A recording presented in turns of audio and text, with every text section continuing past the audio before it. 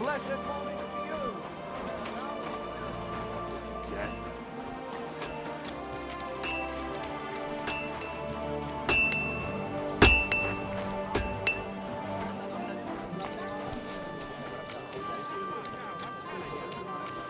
I'm not going anywhere.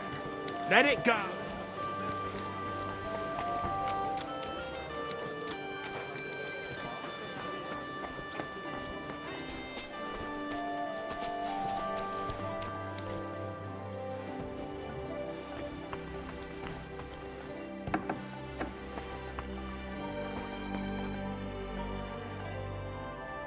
Thank you, sir.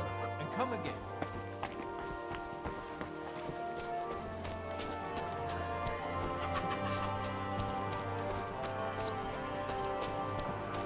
Christ.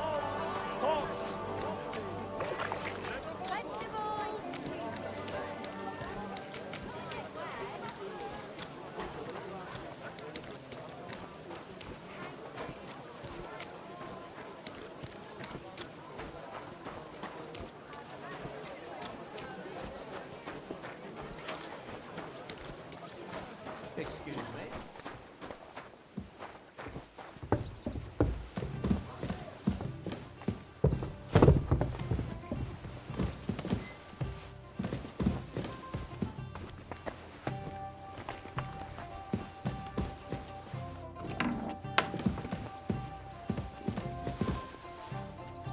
Henry. Hey, my lovely. Zizka told me you found something out about Liechtenstein. If only just Liechtenstein. I've only been here a couple of days, but I seem to know everything about this city and its sinful people. And about the Pope, the second Pope, Sigismund, Wenceslas, about the sickness of old men, the desires of young men, who I sometimes have to beat off with a stick. Simply everything. The tavern seems to be the fount of all knowledge. Look at it like this. You could have helped us get Dry Devil out of trouble instead. Don't push it. But that sounds like you found the sod. Is he all right? Are you asking me if he's right in the head? We all know he isn't. What I mean is, if anything happened to him. Oh, he got shot in the arse. Who did it, for God's sake? Hard to say. Maybe me, maybe Zizka, or one of the other men. But he'll live. That's God's punishment for his loutish behavior. I must think up a new fitting nickname for him. But anyway, about Liechtenstein. Anything new? Well, there might be something. One of the girls I talked to told me her sweetheart frequents some nasty alehouse. And one of the regulars there recently started buying drinks for the whole house. Which is suspicious, because this fella is practically a beggar. Goatskin, they call him. They asked him where he got the coin, and he boasted that he was spying for some rich lord. All right. That sounds promising. Of course, it doesn't have to be Liechtenstein, but there can't be that many rich men who pay spies. And we have to start somewhere. That's true. And you've spoken to this goatskin fella? Not yet. I was rather hoping you'd do it. That grubby alehouse is a bit too wild even for me. That's saying something. Well, trying to get sense out of drunken wretches is quite a skill of mine. Does this place have a name? I'm not sure if it's a name, but the locals call it the Hole in the Wall. I see the owner's got a sense of humour. Unfortunately, I don't think it's a joke. You'll find it in Hot Prink. There's no other alehouse in that quarter. So goatskin in the hole in the wall. I reckon I remember that. I'll go and check it out. Before you go, I wanted to ask. Nobody ever told me why we're actually looking for this Liechtenstein fella.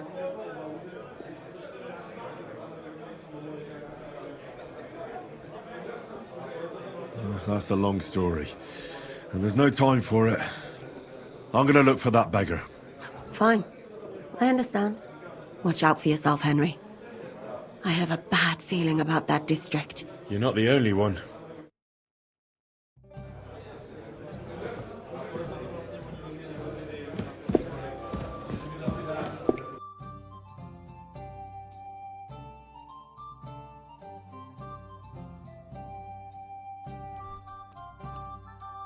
I'm glad.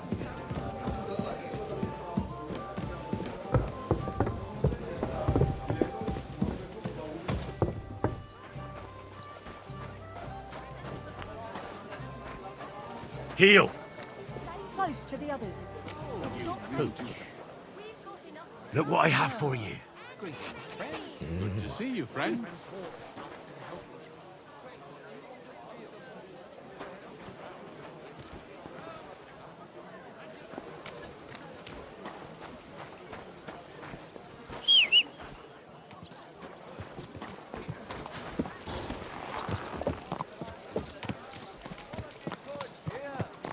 Slowly.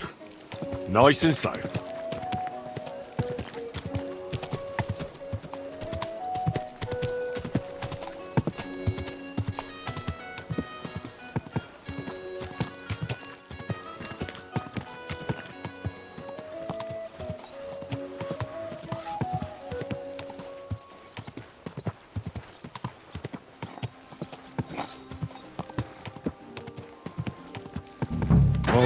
Whoa.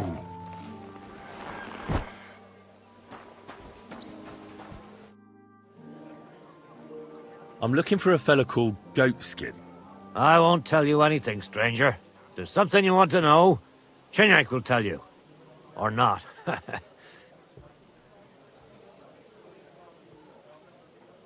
Could you tell me more about this Chenyak? No, I couldn't. We don't talk to strangers here.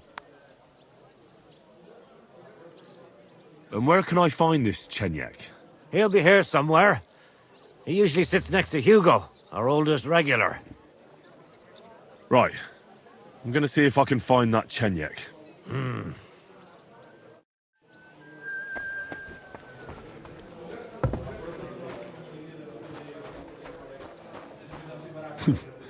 The service might be a bit slow here. I'm looking for a fella called Goatskin. Do you know him? Aye. But I reckon I ain't gonna tell you nothing. Why not? Because I don't know you. Although the way you're kitted out, you seem like you might fit in here. I'll fit right in here.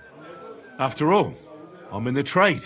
Funny, I ain't seen your mug before, though. No, I ain't from this neck of the woods. I do business mostly out of Questline, only the catchpoles there are on my heels. I done in this fucker what owed me a pile of glint, only the bugger turns out to be the son of a councillor, so I needs to lay low for a bit, see? A mate of mine sent me to see Goatskin. Says he owes him from way back and he'd get me fixed up like... One of ours from Colleen. Well, that's another story. Our doors is always open to you fellas. What was it you wanted to know? I'm looking for Goatskin. I hear he used to come here. Aye. Thing is, ain't nobody seen him here for a few days. But he used to come here. Aye. He was here day in, day out. Only this time some burly lads came here and duffed him up proper. Do you know the men who beat him up? No. But there were some Jews among them, and that's pretty odd. Seeing as how they don't usually get mixed up in nothing. Why did they give him such a beating? Did they say anything? Well, Goatskin is a right knobhead. Always asking for it, he is. But I reckon this time it was about his big gob. The last week he was coming, throwing glint around. And when we squeezed him about where he got the coin, he said he was spying for some lord. And does this lord have a name? He didn't say. We didn't swallow his yarn about spying anyway. We reckoned he made a score and just wanted to look like a big man. What happened to Goatskin? Does anyone know where he is now? No word. But I reckon he's holed up somewhere, licking his wounds. Seems he stuck his nose in a wasp's nest, and he won't be sticking it out again for a while. If you're going to look for him, try it at night. You don't stray far when he's on the job. Usually between Hradek and the horse market. He goes after drunks. So I try asking in the local drinking dens. All right. What does he look like, though? He can't be the only fella who likes to relieve drunks of their purses. God's truth. But you'll know Goatskin when you see him. They call him that on account of how he got kicked in the head by a goat as a nipper. He's got a dent in his forehead you could use for a game of marbles. Well, this doesn't seem too bad. Why didn't you defend Goatskin? Isn't he one of you? He is and he ain't. I'm no saint, but that goatskin stepped in some nasty shit and then walked it in our door and all. I ain't saying we don't look out for each other, but there's limits, innit? I'm sure you know the town better than me. What drinking dens are there on Goatskin's patch? Between the horse market and Hradek, there's the Black Horse, a miner's tavern. Wayman the taverner used to be a miner, and then there's the Big Bathhouse. It belongs to some bloke called Adam. He tarted the place up big. Any others? None I know. Thanks. I'll go and look for him. I wish you luck then. He ain't the brightest, but he's got a real talent for saving his own skin. Once you're done with him, come by and see us. Seems after all you're a pretty handy bloke. We could use the likes of you. I'll stop by later and we'll see what comes of it. Grand.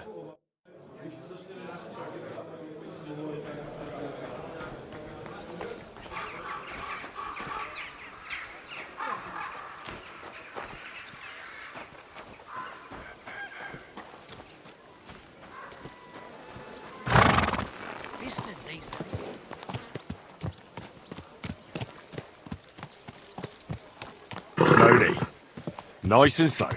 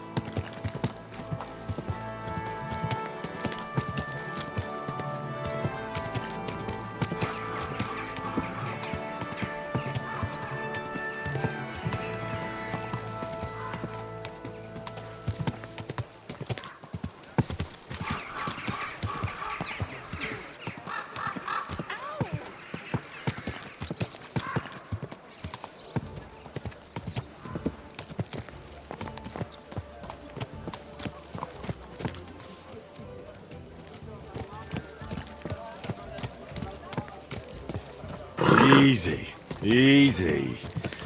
Nice and slow. People, how you'll learn that the church is rotten. Greetings to you.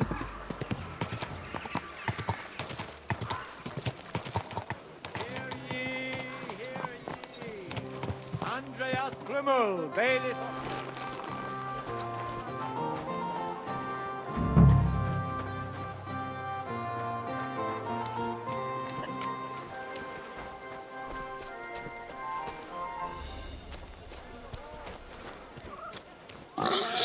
See, that's nonsense.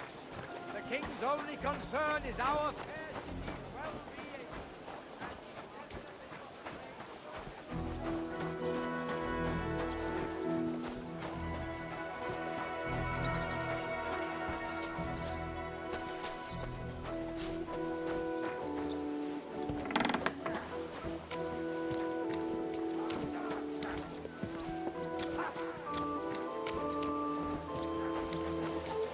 Be careful.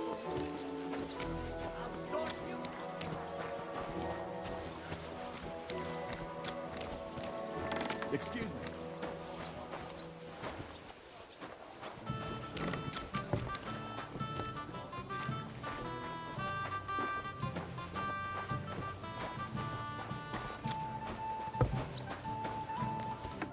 Welcome, sir. What can I do for you? I'm looking for someone called Goatskin.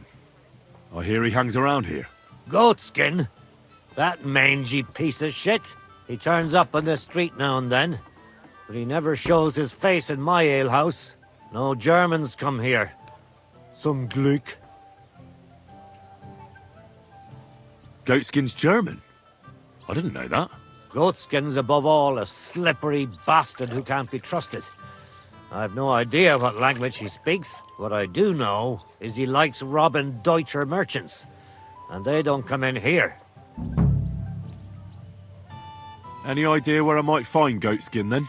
You could try asking in the bathhouse, behind the yards in Hrada Quarter. They get a lot of well-heeled Deutschers in there. And some young wench there's been seeing Goatskin for a while now. Thanks.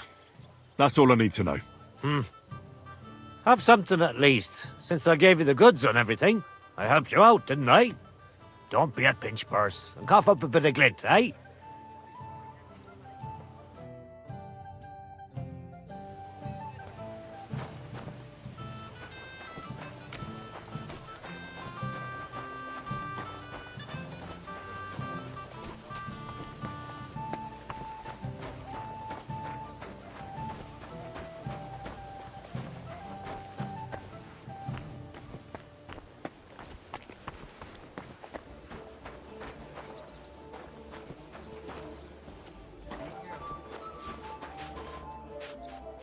What do you want, stranger? I'm looking for a fella called Goatskin. Do you know him? Do I know him? That fucker is the bane of our lives.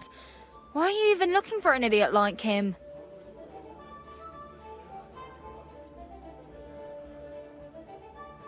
Oh, that's nothing to do with you. Listen here. Ain't you and him mixed up together? Oh, do me a favour. What do you take me for? All right. Do you know where he might be? How should I know? If I knew, I'd have told Adam long ago. He'd wring the bastard's neck in a trice. Last week alone, he robbed 3 of our customers. All German. But he still didn't show up. Why does he choose to rob Germans? A German merchant always has more coin in his purse than a Czech one. Haven't you noticed that? Could you tell me where exactly he robbed the customers? Hard to say. You know how it is. Drunk and merry gents who can hardly walk. But it usually happens somewhere near the Black Horse, and in those lanes there. The bastard stays clear of the main streets. For good reason. Have you got any German customers here now? What do you think? No, because words got round. Except Udo. He couldn't care less, it seems. And is Udo here now? No, it's too early for him. He usually comes later in the evening. I reckon he only comes here when other alehouses kick him out. You know Goatskin's seeing one of your girls? What? Nonsense. I mean, I wouldn't put anything past my girls, but I can't believe they choose to hang out with a vagabond like that. That's what I heard. Everyone badmouths whores. You know what it's like. Nobody stands up for them. If it's true, then as soon as I found out who, she'll be out on her arse. Thanks. I'll be going. You're welcome. And have a word with Adam if you really want to find your Goatskin. He's the owner. I reckon he'd be keen to find him too.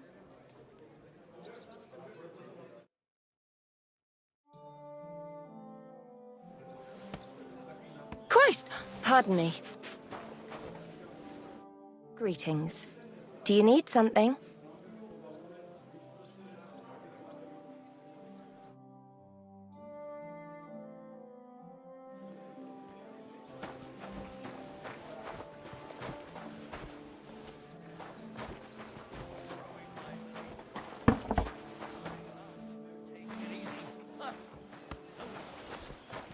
Hellfuckers looking at you, but you shouldn't overdo it.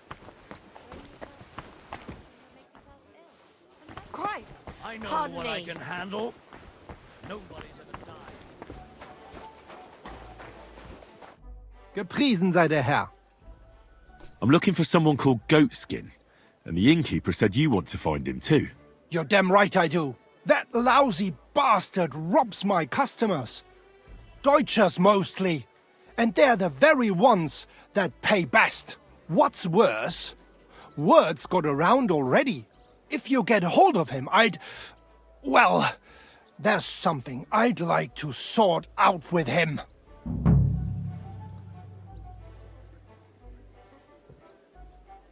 Sort out? That could mean lots of things. Nothing nasty, don't worry. Besides the Germans. Goatskin also robbed A scholar from Prague. Jan Schindel he's called. And I reckon he has friends in high places, because he went straight to the city council. Not good for business. How will it help you if I find goatskin? Schindel complained to the council mainly because Goatskin nicked some scholarly stuff of his. He's one of them fanatic crackpots. So if you tracked down his things and returned them to him, he might drop his complaint. Any idea what the scholarly stuff was? Books? No idea. But he said something about constellations, and then something in Latin. I'll see if I can find his things. Great. If you find anything, take it straight to Schindel. He lives in the house of Vetter the scribe. And don't forget to tell him I sent you. Right you are. Now, about that goatskin. What do you want to know? Do you know where to find him? Not the faintest idea. If I knew, we wouldn't be having this chat. I asked at the Black Horse. Dirty miners, right riffraff, that lot. What did they tell you? They claimed not to know anything, but they couldn't stop smirking, bastards. Have you ever seen him up close? Can you tell me what he looks like? Like any other tramp. Filthy and disgusting. And he's got a dent in his head the nippers could use for a game of marbles. I reckon that's where his wits fell out. And he's hardly got any teeth. But what would you expect? You wouldn't happen to have a German customer here now, would you? I reckon not. But I'm not sure. Ask the girls. Just please, don't interrogate my guests, all right? I'll go and look somewhere else now. Aye. If you do find him, watch out. He may look like a half-wit, but he's a right slippery snake. Right.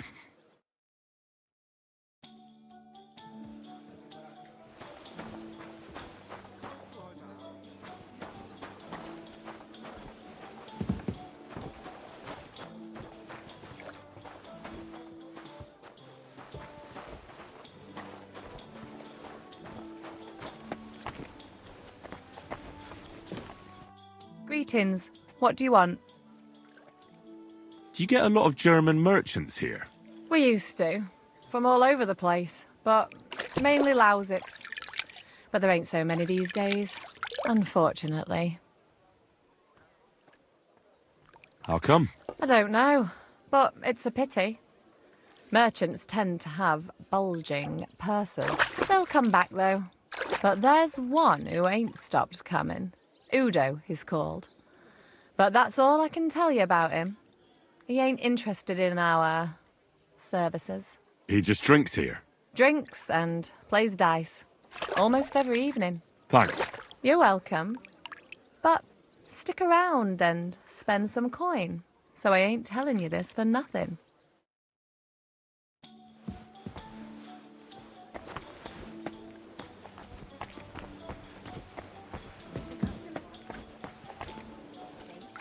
I do the best I can. I'm glad to hear it. Well, when I wash their hair, did you get... I give them a head... Have you got anything good to drink here? Of course I do, handsome. Would you like some? And then maybe we can have a bit of fun. How about it? No thanks. Suit yourself, handsome. Your loss. Take care, sir. Say, I'm going to get into trouble for being all wet.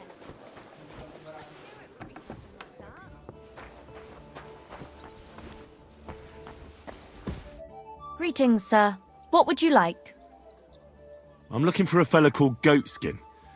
I heard he sometimes comes here. Aye, he turns up now and again. The louse. The bastard's ruining my business. 2 of my customers refused to come here again after he robbed them one night. That's not very nice. And you wouldn't have some idea where I might find Goatskin, would you? I reckon it'd suit you if he packed it in. You bet it would. But if I knew where to find him, I'd wring his neck myself. That bitch Mary's bound to know, though. She denies it, but we all know she's walking out with him. Thanks, then.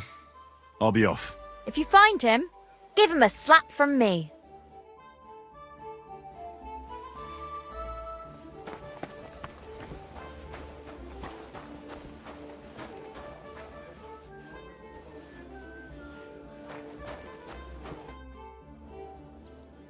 I'm looking for Goatskin. Do you know him? Nah, you're a good-looking fella. What would I want with some goat skin when I've got a handsome young buck right here in front of me? I couldn't care less about your goat skin. But I do. And the girls here tell me you know him quite well. So, you're not here to have a good time. Shame. I know goat skin, but don't expect me to tell you anything. He's lying low, and for good reason. You ain't the first to come looking for him. Why is he hiding? Who from? How should I know? He's never far from trouble. Goes with his trade, doesn't it? Where is he hiding? I don't know. And even if I did, I don't see why I should tell you. That's why he's hiding. So strangers like you don't find him.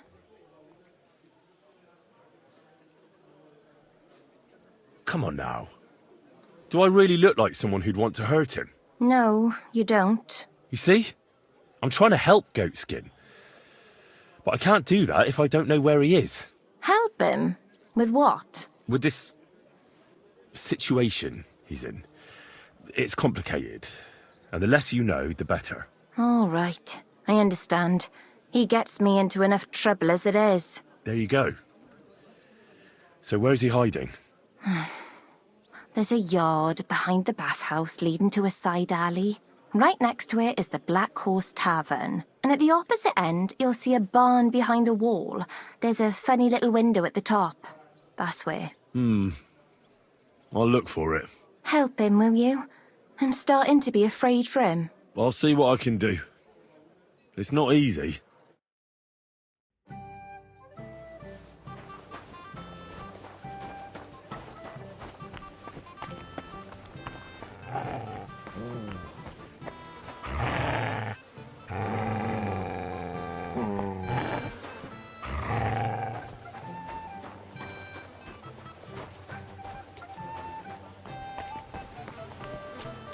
Careful, it's not safe here.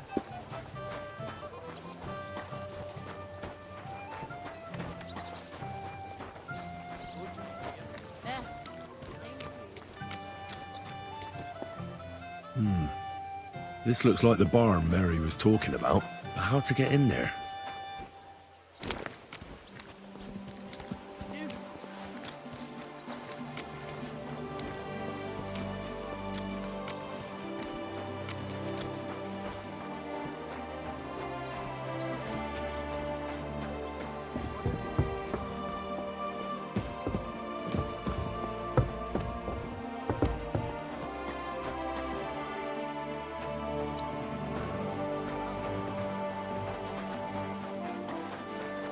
Praise the Lord.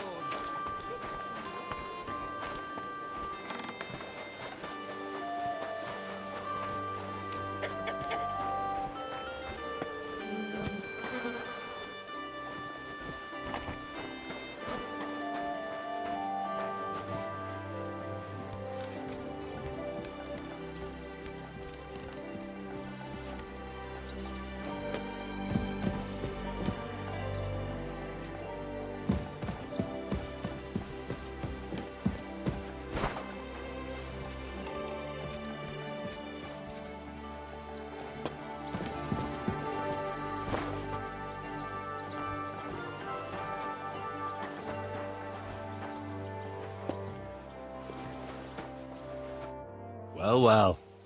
Look who we have here. You must be Goatskin, eh? What? What are you doing here? What do you think? Looking for you. But I'm hiding. I shouldn't be talking to anyone. But I found you. So you're not hidden anymore. I have a couple of questions for you. Look, I didn't. I never told nobody.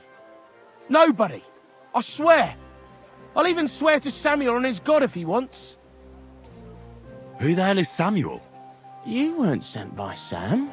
I wouldn't be asking you if I was, would I? You know, like, I promise not to talk about it no more. They'll kill me otherwise.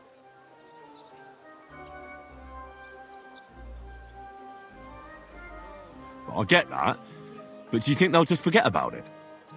How long do you intend to hide? Until I have enough. You know, glint to take off. I could help you with that. I know a lot of people. Getting you out of town won't be a problem. If you help me, I'll help you. That sounds, you know, promising. But I still need coin. I can't just pack up and take off. Coin shouldn't be a problem.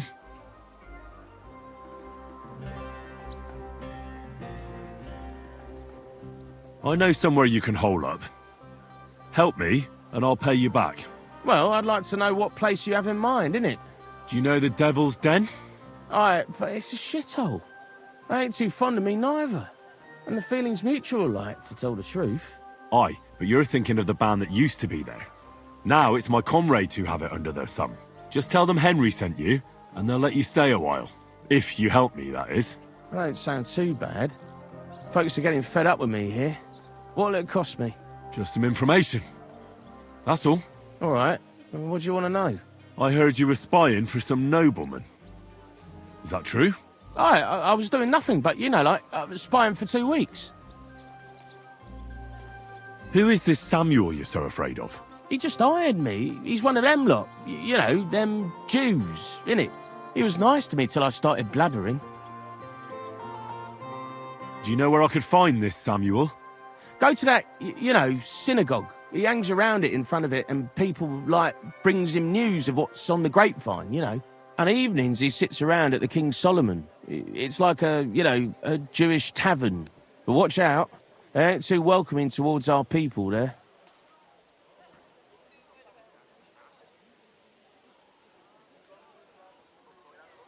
Have you ever heard the name Liechtenstein?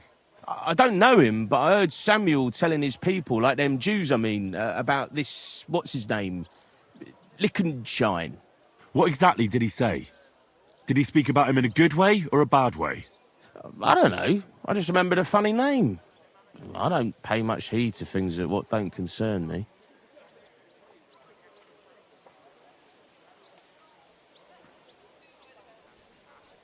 What is it you did as a spy? Mostly I was standing guard in front of that palace, you know, like Rutard's place. I was watching for who was going in and out, see? You know, who, with who, where, when, and that. And what went on there? Well, people was coming and going, all sorts of nobles, and I'd tell Samuel what colours they was carrying, see? I was good at that. I remember pictures good, you know? And there's another thing. Those things you stole from that scholar? You know what I mean? That... What about it, like? What happened to them? The owner wants them back. I still have them. Where? In them secret, you know, tunnels under the city. Tunnels? Secret passageways? Stop blethering and tell me where it is. I ain't blathering. It's in the passageways beneath the city. I can find it. I've learnt the way. And if you give me a couple of groschen, I can teach you too. You can clear out my stash, and judging by the look of you, knowing your way round, you know, underground like, that ought to come in handy for you, innit?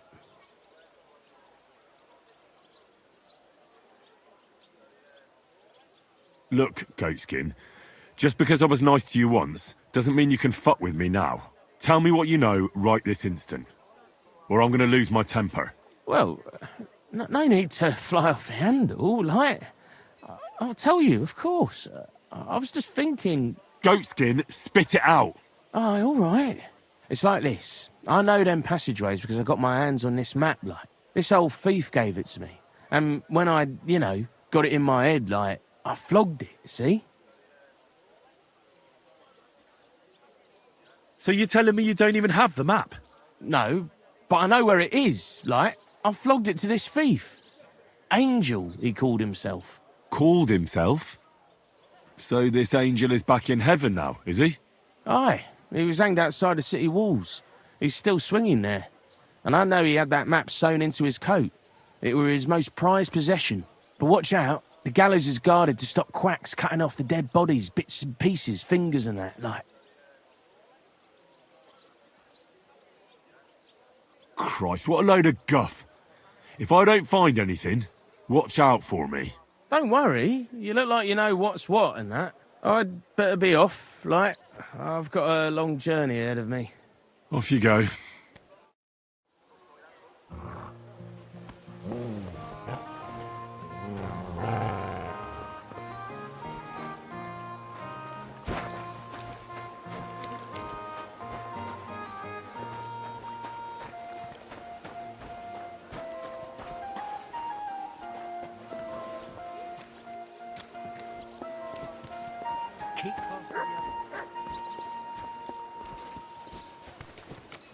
We have a kind master.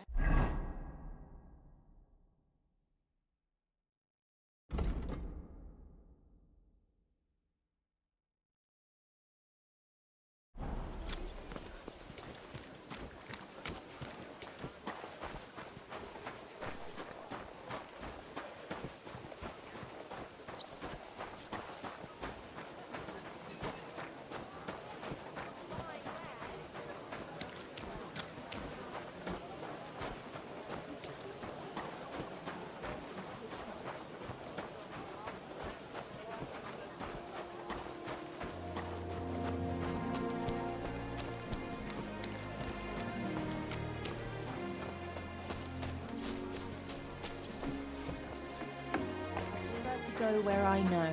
It's hard to find an honest trader these days. Grüß Gott, was brauchst du? What do you have for sale?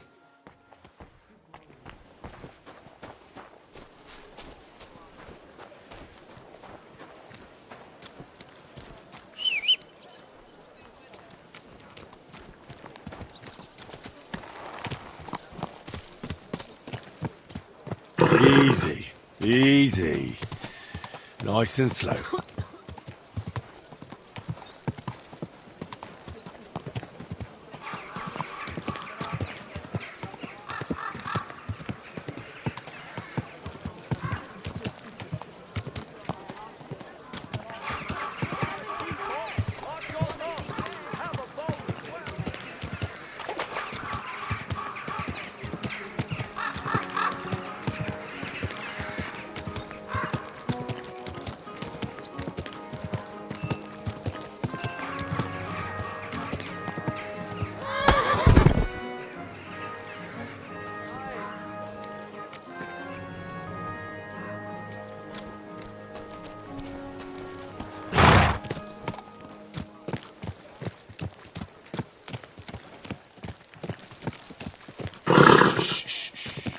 Easy, good horse.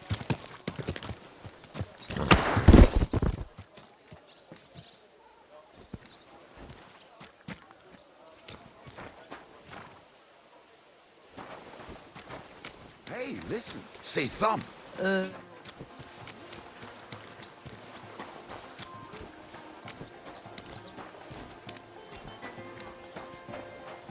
Apparently, the city council is organizing another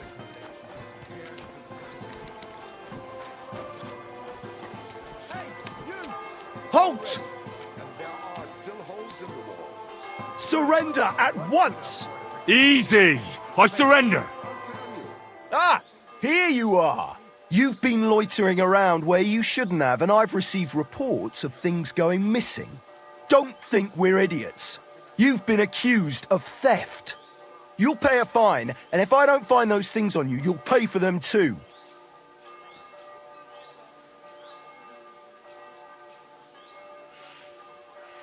Oh, please, look at me. Do I look like a dishonest man? This is all just a misunderstanding. Oh, I apologize, my lord. I must have made a mistake. Let's just forget about this.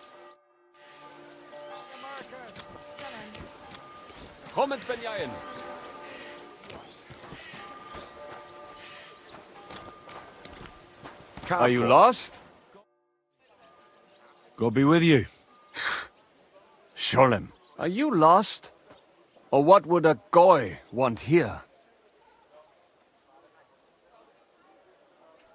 What do you think Goy means?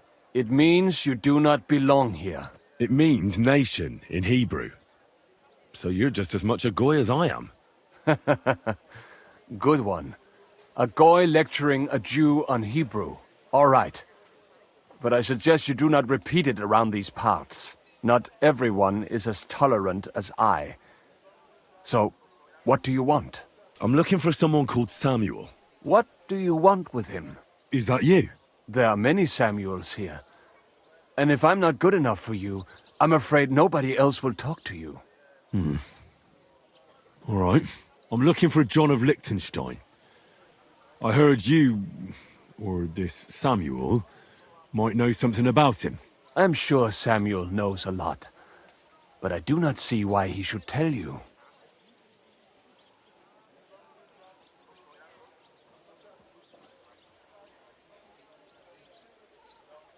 It isn't just anyone looking for Liechtenstein.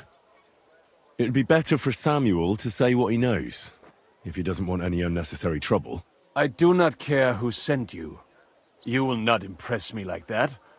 We play by my rules here. So how can I impress you?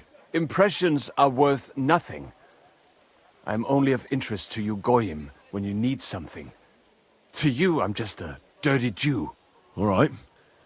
What do you suggest? An exchange. Something in return. I have this one problem none of my people can fix.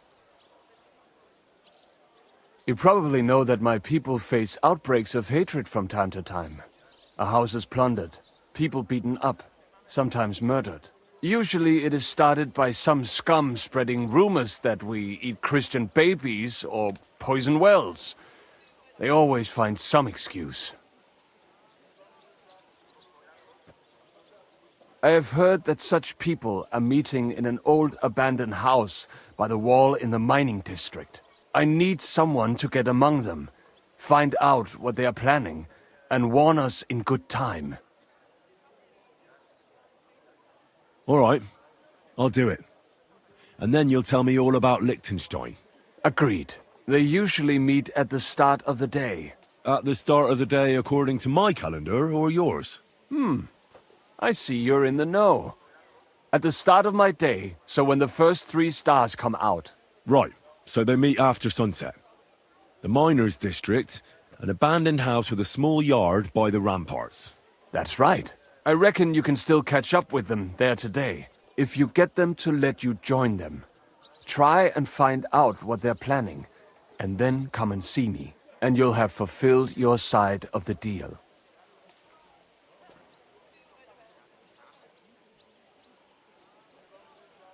You'll keep your end of the deal, I hope. Don't worry. I keep my promises.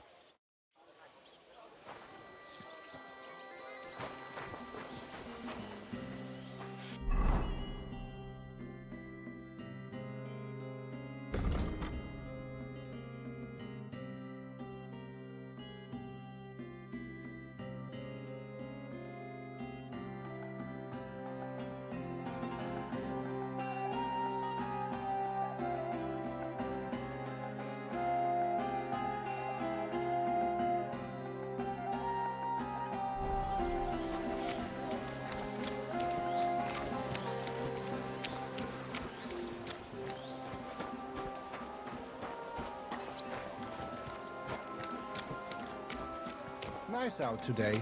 Hope it lasts.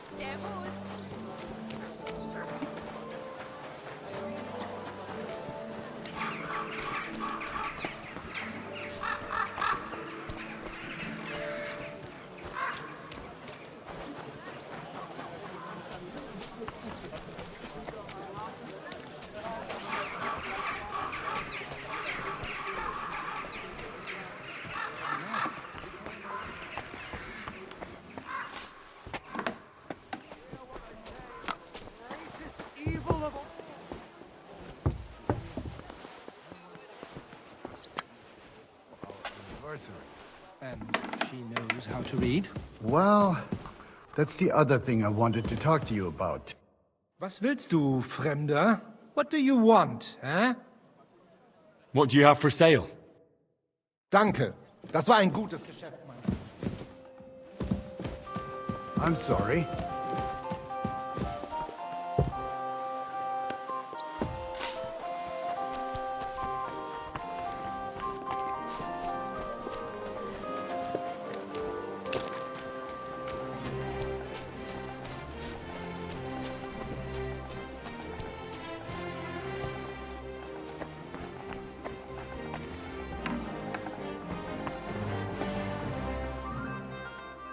I was glad to be of help to you.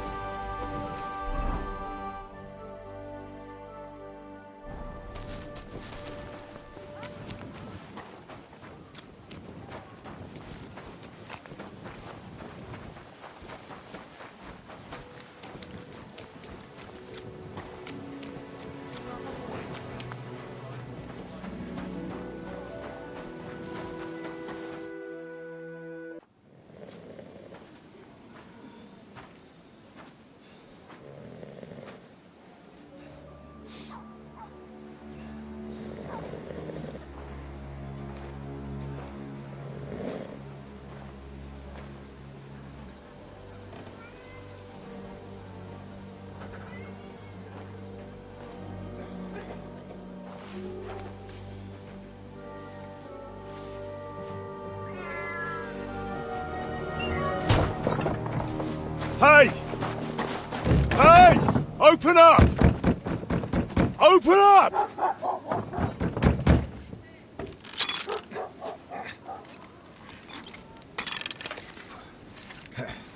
Curwell, what are you doing, Moishe? Futza Capora, piece of junk! Never mind. We'll cut this shit down.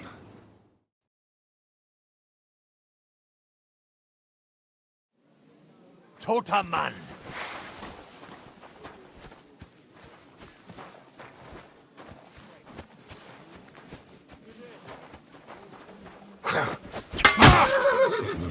Ah, fuck you!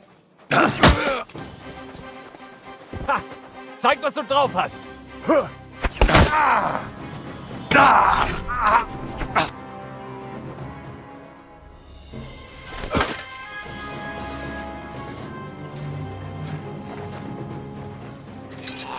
Wait! Wait!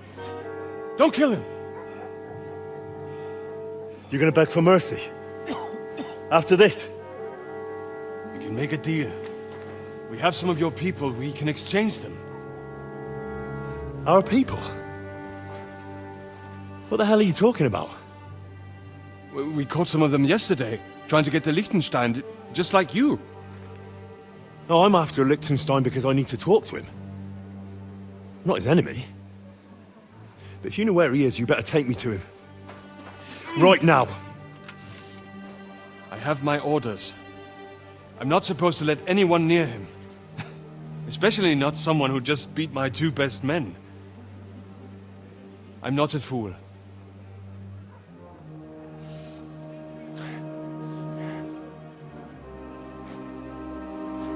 Right.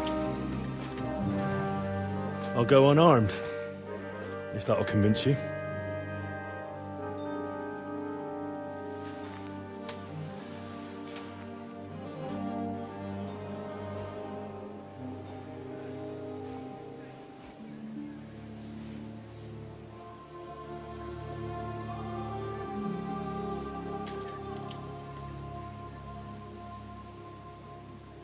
I'll trust you. But in return, you have to trust me. You can't see where we're going. All right. But no tricks. Those are the rules.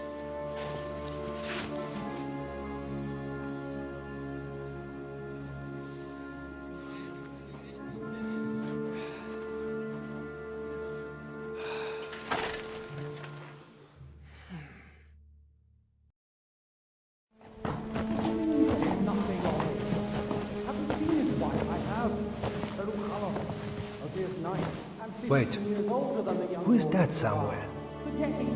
We will soon find out. Let us in. Wenches or the neighbour's daughter, any dirt you can dig up. Off you go! Oh, who have you brought now, Sam? I'm not entirely sure, but he says he knows you and absolutely insisted he had to talk to you.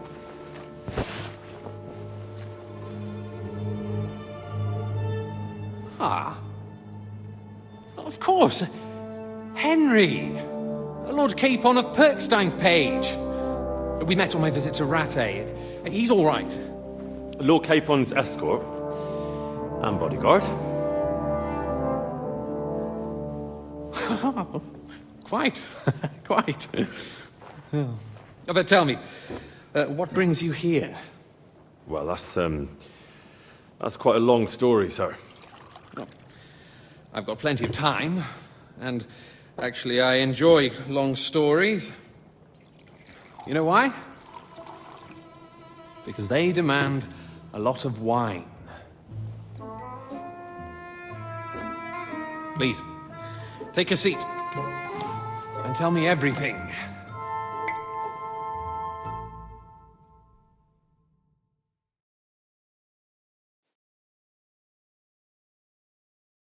If I'm not mistaken, Jobst sent you to von Berkhoff with a message.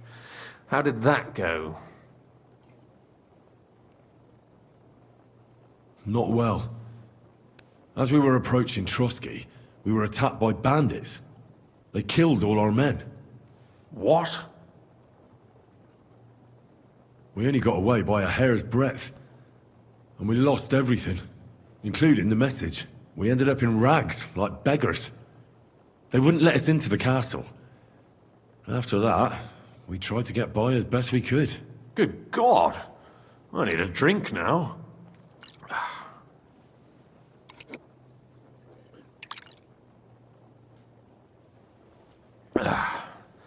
But did you manage to deliver the message in the end?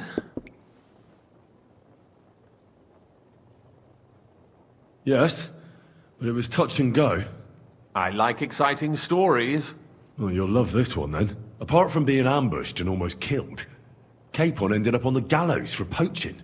A nobleman? On the gallows for poaching? Well, he looked more like a tramp than a nobleman at the time. He really did have a noose round his neck, though. But it all worked out in the end. Good gracious! But tell me, who ambushed you? Well, that's interesting as well. Istvan Toth and some others.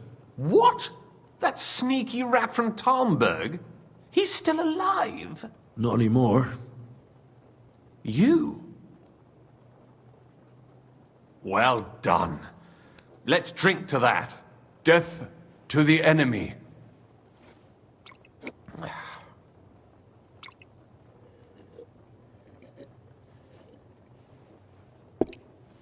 What happened next?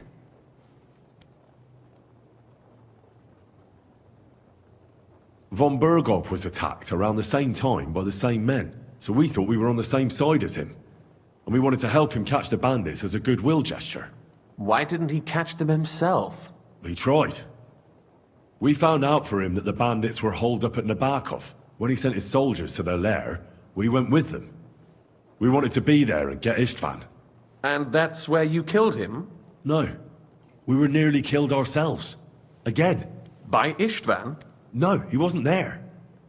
The bandits were led by a fellow who fucked us right up, and von Bergov's entire force, too. He lured us into a trap and slaughtered everyone. Me and Capon were the only survivors. It sounds like your guardian angel never gets a moment's rest. Yeah, there was some luck in it. But it was more that Zizka knew he could get a ransom for Capon. Wait, Zizka? He's the one who almost killed you. You know him? Of course I do. Zizka is in the service of Prokop of Luxembourg, King Wenceslas's cousin. Aye, we found that out as well. And what the hell was Istvan Toth doing with him? It turned out he was spying for von Berghoff. But he didn't do a great job, fortunately. Otherwise, I wouldn't be here. I am starting to get confused. That makes two of us. Maybe we'll understand better if we get drunk. You're not holding back, I see. Your health, then.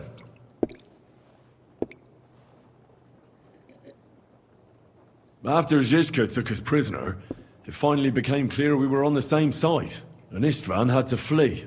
So when did you kill that bastard? Not till some time later. Just when we thought we were out of the woods and Istvan was gone, he appeared outside the walls of Nabokov again, with von Berghoff and Markvart von Aulitz. Von Aulitz was on his way to Kuttenberg with reinforcements for Sigismund. And with the finger of God. With the what? A bombard. Good lord! Have you ever seen one? I hadn't, until they used it against us. I've heard about the bombard. An infernal weapon. Then what? We didn't have a chance. They blew the tower to pieces and took us all prisoner. They took us to Trotsky and tortured us. But with the help of a woman who works with Zizka, we managed to escape. Zizka. That man always has a trick or two in reserve. Thank God. While we were making our escape, I crossed paths with Toth, and finally took my revenge for everything he did. Dull moment with you, I see. To happy endings, then.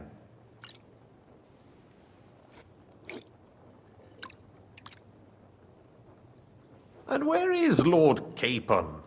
Or should I call him the Prince of Poachers? Well, the most fitting thing to call him would be hostage, because that's what he is now. A hostage? That's right. Von Berghoff took him with him. And that's why I'm here, in fact. Your original plan went badly awry, I must say. Well, it could have been worse. That's the way of the world. For my part, I'm forced into hiding, as you've probably noticed. They're after me as if I owed taxes. Ah, if only I knew what Jobst would say. I know exactly what he'd say as it happens. You do? I spoke to Jobst just after we arrived at Suchdal. He expressly forbade me to look for you, or try to rescue Capon. That damned... Did he say why? Aye. He said you can look after yourself. And as a nobleman, Capon has nothing to fear in captivity. Ah, Jobst. I must admit, I see his point. He has plans. He wants to take advantage of the truce while it lasts. And he doesn't want to provoke Sigismund into starting warring again. And he's probably right about Capon. Nobody's going to throw away the chance of a fat ransom, or waste a nice opportunity for blackmail. It's true I can take care of myself. But the old schemer could at least have warned me, whatever his plans might be. Zizka sees Jobst as a pain in the arse, too. I mean, he's not fond of him. And he doesn't approve of his plan. Then I expect he and I will see eye to eye. Although I prefer a different strategy to braining all and sundry with a mace. Even so, what brings you to me? You didn't take this risk just to tell me what Jobst is like, or that I should carry on with what I'm doing. No. My first concern is to rescue Lord Capon, whatever schemes Jobst is dreaming up. And then...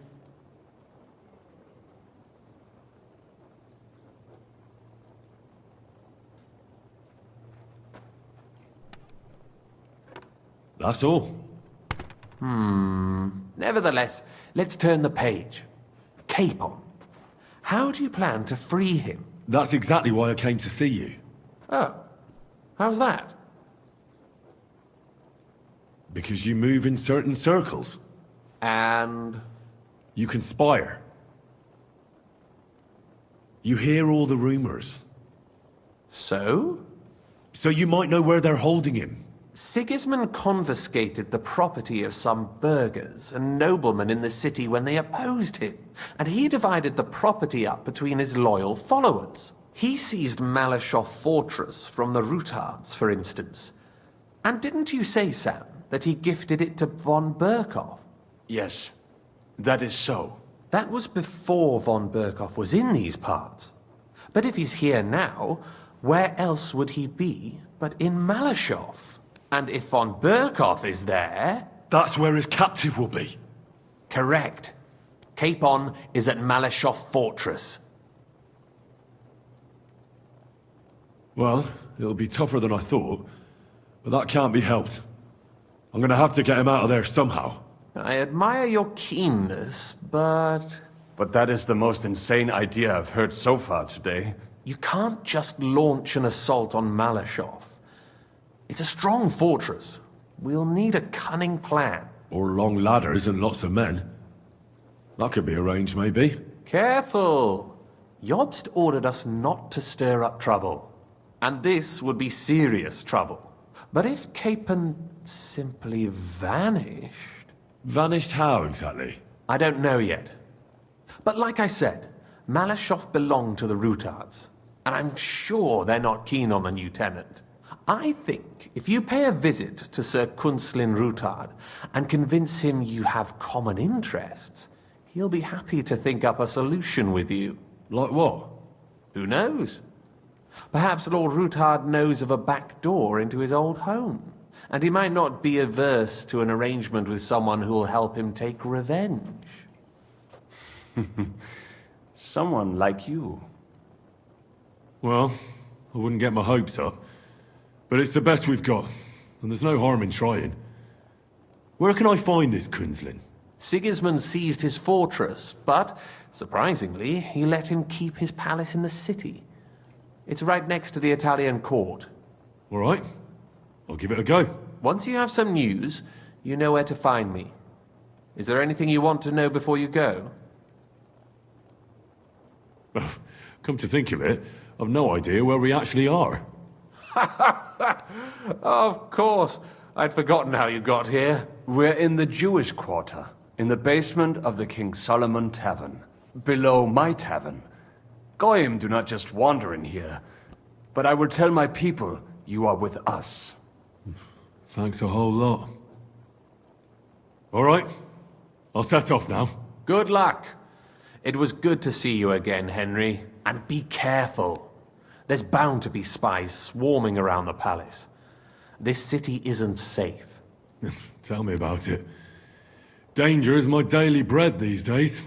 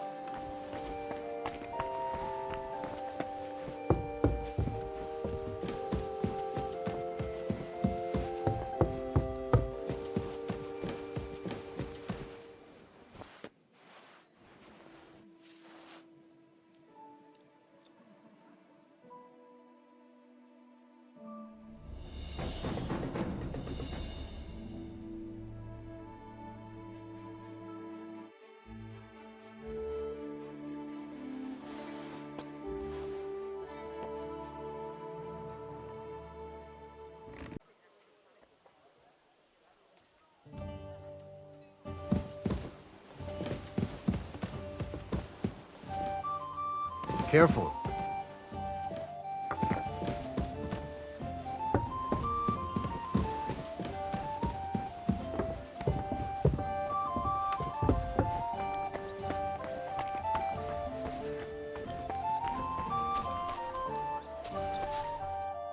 Good morning to you.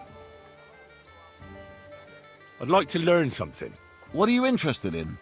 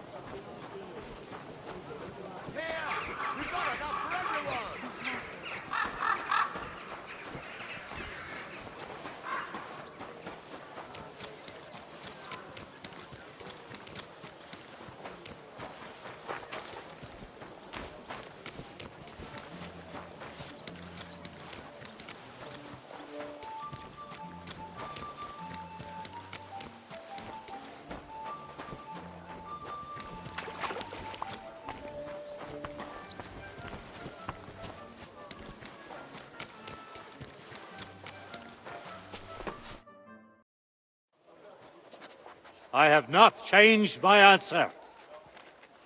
I will not sell you the rights to my mines. Not today, not tomorrow, nor in 100 years. You will not get your hands on my silver. You forget I have influential friends. If you won't sell the mines, you'll lose them. Just like Malishov. Along with your life, if you defy me.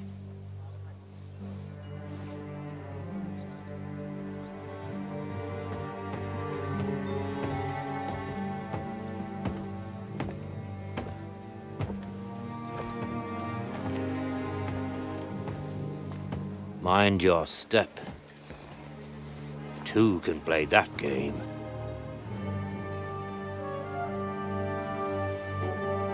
Did you really think that I didn't know you were stealing the royal silver, eh? When your self-proclaimed king finds that out, your head will be on the chopping block.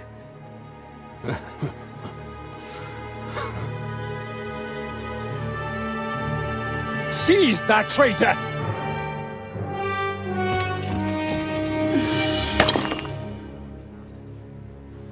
Not another step.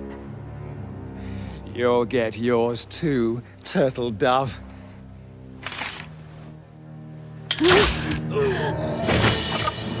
What are you waiting for?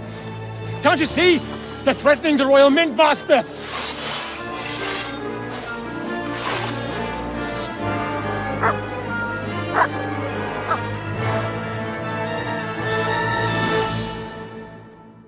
He's one of them! Get him!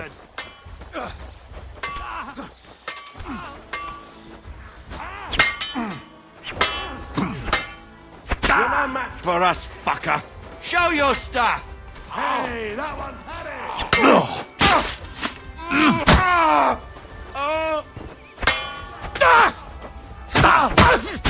him! Fuck! You're mine!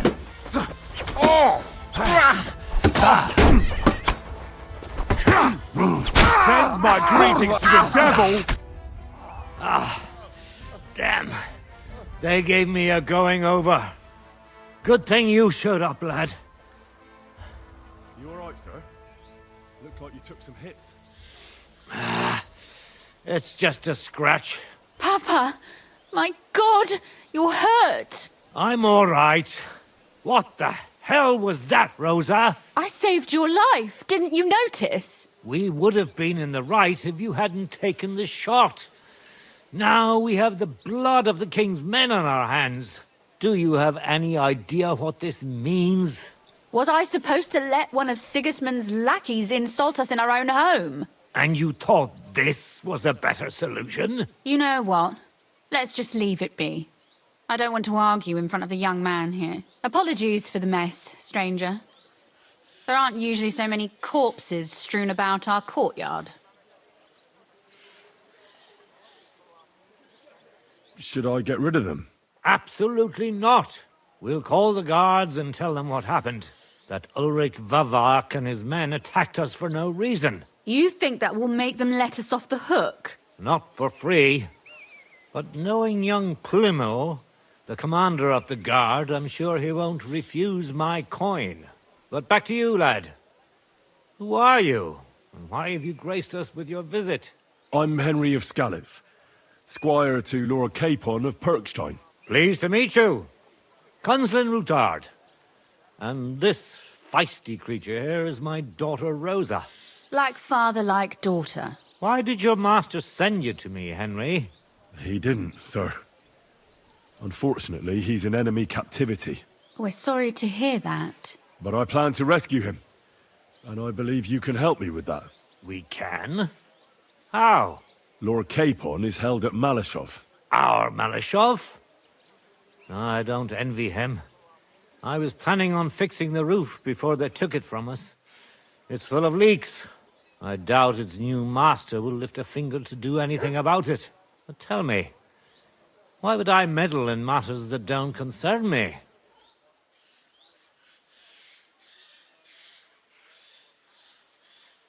Well, we all stand on the same side. Against Sigismund. That is undoubtedly true. I don't like that ginger bastard either. Especially since his people started sticking their fingers in my coffers. But to get involved in something as dangerous as freeing a captured nobleman in a territory conquered by Sigismund? We have to do something to help. I know it's dangerous. Dangerous? It's madness. What if somebody finds out? Nobody will know. You haven't been in Kuttenberg for long, have you? The walls have ears here. I'd only end up with my head on the chopping block. And I don't even want to think about what they'd do to Rosa. That's true. As long as Vavak's breathing down our necks, we have to be careful. Who is he, anyway? Ulrich Vavak von Neuhaus. The new mint master appointed by Sigismund himself. He's had it in for us ever since he took over the office. He's been pressuring me to hand over my mining rights. It seems he'd like to see me reduced to a beggar. And now we've killed his men. The king's men. I'll have to reach deep into my pocket to get out of that. Like Rosa said, lad, as long as Vavak is around, my hands are tied. I'm sorry.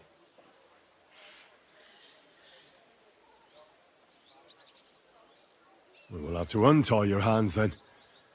What should I do? There might be something. It's obvious Vavak is getting richer than his office warrants. There are rumors going around that he's stealing the king's silver. He even uses it to mint counterfeit groschen, using a fake die. If Sigismund were to find out, he'd have him executed at once, regardless of his noble blood. Ah, I see. You want to blackmail Vavak? It certainly wouldn't hurt to have something on him that would put him in his place for good. Some kind of evidence. But how do we find it? Some of the silver goes missing somewhere along the way to the mint. And we have to find out where. Find out? But how? They don't let just anyone into the mines and smelting works. You're right. Only authorized people are allowed in. Fortunately, we have an ally, my friend Peter of Pisek. They ousted him from the Mintmaster's office, but his brother Christian remained in the Italian court. He wanted to become the Mintmaster himself, but because of Vavak, he had to settle for the steward's office. He hates him even more than we do on account of it. And that's saying something. Christian and I were just talking about his suspicions. He'd welcome any dirt you can dig up on Vavak, just as much as I would. If you go to him and ask for help on my behalf, I'm sure he'll accommodate you. I'll help you free Lord Capon in exchange for evidence of Vavak's fraud. That's fair, isn't it? All right. It's a deal. I've already met Peter of Pisek, and I know he can be trusted. Let's hope the same goes for his brother.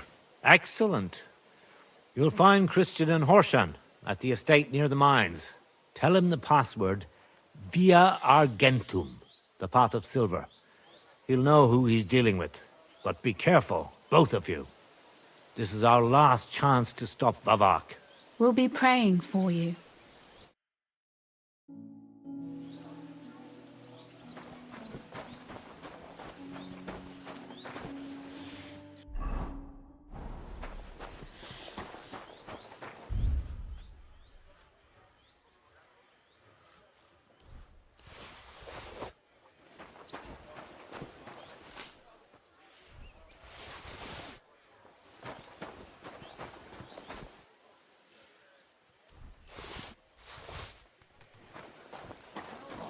Mood for nonsense.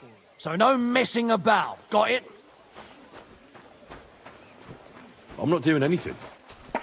You're doing a great job keeping watch.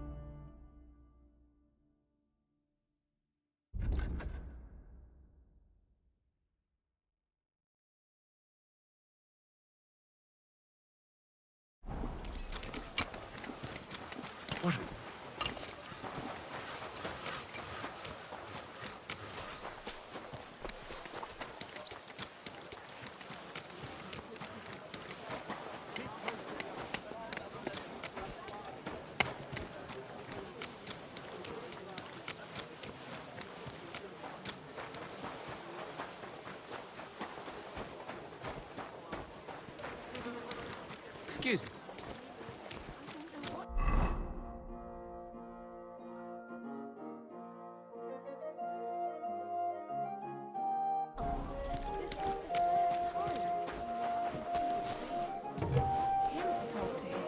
Oh, please. What?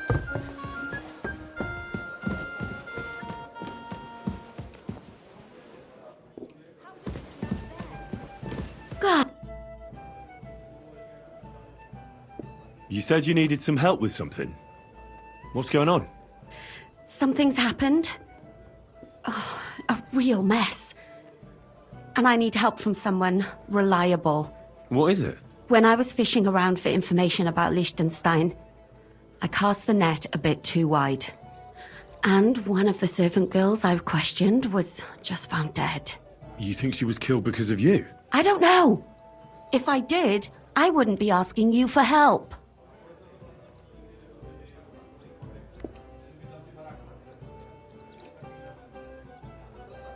I'll help you. Tell me all about it. Who was this dead girl? Her name was Alice.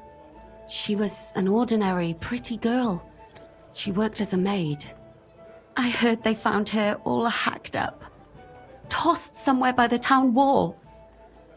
Oh, folk in town are saying it was absolute slaughter. They took the body to the morgue by the St. Peter and St. Paul cemetery. I'll go take a look at her. See if I can find anything. I think that would be for the best. Though, I don't think it'll be a very pretty sight. You can ask the gravedigger for details. He'll know the most. When did you last see the girl? Around a week ago? And did you notice anything suspicious about her? Not at all. She was always cheerful, lively. She was looking forward to a dance. Though I'm afraid she won't be dancing ever again. What was Alice trying to find out for you? She always brought me the freshest gossip overheard from her master. And lately, what the other maids in town were saying. And did you learn anything important from her? Something someone would kill her for? That's the thing. All she brought me was gossip. Who was cheating on who wasn't going to confession, those sorts of things. So you'll have to figure out the rest for yourself. What about your other girls? Are they all right? Yes, fortunately. I'm careful enough to keep them pretty much in the dark about my plans. That's why Alice's death shocked me so much. What are you going to do next? I'd like to ask the others if they noticed anything suspicious. If someone is following them and the like, but... But you don't want to scare them. I'm scared myself. For them. Maybe nobody knows about them yet. If someone was to follow me, I could give them away. And I can't risk that. I don't want anyone else to die because of me. What if I go and see them? They don't know you, Henry. You'd only scare them. I'll figure something out. In the meantime, find out everything you can about Alice. Do you think there could be something bigger behind the murder? I don't know. Maybe she just got caught up in something. But it's strange. Why would someone do her like that? That's the kind of thing you do when you want to send someone a message. Why did you ask me in particular for help? Because you're the only one I know here. Aha. But don't take it the wrong way. I'm actually glad it's you. You're pretty reliable. Not even Zhishka would be of much help to me here. Aha. Thanks. I know everything I need. Good. Go to that graveyard, talk to the gravedigger, and take a look at that poor girl's body. In the meantime, I'll try to find out more. Then we'll put it all together, and I'll be damned if we can't come up with something.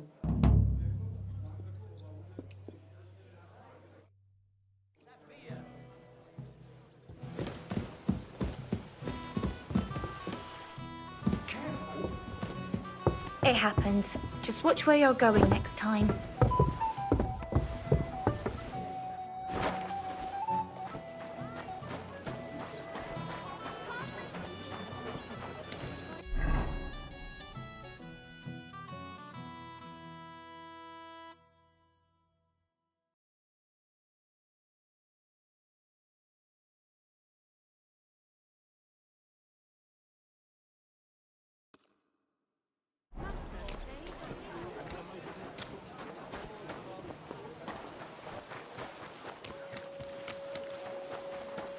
Come closer.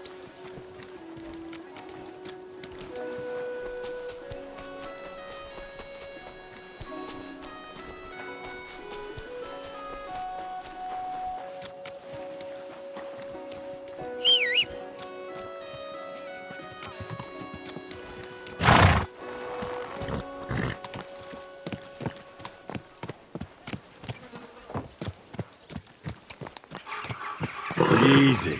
Easy. Nice and slow.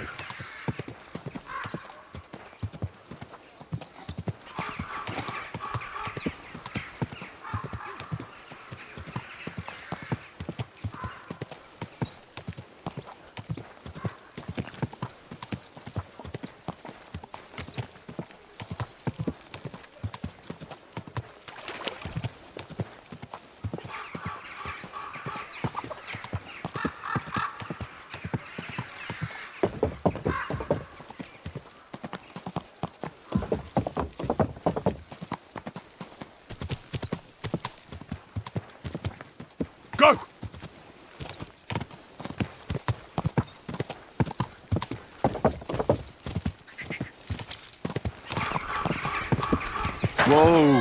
Whoa!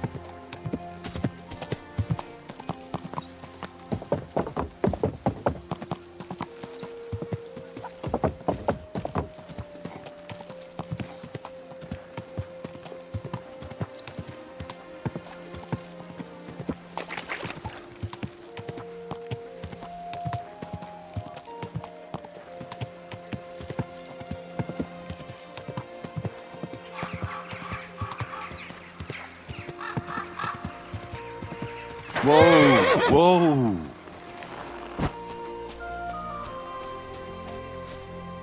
What do you need, sir? My body is in need of rest and relaxation. And what are you interested in, sir? I need my wounds treated and my clothes washed. And then I'll have a hot bath. All right, but money up front. I'll gladly pay you. All right, then. Let's get to it. Follow me.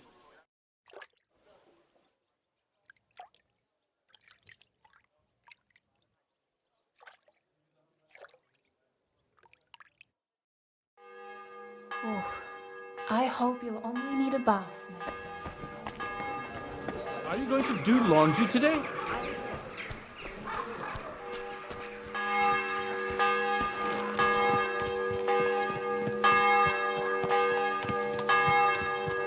Easy, easy. Nice and slow.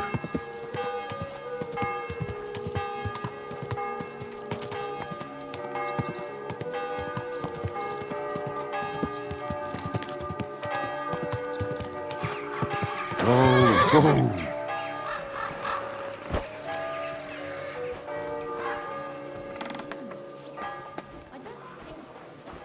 You shouldn't be walking around by yourself. So what kind of work do you have for me? A job worthy of your skills. But first, just a little test to see that you're not as dim-witted as that arsehole Goatskin. What is Wycliffe's first thesis?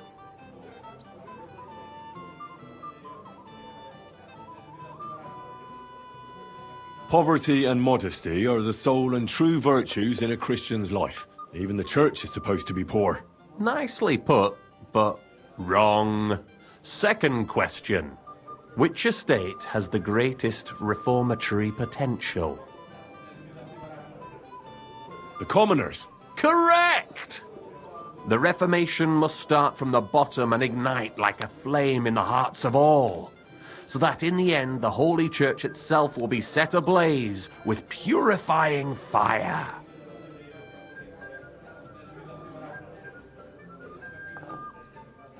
After our talk about goatskin, I didn't think you'd know about these things. You thought we were just paupers who couldn't count to 5, didn't you? But now let's see who's the pauper. Last question. Who is the rightful king of Bohemia? Wenceslas. There's no doubt about it. Indeed. All right. Now let's talk about the job. Maybe this will disappoint you a little, but it concerns Wenceslas's brother. It's he who will secure your place in our humble company.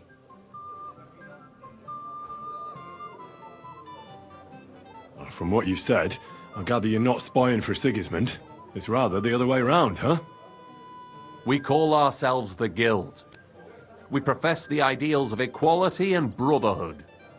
Our only law is the Holy Bible. Worldly justice is as fickle as a common whore, yielding to those who are in power. Justice for me or the gallows? Aren't you afraid to end up there? Friend, one must be willing to suffer for the truth. Sigismund is a usurper, and the church and the magistrates are but a lowly whore spreading her legs for Sigismund. As long as we go against Sigismund and honour the scripture, our souls remain pure. What if I go and tell the bailiff you're calling him a whore? Just out of courtesy, you know? Go ahead. Perhaps you are one of the lucky ones who are not harmed by Sigismund's presence in Bohemia. Maybe you don't mind selling a piece of your conscience by ratting us out. As for me, I will go to the town hall with my head held high. But you? Yeah, don't worry. I was just teasing you. I think the same of Sigismund. Tell me about your operation here. We are who we are, and we do what we do. Like the early church of Jesus' apostles, in unity and fidelity to his words. I'm in charge. I plan all our missions. Goliath is the muscle. Knuckles, well, he mostly complains. But he also knows his way around locks. But we're all equal. We share the profits equally, but we don't do it for the wealth. We want to drive Sigismund out of this town. How can I join you? You want to join us already? I don't have to talk you into it. That's great. We're not particular about formalities. Let's just have a beer, and then you're one of us. Here's to the Guild. To the Guild! Christ, it's hot out.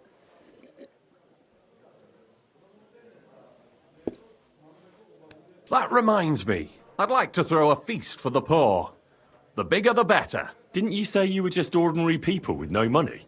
We are. And this is where Sigismund comes in. Because he's going to pay for the feast out of his own pocket. That was a good one. How are you going to make that happen? Me? No.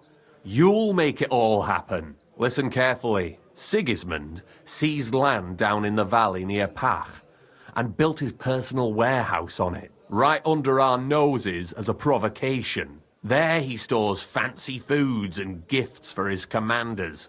And for that red-bearded gob of his, sausages, smoked meats, foreign spices, and more. Fancy delicacies from Italy, Hungary, Slavonia, and all the other shitholes where he owns land. While we're eating porridge and cabbage all the time. You will steal all the food you can carry from that warehouse. And as a nice token, you will leave there... Let's see... What would you leave there? That cabbage you said you were eating all the time? Brilliant! Get at least one head from the greengrocer and leave it there for Sigismund. Let him eat for once what we have in our bowls almost every day. But I'm warning you right now, no violence. Don't even think about slitting anyone's throat in that warehouse. The job isn't to punish some poor sod on guard duty. Is that clear? Got it. What should I do with the stolen food? You'll give it to the beggars. Let them feast like kings for once. It's not hard to find poor people in the town. Just go to the gates or churches, and you'll surely come across some. There are also tents full of them in Minor Street, Church Street or Cobbler Street. When you're done, come and see me, and we'll figure out what to do next. Sigismund will be fucking livid he can't enjoy his fine sausages. Can I expect any help from you?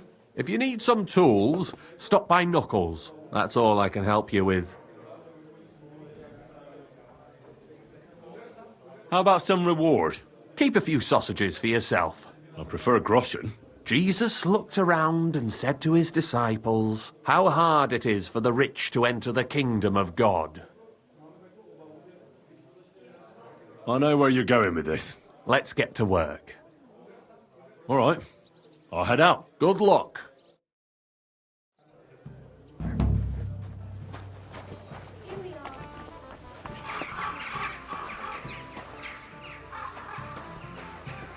Hey, come here.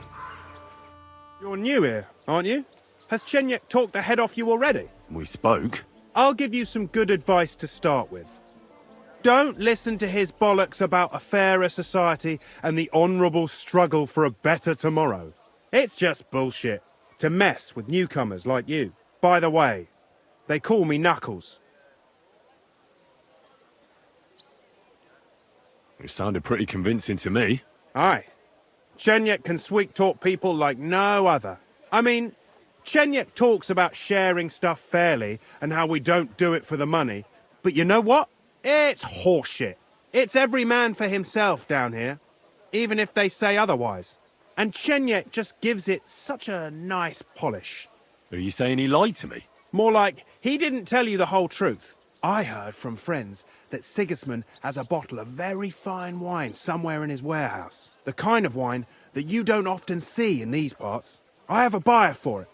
So if you bring it to me, I'll give you half the coin he's paying for it.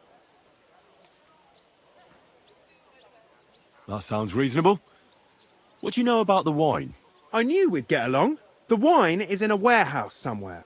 If you find it and bring it to me, I'll give you a better price for it than any merchant in the town. So think about it. The buyer I got is particularly interested in this bottle. I'll look for it. Chenyek said you could give me some gear too. All that talk about equality, brotherhood. But when it comes to lockpicks, I'm supposed to give you stuff from my own stash. Here's something you might find useful. Thank you.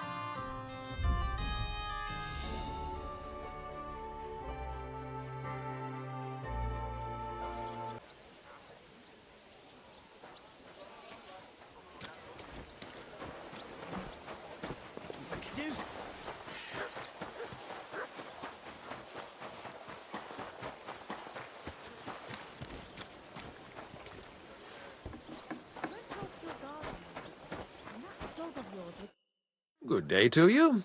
What brings you here? I would like to atone for my sins before God, Father. I'm tempted to banish you from the holy ground, blasphemous child. Your repentance must begin as soon as possible. Maybe some other time. Don't delay too long. We meet again.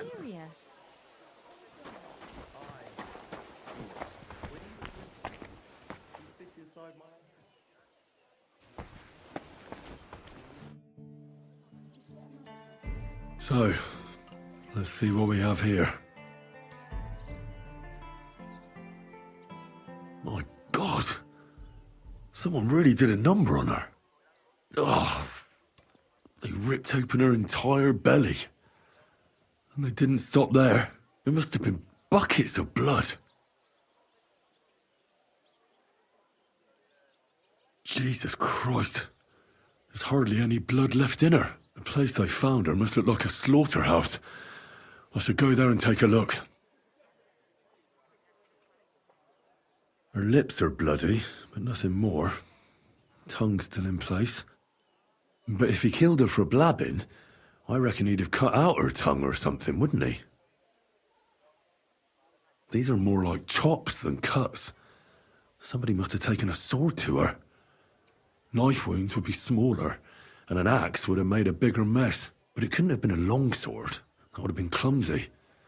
It was something shorter and nimbler. God, that madman cut off both her breasts and bits of flesh. But what did he do with it all afterwards?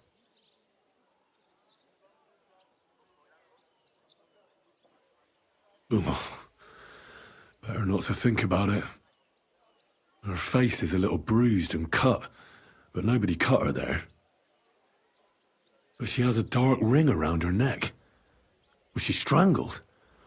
The murderer must have had pretty strong hands, and her hair is all matted with blood and hacked off. I don't even know what colour it was.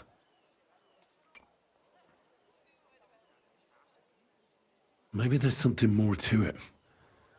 What if the murderer kept her hair like some kind of sick trophy? Just some scratches and bruises, that's all.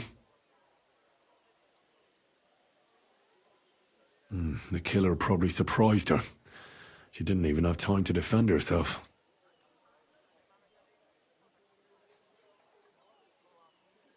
So, the murderer must have awfully strong hands, because he strangled her and left a dark ring around her neck. Then he took a short sword or saber and started hacking at her. She's missing parts of her torso, but they are by the body. He also cut off most of her hair.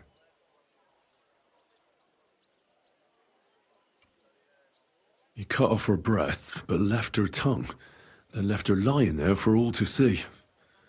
To send a message, maybe? Or a warning?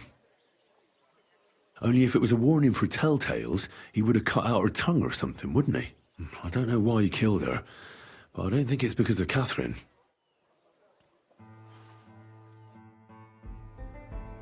What's the matter? Did you know her? Alice. She was almost like a sister to me. We served together for years, in the same house. Why'd you ask?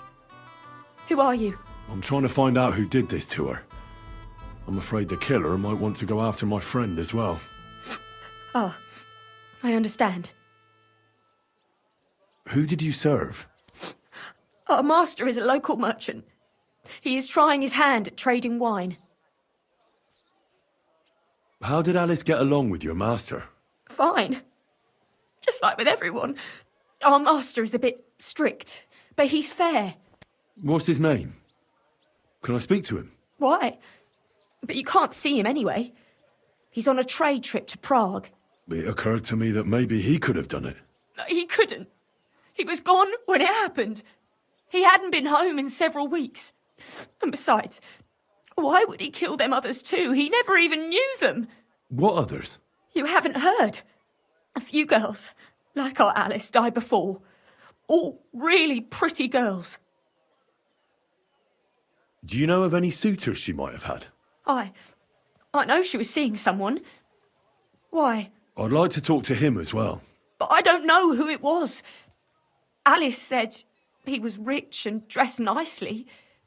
But she promised him she'd never tell anyone his name. And you never saw him? No, never.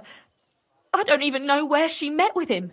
Do you know what exactly happened to Alice? No. Nobody saw or heard nothing. One day, she just didn't come home. And then they found her. Like this. It's awful what they did to her. She was such a pretty girl. And that beautiful brown hair of hers. And it didn't even leave that untouched. Who could have cut off her hair like that? And why? None of it makes sense. So, I'll leave you to mourn in peace now.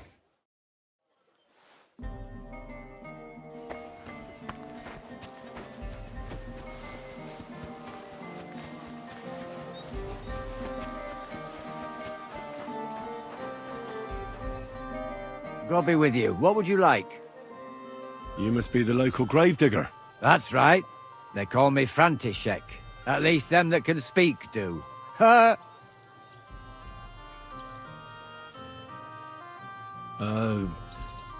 I'm Henry. Greetings, Henry. What do you need? That dead girl you have in the morgue. Alice. You've seen her? Poor thing. Who could have done such a thing? That's what I'm trying to find out. Do you know anything about her? She's gone to meet her maker. What more do you want to know? You want to take away a piece of her? Well, you can't. Not a hair off her head, a bloody scrap of cloth or a thumb. You hear? I don't want to take anything. I need to find something out. Like what exactly? Who killed her? Why?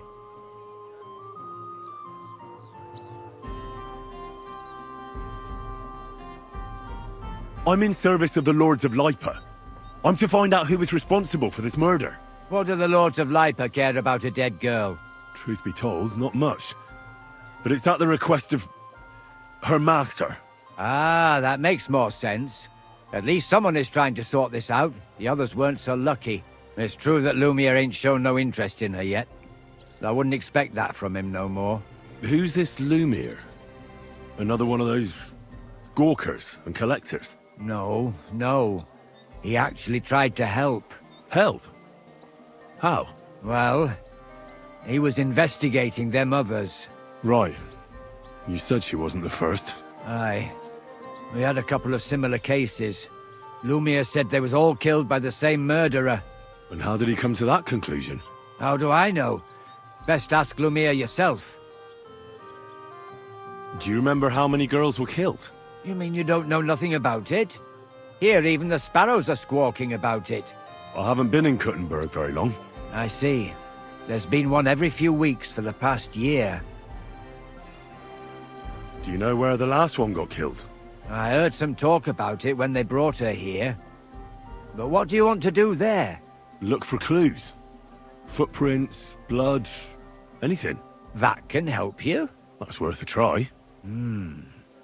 I heard she was killed by the town walls, close to the Hole in the Wall, a dodgy tavern in the Hoprink neighborhood.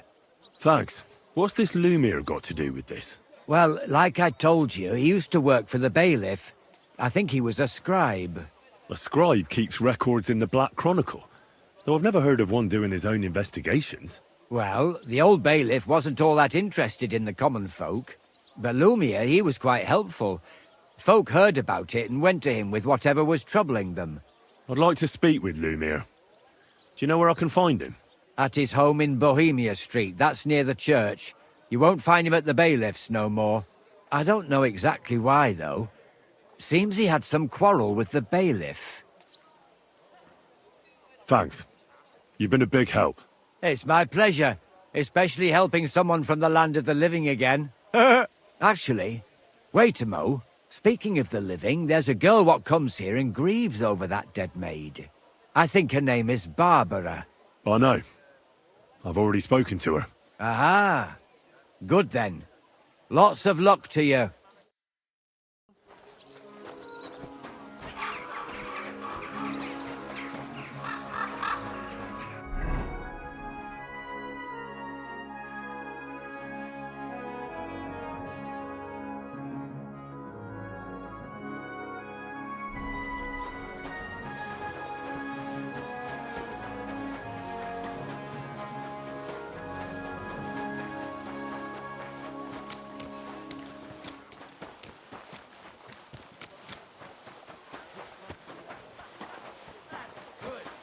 You know what?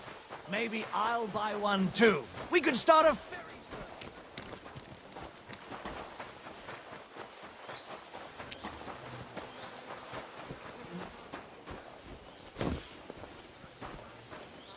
Lumiere? Oh. Christ, my head. Not so loud. I need to ask you something. I said not so loud.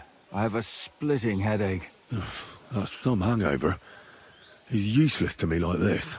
Unless I'm willing to wait for him to sleep it off, I'll have to get him some kind of cure or potion.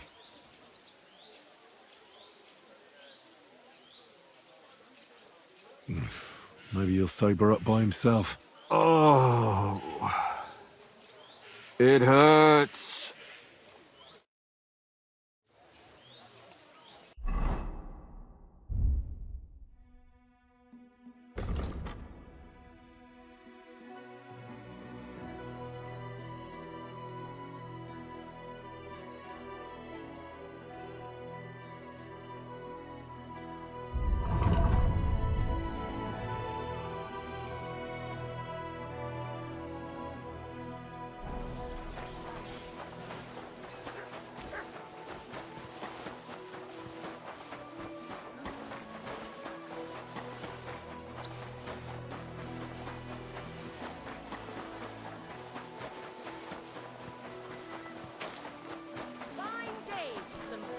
wares. Come and take your pick.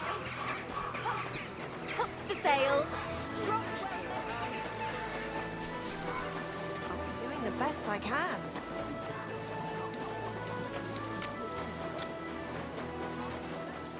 I don't have the coins.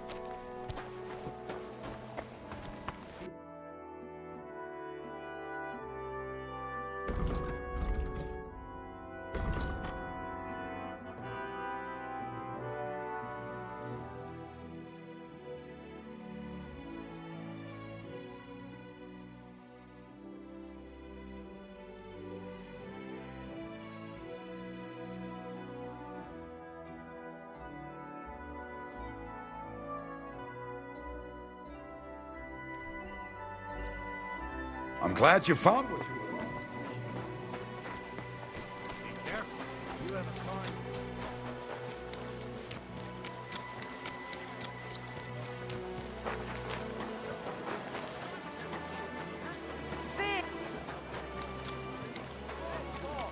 What's here? Twice fired.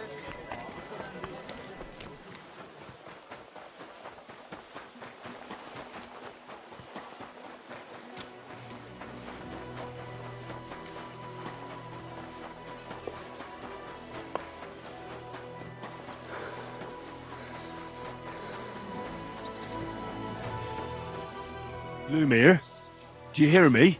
Oh, not so loud. He's still completely wasted. This should sober him up.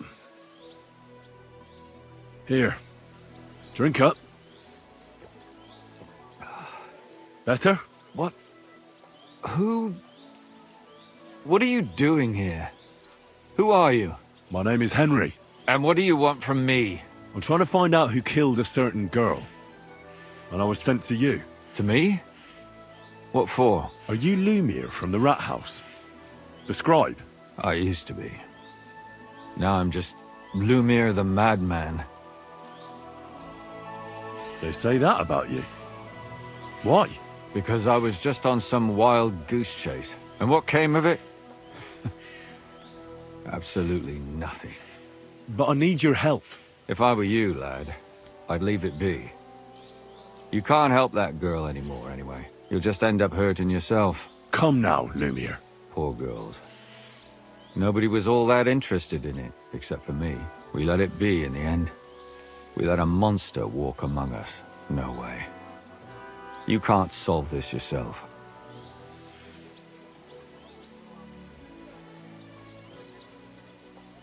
I'm not doing it for myself. I'm afraid he might kill one of my friends. A friend, eh? That's not good. Not good at all. I searched high and low. And what did I get out of it? Just mockery. What makes you think you can find out more than I did?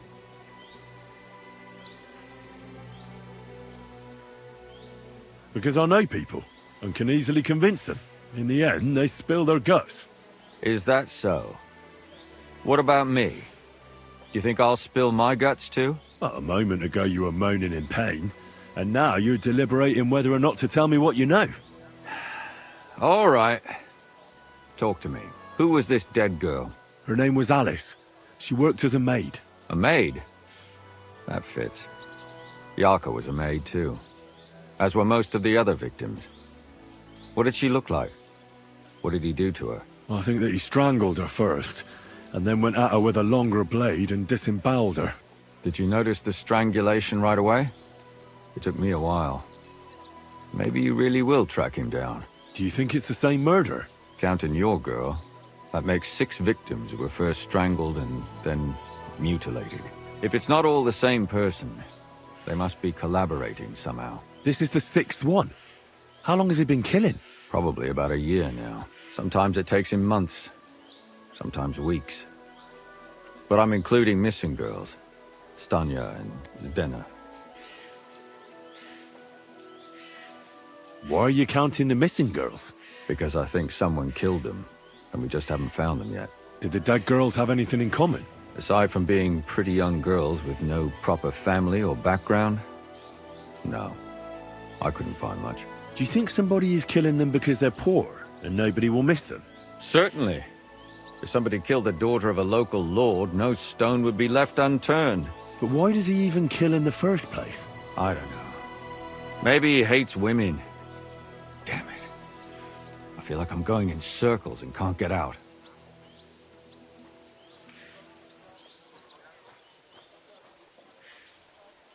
What can you tell me about Yarka? She wasn't the first. But thanks to her, people started taking an interest. She was a maid in a German family. By all accounts, she was a pious, polite girl. She was orphaned as a child. The priest from the church of St. Peter and Paul, Father Prokop, raised her. They found her body tossed behind a barn at the edge of town. She was cut all the way from her neck downwards. An awful sight to behold. Did you have any suspects? At first, I thought the son from that family did it. A murderer is usually someone close, you know. But then I changed my mind. Why? Well, for one, I remembered the two girls before her who ended up almost the same. Besides that, when I talked to the lad, he seemed he wasn't the least bit interested in Yarka. Then his mother told me that they threw her out a week before the murder because she was a harlot who stayed out till all hours of the night. And that really surprised me, because Father Prokop had vouched for her good reputation. But who knows? Maybe he just didn't want to admit what had become of her. What about Stanya? She was an alehouse wench in a tavern of ill repute called the Hole in the Wall. You said her body was never found. Maybe she just got out of town. You have no idea how much I'd like to believe that. Only there was a lot of blood. Unfortunately, the investigation wasn't very successful. The Hole is a world of its own, and the people there aren't very forthcoming with information. Did you suspect anybody? You could suspect every second man there. Those people have nothing but thievery and deceit in their eyes. The innkeeper, Mole, definitely knew Stanya, since she worked for him. But he isn't all that chatty either. So if I want to learn anything more, I have to ask this Mole in the hole? Yeah, he still runs the place. And what about that Zdena? You said her body was never found. Exactly. But to tell the truth, nobody spent much time looking for it. Besides Alice, Zdena was the most recent victim. It's only been a few weeks since she went missing, but I suppose nobody wanted to do any more digging. But if her body was never found, how do you know she was killed? Because she was the same type as the other girls. Maybe the prettiest of them all. Young, beautiful. A real live one. Lively as the devil. She was a thief. A pickpocket. I never could pin it on her, though. She always found some way to get out of it. Maybe she robbed the wrong people and had to get out of town. Maybe. She had a partner in crime by the name of Strunad. Quite a number. He's always sitting in the hole, boozing. When I asked him about Zdena, he told me he'd rather rip his own tongue out than talk. Do you think he'd be more forthcoming with me? He might be. You're not known all over town like a catchpole. Worth a try. Besides, it might still be fresh in his memory. That would be a great help. And what about the other two victims? It all started with them, though nobody did much about it at the time. The first one worked as a bathhouse maid. They called her Chestnut. She'd only been in town for a short while, and nobody really knew her. So I couldn't find out anything more. But the other one, Libushka, she was from Loretz. She was a maidservant, too. I also talked to her mother. She said she was really cheerful and outgoing. There were lots of suitors circling around her, but she refused them all. She knew she was pretty and knew she could do better than some farmhand. You mean she wanted someone higher up? That's what it sounded like. But her mother never found out who she had her eye on. Interesting. I'll try to see what else I can find out from the mother. Where can I find her? In the graveyard, lad. The poor woman died of grief. It's sad to say, but we can't help those two dead girls now. And they can't help us with our investigation either. There's nobody else left who could tell us anything about them.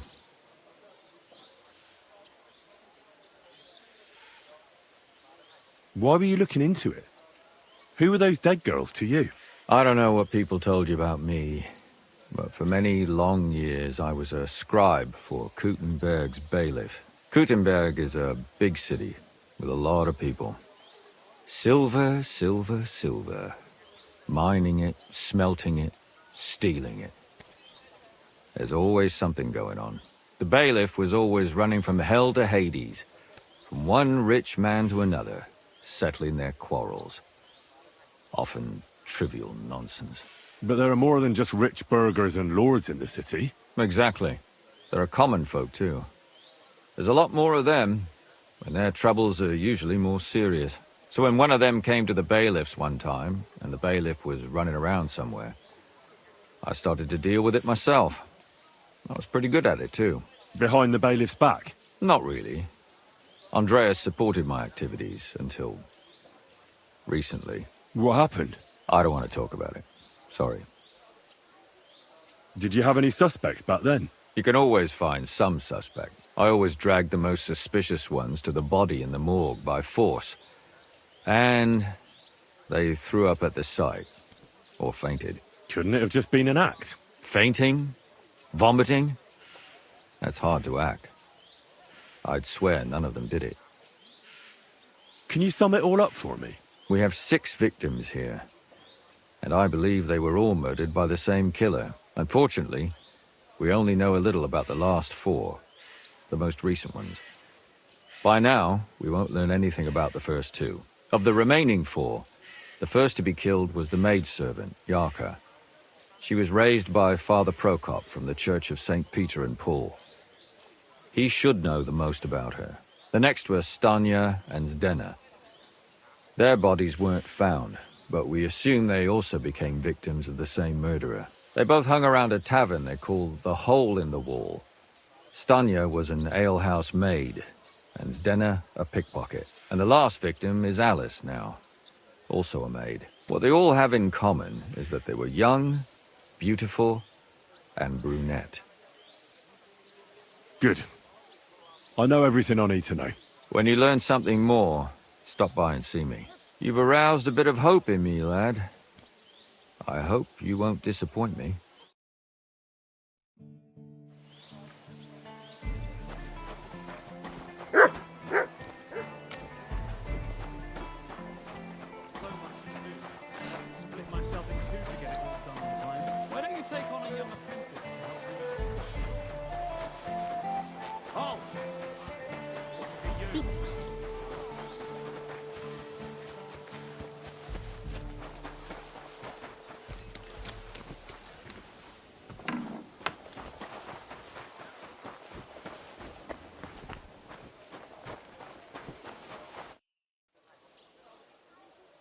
Father, I need to ask you a few questions.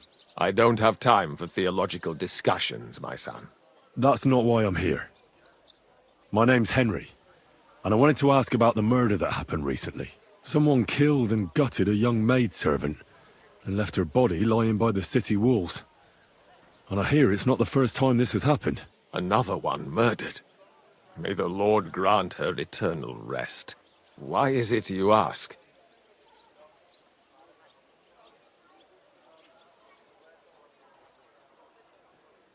I fear for my sister. She's also a maid. Yes. Fear for those close to you is commendable. What would you like to hear? One of the other victims was a girl named Yarka.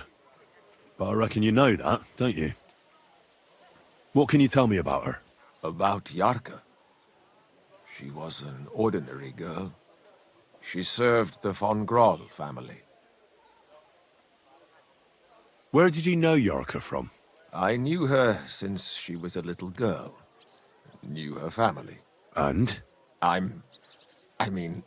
was her uncle. When my brother and his wife died, I took care of her. Who do you think killed her? William, that pig of Satan. He gambles in the tavern on All Saints' Day and leads the locals astray. Yarka always went there to listen to music. Why do you think it was William? Do you have any evidence? Evidence? He's a skirt chaser, a tool of Satan. He messes with poor girls' heads. And does anyone else come to mind? No other man spoke with her? No, absolutely not. You raised her? A priest with a child? Yes. Unfortunately, I'm not the first of the clergy to have a child on the side. But at least everyone knew Yarka wasn't my own daughter.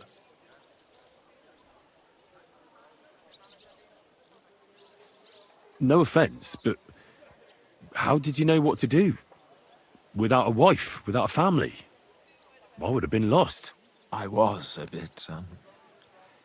When she was smaller, it was fine, but when she grew up a bit, maybe I was too hard on her.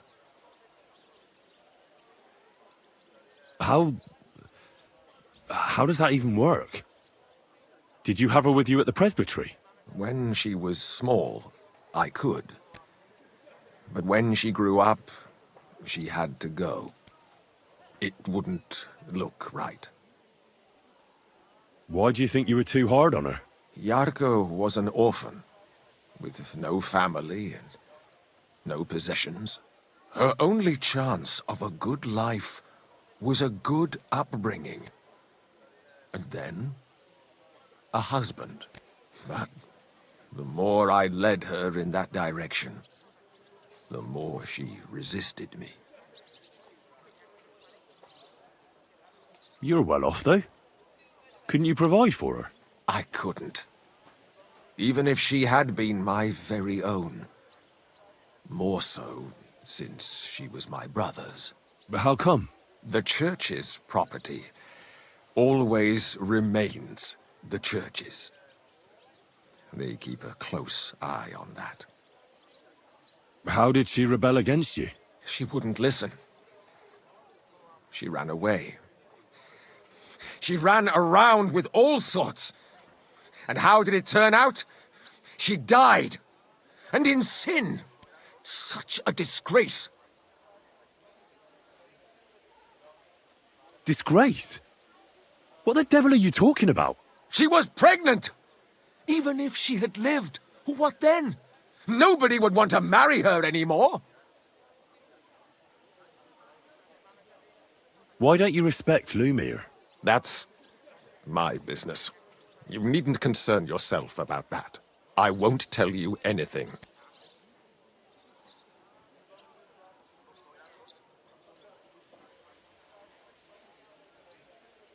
But this is important.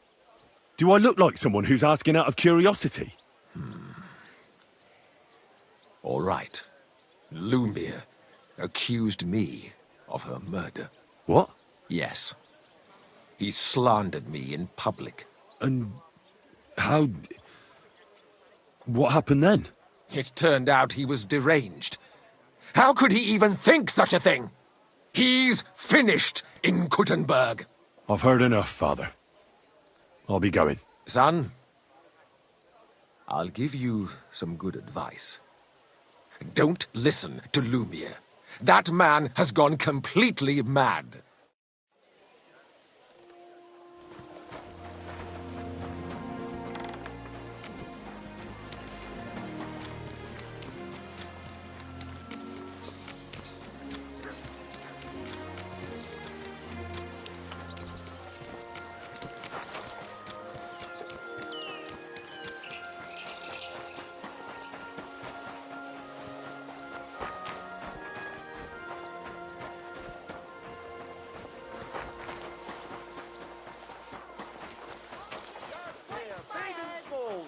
For sale! Fine day for some fine wares. They offer salvation to anyone who fills their coffers. I'm sorry. A wonderful day.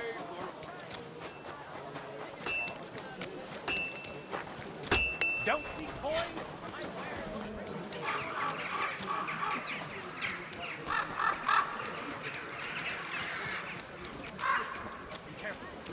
safe here. Good boy.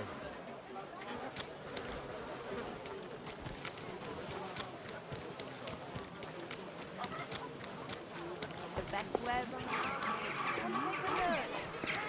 You've got enough to go around. Any flinters from it? No. Nowhere. I made it myself. Do that. You think it's hard? Thank you. Come and take your pick.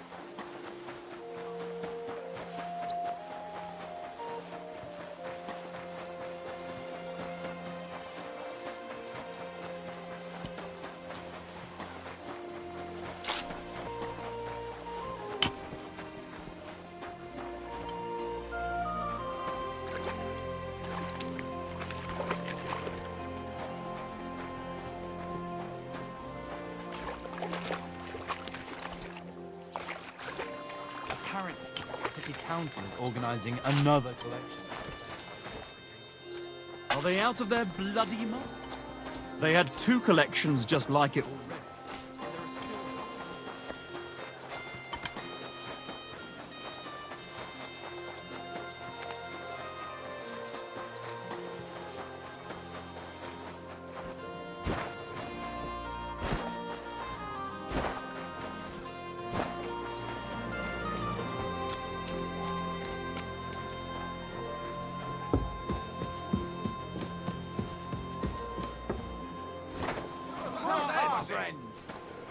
It happens. Just watch where you're going next time.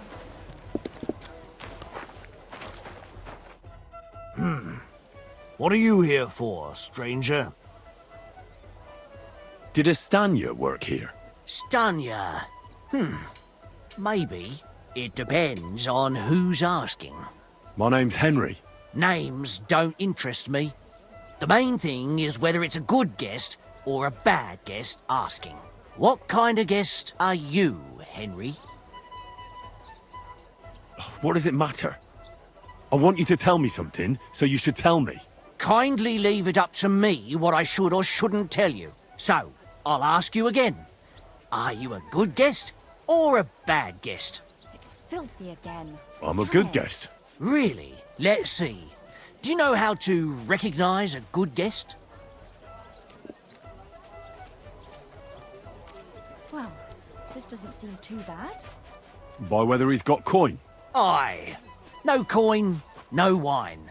As a wise man once said, I like talking to folks with coin. A lot. So, what'll it be, my good man? It looks better already. What if I simply paid you, and you tell me what I want to know? Ask away. I want to know if Stanya works here. She did. And she don't know more. What's it to you? I heard she disappeared without a trace. So I'm trying to find out if anyone had anything to do with it. It's possible. The chamber she was sleeping in here was totally ransacked. The door open. Everything emptied out. And Stanya was gone. All I found were bloody footprints. Tell me something else. First, you'll have another beer. Or is it time to pay? What? If you want to ask, you have to drink. Didn't you get that? You're quite the extortionist. I prefer to be called an enterprising man of trade. So, what'll it be? I don't want to pay you any more. I think you could answer my questions directly and not always try to wheedle money out of me. That makes it look like you might have some motive for keeping me from finding out anything about that murder. Nonsense. How could you think that? Come on. Ask me anything you want. Did anybody see what actually happened when Stanya disappeared? No, it was at night. Nobody saw or heard anything. The tavern tends to be empty at that hour. And you won't meet many people on the street, neither. What was Stanya like? What can you tell me about her? A bold woman. One has to be here. Everyone's ballsy here unless you nib it in the bud right away. She was hanging around a bard for a while. I don't know how close they were, but she also had another suitor. Someone from the city? No, a charcoal burner. I heard he was from somewhere in the, Verchlitz Valley. I think his name was Barton? What do you know about that bard? What about him? He's a minstrel, a skirt chaser. What more can I say? He called himself William. As far as I know, he plays in the miners' tavern in the evenings. But sometimes he shows up here, too. You think he might have been the one who... Now that you mention it, he cleared out of town for a while and only came back not long ago. It could be him, all right. I know he met with some odd people and talked about God knows what. Like bloody spies. Besides, you know what minstrels are like. Lasses just flock to them. And like they say, opportunity makes the thief. Or in this case, a murderer. Apart from those men, did anyone else know Stanya? I mean, more intimately. Well, I got bad news for you. She had 2 close friends, but you won't get much out of either of them. Why? One was hit by a cart, even before Stanya disappeared. And she died. And the other one got married and moved away. How did Stanya's room look? The door was wide open. Most of her things were gone, but some remained. And there was blood all over the place. Blood? Was there a lot? Not so much, really. More like hand or footprints. But they were near everywhere. If someone done her in, they definitely didn't do it in that chamber. Where can I find this Barton? I already told you. In the Verchlitz Valley. Could you be a bit more precise? I don't know that bloke at all. All I know is he's a charcoal burner. So if I was you, I'd look somewhere around the charcoal kilns. That's all I need to know.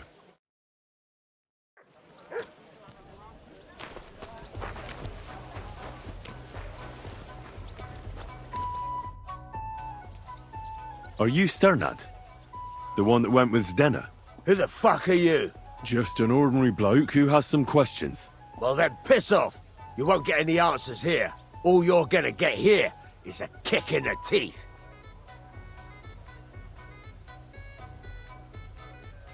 Why so rash? That kind of attitude will do you no favours. Let's make a deal. You tell me everything you know about Zdena, and I'll make sure you're no worse for wear. Ah. You're the lord what that whore robbed. Don't worry about it. She weren't nothing but a lying bitch. So, if I understand correctly, we can make a deal? For the right price, I'll tell you all I know.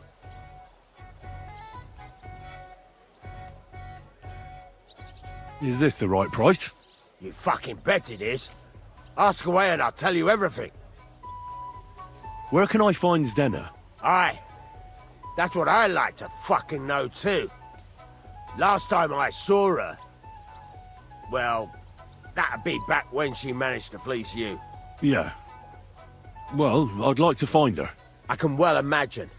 Well, she went to Ravstein Mill. It's quite a long ways away.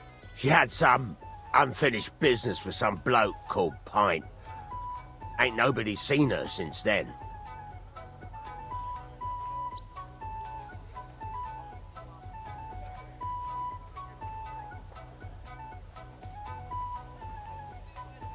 What can you tell me about Zdena?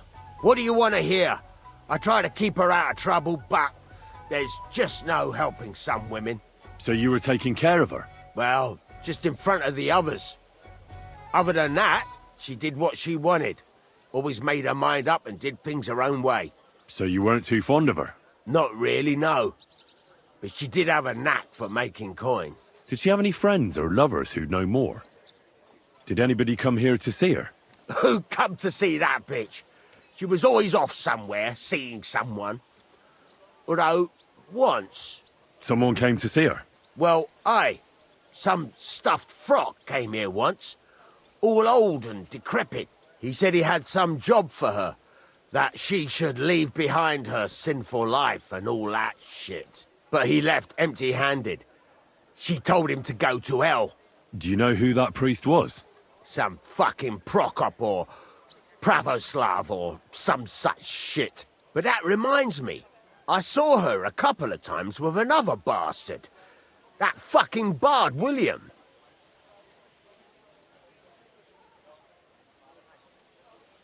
And could she have run away with this bard, William?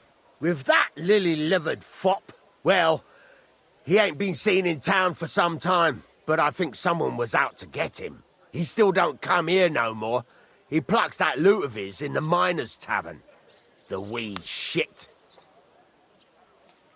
What do you know about this priest? Not much. Seems they knew each other from before, and he had some job for her somewhere, serving as a maid or something. But she weren't stupid. She told him to fuck right off. And did he go? Aye, indeed. He didn't look like the kind of fella that'd knock some sense into a woman. I think he just told her if she changed her mind to come and see him, or some shit like that. And could she have changed her mind and gone to him? And that's why nobody's seen her? No, no. She took off. I'm sure about that. I've heard enough.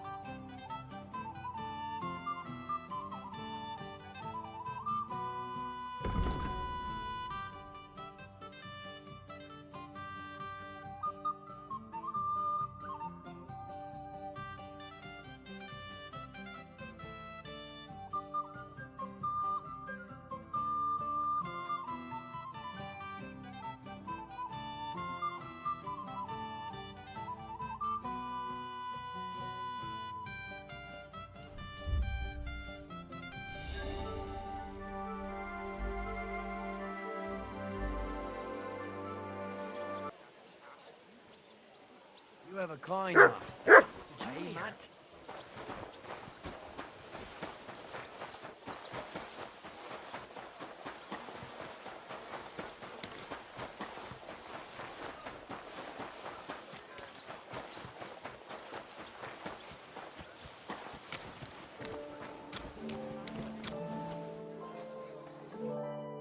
It's William, right? I need to talk to you. What is it? Do we know each other? Do I owe you money? My name's Henry, and no, we don't know each other, and you don't owe me money. But we do have something in common.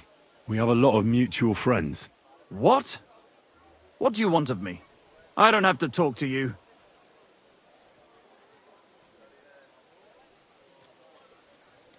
You don't need to. I can go and chat with the guards instead. Tell them you're the one hurting those girls. What? I don't have anything to do with any girls. Really? You? A notorious skirt chaser? Do you think anyone will believe you? I just got back to the city. I don't know what you're trying to pin on me, but whatever it is, I didn't do it. But everyone remembers you. You better spit it out before someone points the finger at you. Come on. All right, then. Ask away. Did you know Alice? I know a lot of Alices. You have to be more specific. The one they found dead somewhere below the town walls. Oh, her. I didn't know her, but I heard about it. I heard she used to go to dances. Yeah, and? I'm not the only musician in the city. I really didn't know her. They say she had a rich young suitor. Do you know anything about that? Me? Do I look rich to you? I get paid in food. But you could at least pass yourself off as wealthy. Or I could claim to be the Virgin Mary, but I doubt anyone would believe me. And did you ever meet Yarka? It was a long time ago, but I heard she used to hang around you a lot. And Father Prokop didn't like it. Oh, that one. Aye, she was very keen on my company for a while, but then she stopped coming. Because somebody killed her? I know what happened was a tragedy, but it wasn't my fault. She stopped talking to me long before that. Honest. And did you know she was pregnant? What? Yarka was... That's horrible. Who would kill a pregnant woman? That's what I'd like to find out. What about the unwilling father-to-be? It wouldn't happen to be yours, would it? What? Mine? I never even got under her skirt. We just flirted a bit, and then she stopped coming by. And can you tell me anything else about it? I don't know anything. It was a long time ago. You said so yourself. And I hear you knew Stanya. Which one do you mean? The alehouse wench from the hole. I heard you had something with her too. Well, she batted her eyes at me a couple of times when I was still playing there. A nice girl, but I didn't know her much. And the innkeeper Mole told me a different story. He said you were the one coming on to her. Fine, we had a bit of fun together. But she was always the one who started it. And aren't you just saying that because she left you? Oh, come on! I could have any woman, if I wanted. The innkeeper must have got it mixed up. He's an old drunkard after all. If I was you, I wouldn't take him too seriously. And what about Zdena? You knew her, right? Do I know Zdena? As wild as the wind and always full of life. And those nimble fingers. You always had to check your purse around her. Did she steal something from you? A travelling minstrel doesn't have much to steal, but she was well aware of that. She was on the lookout for some better prey. You don't happen to know who she wanted to rob? There were lots. Anyone she thought was rich enough who let her ply her charms for a while. Like young von Groller. When he started coming here, she got to him right away. Said she was gonna rob him blind. Far as I know, she didn't succeed. If she robbed a noble like von Groller, word would get around. Look, why are you asking me about all this? You don't seriously think I killed her, do you? Well, you did know them all. And? I'm surely not the only one. That may be true. But everybody knows you're a skirt chaser, and they were all pretty girls. And now, they're dead. But I had nothing to do with it!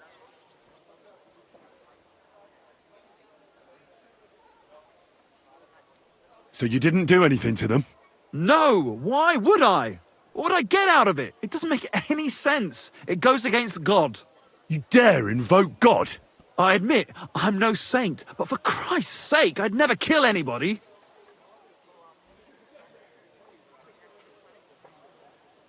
Good. I believe you. But if any clue leads me back here to you, I won't give you a second chance. You won't hear about me again, I swear to God. Here, bitte.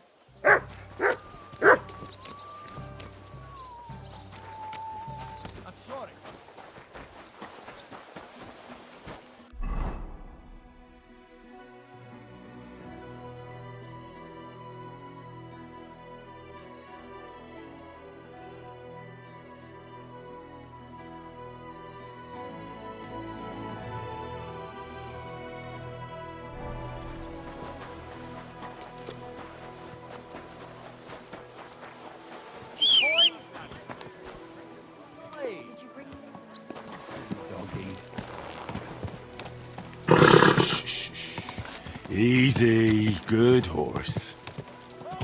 Whoa, whoa. You know how to ride? I'm in a hurry to see my wife. She's not well. I've heard that before. Can't you just let me through?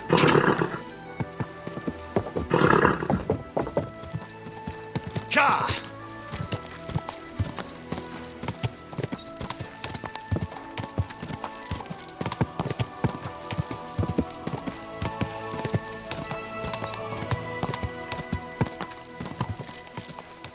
Gah! Gah!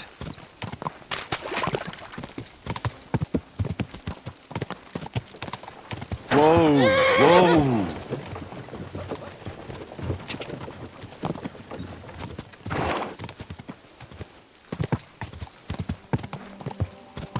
Gah!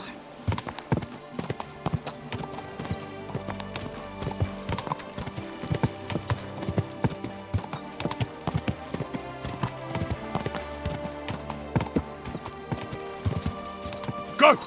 Gah!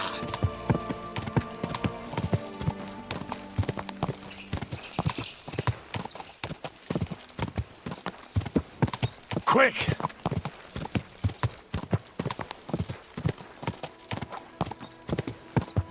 Ja! Go!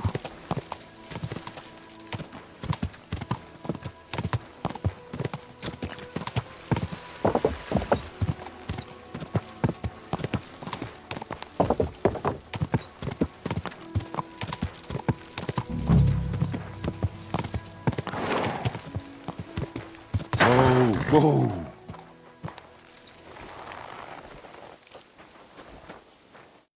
I need to ask you something. I don't have time for that. Ask the foreman. You'll find him around here somewhere.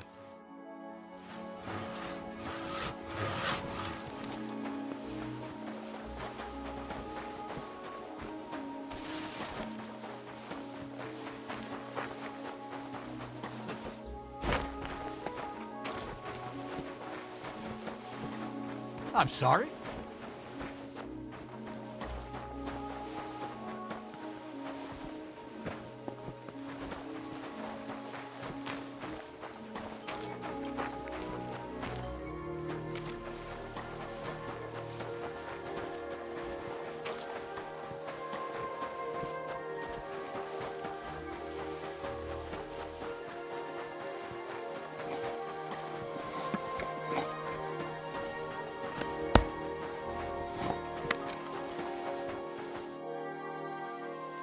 I'm looking for someone named Stanya.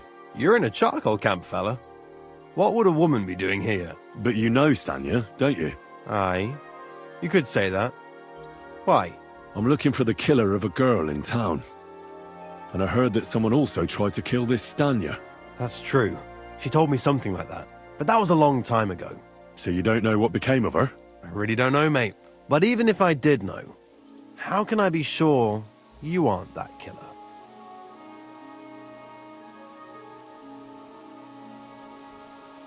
Lumir himself, the Kuttenberg bailiff's former scribe, gave me the task. He was looking into her disappearance, and he sent me to find her. Well, I don't know. I remember Lumir. He was alright. That's all true, but... But what? What are you still brooding over? You seem like the right man for a job like that. Sorry, but after all that happened to Stanya, I like to be careful. So Stanya is here? Aye. She's hiding with us. Since that thing happened, she's afraid to even go outside. I don't know what to do with her anymore. Can I speak to her? If it'll help you. She's hiding in that cottage, but be nice to her. She's in a bad way. She used to be such a gutsy girl. We meet again.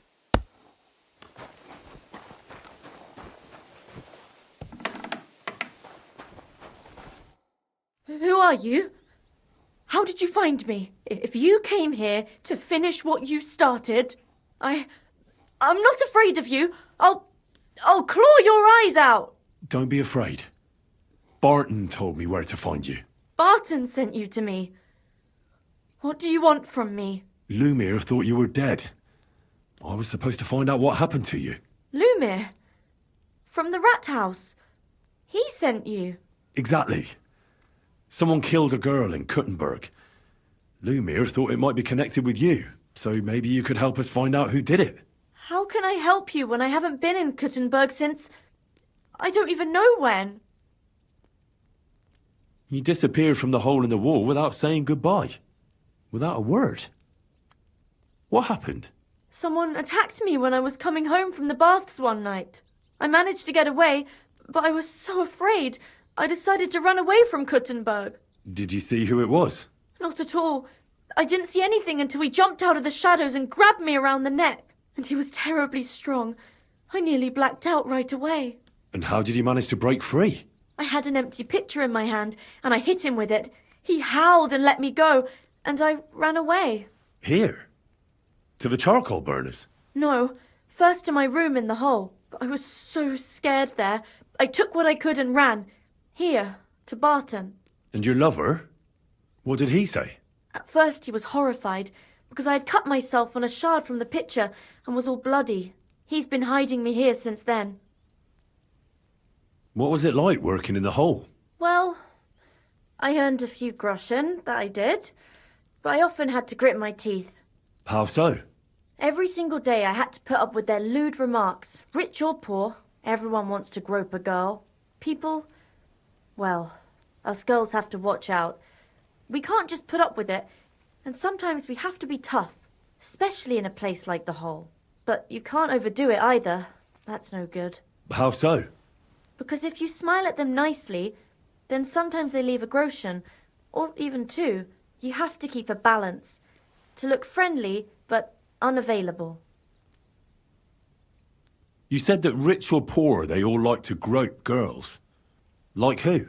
Truth be told, the hole isn't exactly a good place for a rich man, but young von Groll used to go there for a while. Is that so? Did he talk to you?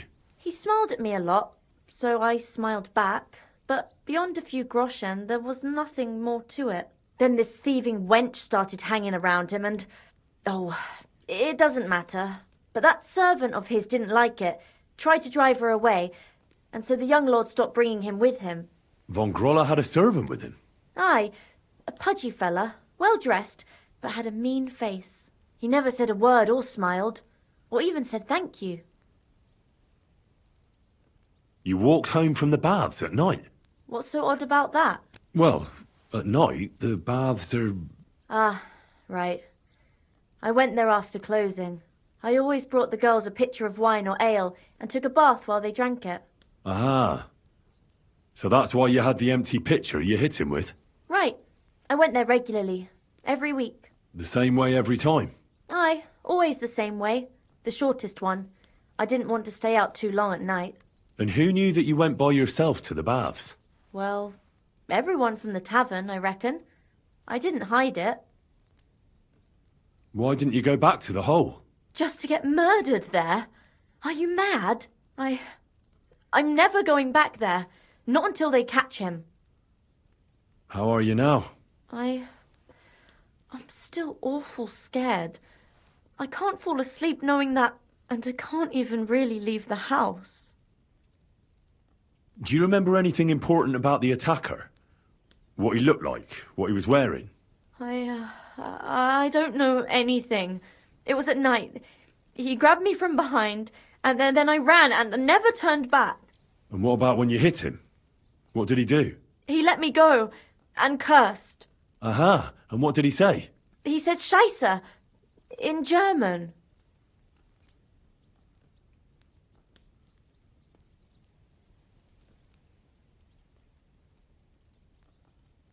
Seems you're the only one to survive the killer's attack. I know it isn't easy for you to think about it, but try to remember something else about that moment, or when you were running away. Anything can help us, even if it seems insignificant. I don't know. It's all like in a fog. You were walking down the street. Did you notice anything before he attacked you? No, nothing. You didn't see anything or hear anything? Actually, I knew the side street wasn't empty. I heard somebody talking, but when I looked, there was nobody there. So when somebody grabbed me, I completely froze. Did you understand what they were talking about? Not at all. But there were two voices. Two of them waiting for me there.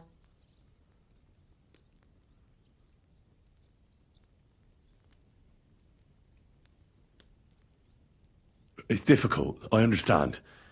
But I need you to think hard one more time. Aside from those voices and the empty street, what else do you remember? I didn't hear him at all, and then he grabbed me. And nothing else? Did he grab your hair? Well, no. He grabbed me by the throat right away and squeezed, just for a moment, but I still had a big bruise round my neck for weeks.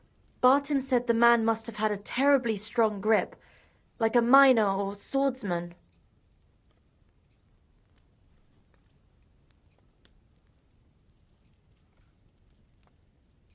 Couldn't it have been that innkeeper then? You yourself said he's a pig. Aye, when he drinks, he turns into a total bastard. All lewd remarks and groping fingers. The lecher.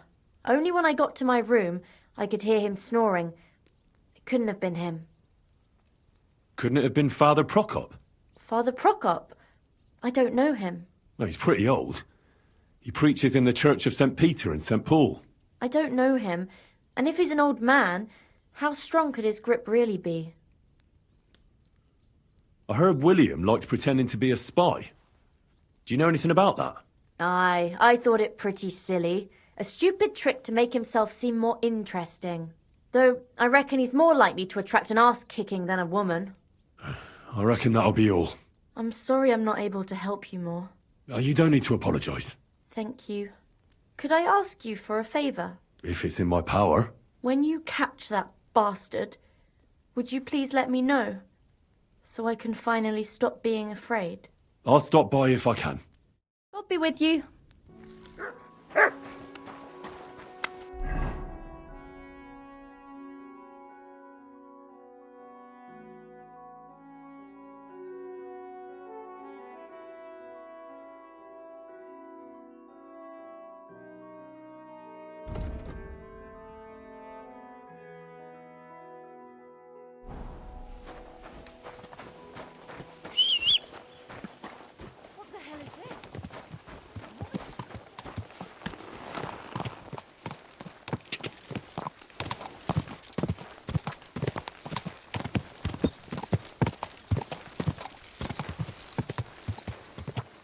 Quick!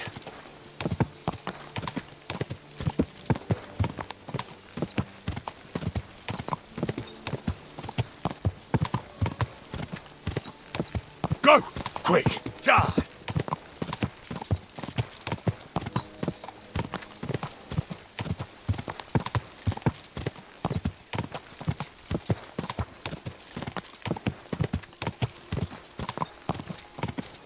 Go! Ka!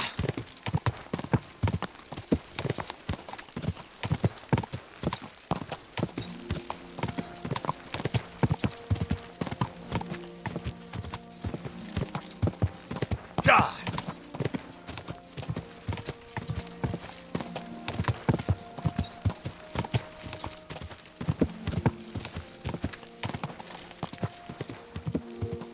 Da! Ka!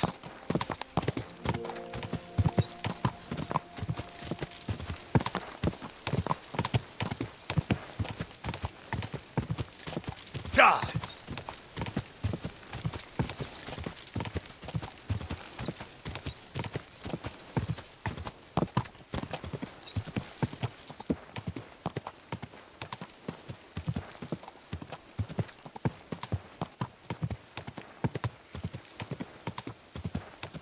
Go! Quick! God! Whoa!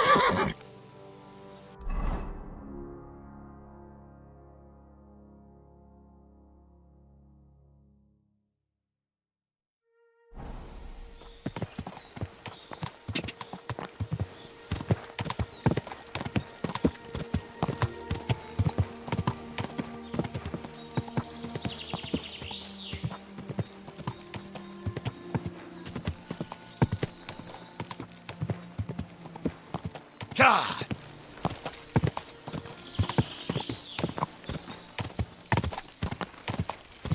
Whoa! Whoa!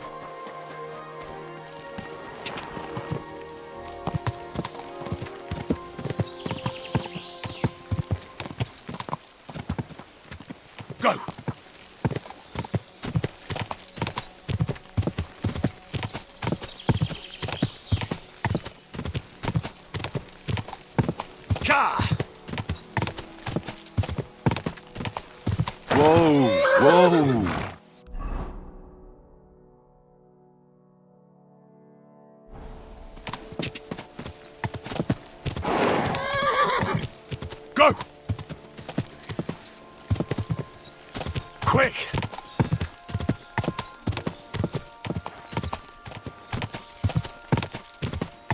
Quick!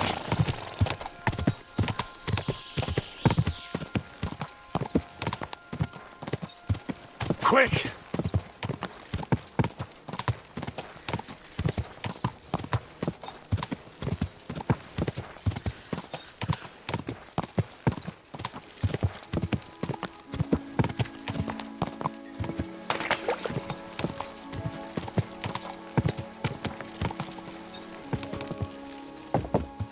Whoa!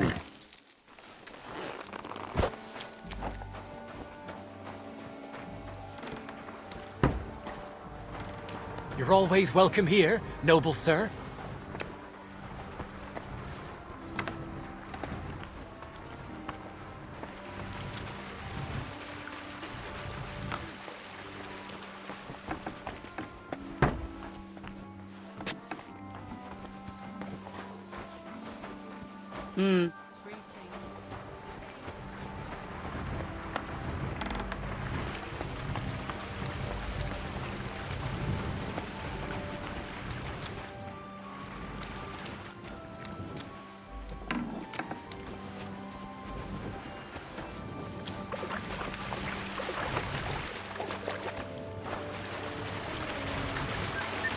May God give you health, sir. God be with you. God be with you. Greetings to you. How can I help? Are you Pine? I am. Why? I'm looking for Zdena. I don't know any Zdena. Stonard said something different. You're a friend of Stonard's, are you? God forbid. That's all I need. A friend like that bastard. But he was the only one who really knew Zdena. You're right there. Zdena was always cursing him. He was as lazy as a pig, but always wanted his share. So you knew Zdena? Can you tell me anything about her? I know Zdena all right, but she ain't been here in some time. Why are you looking for her? What do you want from her? I'm looking for a... Back in the city, they think she's either dead or run off somewhere. And you're the last person to see her before she went missing. Whatever. What can you tell me about Zdena? She always had it hard. She lost her parents and her home as a child. She had to learn to take care of herself. And what about Sternad? How does he fit into this? Sternard was her guardian angel, as she used to say. If she hadn't been thieving with him, she probably would have ended up a whore. But by sharing with him, she could do what she wanted. Uh-huh. I'm surprised she stuck with him as long as she did. That's because she had a hideout somewhere nearby. That's why she'd come to me with her loot, before they taxed her on the spot. And the last time she was here, she said one more haul like this, and she'll be able to go wherever she wanted, to Prague or Vienna. I heard she wanted to sell you some valuables. Is that true? Oh, aye. She had a good haul.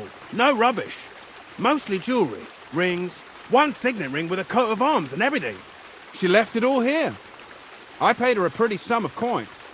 It was a good thing she had a basket with her, otherwise she couldn't have carried it all. And what about that signet ring? Do you still have it? She didn't sell me the ring. She wanted to keep it. Said it'd bring her luck someday. Do you know what kind of luck she meant? Did you recognize the signet on the ring? No, I didn't recognize that signet. But all the while, Zdena was giggling to herself. I reckon she had her eye on another mark. Where did she go next from here? You said she had a lot of coin on her. That she did. She also had a feeling someone was following her. Someone on a horse. Someone followed her on a horse from Kuttenberg. Did she say what he looked like? She didn't. At first, she thought it was some wealthy lord out for a ride. But he held back. Never passed by her and... And did you see him? Did he come all the way here? No. But Zdena thought he would show. She even left her scarf here and paid some girl to walk around with it to make it look like she was still here. And then where'd she go? She wanted to go the back way, through the woods, so nobody could follow her. Past the woods is a road and a ford across a stream. Next to it is a huge boulder. When it rains, the water can rise fast. The road goes on to Kuttenberg. Well, if it leads back to the road and there was really someone following her, I reckon if they saw she was long in returning, they could have waited for her at the ford, no? Fuck! That's quite possible. I made a point of looking, but I didn't see any riders that day, so I forgot about it. Is Denna's scarf? Do you still have it? Aye. I wanted to give it back to her the next time she came. Will you give it to me? I'll try having my dog track her down. All the same to me. Here you go. But it's been a long time. I don't know if it will help. And could it have been Father Prokop following her? What do I know? If he has a horse and fancy clothes. But why would he do it? I heard he wanted to find her an honest job, but she wasn't interested. I don't know. She didn't say nothing about that. And could it have been William? And who would that be? He's this bard she was seeing. I don't know about that. I don't remember her mentioning nobody by that name. Well, I'll go and check out that ford. Maybe I'll find something there. I hope you don't. Care, sir. How was your trip? The journey itself was great.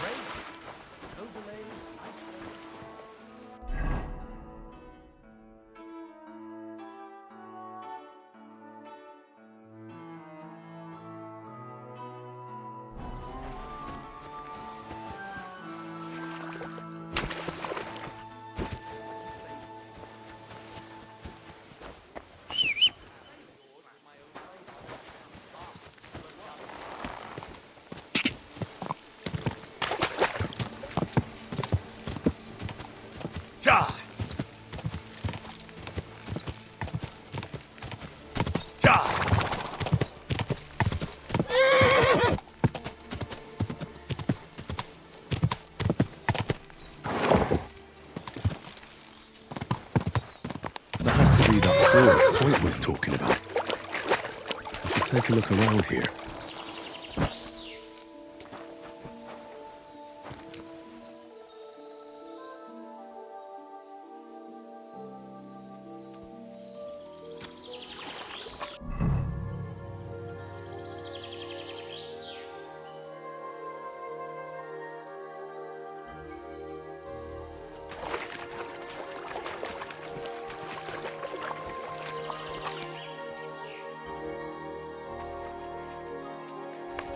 Here, Matt. Search.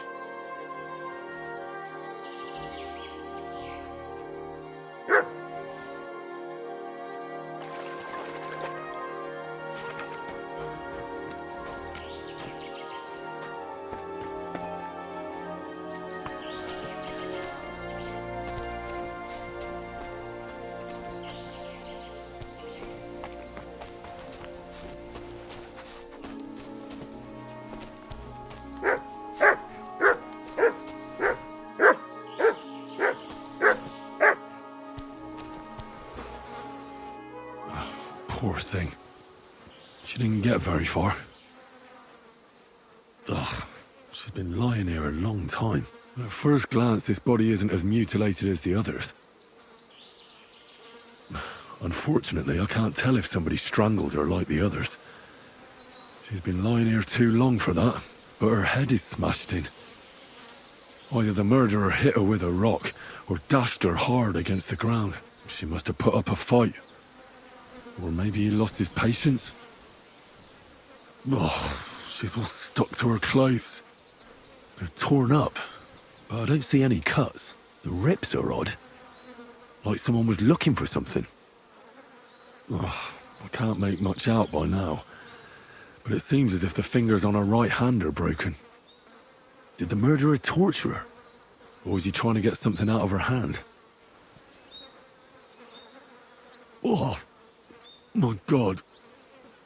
Oh, something fell out of her. A signet ring. Oh, that must be the one she stole. How did it get inside her? Did she swallow it herself? Or did the murderer shove it in there? Was she trying to hide it? Or was it punishment for stealing? Well, that's enough. But what does it all mean? I'd say she put up a decent fight, and the killer had to improvise. And that's about all I can find out. She's probably been lying here a few weeks. But that ring is a good lead.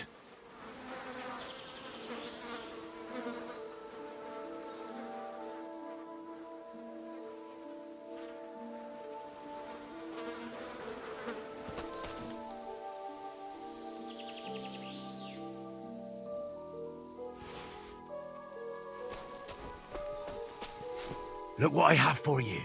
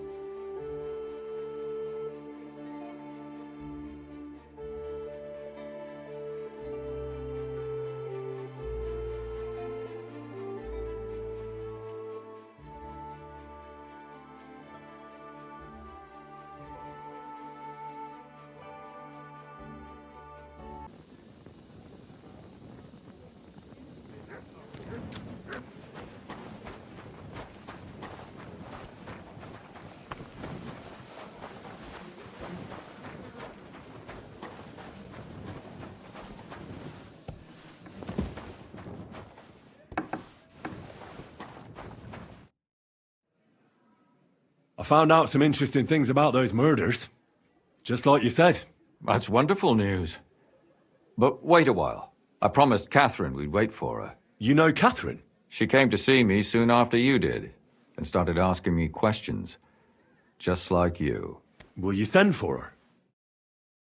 So, we're all here. I hope nobody else shows up. How did it go? I reckon I've found out all I can. And do you know who the murderer is? Not exactly, but I have a few ideas. I've asked around a bit, and I have my own suspicions. Is that so? See, I was trying to recall some more details, and I had someone come to mind as well. Oh, I didn't do all this for nothing, did I? Well, Well? Who do you suspect now? Well, I'd say William did it. The minstrel. You can't be serious. He's innocent. Uh-huh. And who do you think it was? Prokop.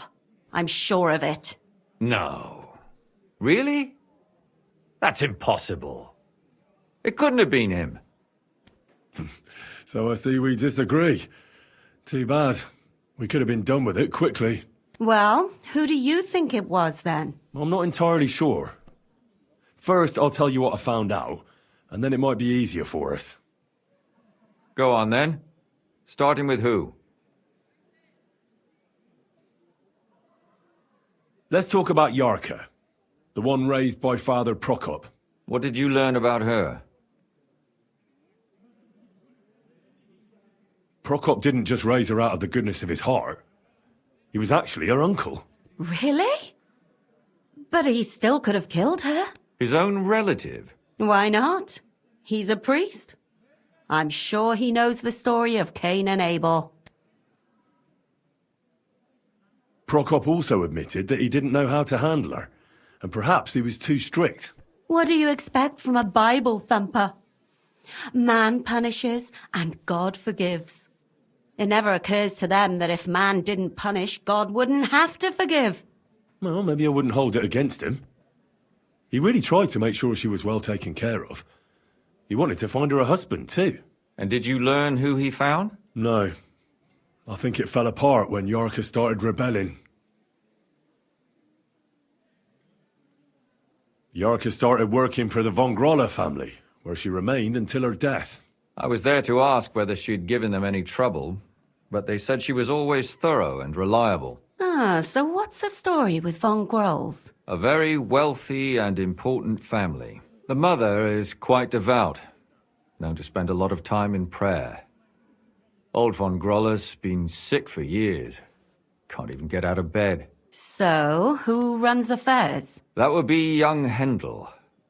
They say he's quite successful. Before her death, I heard she often went to dances. There's nothing wrong or surprising about that. But maybe she found someone there. Maybe. Prokop was convinced that she went to see William. That was actually the only name he mentioned. That doesn't mean anything. It means she had some relationship with William, or at least knew him. And now, most importantly, Yarka was pregnant when they killed her. I didn't know that. Do you know for sure? So they gutted her? To make it impossible to tell she was pregnant? I wouldn't be surprised. May God forgive us. Do you know who she was pregnant with? Because if we know who the father is, we'll likely know who the killer is. She didn't tell Prokop. It had to be someone from those dances. Maybe William. Prokop is convinced that she was murdered by that bard, William. And I agree with him. I heard the daughters of important men come to see him. It even went so far he had to flee the city. And the moment he's back, there's another murder. Really? But I found out you accused Prokop first, Lumir. What? Why? It doesn't matter. It was a mistake, and I paid for it. And were you as sure then as you are now about William? I don't think so. But he's a skirt chaser. If he got Yarka pregnant, then... Perhaps. But why would he kill and mutilate her? He could have just run away. But then he could never come back. Why not? He could come back a year later, once things have died down, the child would be born, the shame forgotten, and nobody would bring it up again. I suppose that makes sense. That's all I was able to find out. You still found out more than I did. But it's not enough. We still don't know who the killer is. But we can agree that she was killed because of her pregnancy, can't we? Agreed. Somebody got rid of her to make sure nobody found out she was pregnant. I'm sure William wanted... William isn't the only man with a prick. And he certainly didn't use it to strangle her to death. Such language. What are you trying to say?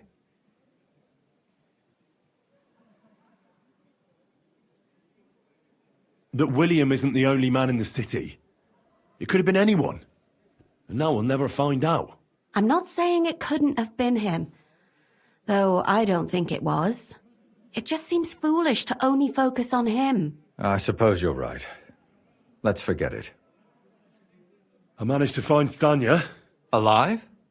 You found her alive? I did. Alive and well. Hiding with the charcoal burners. So, she's not one of our victims? She is. She just managed to escape the killer. She said she was attacked on her way home from the baths. She heard somebody talking in a side street, but it was empty. But when she walked by, someone grabbed her by the throat and started strangling her. And how did she manage to get away? She was holding an empty pitcher, and she smashed the killer in the face with it. He either got startled or hurt, but he let her go. Did she get a look at him? Did she take his eye out or something? No, she didn't stop to find out. Just ran. Which is probably why she survived. And what about the blood in the bedroom? She cut her hand on the broken pitcher. She didn't stay in her room for long. She was still so scared that she grabbed her things and ran off to her beloved charcoal burner.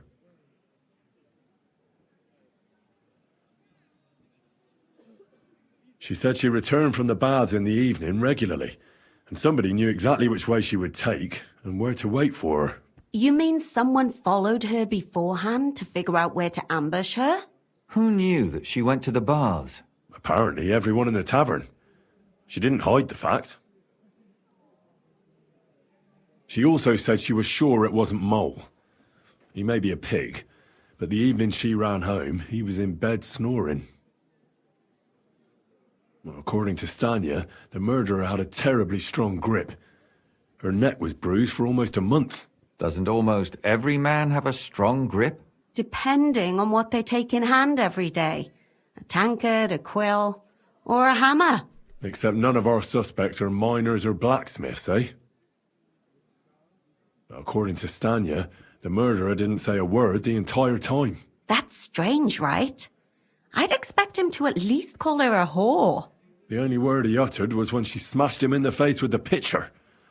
He said Scheisse. So, we're looking for a German? Even I say Scheiße sometimes, and I'm not German. Besides that, she also recalled hearing 2 voices in the alley. Someone was talking to the killer. So we have a witness. Now, just to find him. Or an accomplice. If I remember correctly, the other one must have seen the whole thing, right? And he didn't go to report it. I asked Stanya if she knew Prokop. She said no. Maybe she just doesn't remember him. Or he gave a different name, or... I don't think Father Prokop is the type to frequent the worst tavern in Kuttenberg. Stanya admitted that she knows William.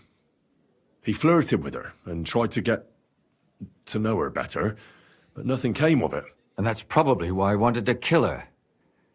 And likely rape her before that. Well, perhaps, but Stanya doesn't think so. She's sure it wasn't William, and no matter what they say about him, in her eyes he's a good lad. And that's all that Stanya told me. I'm so glad that girl is alive. Me too. At least someone's had a little luck. Does she want to come back, or will she stay with the charcoal burners? I don't think she'll come back. She's so scared now they'll come back for her, she doesn't even leave the house. I managed to find Zdena. You found her? Is she alive too? No. Unfortunately, she's dead. And where did you find her? Pretty far away. Near the mill she used to sell things at. Someone caught her in the forest when she was coming home with a load of coin and killed her. I reckon she put up a hell of a fight. So the killer got nervous and ended things quickly. So he didn't strangle or mutilate her? She'd been lying in the woods for a long time, so I couldn't really tell. But he definitely didn't hack her up like the others. Judging by what her accomplice said, she robbed someone good. She had so much jewellery on her, she could hardly carry it. And what's odd is when she was murdered, the killer left her basket of valuables behind. So I reckon he didn't kill her for the money. She said someone followed her on horseback from Kuttenberg. She tried to lose him, but apparently wasn't able to. On horseback? I don't suppose she described him, did she? Only as a wealthy type who never got too close. That doesn't fit in with the previous murders. Father Prokop came looking for Zdena and nearly cursed her on the spot. What did he have in common with a thief? He had also looked after her, but unlike Yarka, she ended up on the street, and he took it badly. Zdena tried to rob young von Grolle. It's possible she succeeded. Von Grolle? Yarka worked for them, didn't she? That whole family is suspicious. Assumptions. Nothing more. I'd say it's pretty obvious. Why else would I have found that ring on her? They just left the ring by her body? That's odd, isn't it? It wasn't by her body. It was inside of it. I don't know if she swallowed it herself or someone shoved it in her. That's awful. But I can't say it surprises me. My mouth is starting to hurt from all this blabbering. So are my ears and head. Come now, we're nearly there. We just need to find our suspect. So, Henry, who do you think did it? I suspect one of the von Grolles. What leads you to think that? Are you sure it wasn't William?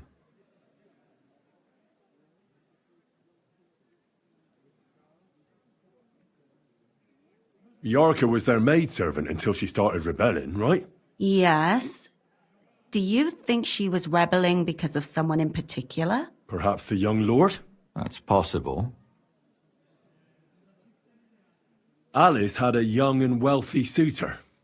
And young von Grolle fits both descriptions. True, true. We could be getting somewhere. Yarka was pregnant. And if the father was young von Grolle, it would make sense if he got rid of her. Sakura, you're right. But William could have fucked her too. Just saying. Zdena was followed by someone on a horse. Von Grolle could afford a horse. That's not so sure, is it? And maybe the horse was stolen or borrowed. But it certainly worsens the case for him. That much is true. Zdenna robbed von Grolle. That's true. It's all coming together, isn't it? And that's all I can pin on him. So, do we agree that it was young von Groll? Well, old von Grolle can't do much now, can he? So do we really agree that our most likely suspect is young von Grolle? Aye. I agree. I don't have a problem with it. Little rich boys are capable of anything. But what are we gonna do about it? Our suspicions aren't enough. They'll just laugh at us without something more tangible. So, you want to search their house? There's nothing else we can do. There must be a clever way to do it. We have to find some evidence. None of our conjecture is enough. What will we do? You could sneak in there. Or break in. Catherine, that's not necessary. The young lad wants to learn swordsmanship, and the old one is sick and always calling for a physician. So I can either pretend to be a sawbones, or a swordsman, or break in? That's a lot of options. You're a clever lad. You'll figure it out.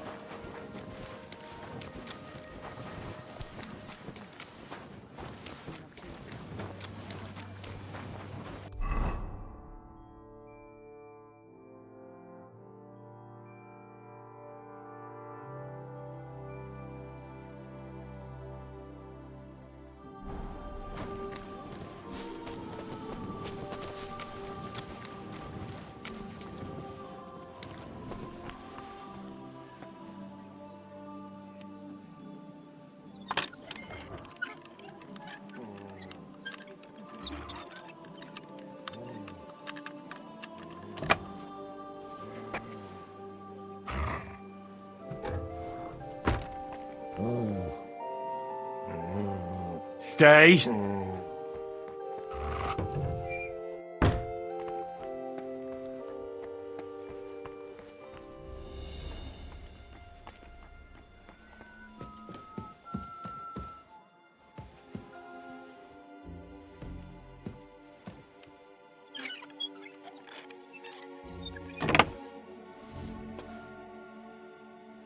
Who's that?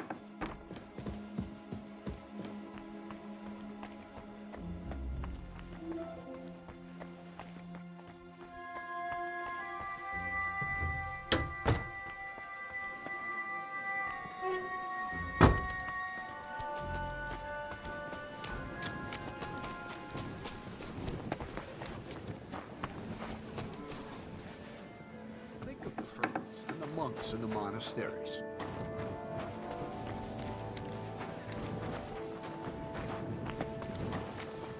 I'm sorry.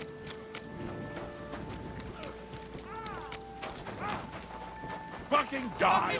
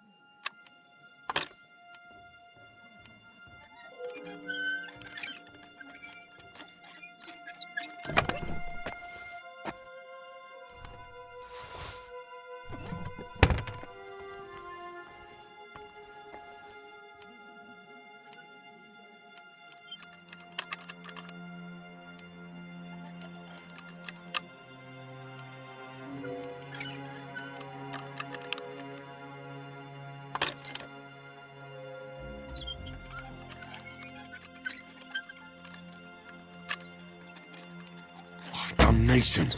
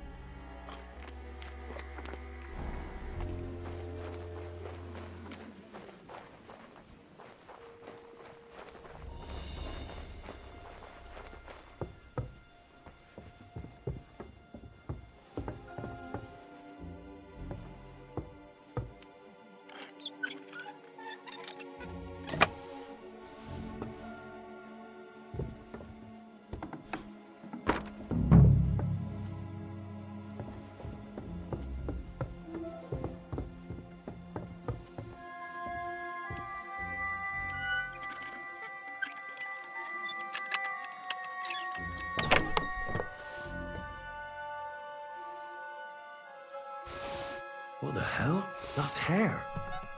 All kinds of brown. I bet it belonged to those dead girls. If this isn't proof, nothing is.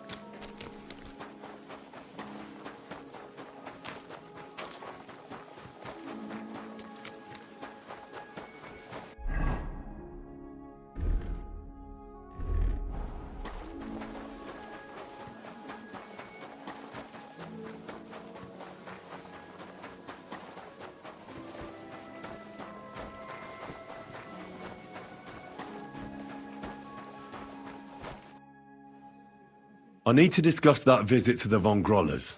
Excellent. Let's find Catherine. You can tell us everything. I think we were right. Something seriously fishy there. Well, don't keep us in suspense. What did you find out? You found something there, didn't you? Evidence? I certainly did. In the young lord's room. What was it? This. He had it in a chest in his room. Locks of hair. All brown, but all a bit different. They're definitely from those murdered girls. Hair? But that's not enough. That definitely won't suffice as proof. Why wouldn't it? He took them as a keepsake from the dead girls, as a trophy. It was him! But nobody will believe us. We need more than just hair. A bloody dress or the murder weapon. And to be honest, I don't think we're going to find anything like that. They're pretty careful to cover their tracks. Damn it. We're fucked.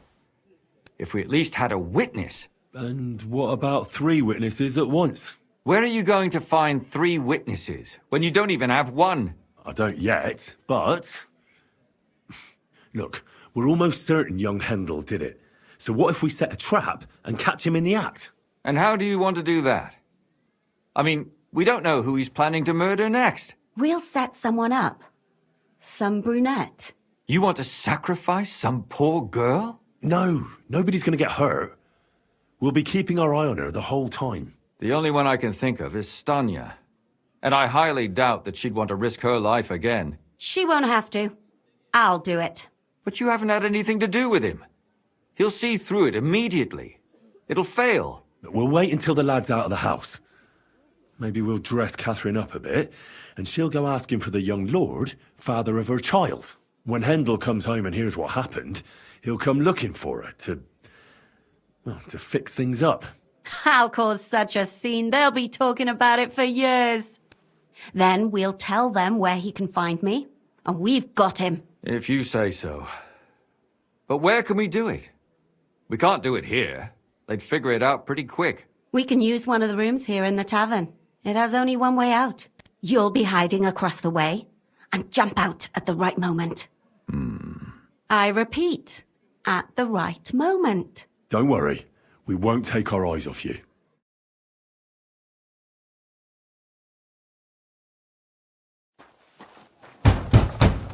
Where's Handel? I need to talk to him! Do you hear me? I have to talk to him about our wedding. I won't be left alone with his child. What are you screeching about, you ninny? There's no Handel here. Certainly not for the likes of you. Do you hear that, folks? He fucks me from all sides. Gets me with child, and now he doesn't want to know me. Get rid of her. Disgrace. Oh, so a poor woman has to suffer because of a man's lust. As if it wasn't already bad enough before.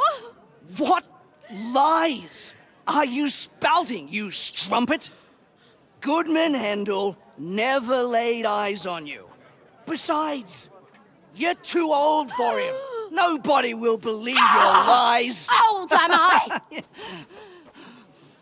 came to me himself because he wanted a mature woman to breed with. And he never even pulled it out. And he filled me up like a wineskin. Suit yourself. I'll give you some time to think it over. But either you come up with an offer of marriage by evening, or first thing in the morning I'll go to the bailiff.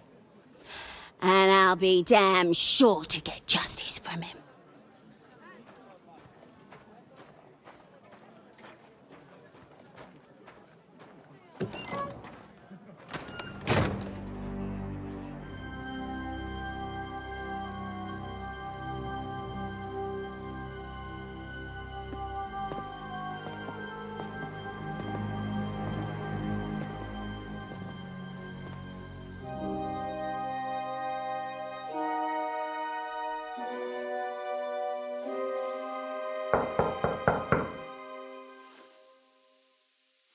It's open.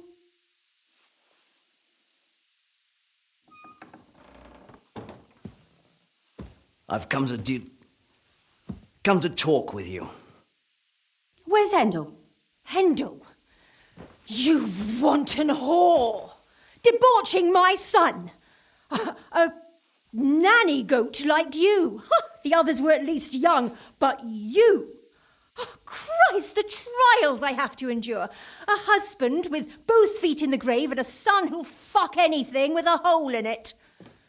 Slice her up so no one will recognize her, and in case what she says is true, gut her too. Gutting, is it? I could help you with that. Get that bitch, you fool!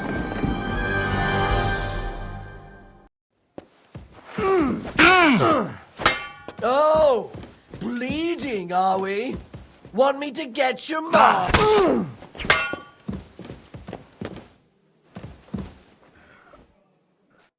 Before I finish you off, I have to ask, why the fuck did you kill them? I'll tell you, but you aren't going to like it. I'm listening.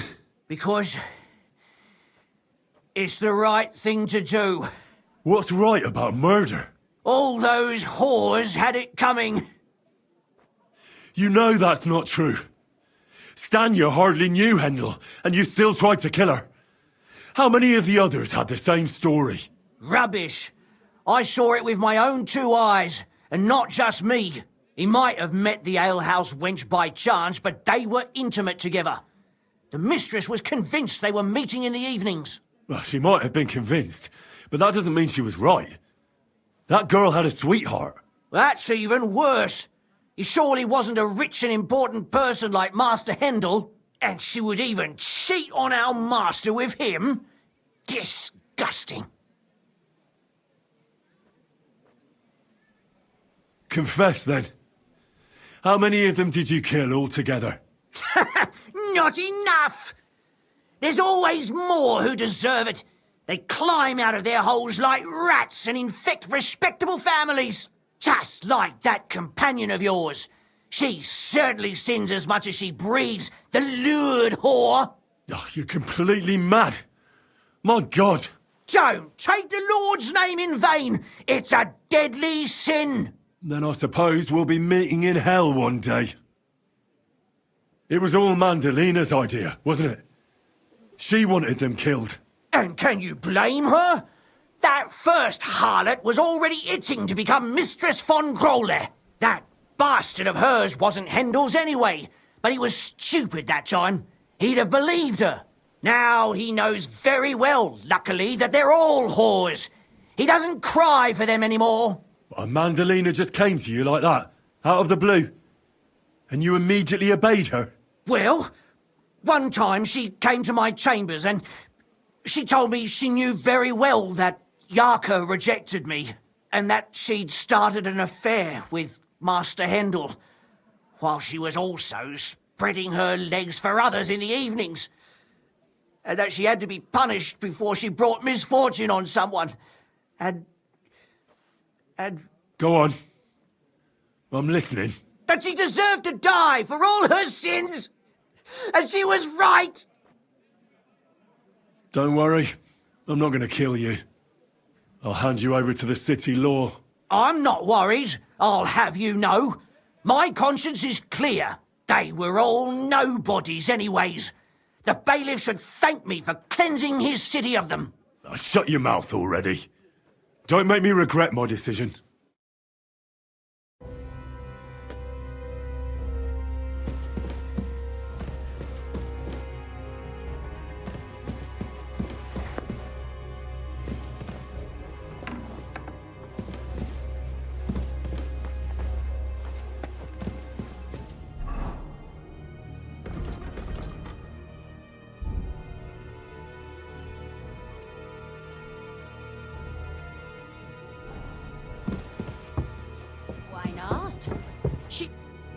Catherine, wait! What should I wait for? I'm gonna cut that bitch's throat.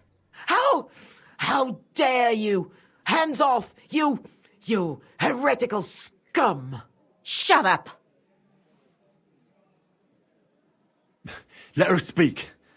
I still don't understand what actually went on here. I have some questions for you. I'll tell you nothing, you serpent! Nothing! You can't keep me here! Let me go! I'm a woman of worth! If you won't speak now, then the executioner will loosen your tongue when your feet start burning. But why wait, right? I'll cut your ear off. Maybe both of them. All you need to talk is a tongue. No! Let me go! Why did you do it, for Christ's sake? Don't blaspheme, you heathen. Come on, answer him or it's gonna hurt. My husband, he drank a lot, ran around with whores and didn't pray enough. And God punished him for it. I couldn't allow the same thing to happen to Handel. And why kill those girls? Why not just talk to him about it? I tried, but he wouldn't listen to me. He told me he wanted to sow his wild oats before finding a wife. So your own son didn't listen to you? And you started killing the girls who were... Who seduced him and emboldened him with their brazenness? If they wanted to whore themselves out, they'll pay for it in hell. But there's no way they were going to drag my Handel there with them. And what about Handel? Did he know what you were doing? That I was taking care of his immortal soul and eliminating his temptation? Of course not. But one day he'll be grateful to me for it. He's going to jump for joy. His mother a mad woman, and his servant a murderer. Speak politely to me, you whore. Henry, if you have any more questions, you'd better ask them quickly. I'm sorely tempted to finish this here and now. And what about the hair in Handel's chest? You're trying to tell me he wasn't involved, but he was keeping their hair? Well, he kept asking about those whores of his. So we always brought him a lock of hair. We told him it was from them. as a parting gift. Well, you didn't find that strange? Out of sight, out of mind. He always found some new harlot anyway. There was no blood where Alice was found. Where did you kill them? That was up to Thaddeus. He told me something about an abandoned barn. I only told him to cut them up thoroughly. Why? Why? As a warning. So those whores knew what awaited them. To put the fear of God in them. Do you realize you also killed girls who had nothing to do with Hendel? That's not possible. I saw them all with my own 2 eyes, chatting with him and giggling. And what about that alehouse wench? That strumpet. I saw how she treated him. It's a damned shame she got away. But she really had nothing to do with Hendel. She wouldn't have smiled at him the way she did if she didn't want to fornicate with him. They all deserved it. Every single one. And better sooner than later. That trollop in our service even got herself with child. And she wanted to keep it. The slut. And what about Zdenna? All she did was rob him, and you killed her anyway. She fawned over him like all the others. He even gave her a ring, which she probably sold immediately. She deserved it. She was a thief, and stealing is a mortal sin. I'd better stop asking questions. Burn in hell! All of you! What'll we do with her now? Let's take her to the bailiff. She'll get justice there. We don't have to go anywhere. I'll give her justice right here, right now. But we can't do that. She has to go before the court. The law must be upheld. Did you hear her? I mean, she hasn't got her head on straight. And what judgment will there be? She's from a wealthy family. Nothing will happen to her. Don't you dare judge me. Only God can do that. Shut your mouth, you sow. You judged and punished some random girls, and now you'll blaspheme like that? Our Lord directed me. I did it through His will. Do you hear that? And you want to let her live? But that's not justice. It's murder. Henry, won't you say something? I told you, don't you dare judge me. I am a servant of God. Put away that knife, Catherine. We'll hand her over to the law. Don't tell me you'd let her get away with it. She's not going to get away with anything. She killed so many people. If she's lucky, they'll just hang her. If not, she'll be buried alive. That's right. We caught her in the act, and she's confessed to us. They can't just let her go. Of course they can. It's I scratch your back, you scratch mine. You'll see that all these rich burgher and lords have their own justice. That won't happen. I guarantee you she... You can't guarantee a thing. You're not the bailiff and you won't be judging her. She's right, though. We can't just let her out into the streets. She must be punished. And if not, then you can always go and pay her a visit, right? You know very well who she is. All right then, you last of the righteous. Take that viper away and may God protect you if they set her free. Don't worry. I'll take her away. Well, this was a lot stranger than I expected. Do you think we did the right thing? I'm not sure of anything anymore. Not even myself.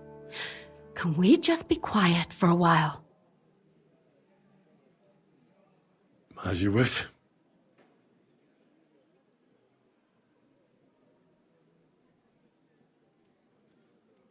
But still, it was damned odd. Aye, that it was. Let's go and see Lumia. I wonder how he fared.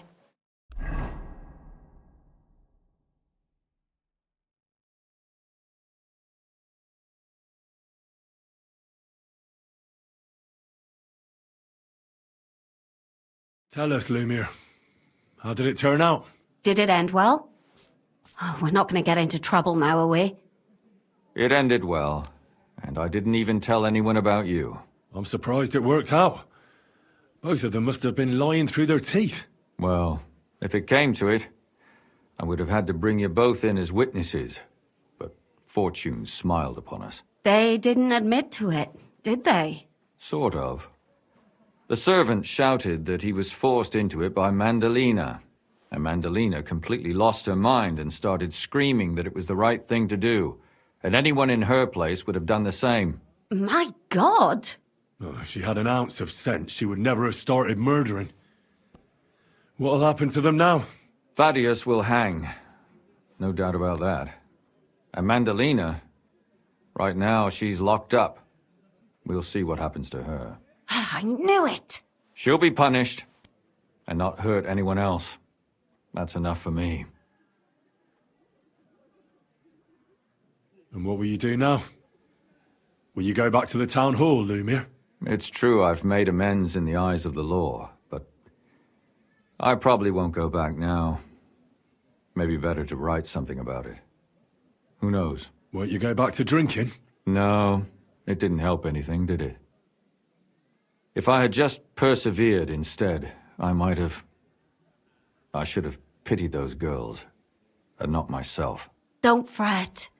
It was a terrible mess, and all three of us had to put our heads together. Yes. You helped me when I was in need, and didn't even know it. Maybe I'll just keep helping as long as I can. Helping others is the best thing a person can do in this world. And what will you do, Catherine? Will you stay here? My work isn't done yet. I have to work in the tavern here, and then we'll see. Maybe I'll find work elsewhere. Do you think we could have done better? Everything can always be done better. But most important is to do it well and quickly. Catherine is right. I'll still be kicking myself. Maybe to my dying day. But none of us did anything bad. That's not entirely true. I'm talking about innocent people. No more girls died because of you. And that's good. Well, let's go our separate ways. Thank you, lad. You prevented future murders. And you also saved me. And for that, I will be eternally grateful. I thank you both. Without you, the devil knows how it would have turned out. Here you are, as a keepsake. And perhaps as a reward. And if you ever pass by, look us up. Yes, here is a reward, Henry. And Lumiere, we shall certainly meet again.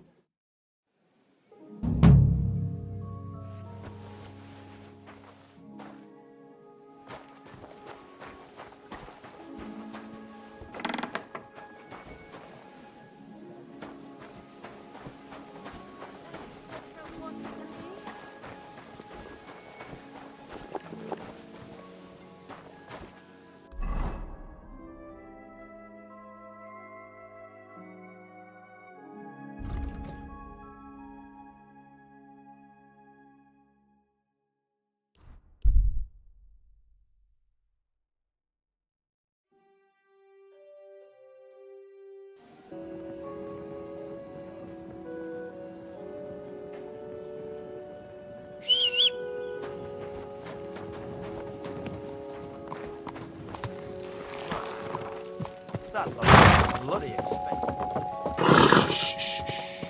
Easy, good horse. Ja!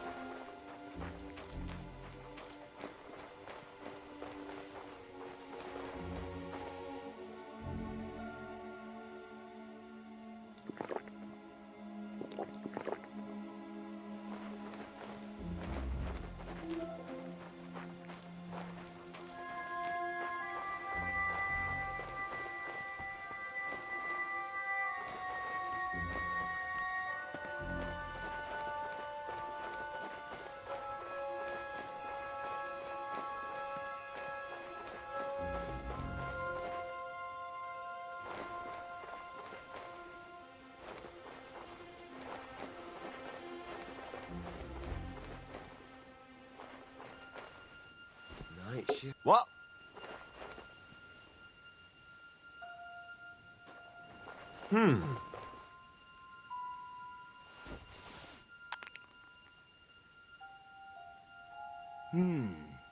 Never mind. Strange.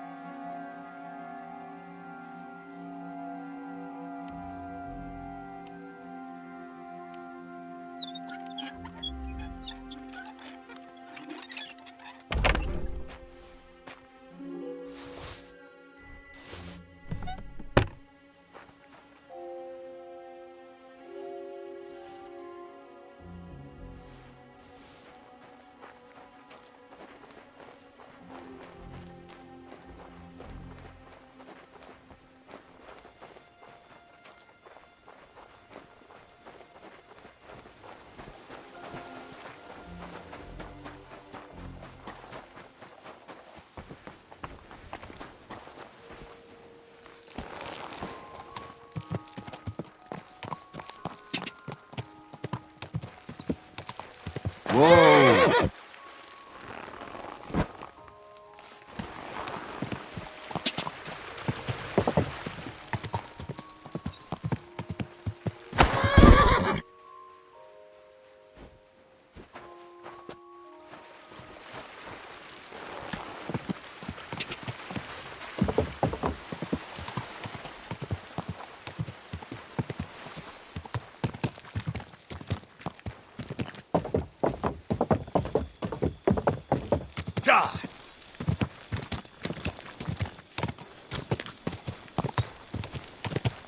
Easy, easy.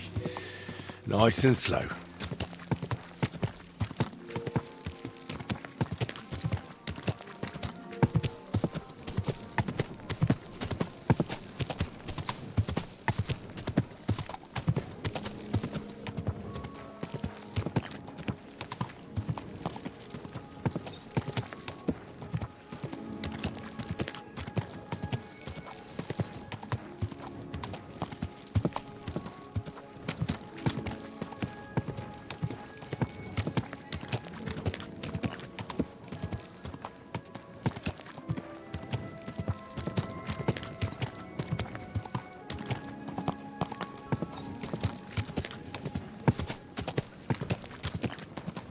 Whoa, whoa.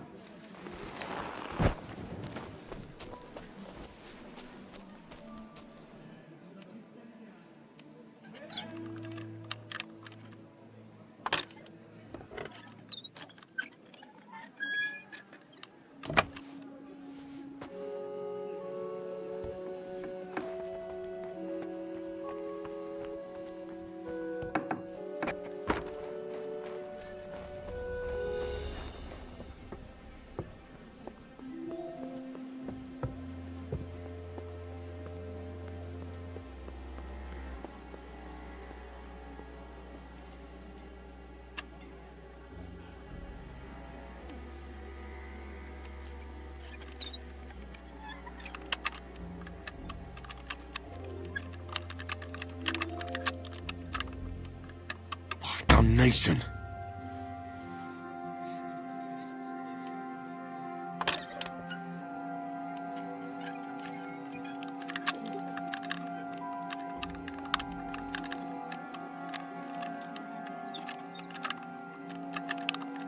Shit.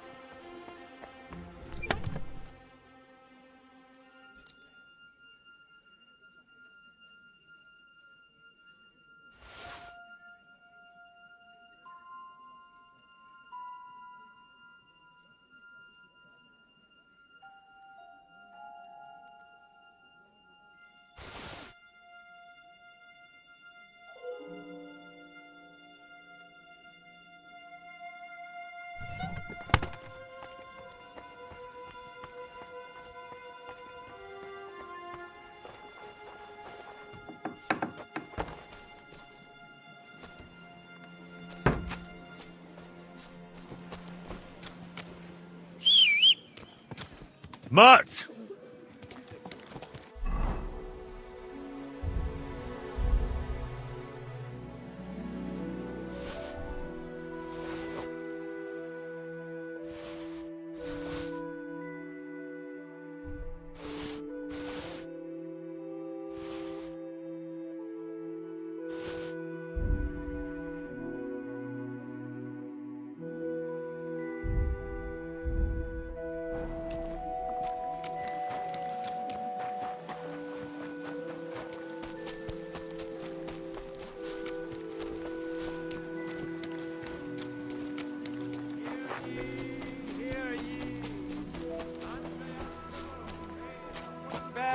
And the council as a whole are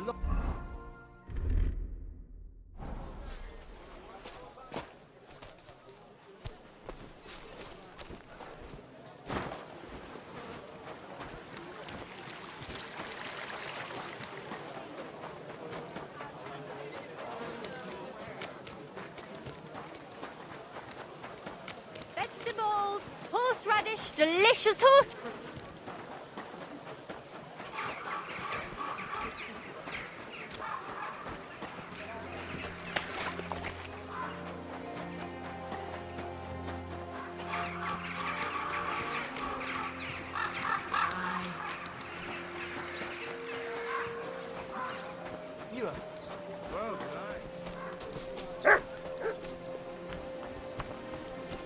Oh! I brought you some food.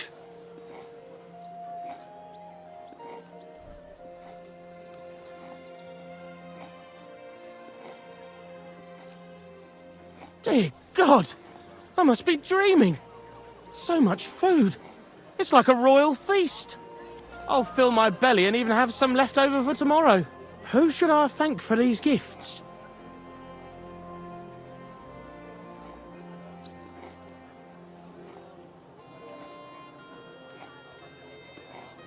All this is from the Kuttenberg Guild and the good King Wenceslas. Is this how the guild takes care of us? Wonderful. May God bless our King Wenceslas. Take care, friend.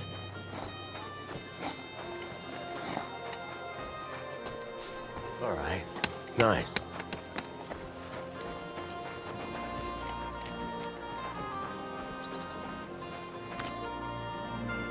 I brought you some food.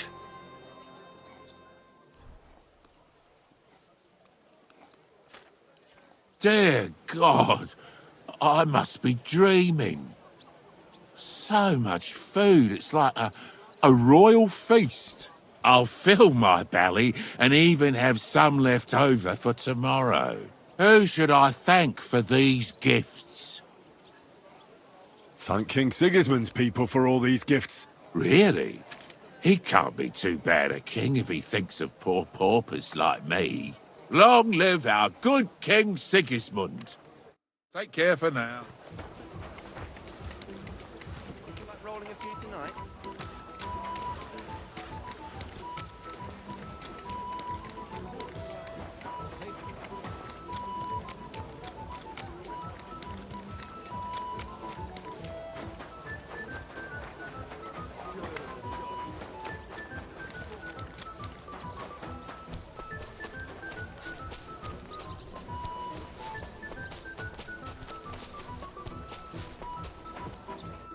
What's going on? You're all covered in blood, lad. I'm bringing you some food.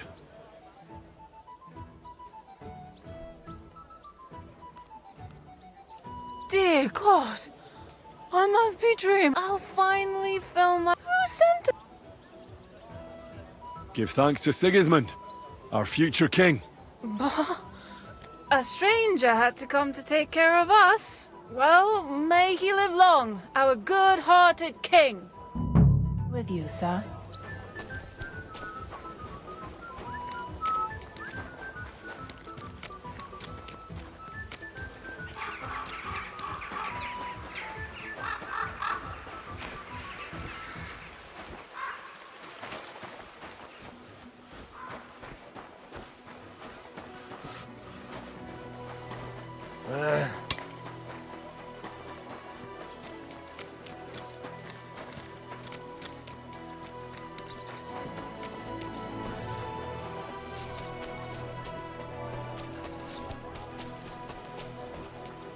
Excuse me.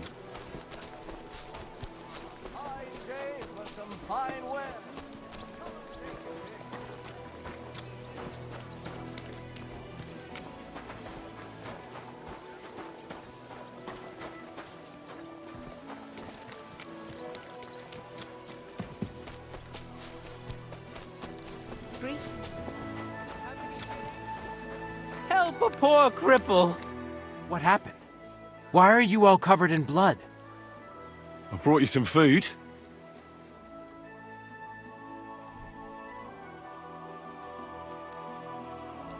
Sweet Jesus!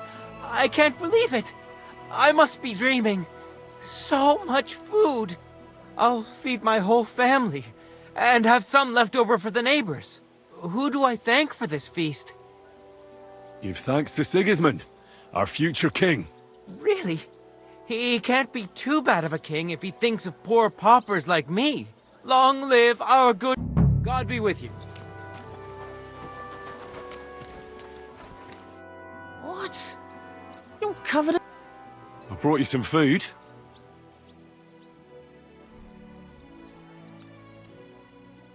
Dear God!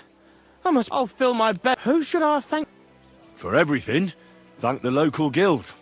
Is this how the guild takes care of us? May God bless our... Be with you, good sir.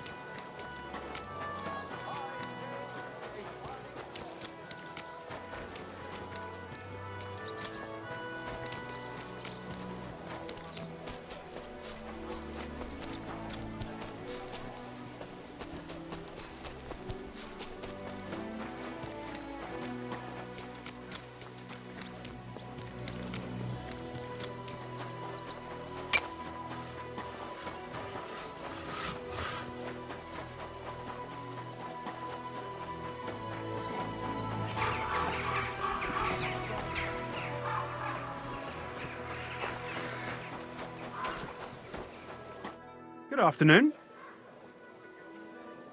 So I stole the wine from Sigismund's storehouse, as you asked. Splendid. And what are you going to do with it?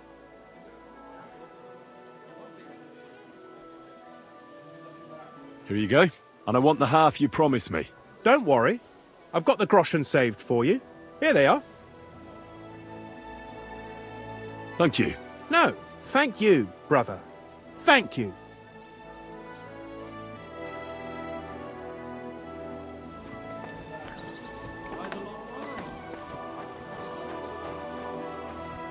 Good day to you.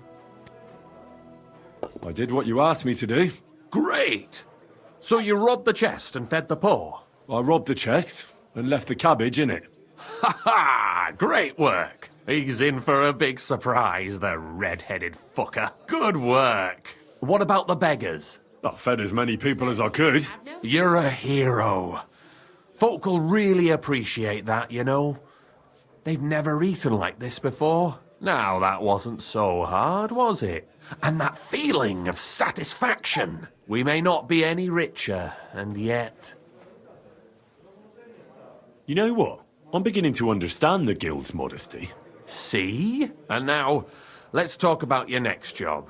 Just before I tell you more about it, try talking to Rat. I'm sure there are a few side jobs for a chap like you. And Goliath could teach you how to throw a proper punch. He's the best brawler far and wide. You said you have some more work for me. What is it? Well, you might have noticed there's some houses in Kuttenberg with peculiar symbols on them. What symbols? Kind of little markings you'd easily miss if you don't know about them. But you'll spot them if you keep your eyes peeled. What are they for? Before we was here, before the guild, even before Sigismund turned up, this whole place was under the thumb of another gang.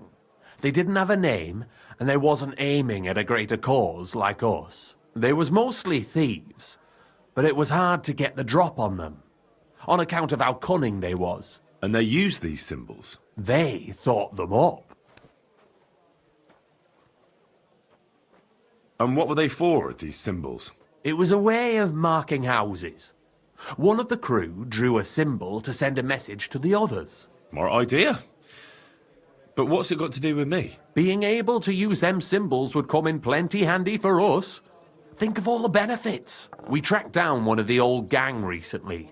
His name's Hinek, but he used to call himself Greaser. He was a bit of a know-it-all and made fun of everything. I sent Hogg to find out the meaning of the symbols from him, but I'd rather someone else kept an eye on him.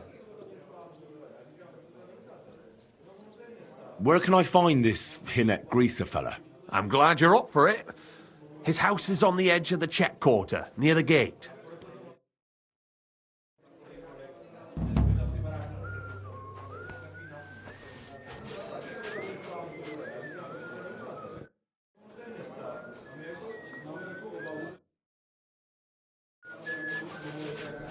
I apologise. Hey, Henry, come over here.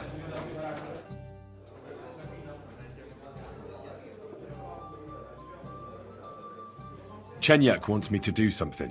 What does he want this time? That idiot would be better off finding himself a woman instead of thinking up damn fool shit. Let me guess. It's something real important that'll help us in our noble cause. I'm supposed to keep an eye on Hogg, who went to find out the meaning of the old thieves' symbols around Kuttenberg. And what do you think about it? Are you gonna help him? What do you think about it? I think it's a great opportunity for both of us. You think so? Look here, friend. If you find out something about them symbols, tell me, and I mean only me. I promise you, we'll make a fortune out of it. They ain't just any old symbols. They're thieves' symbols, see? Help me out, and you won't regret it. I'll have to think about it. Don't wear your brain out. There ain't nothing to think over. When you find out more about them symbols, you know where to find me. Tell me more about yourself. What can I tell you? I was born on a dunghill and I'll die on a dunghill. With the guild, Even the likes of me have a chance to sleep in a normal bed sometimes and have some decent food. Don't you have any dreams or purpose? Listen, pal, you can't eat dreams for breakfast.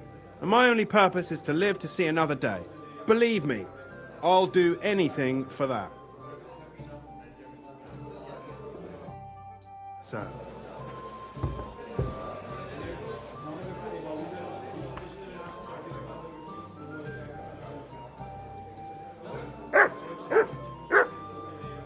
Aye, coming right up.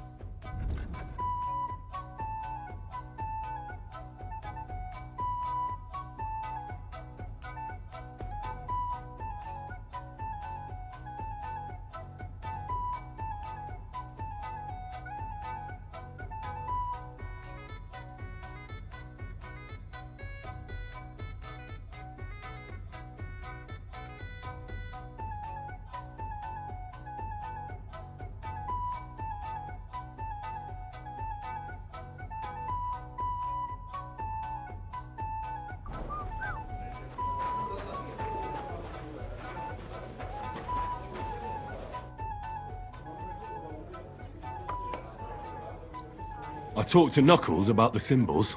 Let me guess. He wants to use them to get rich. Well, yes, actually. That's Knuckles for you. But I think he'll eventually understand it's better to think of the bigger picture than just himself. Nevertheless, until you find something out about the symbols, come and see me directly. Christ, so much to do. Greetings, my friend. What's new in the city? Try asking at the Kingfisher Bathhouse. They say the owner has some problems. Betty the bathkeeper? Problems? Aye, that's the one. Some disagreements with the city council or something. But that's all I know. You should ask her yourself. Aye, I'll go and see her. She's a friend of mine. And that's about it. That doesn't sound bad. Thank you, innkeeper.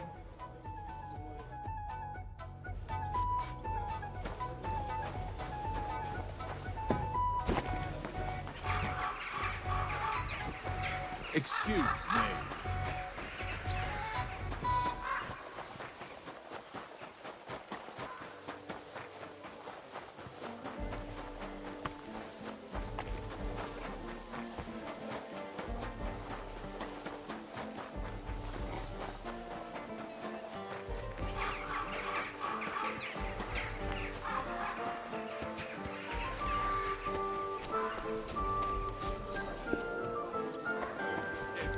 Much as looks at it. God be with you, sir. I need a bath. What'll it be this time, Henry? I've got a few wounds that need taking care of, and I need a hot bath. And wash my clothes, too, so I don't look like a beggar. All right, but money up front. I'll gladly pay you. Excellent. You won't regret it, sir.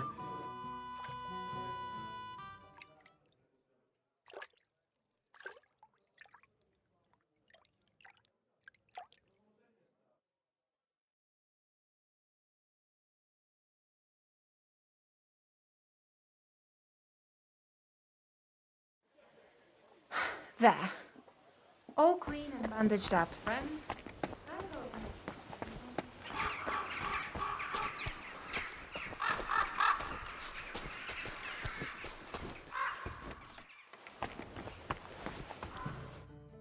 What do you want? I hear you're having some problems with the city council. Has word got round already? Oh, wonderful. What's going on? The leeches have run out of ideas who to bleed dry, so they've come up with a new tax on us. What tax? The clean tax, they call it. One bathhouse in Kuttenberg will be chosen that won't have to pay into the city coffers. The official municipal bathhouse, they're going to call it. But they'll slap the clean tax on the rest of us and bleed us dry. How much will the tax be? A lot more than I can afford. I already have to think twice before spending a single groschen, and every extra cost will only make it worse. I'll have to close down before the first snows.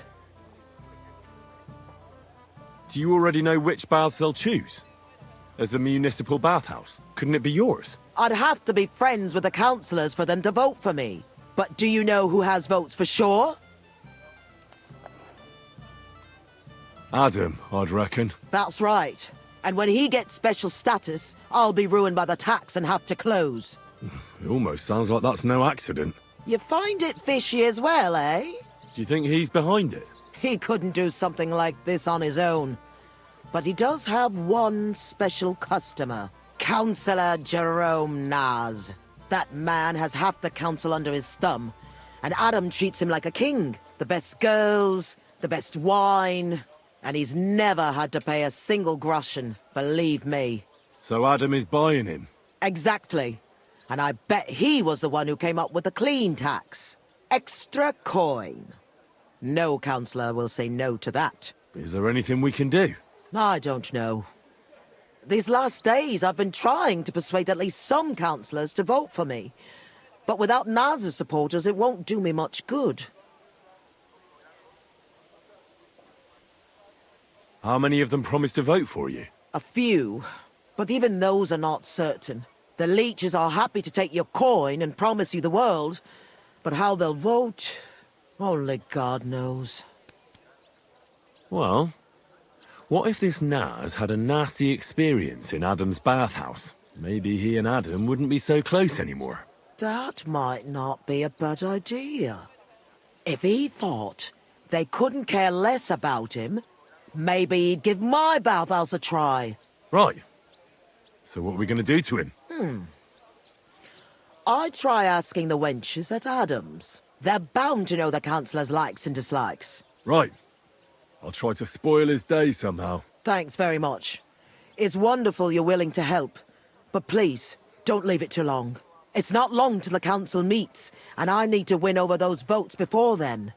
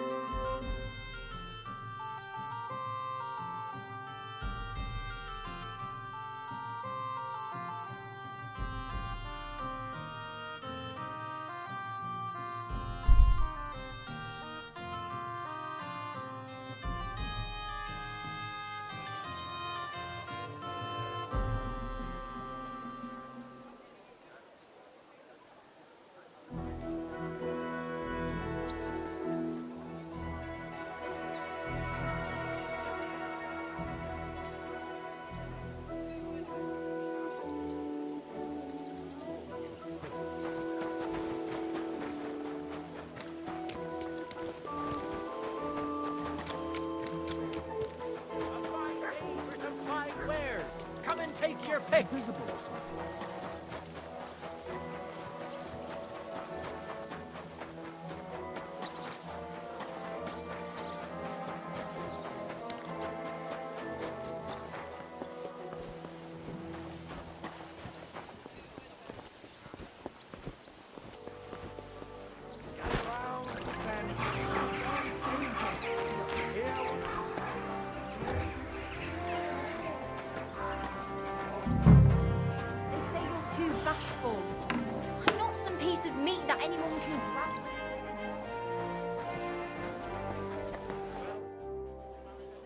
Do you know Councillor Naz? I heard he comes here from time to time. A councillor? I don't think so. But try asking Mary. She serves the nobles. Which one is she? You'll know her when you see her. She ain't the youngest. She's bound to be around here somewhere. I'll ask. Thanks. Covering up.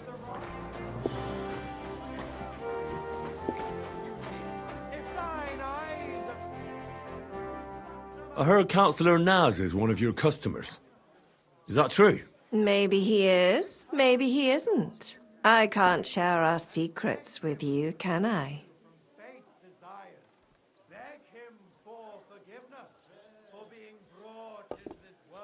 Aha, I see. You don't know anything about that. I know everything. Yeah, definitely. I think you've never even seen Naz. Yes, I have. I'm the only one who's allowed to prepare him wine. Nobody else is allowed to even touch his cask. He has his own special drink. Special and expensive. Adam gets it from... Actually, I don't know where he gets it from, but it's from somewhere far away. I secretly tasted it once, and it was... Horrible? I suppose my tongue isn't refined enough. Is Naz's wine stored properly?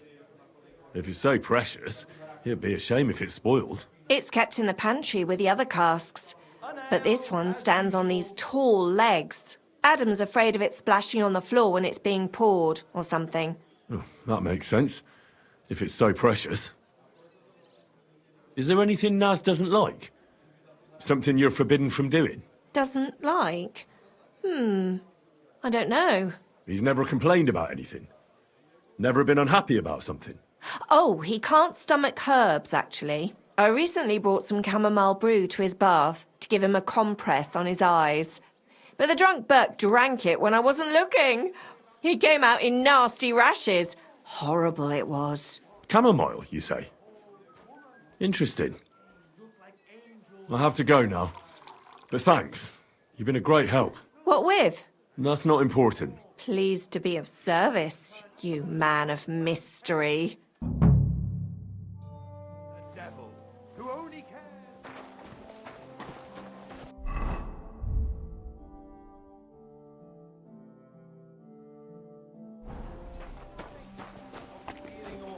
To get them.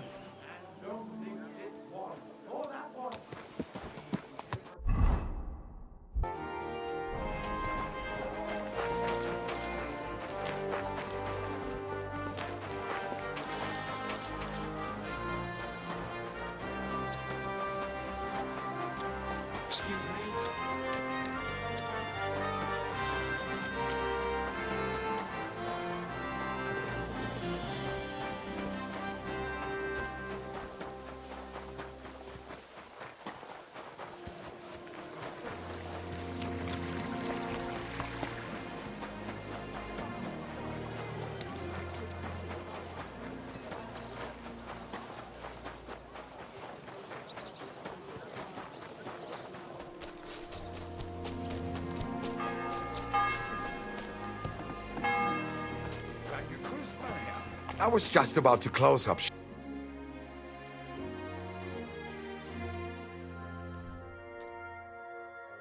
I'm glad you found what you were.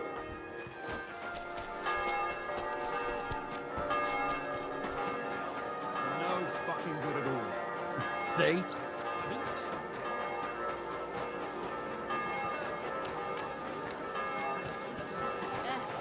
Same to you.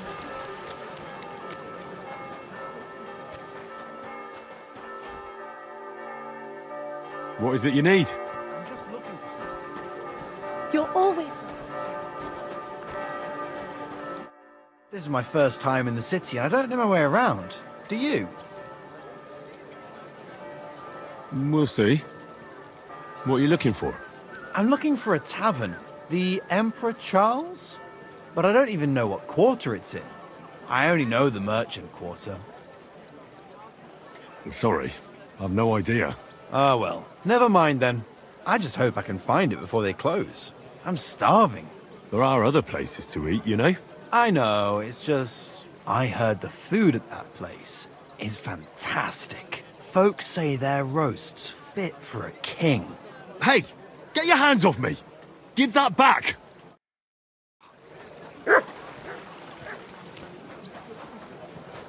Enough! Enough! A brawl! Had enough? Aye. Now hand it back. Everything you stole from me. Here. That's all of it. Can I go now? Piss off. And don't let me see you here again.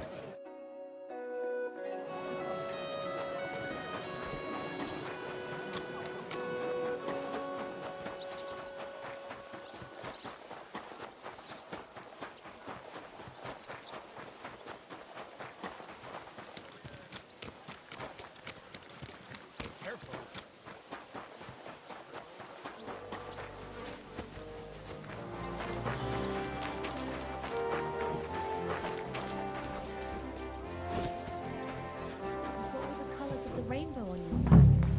Should someone be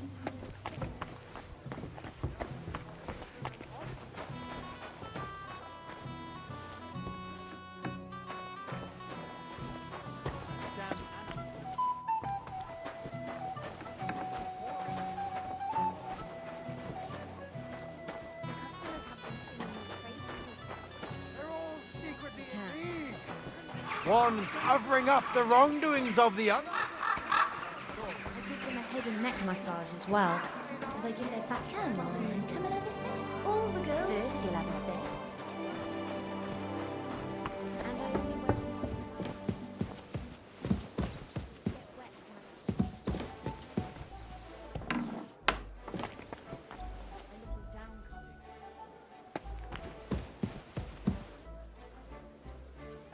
Why is it open? What are you bargaining in here for?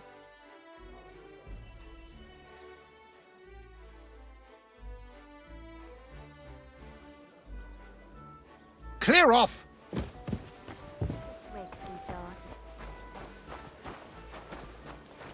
Thanks for the herbal brews. My shoulder's feeling... Yes, you did. We talked about it. Mine. On your shoulder.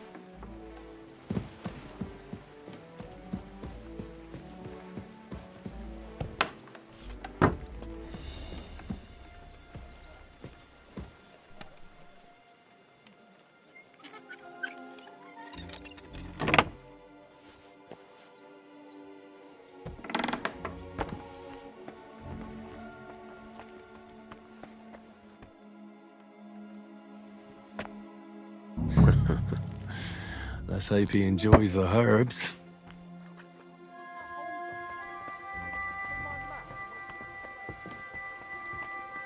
Why is it open? I always close the door!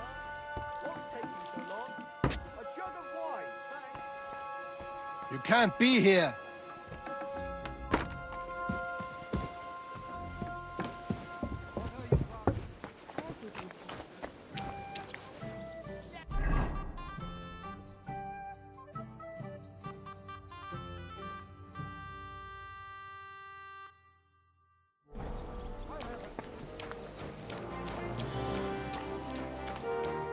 A blessed evening to you. Do you know Councillor Naz? The name don't come to mind, but I ain't been here long, and I don't know all the noblemen yet. You'll have to ask the other girls. I will. Thanks.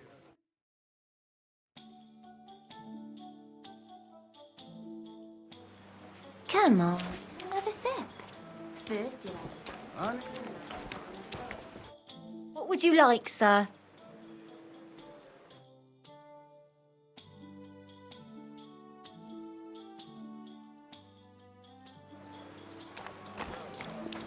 Come and take a sip.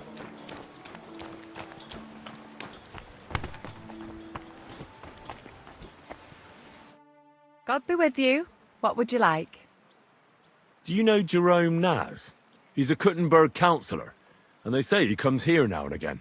Of course I know him. Me and the girls look after him like one of our own. What services do you give him? Ooh, wouldn't you like to know? All the girls do their own bit. We make certain Councillor Nars gets the best treatment. And what do you do? Wouldn't you like to know? But you need to make it worth my while. Of course. How much do you want? Coin won't catch me a husband. But a pretty dress, that might do it. I'll try to get hold of one. I look forward to it. Do you, sir?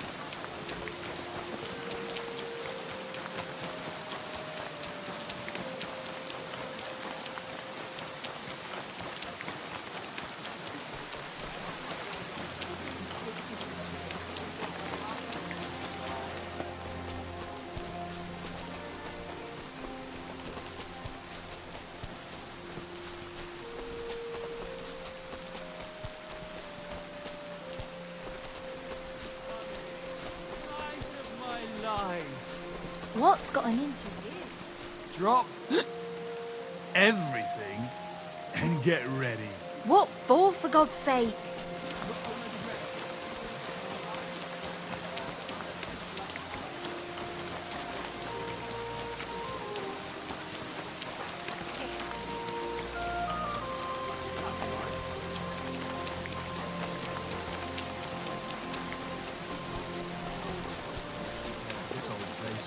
Did you bring anything back?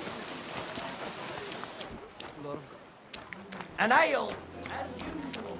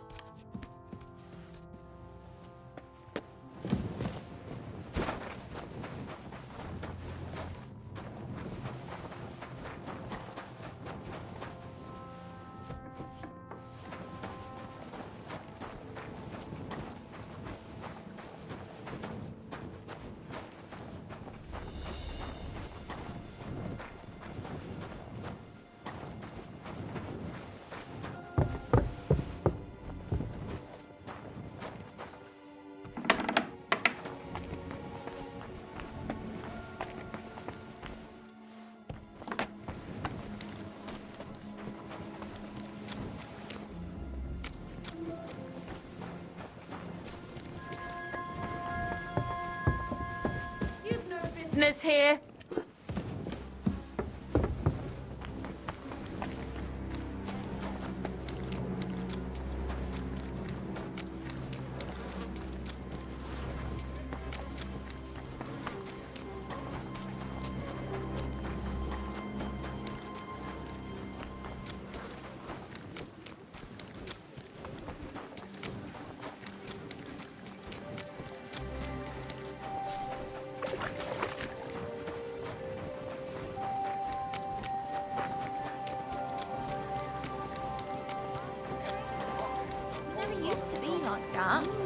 know.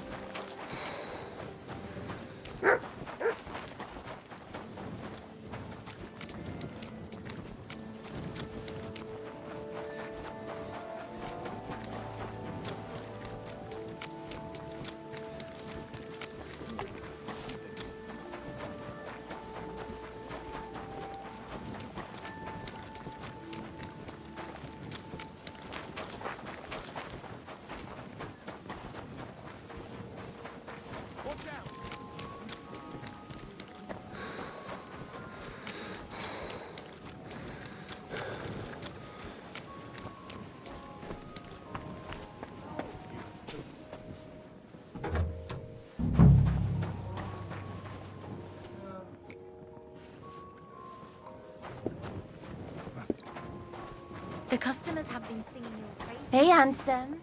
Can we have a drink?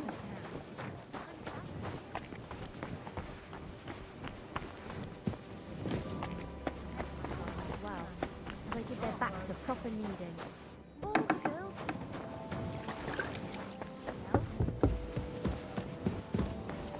Hey, what are you doing here? Greetings. Oh, can't you wait till morning? I want to ask about that councillor, Jerome Naz. I know you do, but what about my dress?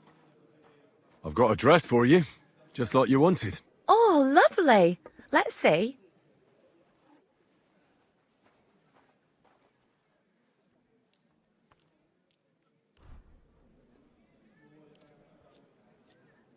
This? I'd be on the shelf till Judgment Day wearing this. I want a pretty dress. I've got a dress for you, just like you wanted. Oh, lovely. Let's see. Wow, it's gorgeous. It's all yours. Now, what can you tell me about Naz and his visits? Of course, it's the same every time. I go upstairs to prepare a bath for him. It can't be too hot or too cold. And then Adam gives me this fragrant oil and I have to mix that in. That's some special treatment, isn't it? We don't do that for anyone else. I hear it's awfully expensive, but only the best for Councillor Naz. Well, that's what Adam says. I understand. Well, then he has his bath, eats and drinks and discusses important issues with Adam and the other wealthy guests. And then he usually goes home or stays on with some girl. It depends. Could you show me the fragrant oil? I ain't got it. Adam's really careful with it, so he only gives it to me when Councillor Naz comes. Then he locks it up somewhere in his room upstairs. You said Naz talks to Adam during bathing. What about? Do you know? No, I don't. I don't listen to them. Boring stuff, usually. About the city council, about money, blah, blah, blah. I mind my own business. What does the oil look like? Is it in some picture? No, it's small. A little bottle with a cork. A bit like perfume. Aye, and it's got something painted on it. Colourful flowers like. What would happen if you broke the little bottle, say, or someone stole it? Don't say that. Not even as a joke. That would be the death of me. Adam would hit the roof, but Naz would be even more pissed off. He always asks for it, eh? Sometimes I wonder if he only comes here because he likes the way the bath smells. He can't stop praising it. It's like it puts him under a spell or something. Right. I was just curious. But I've got to go now. Thanks for the chat. Thank you for the dress. Take care. Good night. Christ! Pardon me.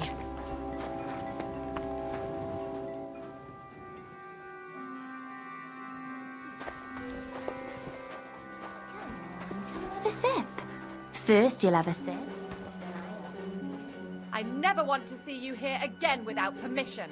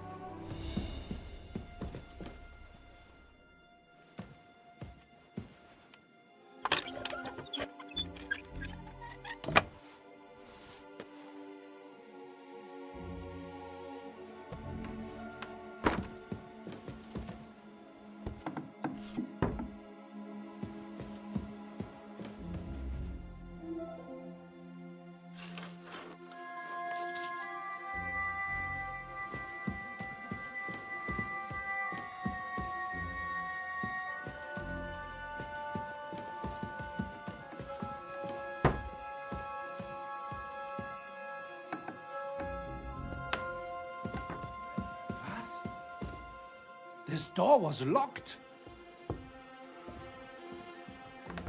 I've plenty of time to find you.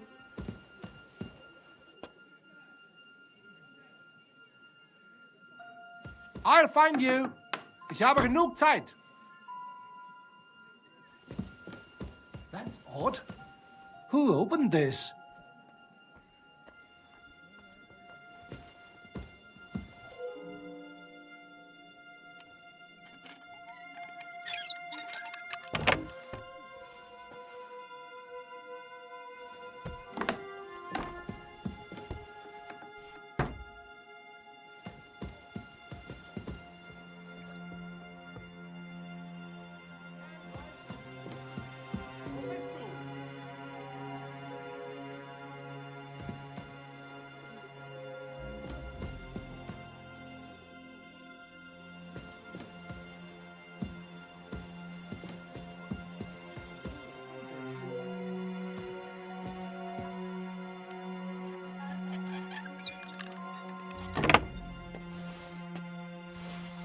That's rank. Ugh.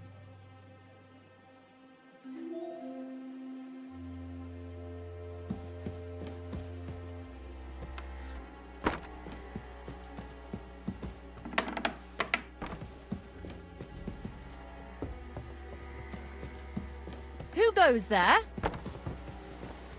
Are you really going to make me look? Come here. I'll give you some sweet nectar. And then maybe more. Keep an eye on your things. Ugh, it's late. What do you want from me?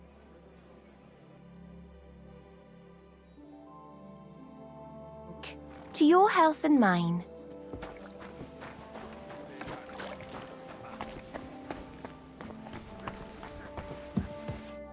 The Lord be with you. What do you need? Do you know Jerome Naz? Naz? The councillor? Aye, he's the one we had to change the tub for. I know who he is. Why did he change his tub? I'm sorry, but I'm not allowed to talk about it. It was a terrible disaster.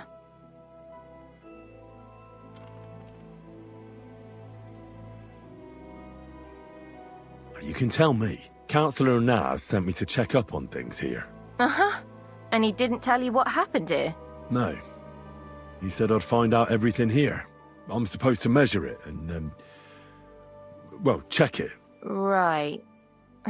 If that's what Councillor Naz wants.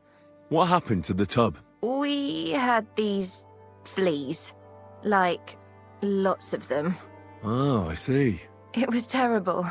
We had to scrub the bathhouse top to bottom and wash or burn everything. And Councillor Naz found out and wanted his tub changed. Said he wouldn't use one that was crawling with fleas. How did the fleas get in here?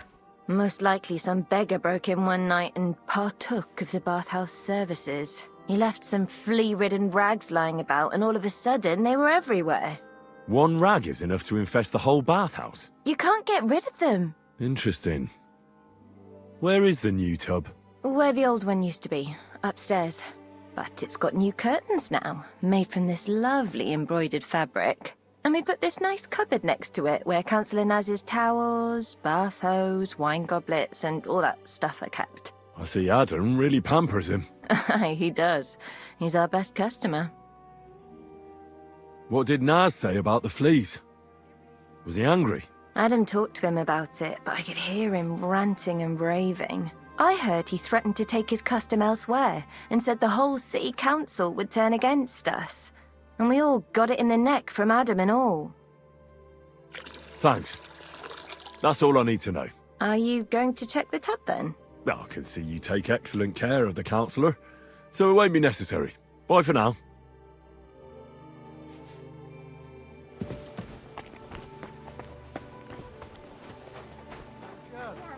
Come here. Come and have a drink.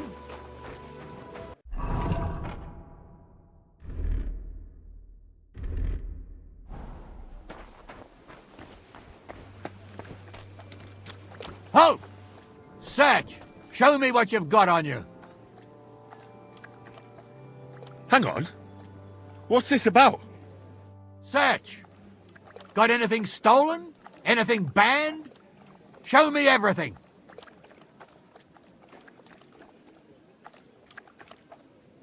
What's this nonsense? This is not the kind of conduct I expect. Do I look like some mangy thief to you? Ha! People these days. Unbelievable. Oh, come now. Nothing too bad has happened, has it? You go right ahead, sir. Let's just forget I stopped you, eh?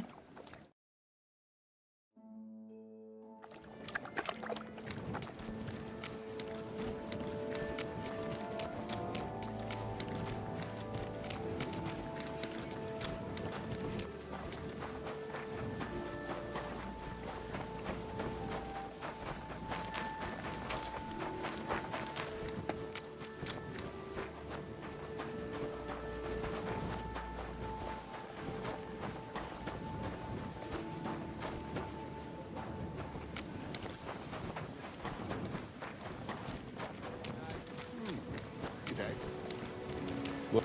Sorry?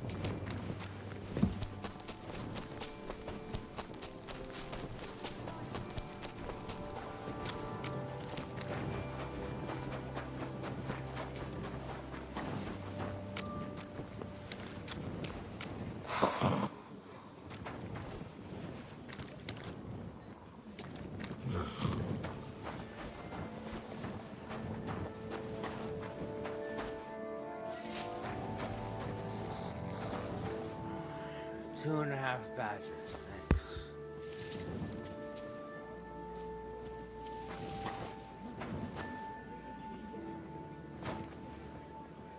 Are you kidding?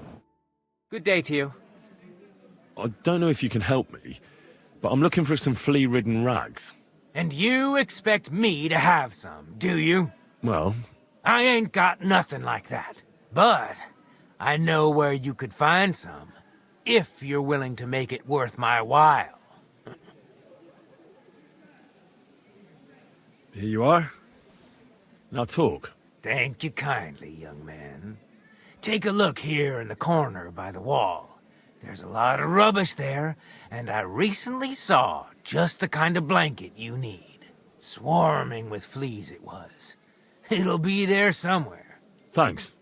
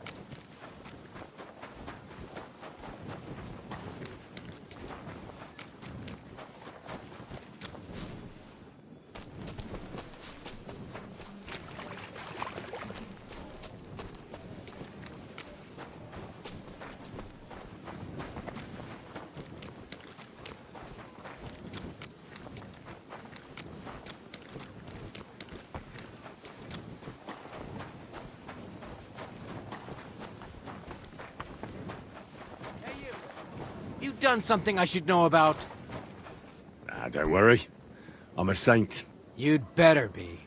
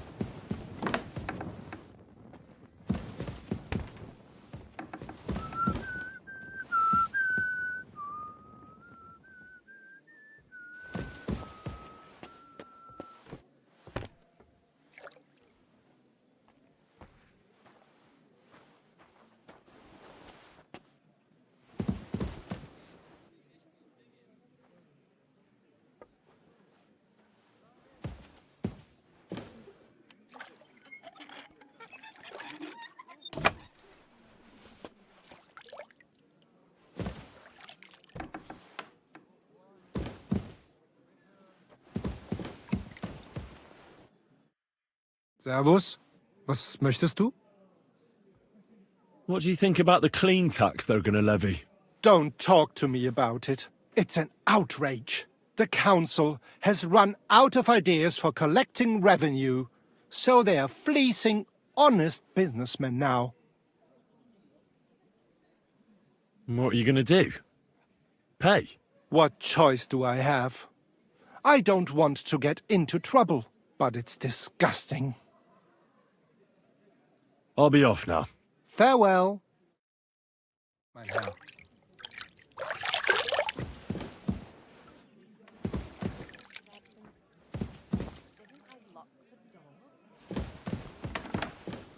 Right!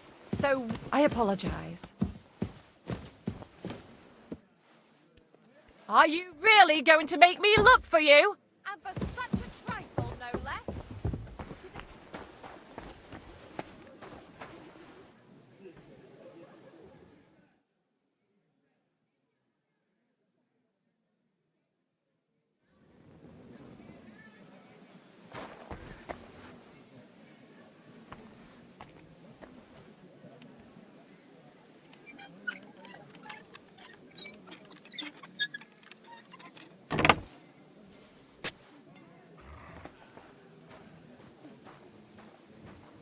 You silly doggy. What are you doing lurking around without a light? Get a torch, or I'll put you in the stocks. You're ugly. Now I know why you wanted to be in the dark. Anyway, carry on. What are you barging in here for?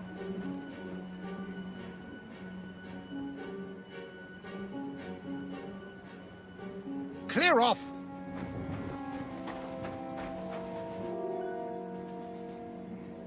What are you poking around that door for, eh?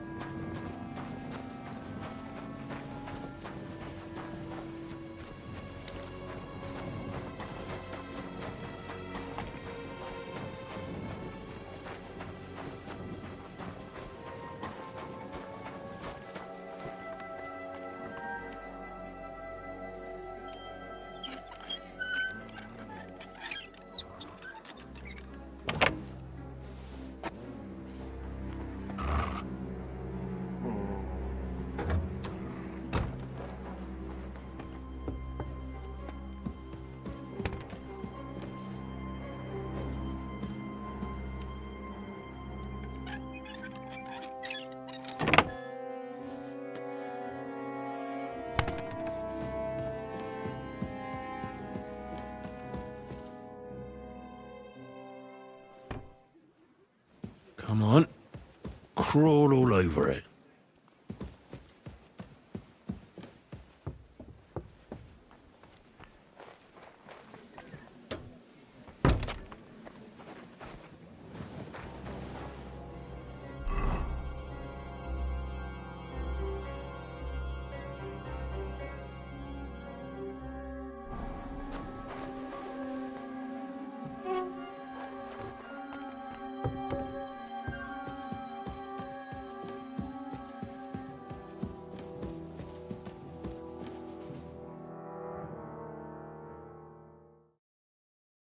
And bite to your heart's content.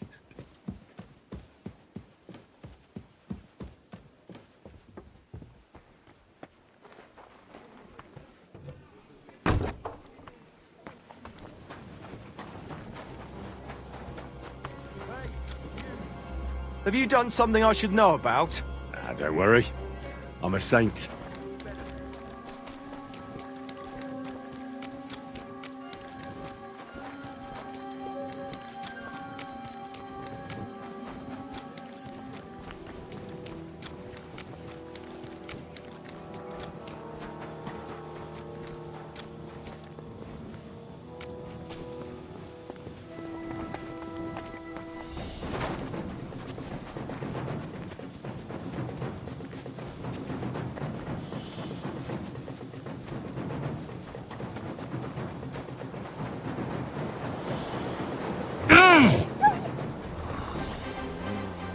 Sick!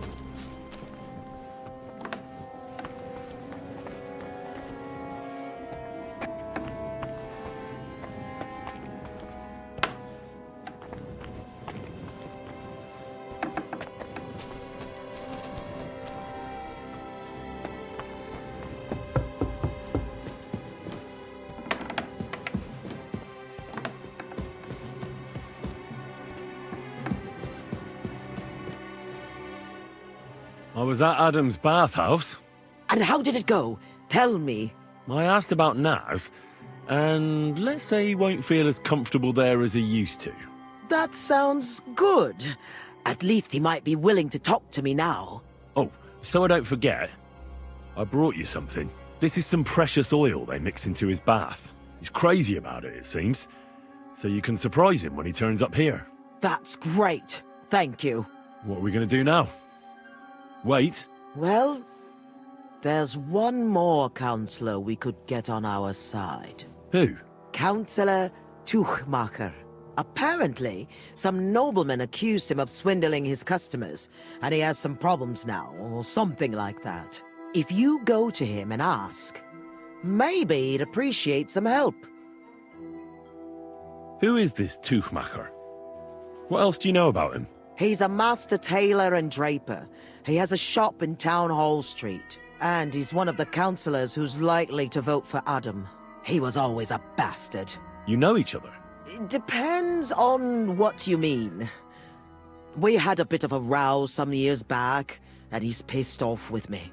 I'd never have thought that moron would be on the council. What about the other councillors? Have you spoken to any? I've given bribes and promised favors, but nothing is certain. Unless Naz is eating out of the palm of my hand, we need every vote we can get. All right. I'll go and see him and find out what's up. Oh, and when I said we had a bit of a row, maybe it'd be best not to say I sent you. He might not take kindly to it. All right. Don't worry. Take care then.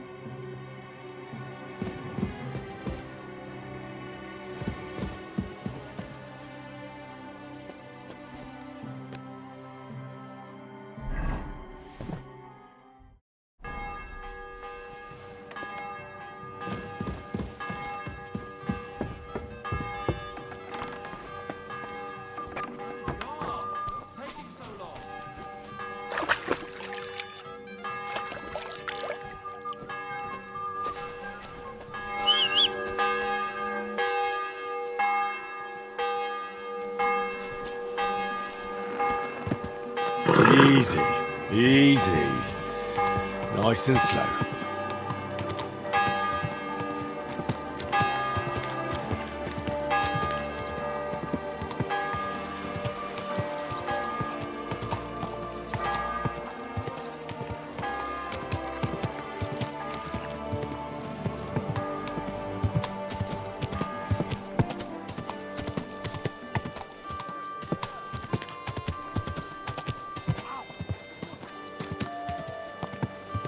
A wonderful day.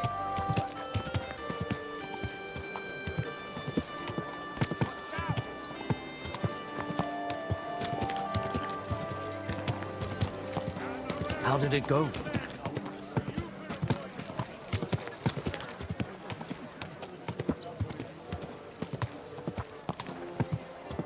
Whoa, whoa.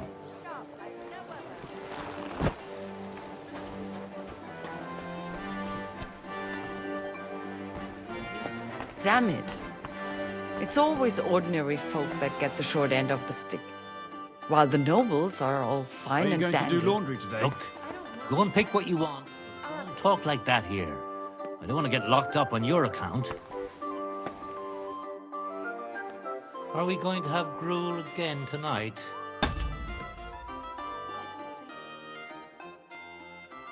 I heard you're having trouble with some noblemen. What's that got to do with you? Nothing. But maybe I could help you. And you just feel like helping me, do you?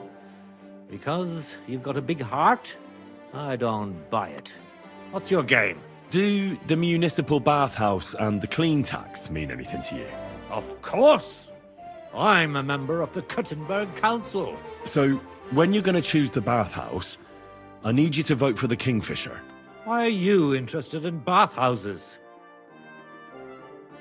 Let's say it's in my interest if they make a profit. I contributed to the furnishings, and I expect to get a return on that soon. Oh, I see what you mean. Aye, why not? If you can help me, my vote is yours. But only if you succeed. It's a deal. What's it all about then? I had a bit of a quarrel with Sir Jan of Leschin, and I need someone young and strong to take my place in a duel. You're gonna fight? You'll do the fighting, and that will settle our dispute. Do you agree? What did you quarrel about? Just a silly misunderstanding. Some nobleman's servant ordered a coat for his lord, except he kept urging me, and I ran out of the right fabric.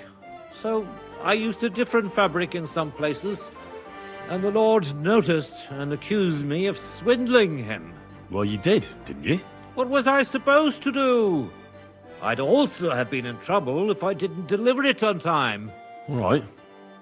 What happened next? I wanted the bailiff to adjudicate, because I'm on good terms with him. But the nobleman insisted it to be resolved under the law of the realm, because the city law doesn't apply to him. And that means settling the dispute under the watchful eyes of God, by combat. What are the rules of the duel? You don't need to worry. It's not to the death. What weapons? Well, as I'm not a nobleman, I'm not allowed to use a sword. But you can use a mace, flail, or a hunting sword. Oh, great. And armour? No plate armour. And the nobleman? He can have everything. Sword and armour. That's hardly a fair fight. That's by the by, though. If I'm in the right, you'll beat him even with a stick. God's hand will guide you. Well, I hope so.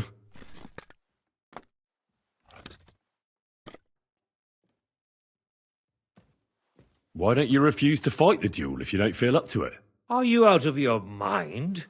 Disobey a nobleman? I could end up battered black and blue, or swinging from the end of a rope. What's more, I'm in the right. I've never stolen anything, and God's favour will prove it. Have you had this kind of problem with customers before? Never! I've never had any complaints before this. I had a good reputation in Kuttenberg, and now I'm disgraced. It won't be my first duel, so why not? I'll take your place. I'm glad I've found someone with courage. Where's the duel going to take place? The dueling spot is secret. It's out of town, so we'll go there together. If you're ready, we can set off right away. Give me a while. I have to get ready. But don't leave me in the lurch.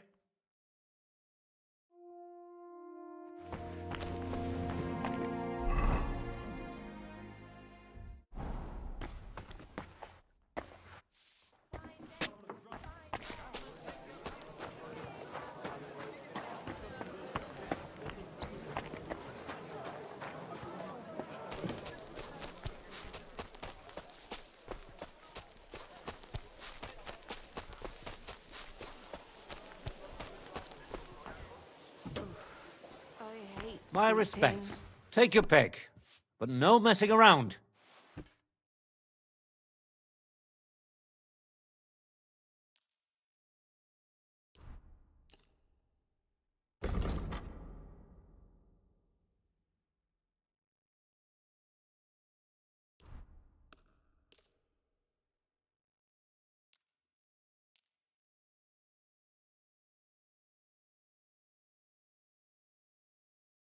I'd like to discuss the price.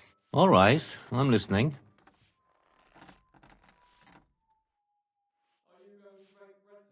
No. Aye, you'll convince me with that price. Some sort of commotion when I wasn't here.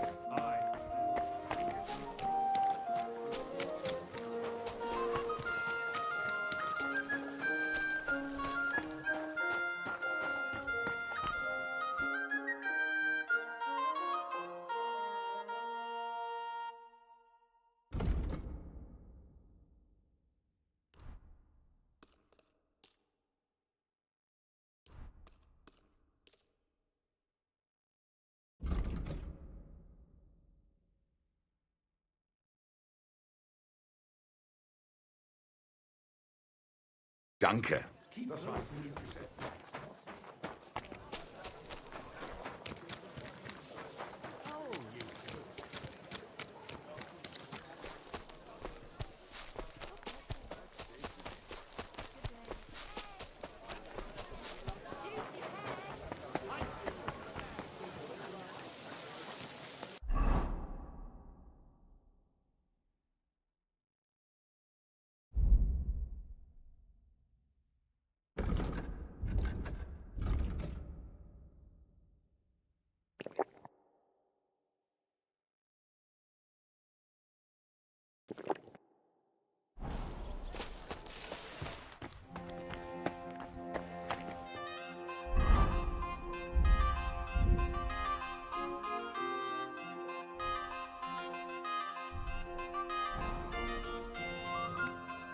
I'm here for the duel. I'm glad you didn't leave me in the lurch. Shall we go? Let's go.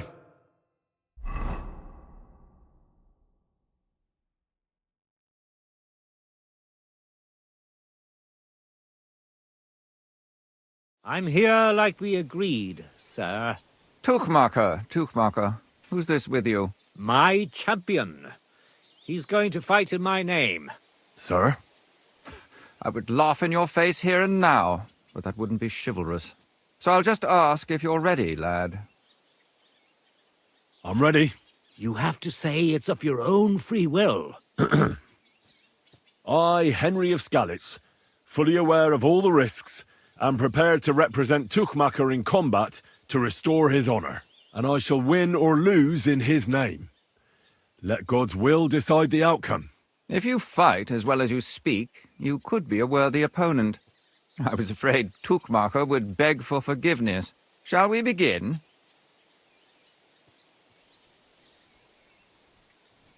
I see you're fully kitted out to fight me, sir. Are you objecting? No. But I have to be practically naked while you're in full armor. That's like you on a horse racing some poor fellow on a cow. You cast doubt on my swordsmanship. All right. I'll show you I can trounce you even without plate armor, boy. Let's begin. God stand by us. Today, these two men choose to settle a dispute concerning swindling and an accusation of lying. Noble Sir Jan of Lechtin and Kuttenberg Councillor Tuchmacher, represented by Henry. Both men confirm that the party whom God guides to victory in the duel has right on his side, and the defeated party is obliged to make good his debt. The combat shall continue until one of the combatants yields or flees. Are you ready? Begin. Oh,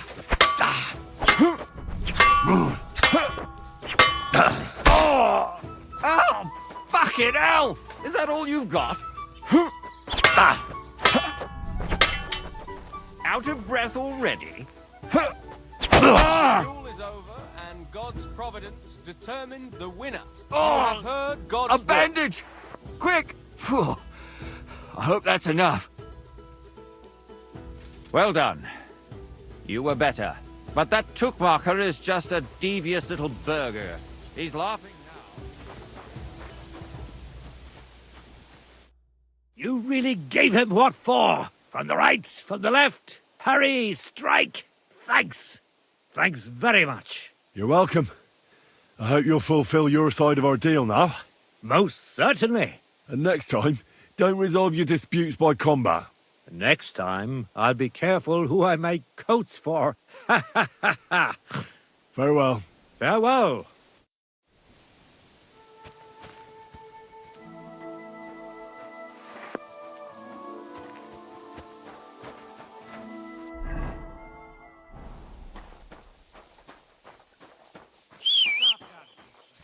Huh?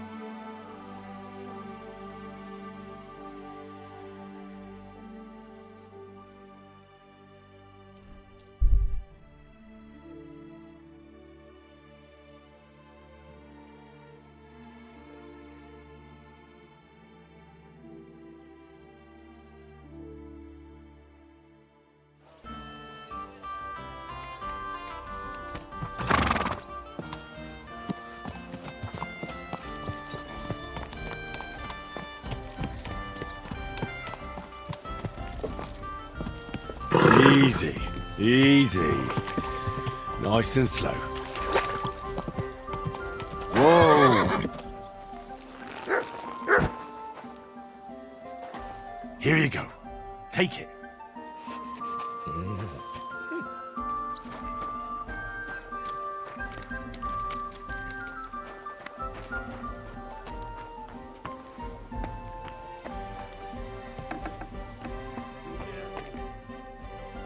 Mein Gott, ist das Blut? I'd like to learn something. What are you interested in?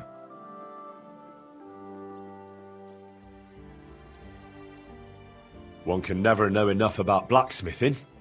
All right, I'll show you something, but you need time for it.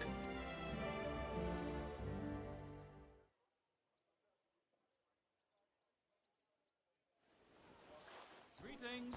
Oh, greetings.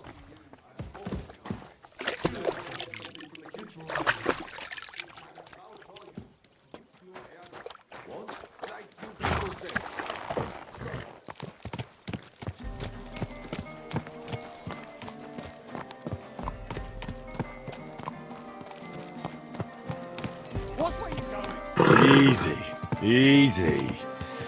Nice and slow.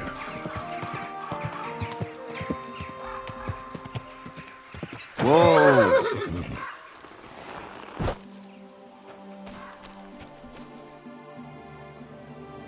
I went to see Tuchmacher. How did it go?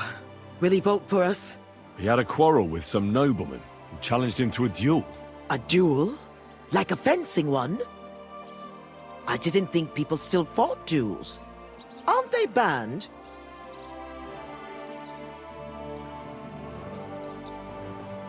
If you've got blue blood, you can do what you like. That's true. It's the same everywhere. What did he want from you? He didn't dare fight himself, so he was looking for a champion. And how did it turn out? He'll help us. Really? That's wonderful. Wow, Henry, you hero. Don't celebrate yet. It's only one vote. But it's an important vote. Now we just have to wait till the council meets. Do you think Adam suspects you're trying to sway the vote? I don't know, but I don't think so. If he suspected something, I'd expect him to march in here and be as nasty to me as he always is. But there's no sign of him so far. Did you find any more votes? Afraid not. With the meeting coming up, everyone's kind of on edge. I suppose there are lots of people trying to get something from them, or something like that. All we can do is wait. So now we just have to wait till they vote? Come back in a few days' time. The councillors should have voted by then. I will.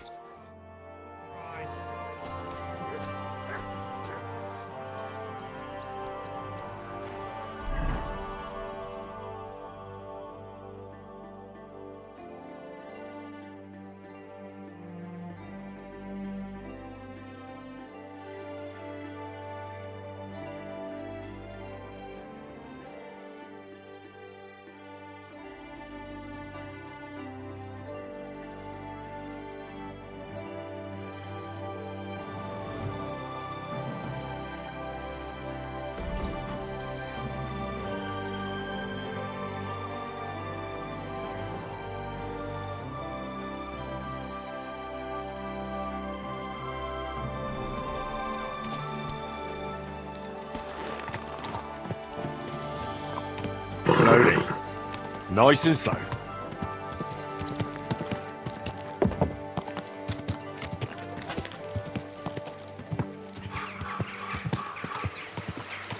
Whoa, whoa.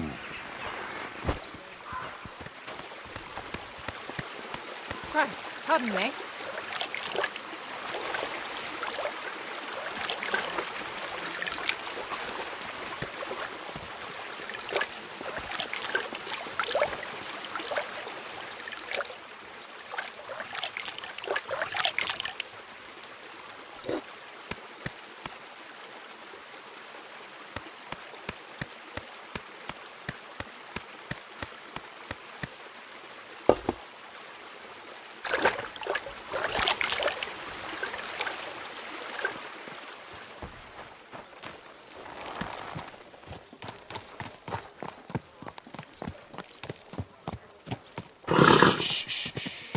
Easy, good horse.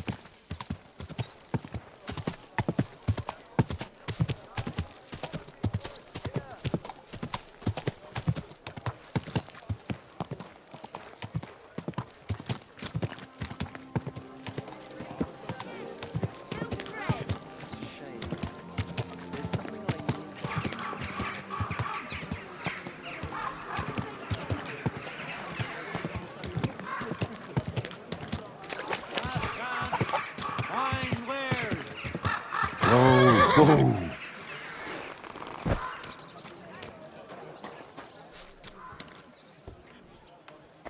Keep close to the others. It's not safe here.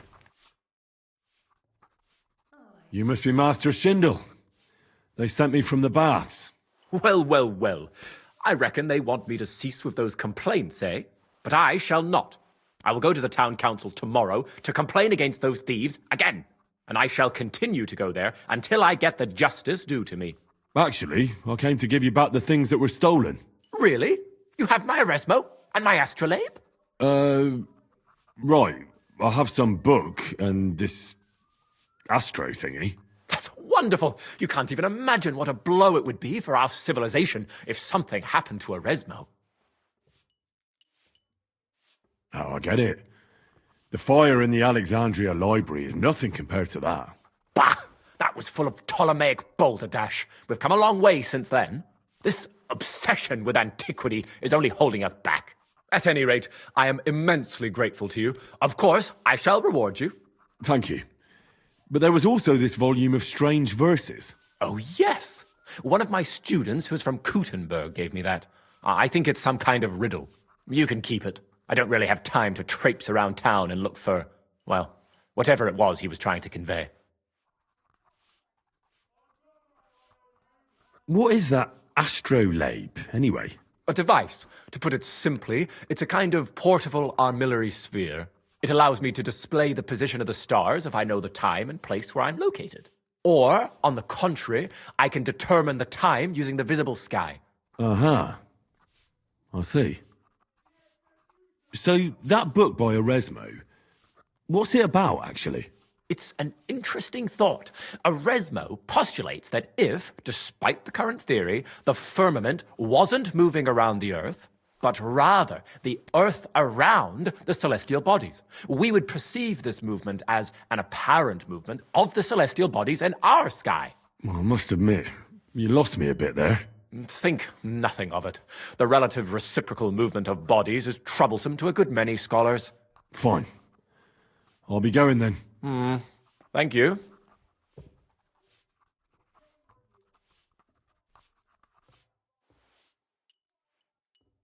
Till we meet again.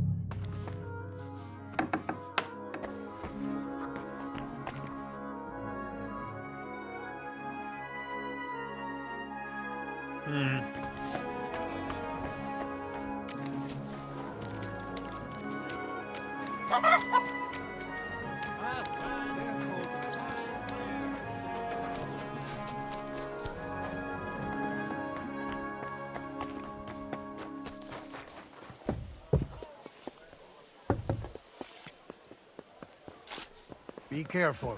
It's not safe here.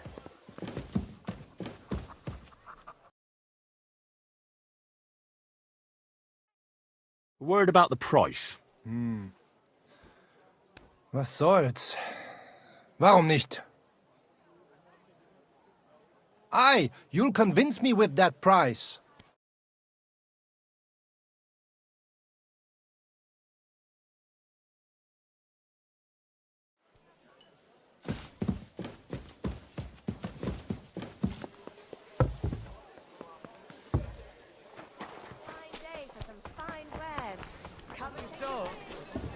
For the good.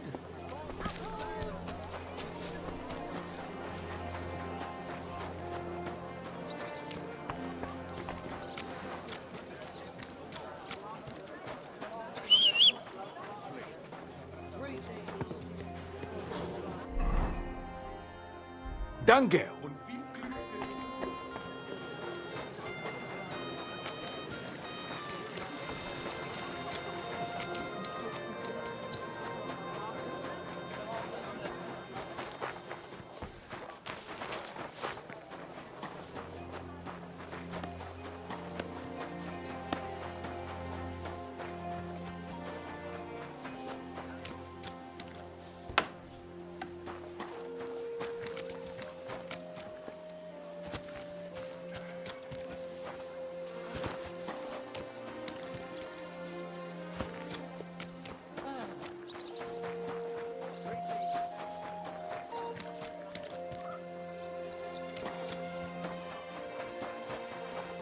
Keep close to others.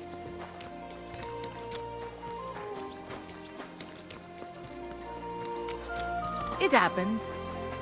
God be with you, neighbor. Good day.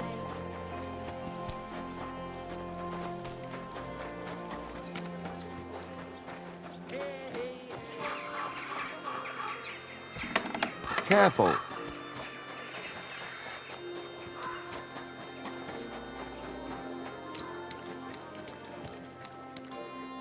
Gepriesen sei der Herr. So, you finally got your way, eh, Menhard? Yeah.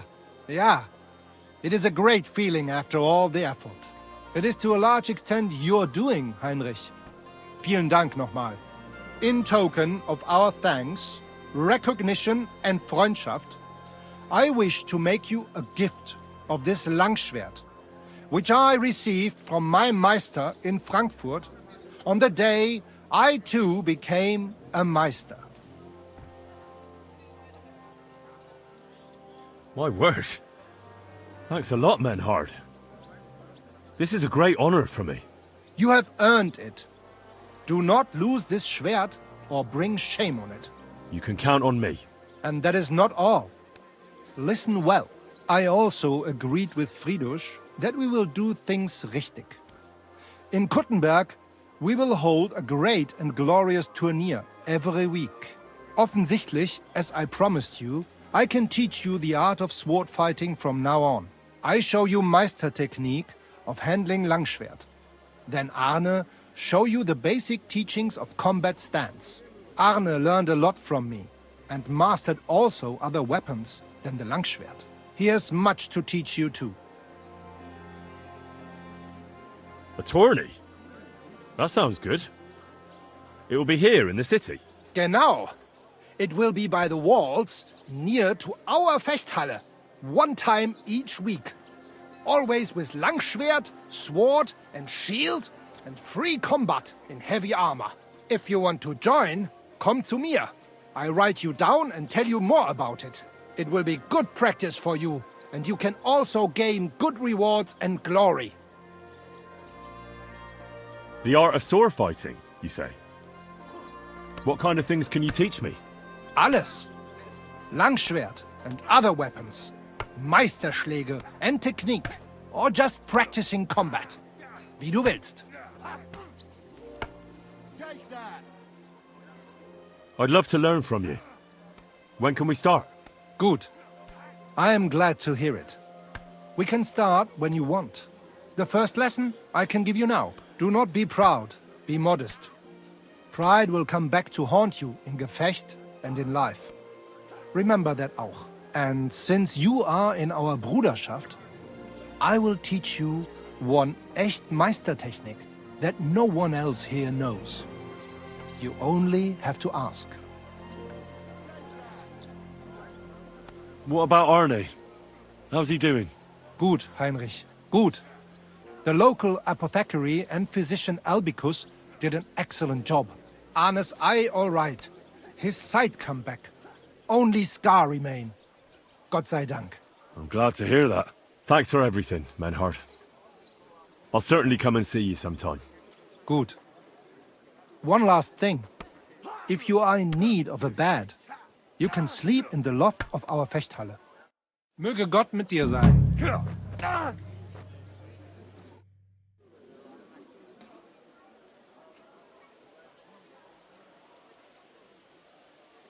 You said you'd teach me some kind of special technique. Ja, genau.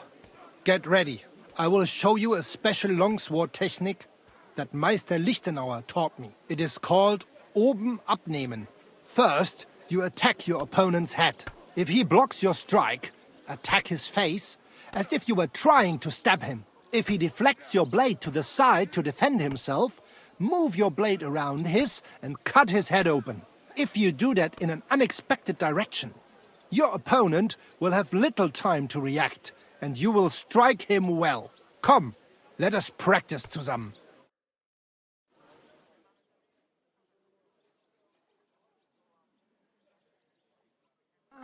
Und? You have a kind Das ist doch gut, master. oder? Eh, Matt? May it serve you in good health, mein Freund.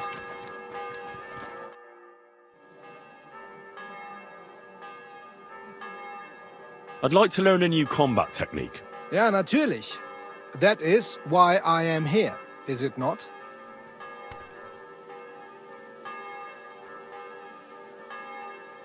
I want you to teach me, Menhard. Show me all the tricks and mysteries of the art of swordsmanship that you know. Sehr gerne, Heinrich. But you will have to donate some money to our brotherhood. Aber keine Sorge, mein Freund. You would not learn more even in Nuremberg. You would just pay more. You're a master of the sword, so what else but a longsword? I want to learn everything so I can be your equal. You certainly do not lack in confidence, und das ist gut. But there is always room for improvement. And even the greatest master needs to train constantly and test his art against other swordsmen. Wie auch immer. Die erste Lektion ist, in battle, the deciding factor tends to be skill. But more often than that, it is luck. So even the greatest master must be humble and cautious. I understand. Gut, mein Freund. Let us see just how well you understand. Los geht's, mein Freund!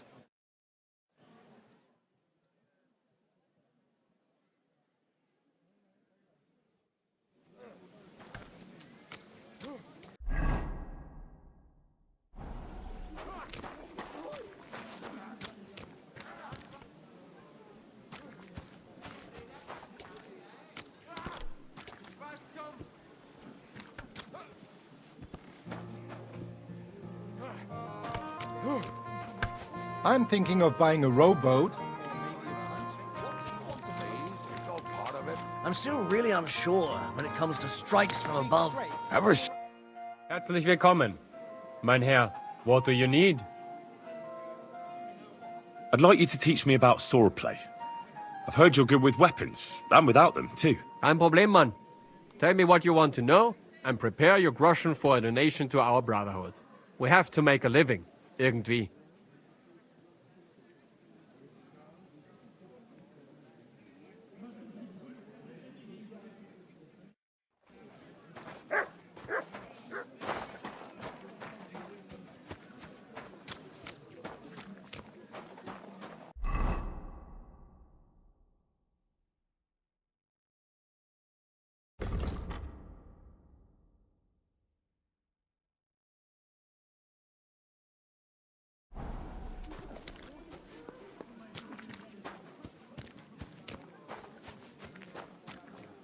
Greetings. Well, good day.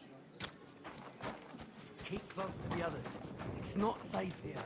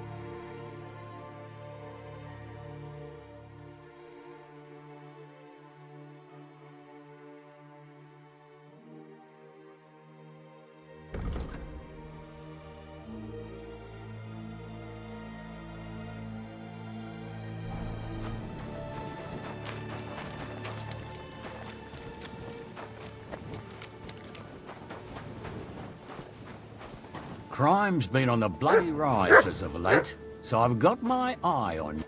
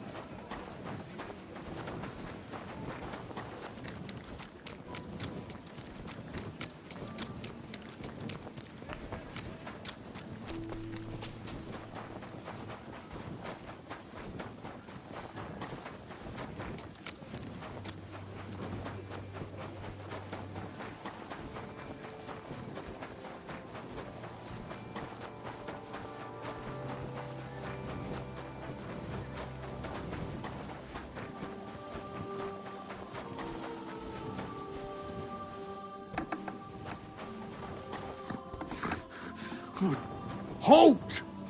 Who's there? Oh. God damn it, Hog! What have you done?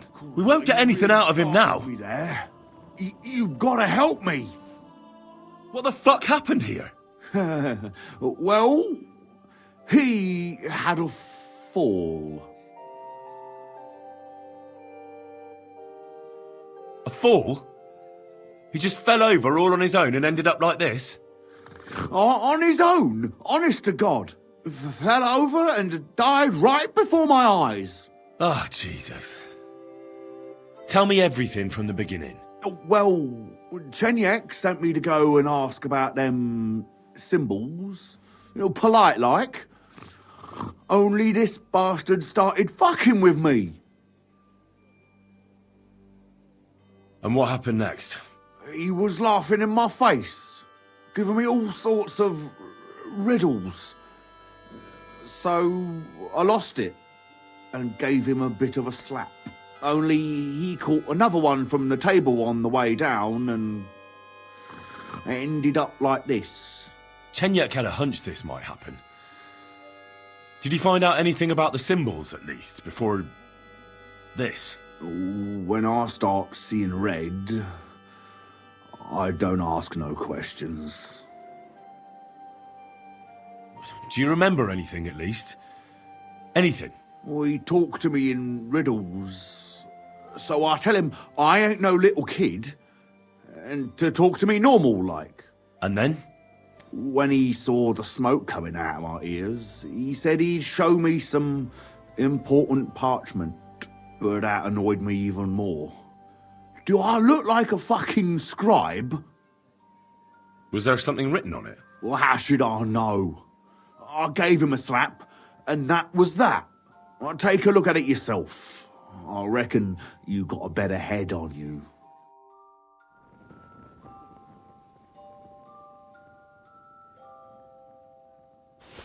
I can't read. Take a look yourself.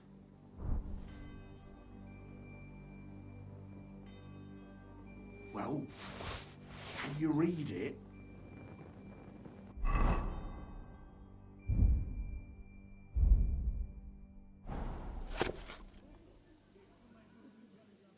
Well, can you read it?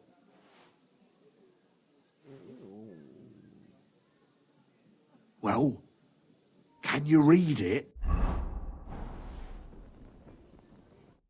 So, did you read it? Yes, but unfortunately for you, it's another riddle. Oh, Pradella! Something about a vineyard and running water. I can't make much sense of it. The bastard! He's fucking with us, even from beyond the grave!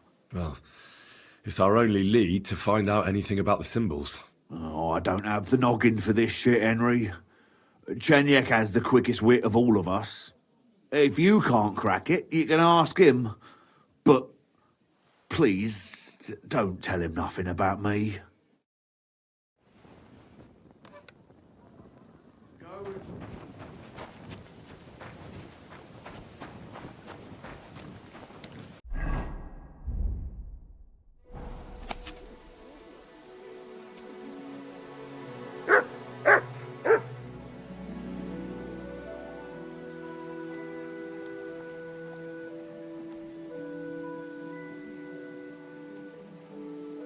You have a kind master, eh, Mutt?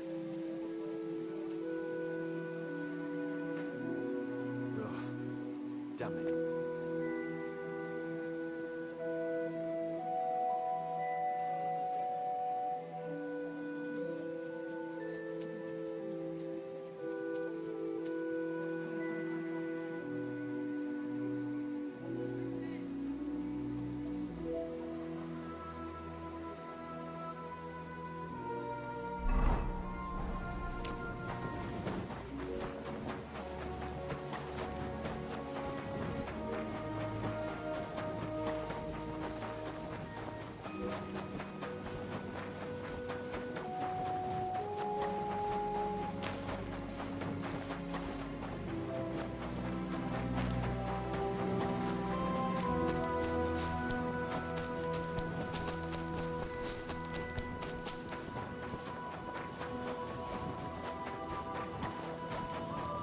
Be careful.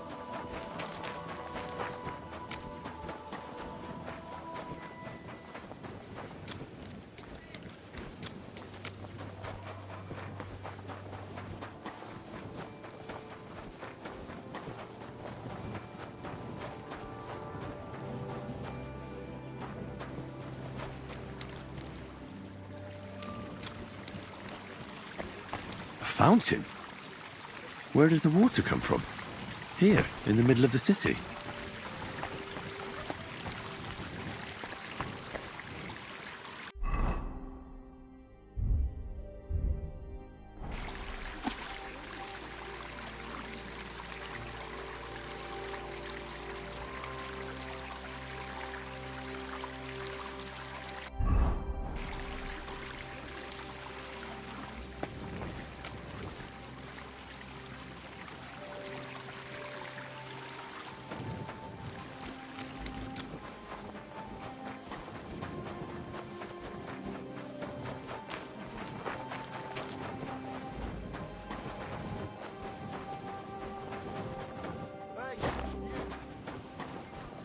Know about.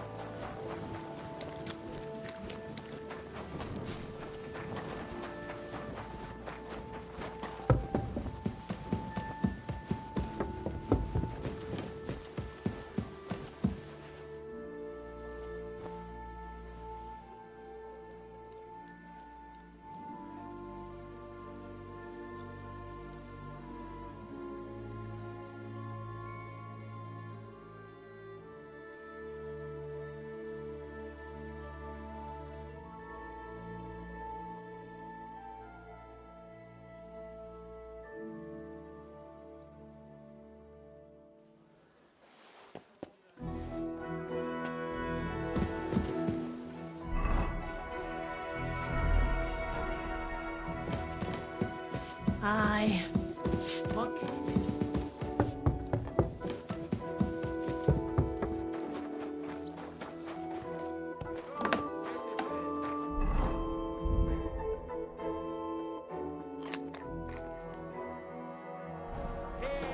Hey, the Master Swordsman Menhard from Frankfurt is accepting students. Come here. Here, mutt. Greatest sin is that I have such nice breasts, and my second greatest. How's your sister?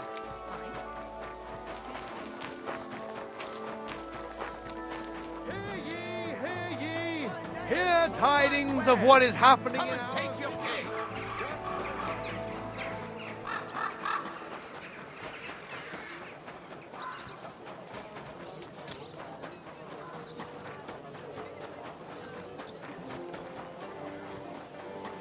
So, I went to see my brother.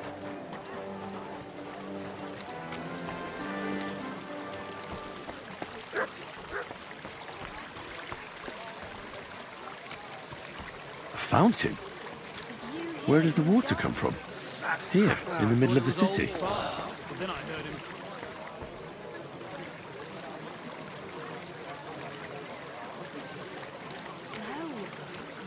Jan, the baby. Cold. Him? But he was fit as a fiddle. What happened? They say he went to bed healthy, but never woke up. It's a mystery. God, that's terrible. His mother said he'd been complaining he couldn't feel his left arm, and that he was seeing things. And he was dead in the...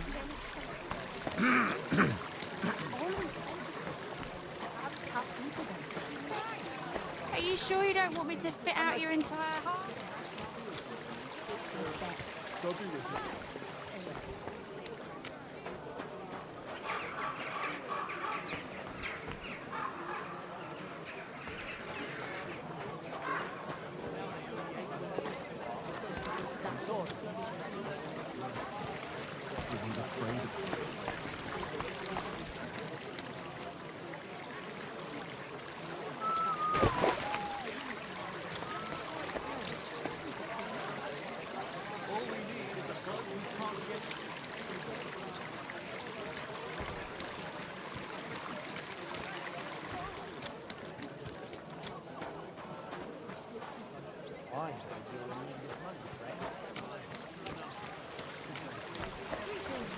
Something to the church for my father's requiem mass.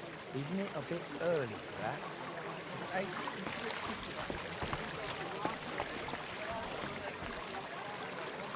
I wouldn't leave it.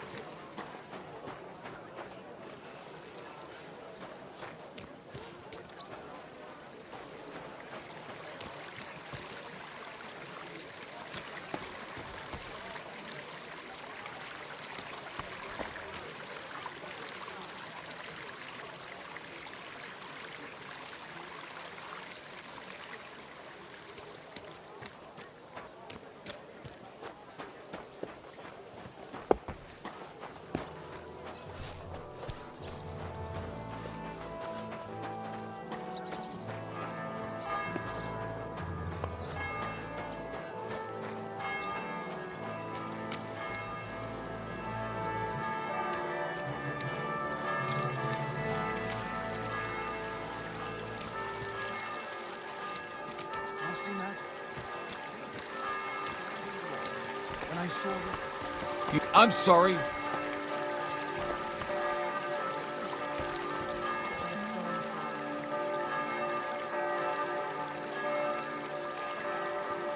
Your hair, eyes, mouth.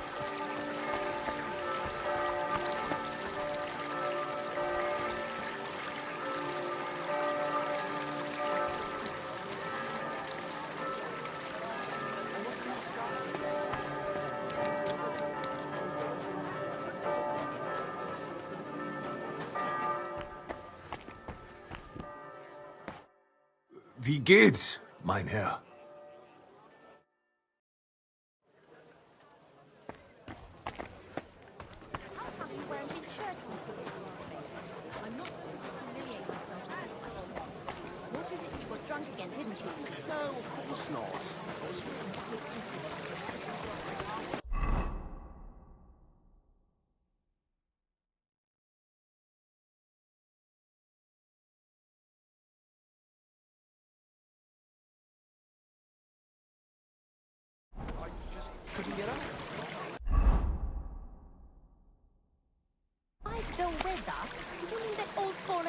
yours. If I was under her, I reckon I wouldn't be able to get up either. Hey, that's enough of that. You do remember the promise we made, don't you?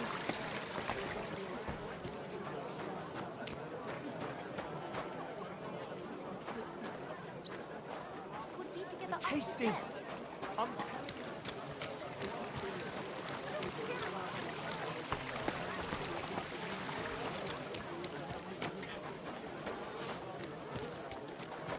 Keep close to the others. It's not safe here. You'll go to confession and donate some money to the church. Got that? Or I'll end up in the kingdom of heaven by myself. And on the shelf. All right, I will, but I've got to go.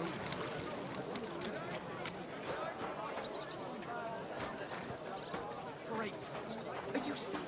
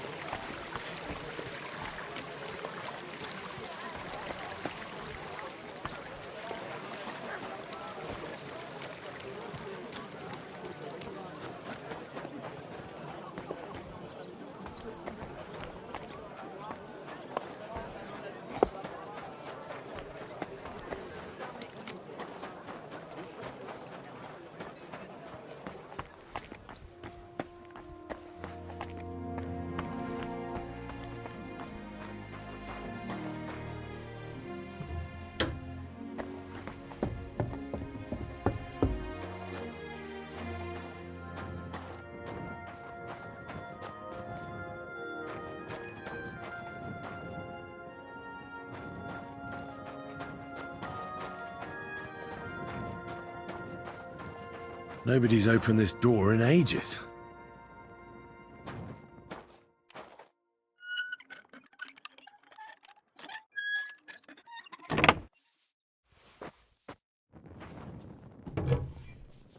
Oof. It's pretty musty in here. This is no regular cellar.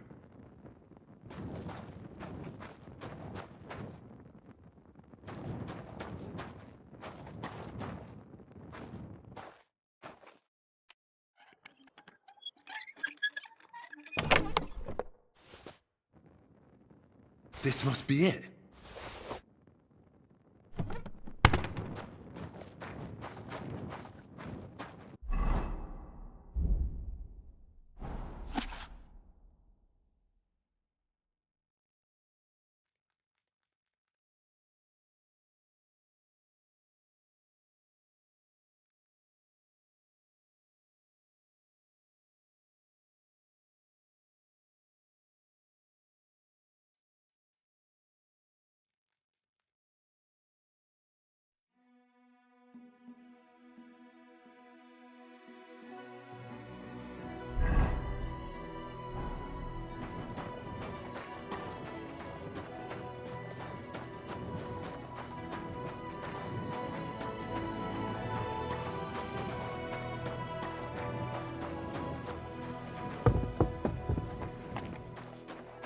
Die besten Produkte auf dem Markt.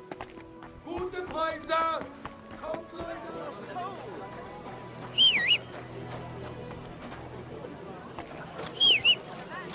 What the fuck?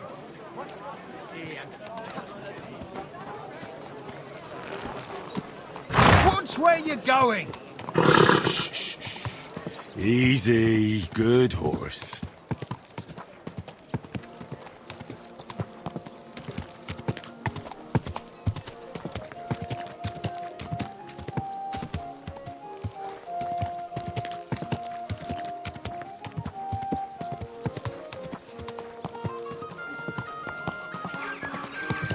Good day to you.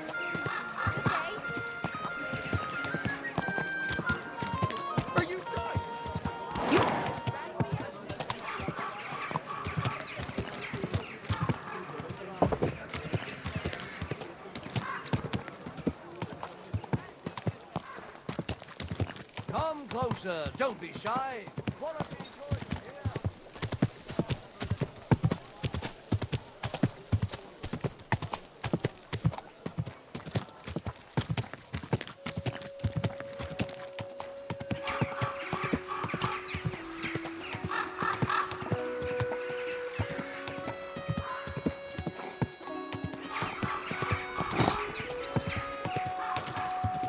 Whoa, whoa.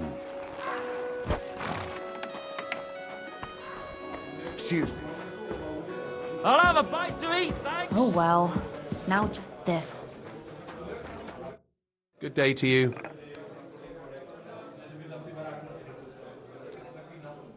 I've deciphered the meaning of the symbols. Fantastic!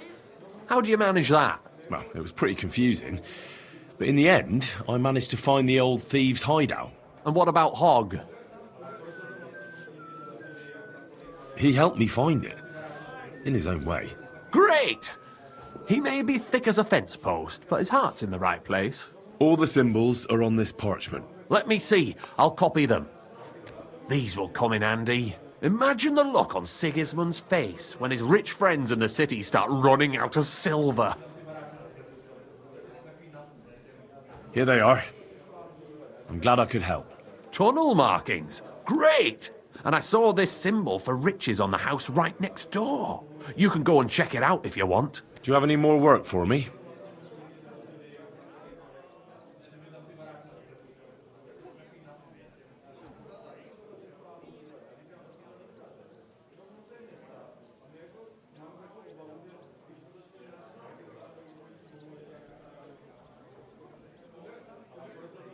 Not just now, but something's coming. I'll send for you when the time's right.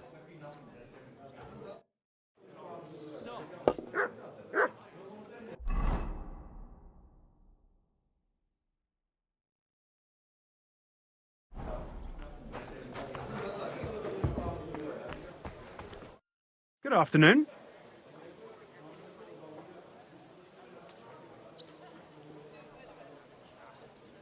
We'll never be able to decipher the symbols. If there was a key to them, it's long lost. Dobrodela! What a shame. But thanks for trying.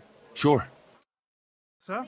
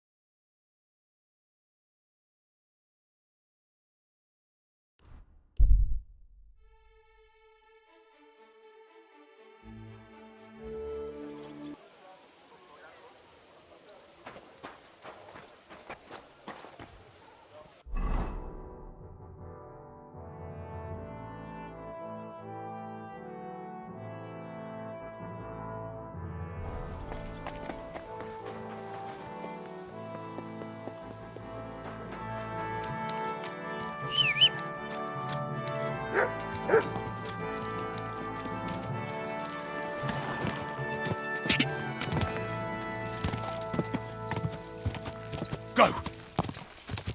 Ka! Go!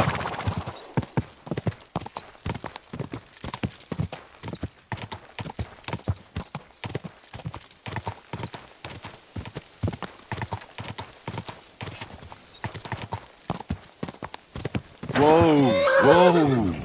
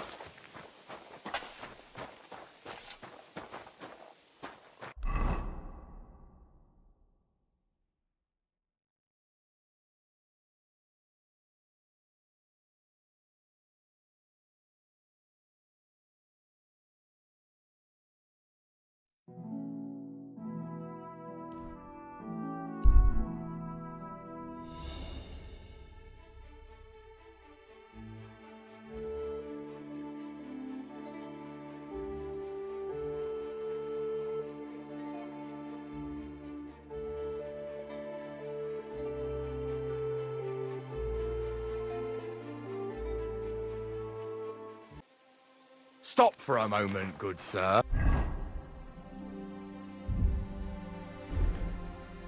We're on the search for heretics and sorcerers, and I'd like to ask you some questions. So hear me. I am Brother Adelbert from the Order of Preachers, charged by the Holy Father in Rome to root out all heresy. On our travels through this region, we've heard talk of many sightings of a sorcerer who devotes himself to the dark arts at night. They say he looks like a young man, but his heart is black. He travels the region on a horse, accompanied by a dog, and smells of herbs.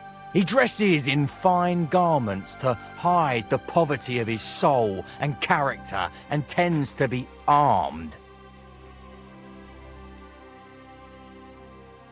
You're a clever man, Adelbert. And you found who you're looking for. What now? Will you set your dogs on me? That's exactly what I'm going to do. Lord Christ, grant me the strength to succeed. At him, Dominicanus! I'll kill you!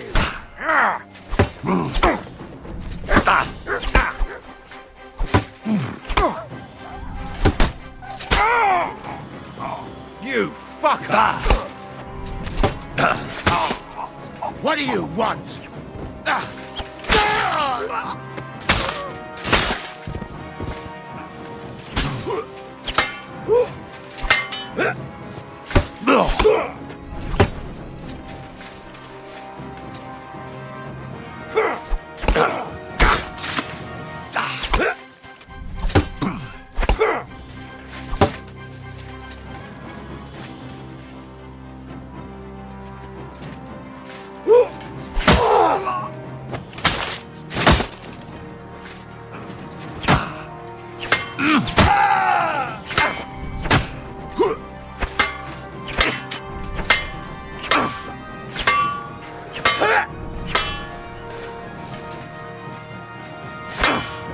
I'll beat you to a bloody pulp, fucker!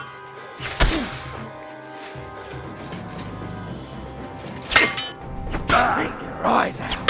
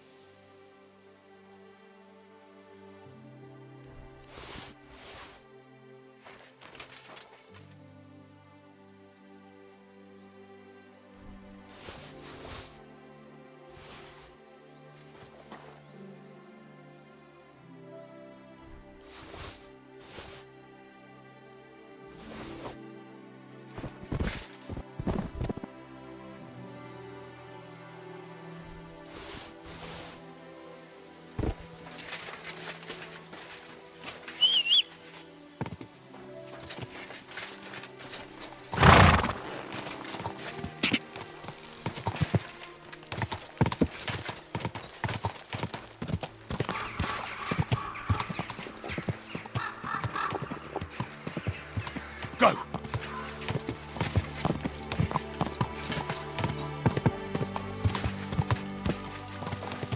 Go! Quick! Go!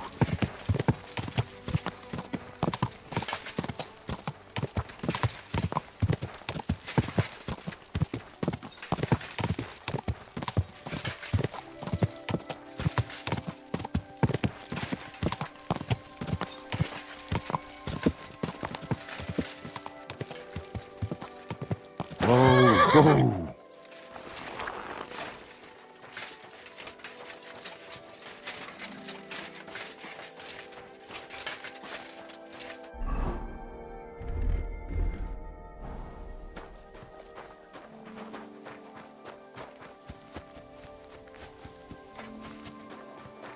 You're always welcome here, noble sir.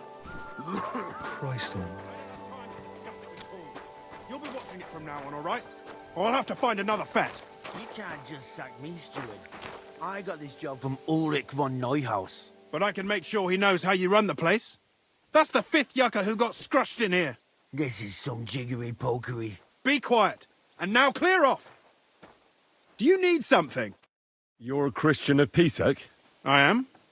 What do you need? Kunzlin Ruthard sent me. About Via Argentum. I see. But I'm afraid I don't have good news for Sir Kunzling. I haven't made much progress regarding the matter we discussed. I just don't have the time to investigate. I'm always needed somewhere, and there's always someone following me around.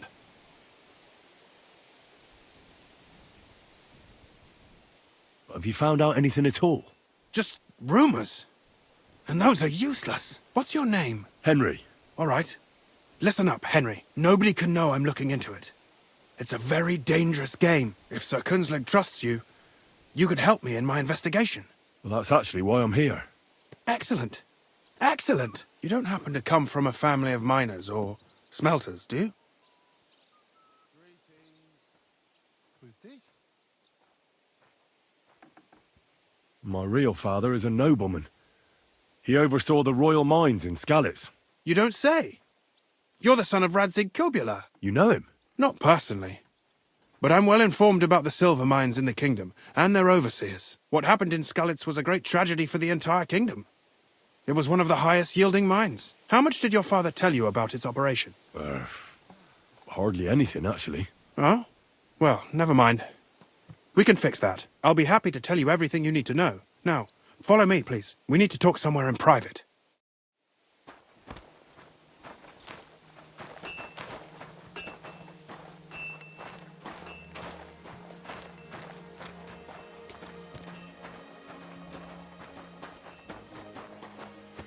Careful.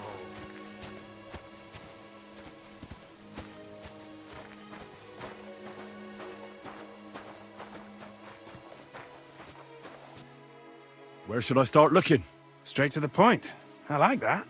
We know for a fact the silver must be getting lost somewhere on its way to the mint. That means it would be best to discreetly inspect all operations and find out where the problem is. First of all, you should ask miners from every shift how many corves they mine in a day. After that, we'll compare the numbers to the mine record books and see. But the yields aren't the same every day, right? True. That's why we have to focus on one particular day. For example, the other day, on the Feast of St. Petronilla, Foreman Fett was beaming and bragging to me about how much it helped. Mined out. Couldn't I just ask Fett? Fett's job is to count the corves and write the amount down in the mine book. He won't tell you any other number. We're interested in what the miners themselves have to say. They've no reason to hide anything. Nevertheless, the miners are a strange bunch. They might not be very forthcoming at first, and they have an odd way of speaking. Like calling each other Sonny, however old they are. But you'll hear for yourself. You should pretend to be really interested in them, and maybe they'll open up to you. You could be a scholar writing a treatise on silver mining, or perhaps a nobleman interested in buying a mine. Or just say I'm your distant uncle who's initiating you into the ins and outs of my job. It's up to you.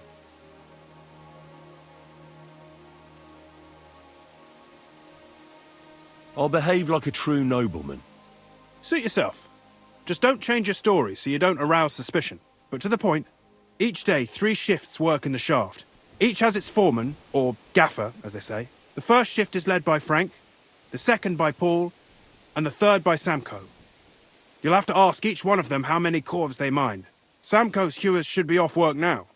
You'll find the other 2 shifts in the mine. Take this, so the guards will let you in.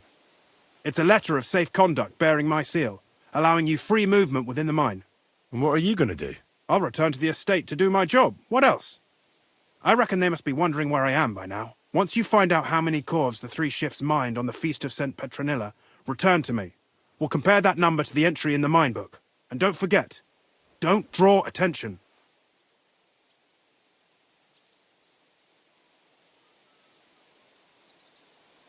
By the way, I've had the honour of meeting your brother, Peter. Well, well. Small world. He was a great help to us at Suchdol. Even though we had some disagreements, I respect him for everything he succeeded in doing. If it weren't for him, I'd never have been able to do what I do.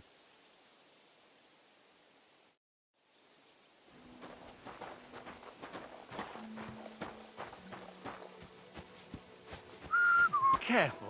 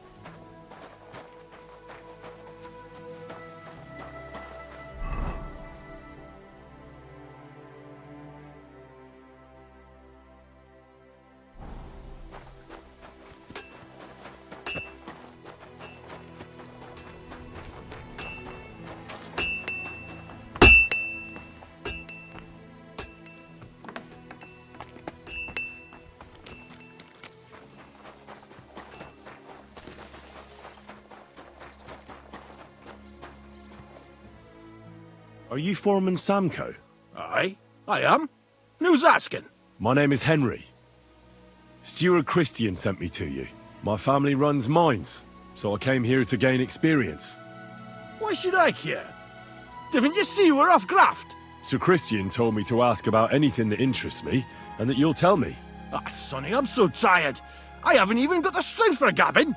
I wouldn't mind having a game of dice, but minus rules. Then I'll tell you everything. What'd you say?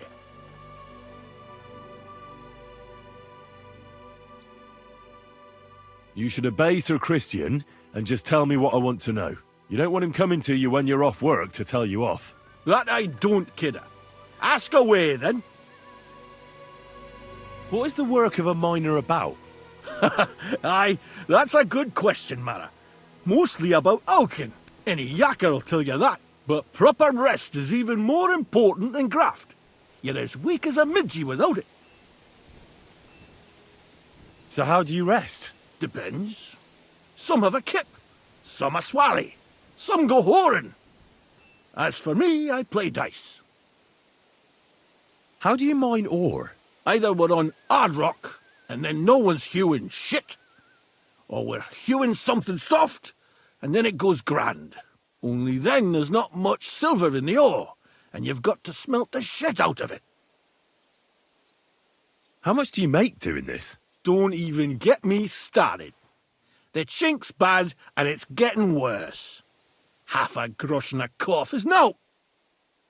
How many corves did you mine on, say, the Feast of St. Petronilla? I can tell you exactly. All the yakkers were working, and we were getting along nicely. We managed to howk 34 corves, without skimping on hame time. First time in ages, that was. That's all I need to know.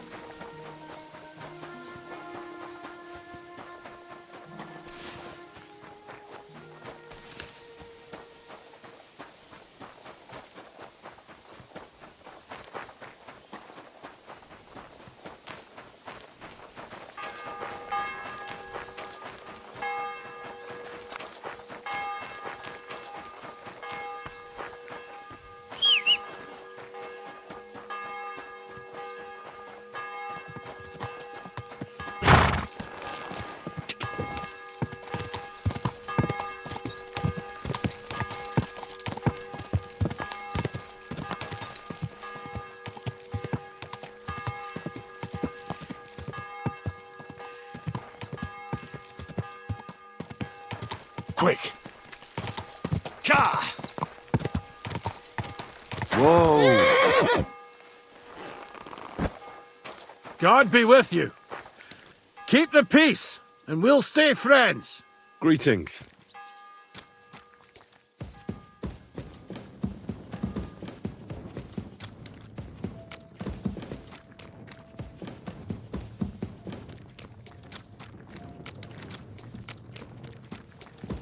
Excuse me?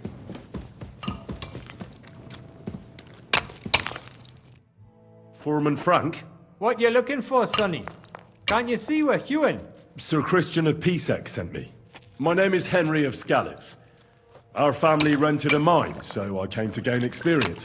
A nobleman in the pit? I'll be damned. But you can't just amble around. You'll cap your creels. I just have a few questions. The more we gab, the less we gar. But make it snappy, man. What do you want to know, like? What is the work of a miner really about? What's it about? Bugger all, kidder.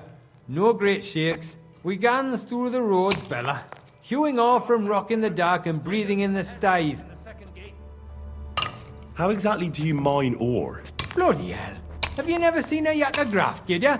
You take a kevel and ding away at the rock till it crumbles.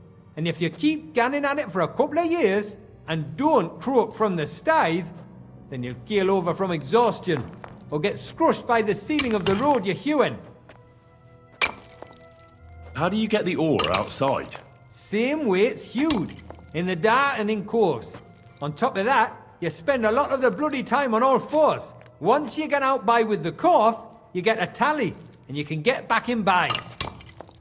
How much do you get for your work? I'll tell you, man. Them deputies up at bank make a howfing pile of chink. But us buggers, the ones doing all the graft, we earn a pittance. Can you give me a more specific number? Sometimes, not even half a grosh and a cough.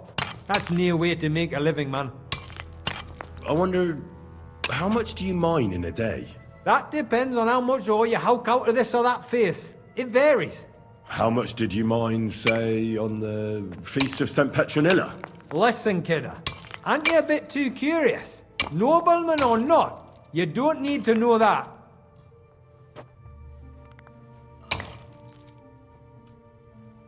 You should know you can't defy a nobleman.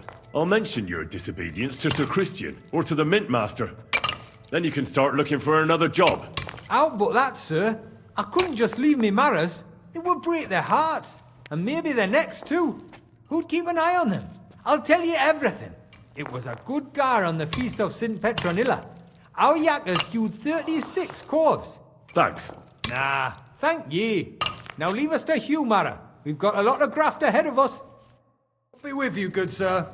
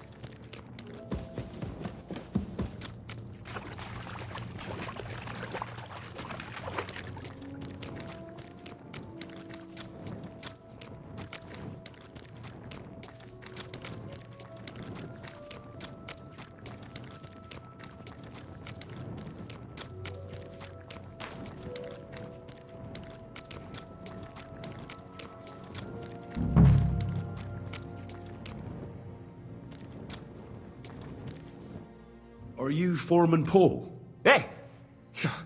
You walk like a ghost, kidder. You gave me a bit of a fright there. Hold on. I don't know ye. Who are you? And what are you doing so deep in the pit? My name's Henry. Sir Christian sent me. I'm a nobleman, and I'm interested in the operation of the mines. Are you praying? Why? The day before the Feast of St. Petronilla, a kidder was hawking here.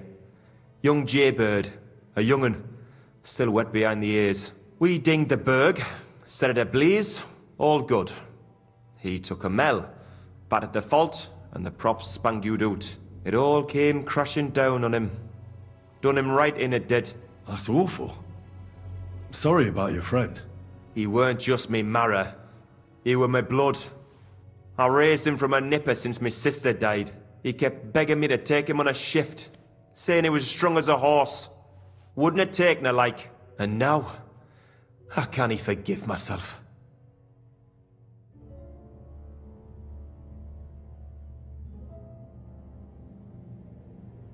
There's no more pain in heaven. Don't be so hard on yourself. You're right.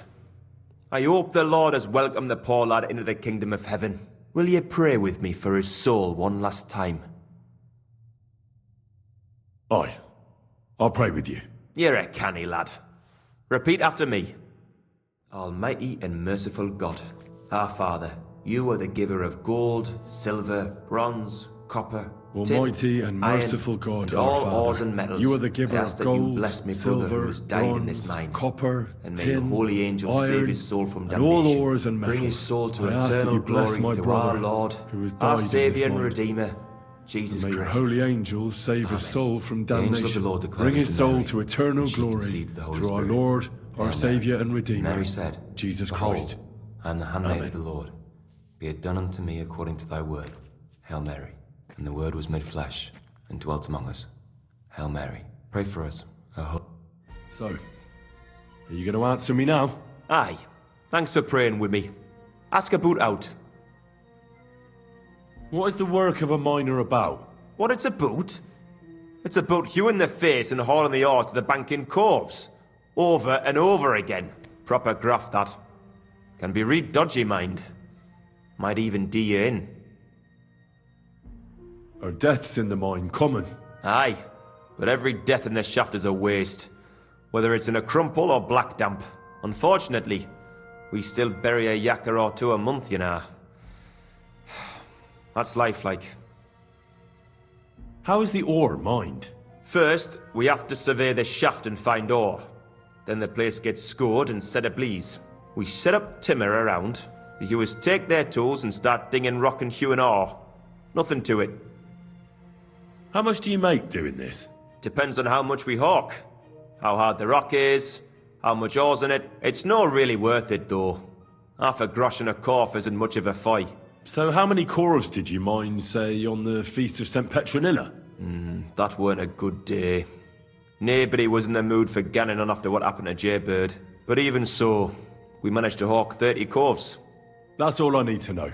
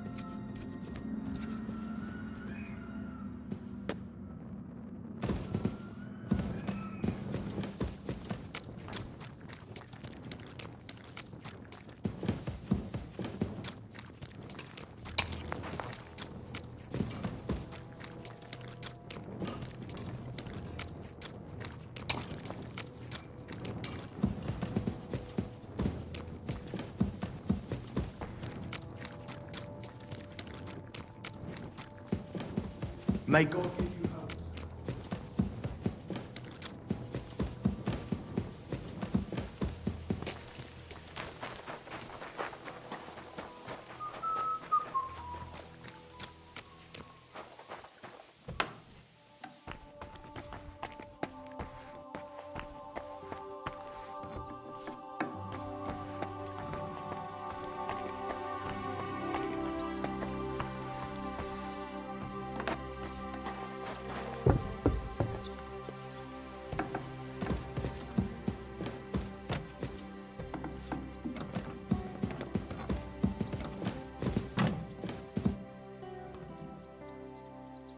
I already know how many corves the crews extracted on the Feast of St. Petronilla. It was 100 altogether.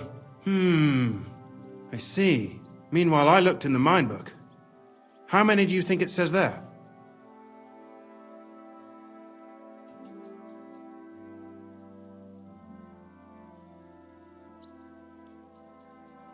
I'd guess it's less. Then you'd be correct. The book lists 90 corves extracted. That means 10 corves of ore disappear each day. But nobody could just come along and take them. We keep a close watch on everything. The unreported corves must be going out to smelting works with the rest of the ore. That means... What does it mean? that this is fraud of colossal proportions, and that Foreman Fett and Herman the ore merchant are in it up to their ears. Should I go to them and accuse them? Well, accuse? We want to hear everything they know.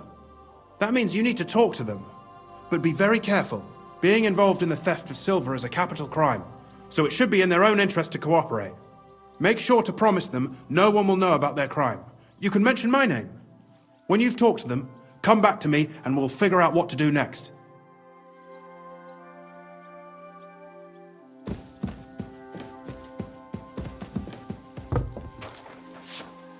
I apologize.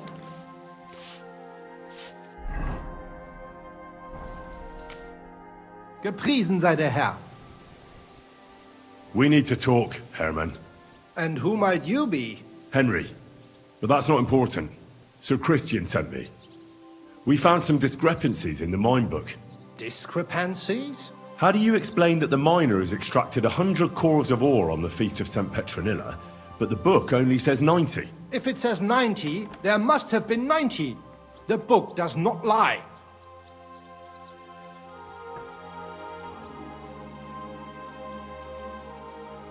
Or someone is writing down false numbers and hiding 10 corves.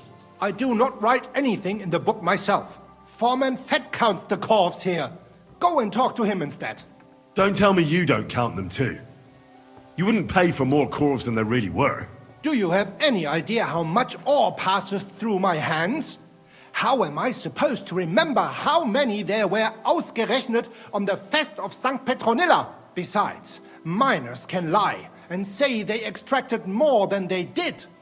They like to show off. All 3 crews agreed to report more. I seriously doubt that.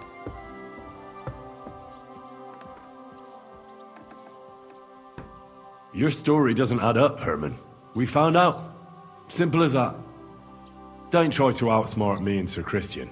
I am not trying to do anything. It was Fett's idea. He came to me saying we were going to deliver more corves to the smelters than we would report, and I would get paid for it. It was going well. I have always paid for what we put in the book. Then I got some geld from Fett on the side. On the Feast of St. Petronilla, I was afraid they would be able to tell the difference. 10 corves is 10 corves after all. Nobody at the smelting works cared at all. I am sure they are in on it too. How long has this been going on? Several months. Maybe half a year. About since Sigismund arrived. Is Ulrich Vavak behind this? The Mint Master? I have no idea. I am a mere assayer. I have never even met Vavak. Sir Christian and I agreed to investigate the matter in secret, so just act like nothing's going on. Keep doing what you're doing. We don't want to scare off the people who are actually responsible. Understand? Yeah, I understand. I will be as silent as the grave.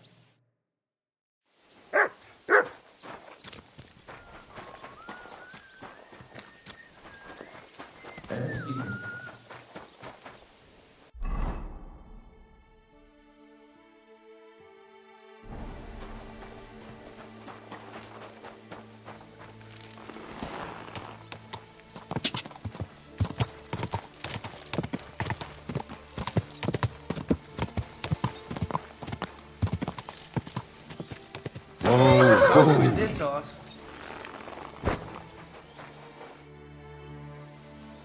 A word, Foreman.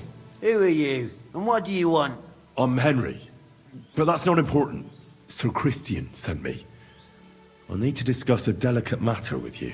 Don't tell me one of the yakkers shot all over the outhouse in the yard again. I'm afraid it's a little worse than that. We found some discrepancies in the mine book. Let Sir Christian handle it then. They're his books, and his responsibility too. But you're the one counting the corves of ore. Your point being? I learned that the miners extracted no less than 100 corves on the Feast of St. Petronilla, but the mine book says 90. Do you think the yakkers know how to count? They're blockheads. And they like to show off. I'm sure they just exaggerated. Anyway, what's it to you? Did the steward send you to snoop around? Don't you know? I work for Vavek, the mint master himself. I'm under his protection.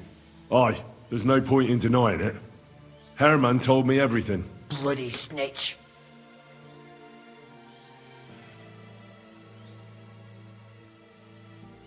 But like him, you have nothing to be afraid of. You're small fry. It's obvious there's some bigger fish involved. And that's what interests me. Hurry.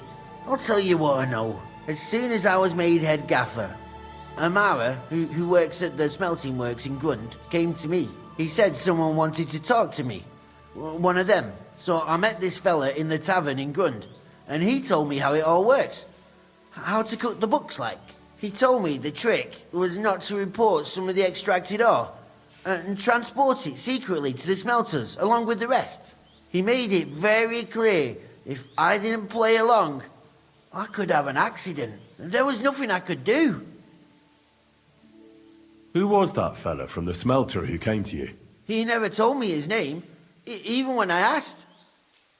He's a tall bloke, stocky, pockmarked. I don't scare easy, but this bloke was terrifying. How long has this been going on? For some time now, definitely. I heard even former head gaffer Kircher was in on it too. Where can I find him? You can't ask Kircher any questions.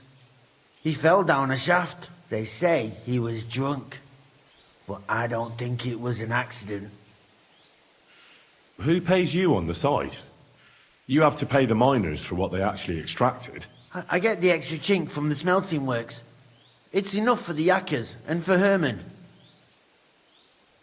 Do you think the mint master, Ulrich Vavak, is behind this? I don't know. I've got naught bad to say about Vavak. He treats me canny whenever he shows up. He says if Christian gives us hassle, he'd sooner replace him than me. He really said that. The mint master himself. All right. Just carry on as if nothing's happened. No one must find out we know about the fraud. Christian won't give you any trouble, nor will anyone else. Is that clear? Clear as a bell, Mara. I'll be silent as the grave.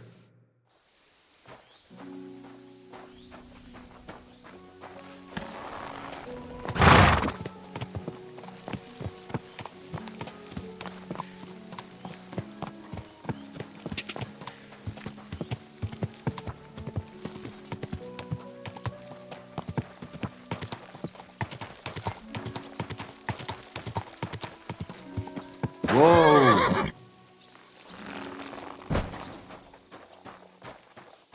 I'm always glad. Careful. It happens. Just watch where you go next time.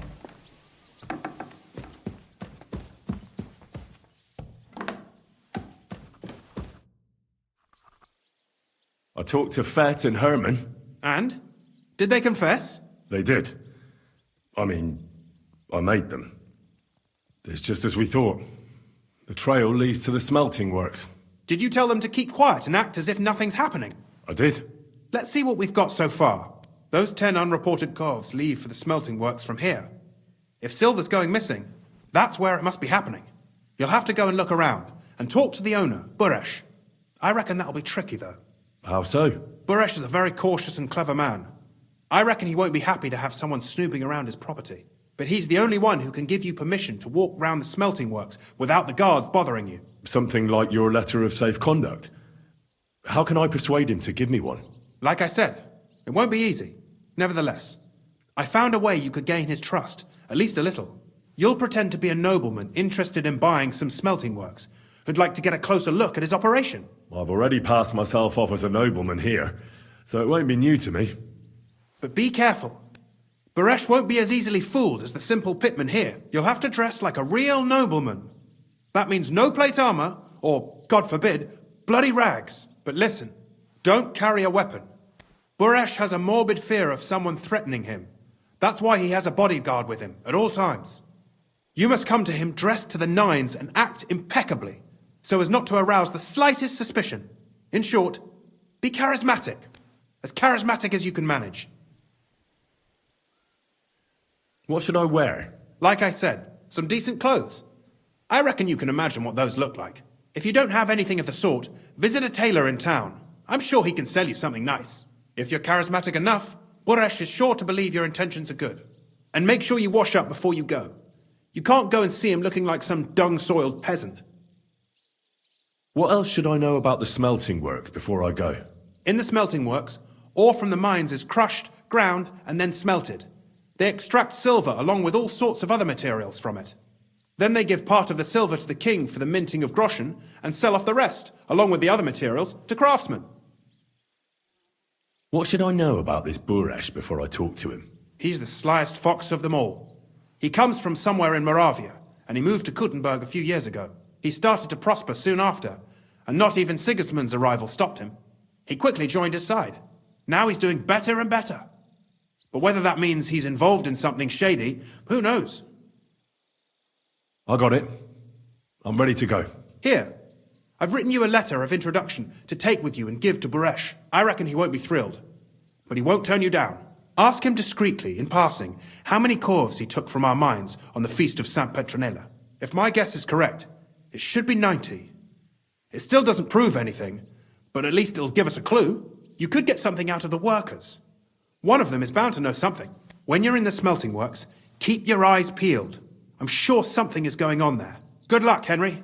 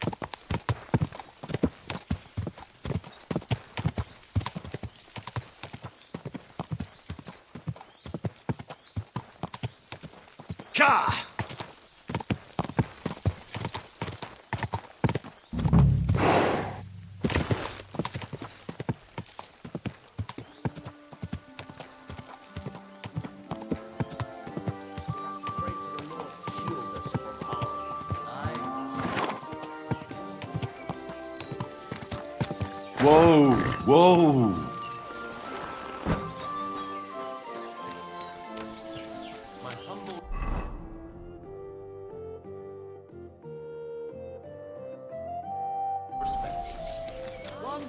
Coming right up.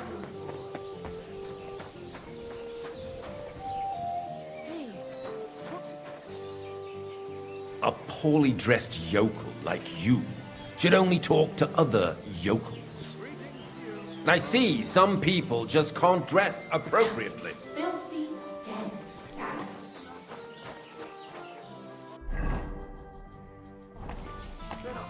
I apologize.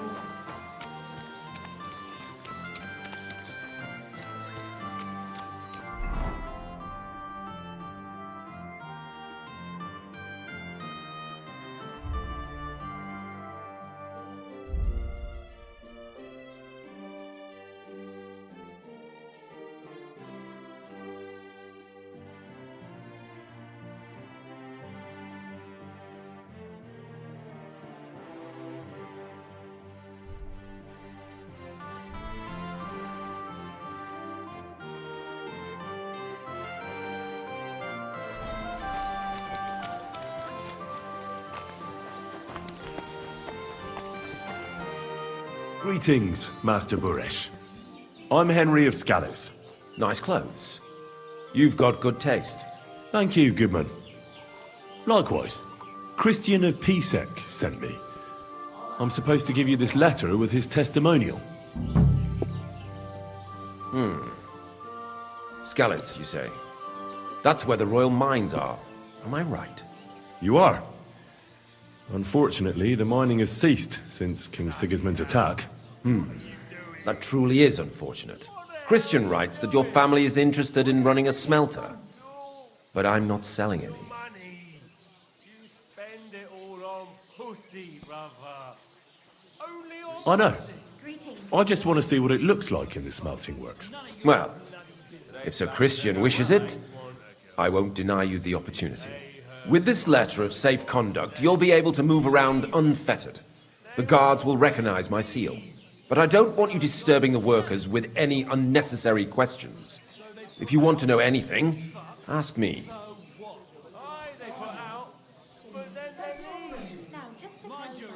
Can you tell me what happens with the mined ore in the smelting works? We weigh in the delivered ore and crush it so that it can be sorted for roasting. Roasting mainly separates sulfur from the ore, which is why the place smells like hell itself. Then the roasted material is smelted in the furnace and the slag is separated from the matte. The smelting process is repeated until we're left with pure metal. It's then cast into bars that can be sold. After we've given the royal share to the king, that is. How many corves of ore do you process here per day? We don't measure in corves here. I have several ore merchants working for me. They buy ore from various mines. When they deliver it here, we don't measure it by the corf, but weigh by the quintal. We process a large amount here, up to several thousand quintals a day in total. How much silver does that make? That, of course, depends on the quality of the ore we process that day. 20 quintals of ore usually yield about a pound of raw silver. That then yields a hryvnia of pure silver.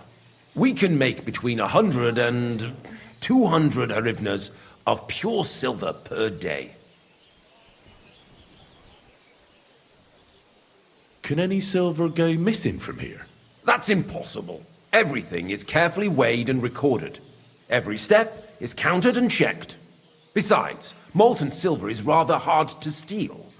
Once it's cast into bars, we keep them safe under lock and key. How many corves were delivered from Horsham, say, on the Feast of St. Petronilla? Why from Horsham, of all places? I visited the mine there. They told me they'd extracted quite a large amount. You're lucky. I have an excellent memory. It was a lot indeed. 90 corves. God be with you, Goodman. Don't forget, there are limits to my permission. And above all, mind you don't have an accident. Smelters are dangerous places. Well, see you later. Have a good evening.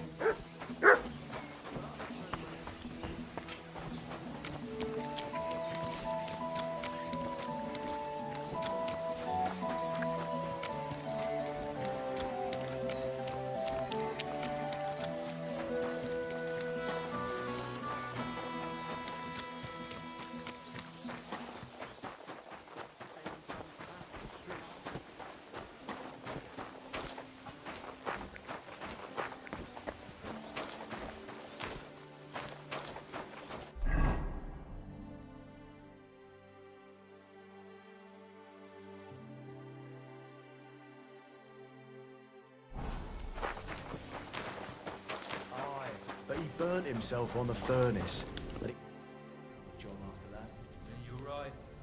What does your job actually entail? You mean smelting? Well, in the scrusher, we scrush the ore brought from the mound and chuck it in the furnace. Then we shovel charcoal in till the stone gets proper roasting and leaks all the metal that was hidden inside. We do that over and over in the other furnace till we get pure silver out of the ore. How do you like working in the smelter? I can't complain at all, sir. We get a nice pile of chink from the yield and we're dry and warm. What can you tell me about Master Buresh? I can't complain about him, sir. He's an honest bloke and he pays us well. From what I've heard from the other smelters, it's a lot worse elsewhere, like. Have you noticed anything suspicious around here? Nothing. Nothing at all. I graft all day. No time for looking around. Does any silver go missing from here? Here? In what smelter? That would mean some of our lads are involved. And you get the rope for that. Look, Sonny, I don't want anything to do with this. Have a chat with Shimo over there. He's not afraid of anything.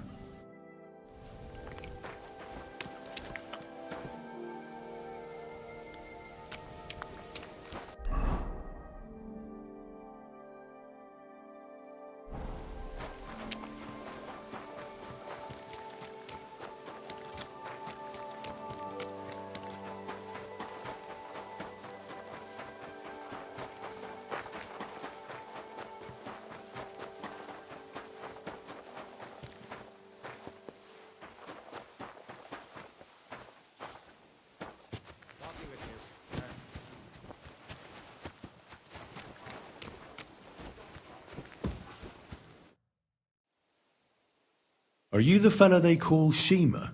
And who are you?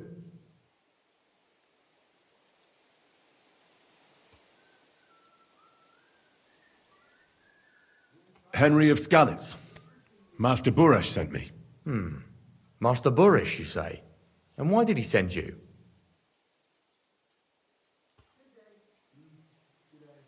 I'm interested in the operations of the smelter. What would you like to know? What does your job entail? Here in the smelter, the extracted ore turns into pure silver right under our hands. Bloody miracle, right? Horse shit. It's an awful, filthy fucking graft for a few miserable groschen. If I could, I'd fuck off somewhere over the hills.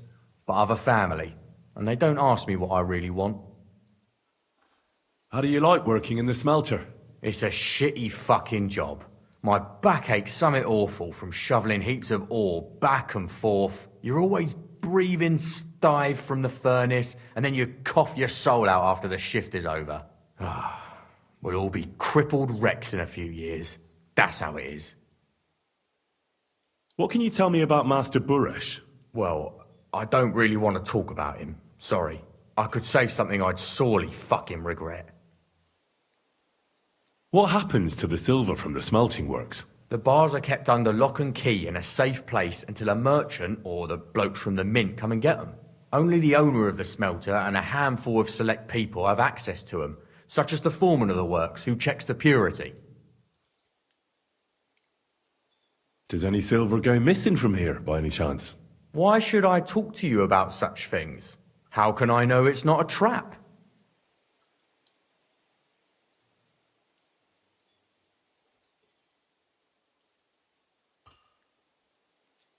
I've been tasked by the nobility, and that's a serious matter. I'm not just anybody. Just the fact that I'm relying on you, a simple smelter, should be an honor to you. Well, sir, thank you. I'll tell you how it is then. It's Volkmar. He's the head smelter. He's worked with us for years. Recently, he bought stables here in Grund, out of the blue. The entire stables.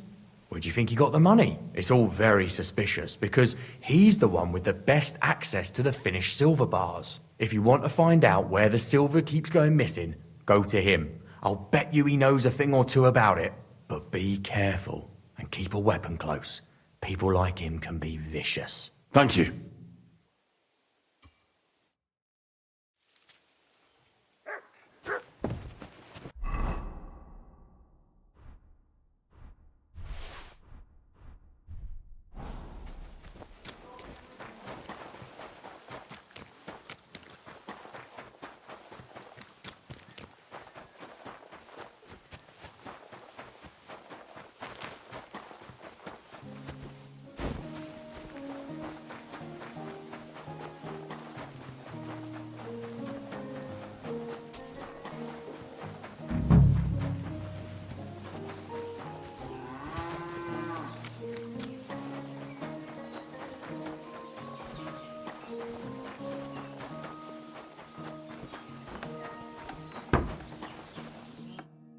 Are you Volkmar? I'm not. Horseshit. I know these stables are yours. You must be the snoop who's sticking his nose in everything. I beg your pardon? Well, well, well. Don't think we don't know you've been snooping around. We've had our eyes on you ever since you came to Grund. Fortunately, Master Buresh warned me about you in time. Your investigation ends. Right here and now. You shouldn't have stuck your nose in here, pal. Grund is ours. Take him down!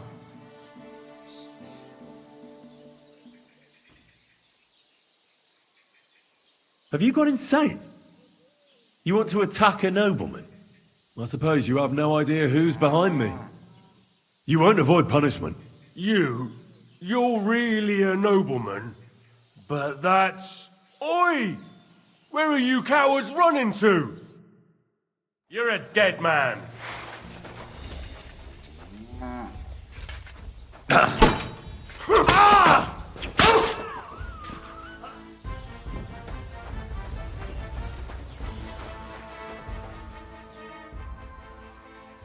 Now, spill the beans. You're responsible for stealing the king's silver. Not me. It's Buresh. If I didn't play along with him, I'd lose my job. All my life. It's true. As Volkmar is my name, I swear on everything that's holy.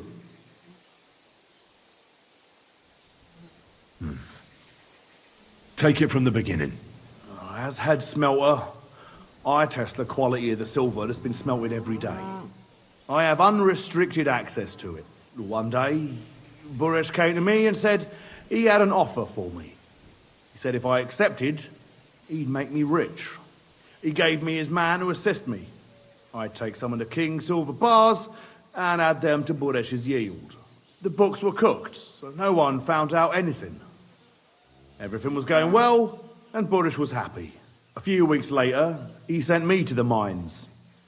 I was supposed to make a deal with the new foreman, Fett, and pay him off. In the end, I had to force him to cooperate, just like Buresh forced me. With threats. Why didn't Buresh take the silver himself? Why did he need you? The Mint Master's men watch over the transport of the king's silver. They take turns. Buresh had it all figured out. Aren't you ashamed to steal from the king? And which king did I steal from exactly? Wenceslas or Sigismund? I didn't care, man. I earned some nice chink, and that was that for me.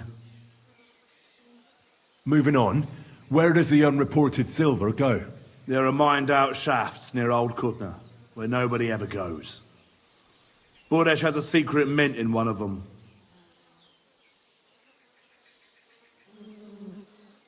They counterfeit coins in there? I suppose so. But what they actually do there, I've no idea. I've never been there. Buresh only told me about the mint a while ago. He wanted to send me there for some reason, so he drew me a map. Did Buresh ever mention that Mint Master Vavak was involved in it? Not in front of me. Maybe his guard, Little Neri, knew something. But you won't be able to ask him anything anymore. Give me the map.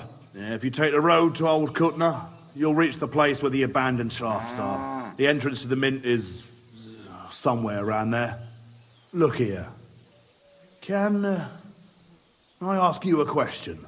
Why are you doing this anyway?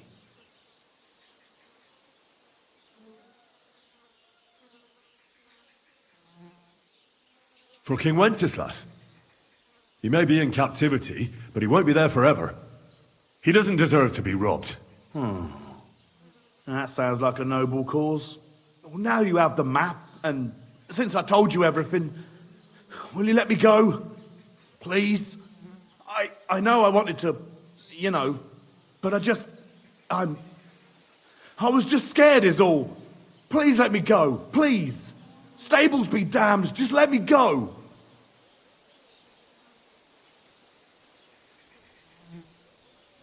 All right, you can go. Thank you. I'll never forget this. I'll go to Kuttenberg and get fixed up there somehow. And if we meet again, I'll make it up to you. I swear, you're a good, merciful man. God be with you.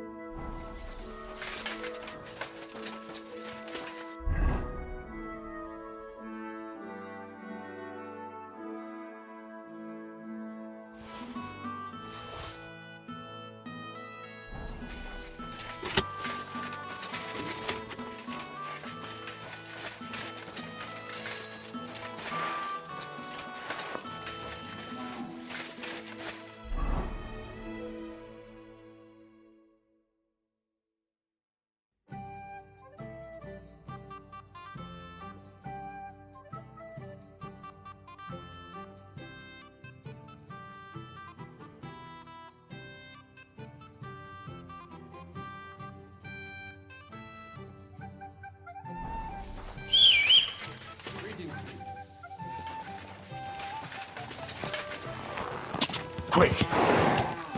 Quick!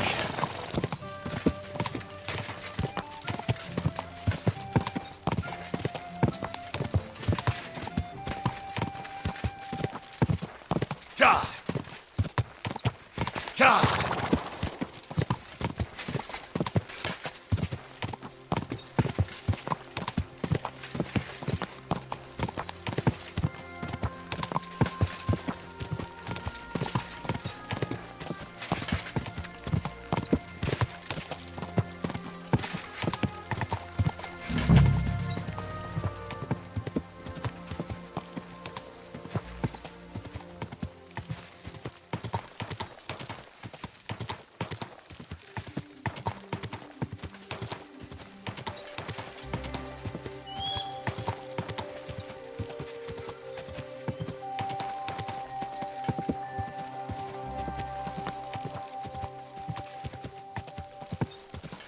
Whoa!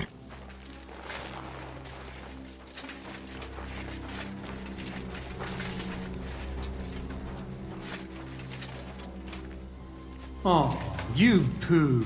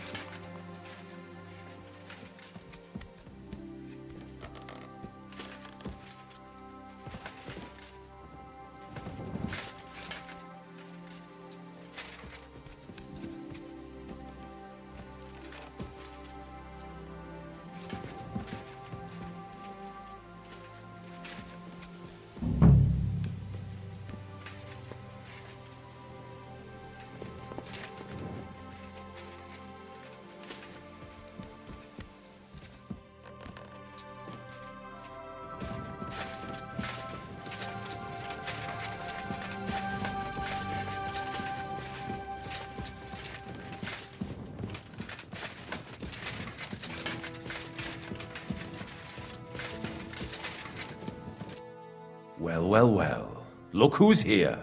I knew from the start you didn't come to the works for nothing. But I underestimated you, an embarrassing mistake. I reckoned you wouldn't find anything, and even if you did, little Neri was supposed to get rid of you. It turned out the other way round. Congratulations. His wife and children will surely be beside themselves with joy. What to do with you now, snooper? We could come to a reasonable agreement, or underground no one will hear you scream.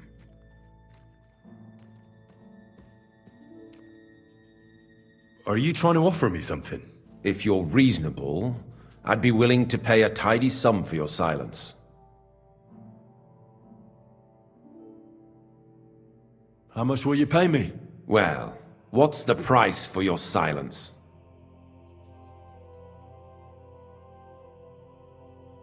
You can't buy me, Buresh.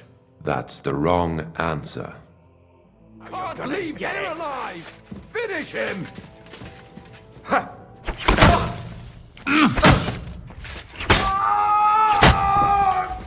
Show what you're made of! Son of a bitch!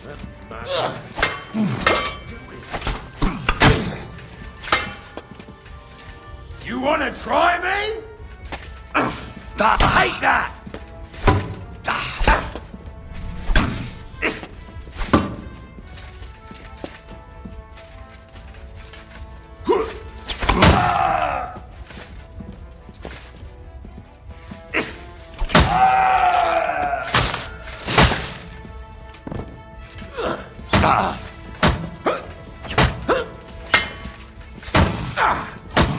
I'll beat you to a bloody...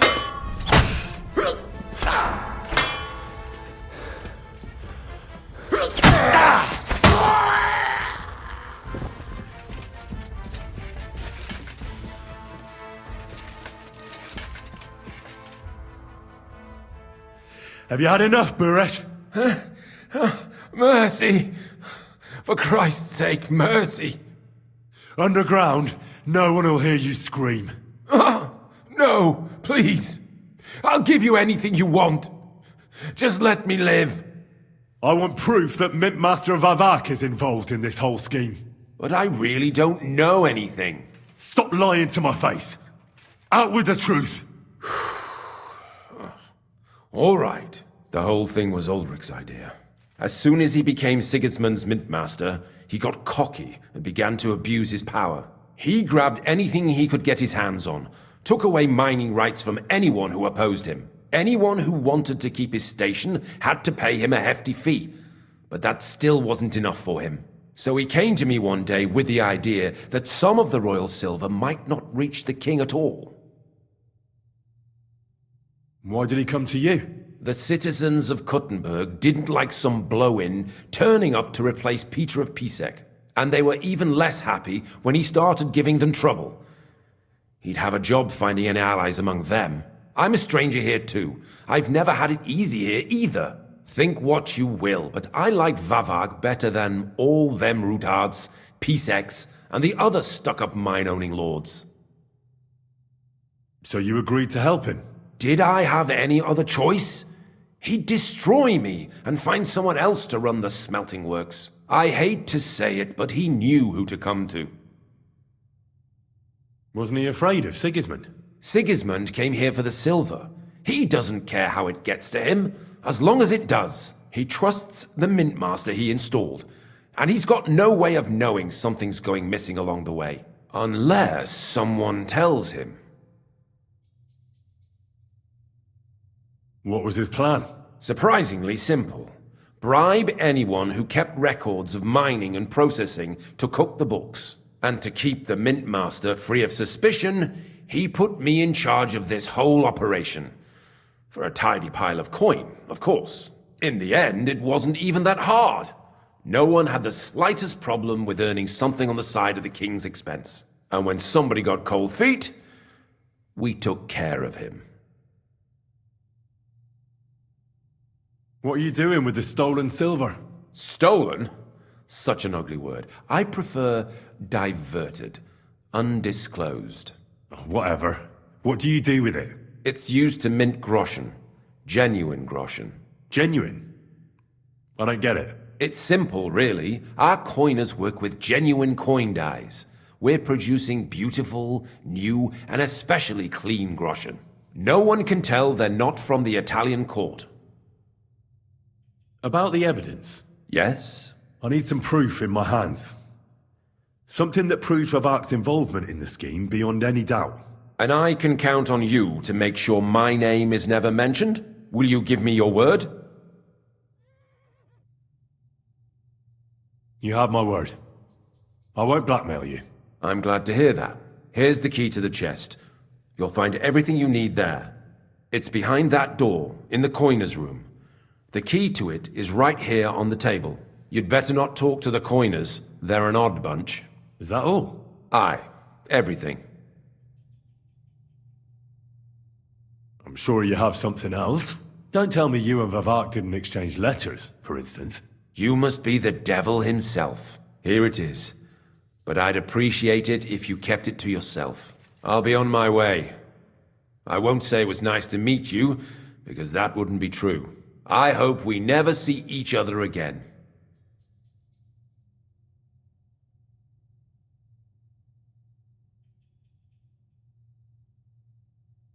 Farewell.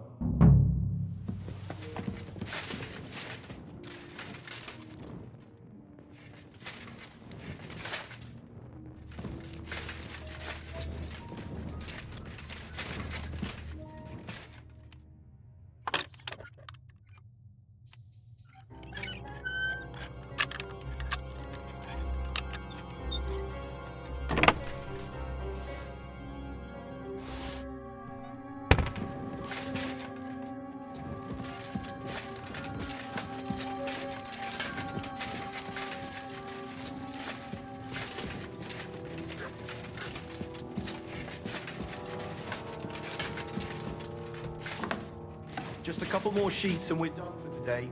What good is that if we can't leave this place? We'll have a drink, roll some dice. I'm here to help you. What are you doing here? Get out of here. If the guards catch you, there'll be trouble. You don't have to worry about the guards. I took care of them. What about Master Buresh? He was here with them just a while ago. I talked to Buresh. I reckon he'll be on his way now, heading somewhere far, far away. What? I came to get evidence against Mint Master of Avak. Where can I find it?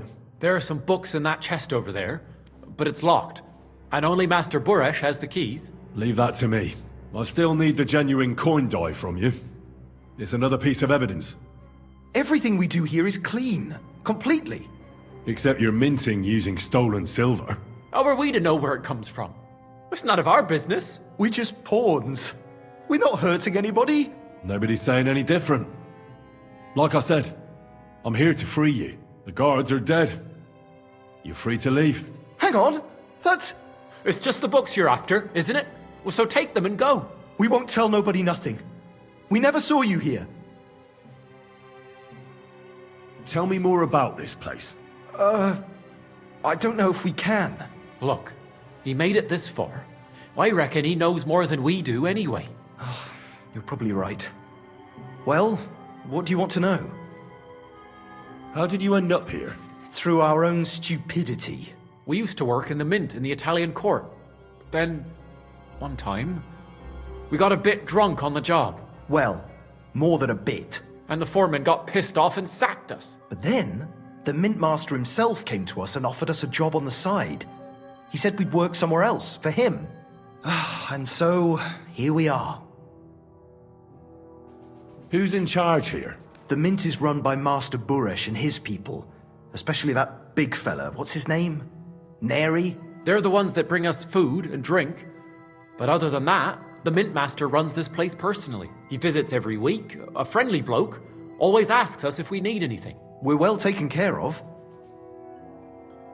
Why are they keeping you here? Well, it's not that we can't leave exactly. It's just discouraged. It was pretty dangerous around here, what with the bandits and the like.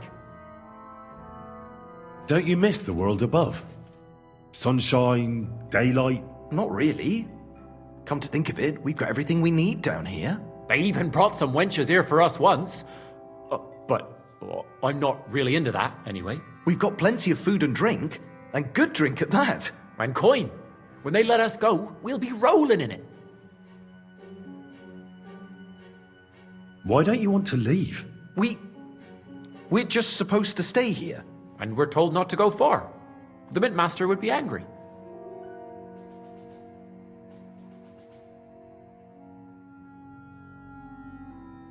I told you, I've already taken care of the guards. They couldn't fight for shit.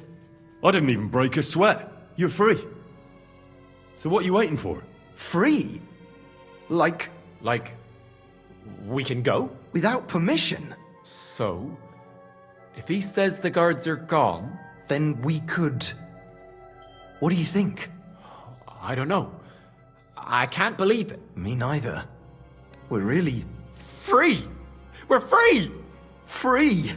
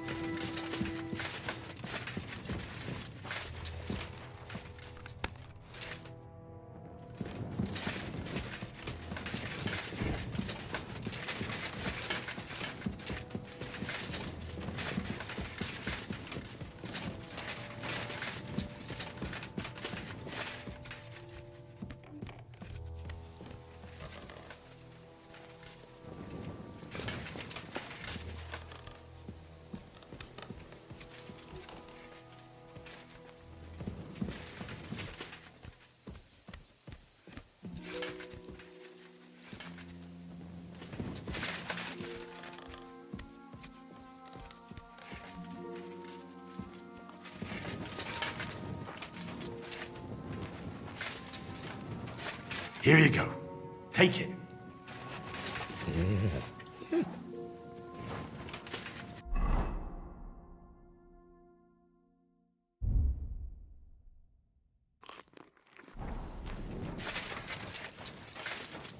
Greetings to you.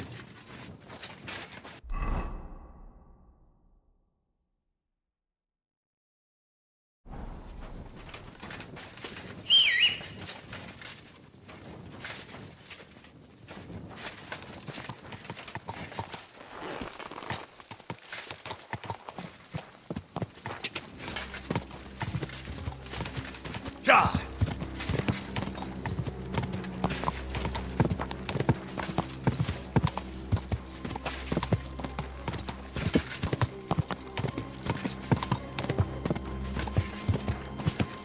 Quick!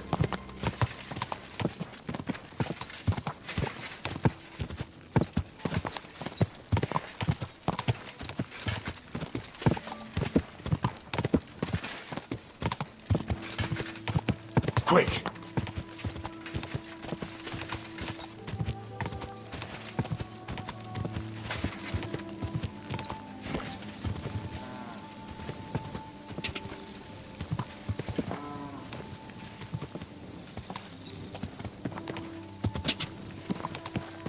God!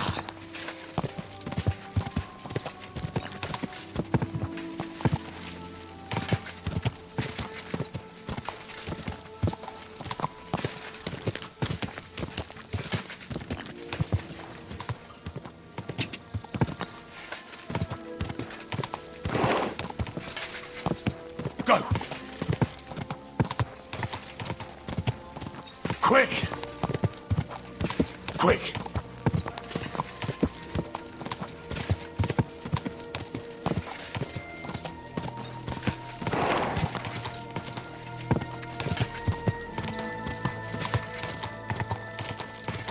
Whoa! Whoa!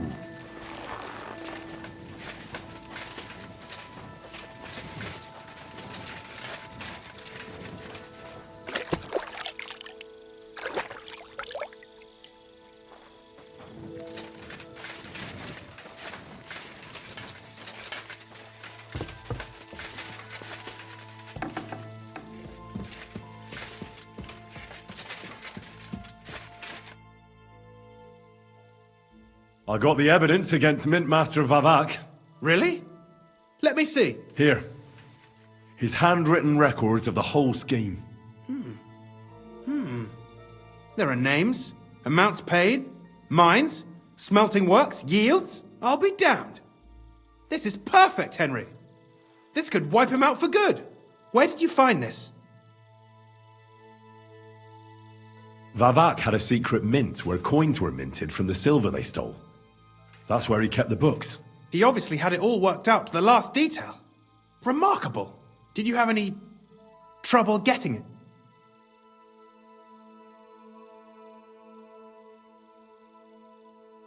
No trouble. I'm glad to hear it. There's one more thing. Was there anyone else in that mint? There were some coiners being held prisoner. Jesus Christ! Held prisoner! Vavak locked them up there to work for him. My God! He really is an unscrupulous monster. Did you let them out? I did, but it took some persuading. They were afraid. Thank God for that. When you talked to them, did you see a coin die anywhere? They gave it to me quite willingly. I'm curious. Let me see. Here. What the? It's genuine!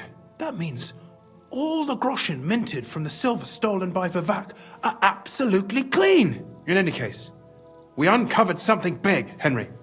But I'm afraid no matter what Master Buresh told you at the mint, no one will believe us.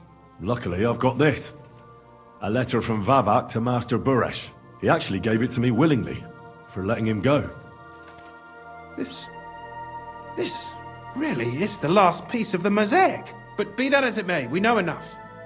I've been thinking it all over while you were gone. The scheme Master Ulrich Vavak von Neuhaus has been running under our nose is incredibly insolent. But it's also one of the cleverest fraudulent schemes I've ever heard of. With those books in Rittard's hands, Vavak won't remain long in his post. And it's now pretty clear who will replace him. And a side income like that could prove useful to many people, if you take my meaning.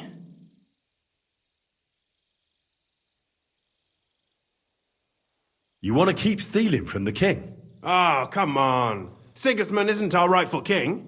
The less silver he gets his paws on, the less he can pay to his Hungarian cutthroats. You're right about that. Now, listen. Here's the plan. Everything would stay the same. Entering false figures in the books, processing the ore in the works, a secret mint. Only there would be a change in management. I'll have to find replacements for Fett and Hammond in the mines. But that shouldn't be difficult. A miner jumps at coin like a dog at a bone. What happened to Herman and Fett? Not long after you left, Herman disappeared. They saw him on the road to Grunt, and they found Fett on the spoil tip with a broken neck. You think it's related? Who knows? Maybe Herman told someone you were snooping around and that Fett talked. Things like that can get you killed. Shit. They're both gone, and now I have to deal with it. I'll have to arrange a deal with Master Burash. But knowing him, he won't be opposed to a reasonable agreement. And I'll take care of the coiners myself. Nothing really changes for you. You can blackmail Vivek all you want, but keep your tongue tied about the whole scheme. I've got a little something here for you, as a bonus. And I'll give you something extra for the genuine coin die. All you have to do is nod.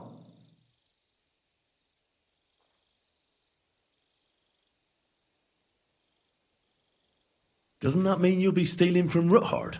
Do me a favor.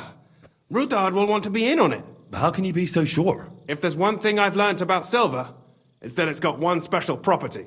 It never stinks. It surely doesn't smell bad to you either, eh?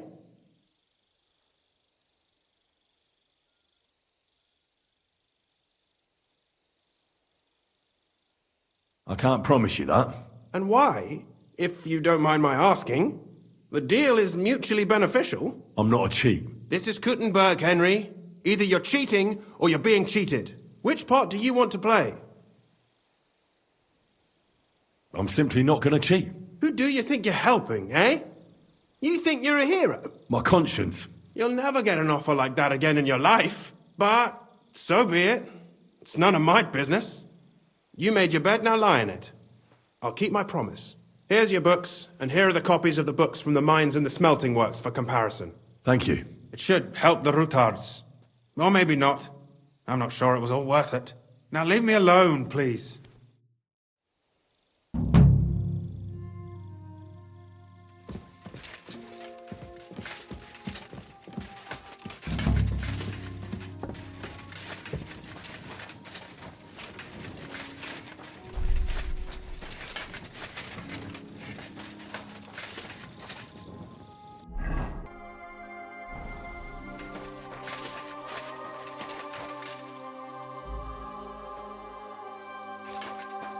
Look what I have for you.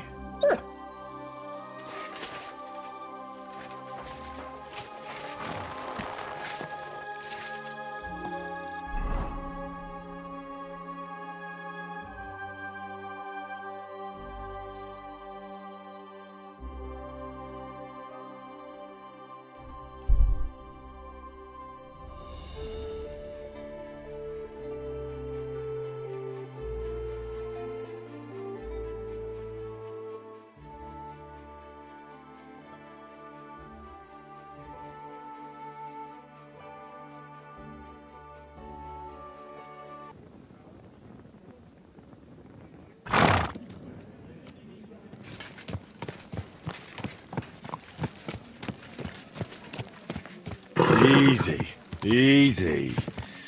Nice and slow.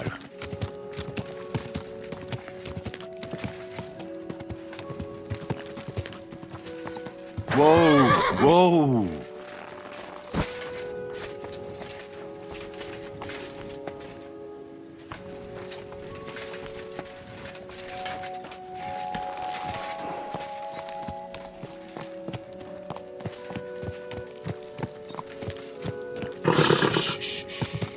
Easy, good horse.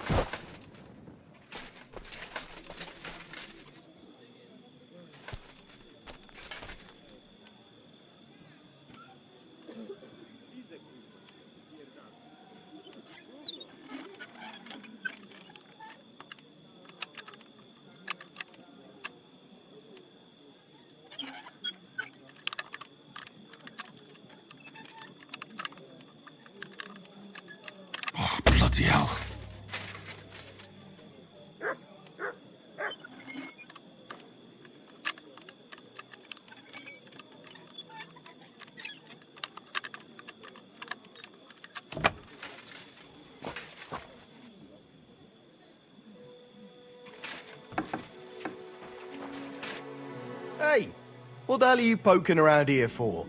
I'm Henry. Your lord's expecting me. Ah, so you're the one. He did mention you, that's true. I'm sorry for being so harsh with you, but we were attacked recently, as you probably know. So we're a lot more cautious now with strangers hanging around. Well, I understand. But I need to speak with Lord Ruthard as soon as possible. The Lord's already asleep, I'm afraid. But since you're here, I'll find you some lodging, and Lord Ruthard can receive you in the morning. Great. I won't refuse hospitality when it's offered.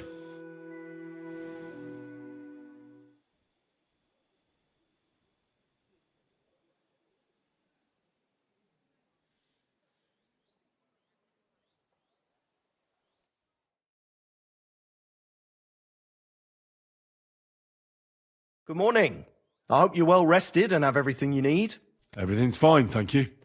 But now I need to speak with Lord Ruthard. I know, but an important visitor came to see my lord early this morning. That doesn't matter. I must speak to him. Very well. Follow me then. Let's see if they've finished already.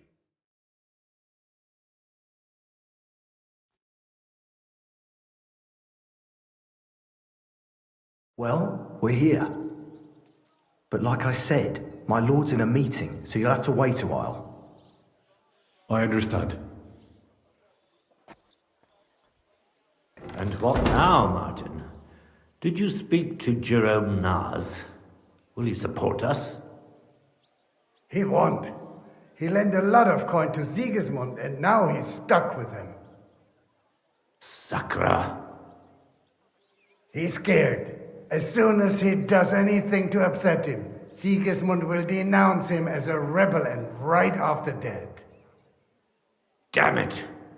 Has all his counting groschen not left room for a grain of common sense in that head of his? Jerome is a vain man. I'm sure he's pleased when the Hungarian king himself listens to him. He was boasting that he'll be in charge of some church talks in the Italian court. There is no way we'll change his mind. But you've been to see other councillors too, haven't you? Have you any good news from anyone? I've got good news for you concerning Mint Master Vavak. I've heard about his crimes against the crown, and it's no trivial pilfering. Are you sure the accusations are true? I've got proof of everything. Ha! God bless you, lad. Finally, some good news. It seems that this young man came to brighten my day. Who do I have the honor of addressing? Martin, this is Henry, our ally from Liechtenstein. Henry, this is Sir Martin Odorin, Lord of Rabosh, a loyal supporter of King Wenceslas, as no doubt you've already deduced. I'm pleased to meet you, Sir Martin. And I've got good news for you. I freed Hensel, one of your subjects, from Andrew Ramhead's captivity. So I've heard. Clearly, you have a good heart, but you've done more harm than good. I tried to keep Sigismund from turning his attention to Rabosh as much as possible. And the greedy but slow-witted Ramhead came in useful there. I tolerated his robbery, because as long as he could steal here and there, that's all he cared about. But Hensel's escape provoked him, so now I'm afraid he'll be more alert and attentive. You don't have to worry about him anymore. Now he's facing God's justice. No great loss there, but I fear they'll send someone with a greater sense of duty to take his place. Sir Kunslin. Shimek? What's going on? Min Master Vavak is heading here with an armed cohort. Right now?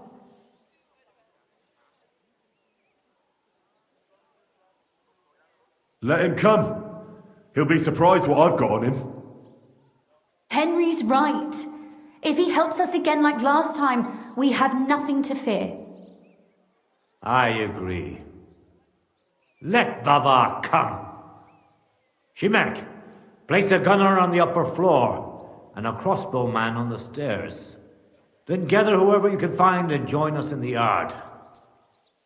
Certainly, right away, sir. Henry, we're counting mainly on you. I hope your findings are worth 12 armed men. 100 at least, sir. You'll see. I'll help you into your armor, Papa. But quickly, and then go to your chambers and lock yourself in. What? I'm going with you. No. So go to your room, take your precious crossbow, and if things turn out badly, shoot any of Vadark's whoresons who stick their noses through the door. If something were to happen to me, you're the next in line in our family. Don't forget that. I love you, Papa. God Almighty, hold your protective hand above us.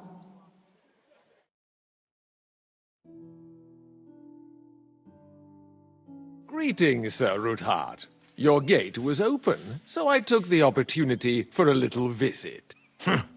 No gate is closed to you, is it? The gates of hell are especially looking forward to your visit. But you're more than well aware of that, eh? Since you don't dare leave home without a horde of men-at-arms. My men aren't here to protect me, but to enable me to keep order when needed. And today, I got the feeling that order is just what's needed. Or do you disagree, sir? Weigh your words, sir. One might take them as threats. And be assured, we're very well prepared today for anyone who might threaten us. Threat? A warning, more like. A friendly warning from the Royal Mint Master. Lord Ruthard, I'm offering you one last chance to surrender your mining rights to me. If we agree, neither you nor your family will have anything to fear. If not, the king will hear of the serpent you nurse in your bosom. And this time, you'll lose not only your fortress, but also your honor and status. Enough! Do you think you can insult me in my own home? Do you imagine you could do as you please, just because you have Sigismund's favor? That can easily change when the king learns of the serpent you are nursing in your bosom, to cite your own words. Sir, only, considering what I know, you might lose a little more than your honor. Like your head, for what it's worth. How dare you? Henry, kindly inform the Royal Mintmaster what is being said about him.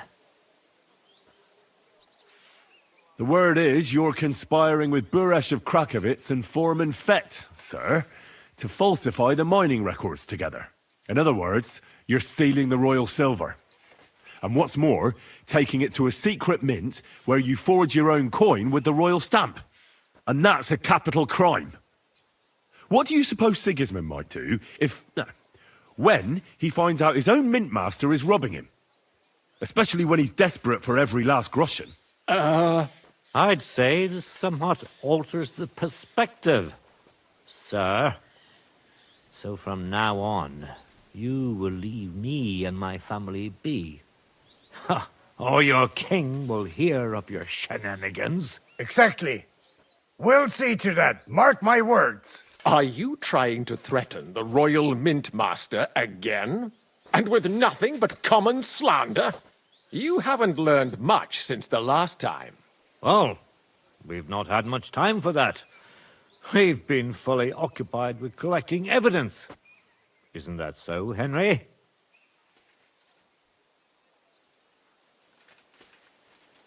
I know about your account ledgers and the ones from Buresh. The real ones, that prove how you carried out this fraud. You've made up those books. Or do you actually have them on you? Of course not. Do you think we're completely stupid? We've got copies here. The original books are safely stashed away out of your reach. Exactly. And if anything happens to us, They'll see to it that King Sigismund and the town council will hear all about Hermes Trismegistos' silver skimming business. So, do you want to chance your luck, or come to an agreement? Captain! Sir! This matter is an internal affair of the Crown and my office. I'll resolve it here with these gentlemen in private. Are you sure, sir? Yes, damn it! Do what I say! Wait for me by the gate. Let us step inside. Let's give the Mint Master the privacy he requests. Gentlemen, I expect you'll keep this entire matter to yourselves, and I expect you'll be wanting something in return.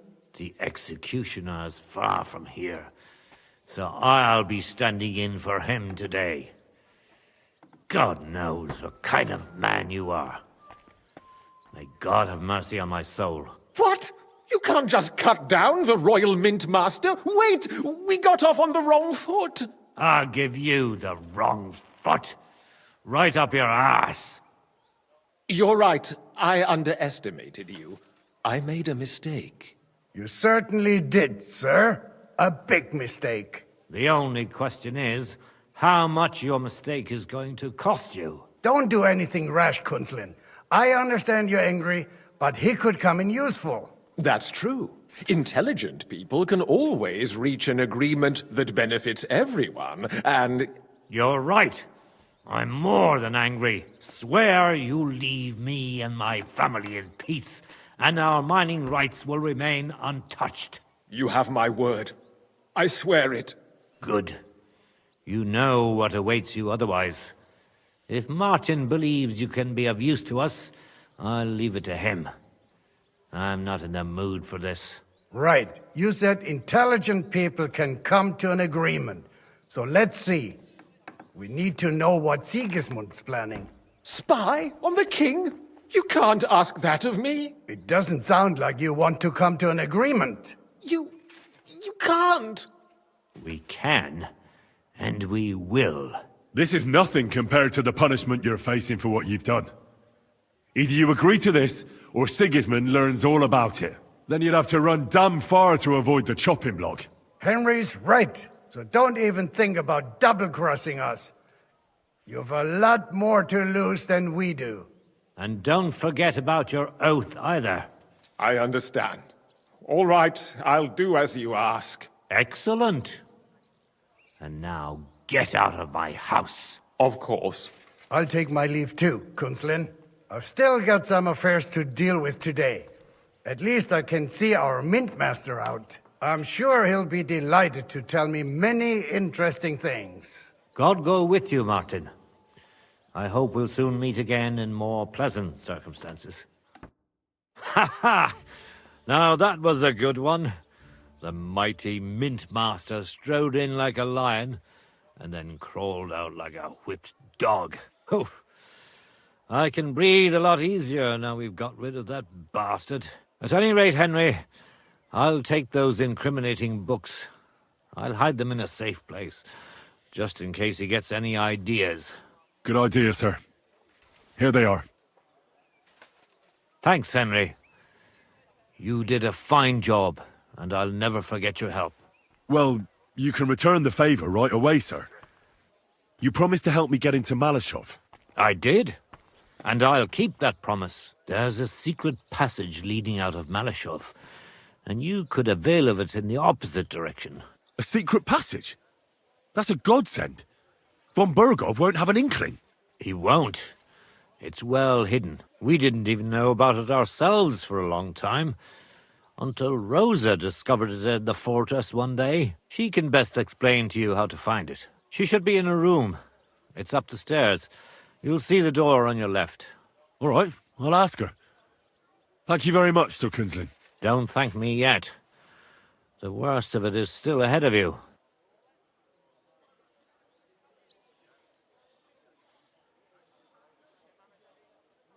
Nobody will be expecting me. The passageway is an advantage that works on my side. Besides, I've got my spy coat on, which makes me hard to spot. I can deal with any locks. And if I come across anyone, I'll take him out without a sound or a trace. Well, it looks like you know what you're doing, and that you've done it before. I'll pray for your success. It would help us in more ways than you probably realize. What do you mean, in more ways? Isn't it obvious? We've been sitting with our arms folded until now. And where has it got us? We look helpless, and it's difficult to find allies. But if you liberate Lord Capon, right from under von Bergov's nose, the word will spread like wildfire throughout the land, and von Bergov will look like a fool, and he'll lose a strong advantage in parleying. That would help convince some of those who are hesitant about joining us in the fight against Sigismund and the Praguers. You're right. I hadn't thought of the other consequences. And I reckon even Jobst hasn't realised. Thanks again. As soon as I speak to Rosa, I'll head out right away. I'll get Lord Capon out of Malashov if it's the last thing I do. You've no lack of courage, son. But you shouldn't count on that alone. Be careful. And good luck. I'll at least look at the books you brought. I'm very curious about what there is on Vavak and how he did it all. I wish you a pleasant read. There's more than enough on him in there.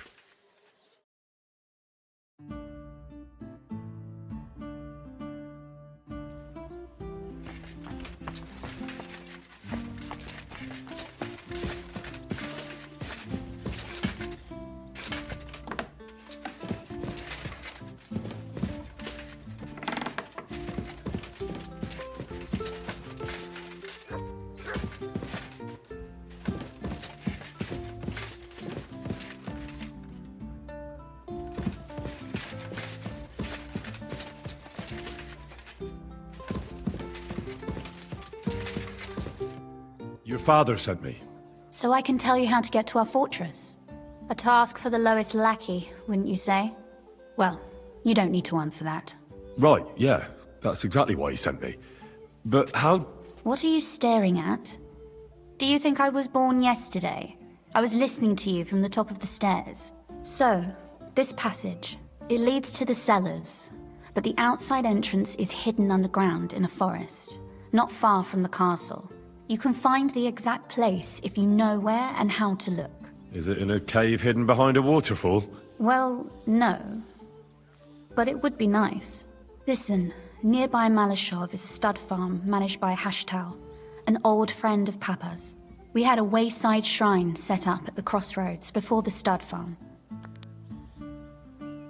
Sure. I won't miss it. Wait, though. We haven't got to the hard part yet. From the shrine, you should be able to see a group of boulders. Beyond them are the remains of an old chapel.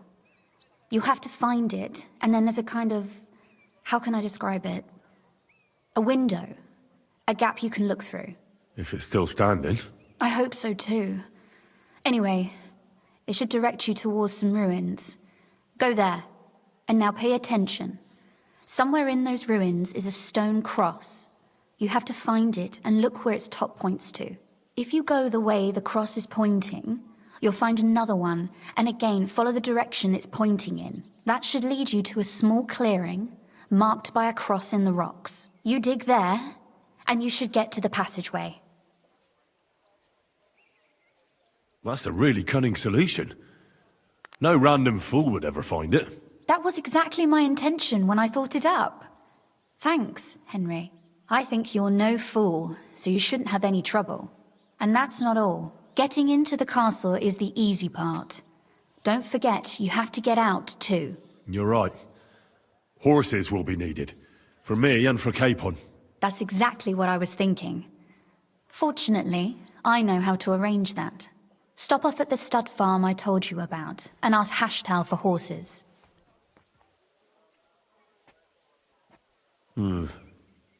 Where's the catch? No catch. On the contrary, please tell Hashtal that Papa is still paying for masses for his dead father, as agreed years ago. And even if he's not too keen, tell him we'll pay him for the horses. You got it well figured out. Thanks.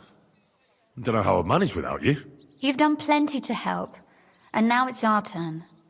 Papa said something like that, didn't he? You know, You might not be aware of it, but you saved us from a mountain of trouble.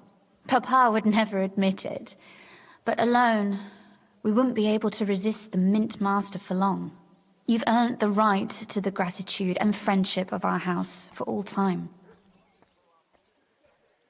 I'm glad I could help you and your father. The pleasure is ours, but tell me, would you do it if you didn't need our help in return?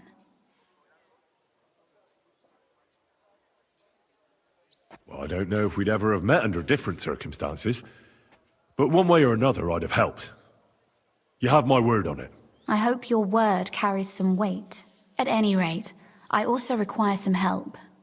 In a particular matter, but you mustn't breathe a word of it to anyone. Understand? I'm listening. I wanted to ask you, since you're going to be at Malashov, if you could bring me something from there.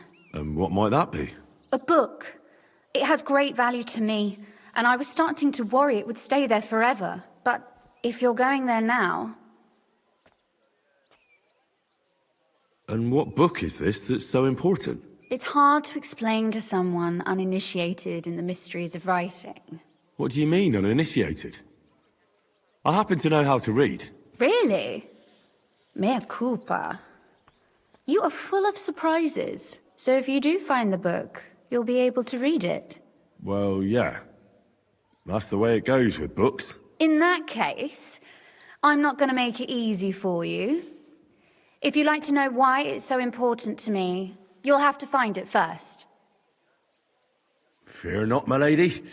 I'll gladly tear the entire fortress apart to find that book for you. Restraint, valiant knight. I value your determination, but this way would give yourself away immediately, and I'd remain without my book. Find it nice and quietly, then come back. Your wish is my command. It shouldn't be hard. The book is bound in scarlet leather and inlaid with gold. You won't find many like such there. And take this, so you don't get lost in the fortress. Thank you. It is quite possible you won't get back to Malashov again.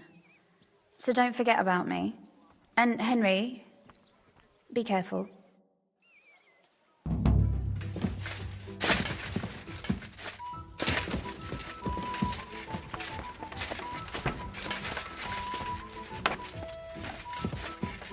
I'm sorry.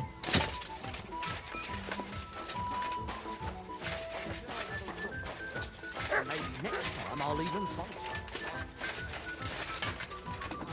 Aye, aye.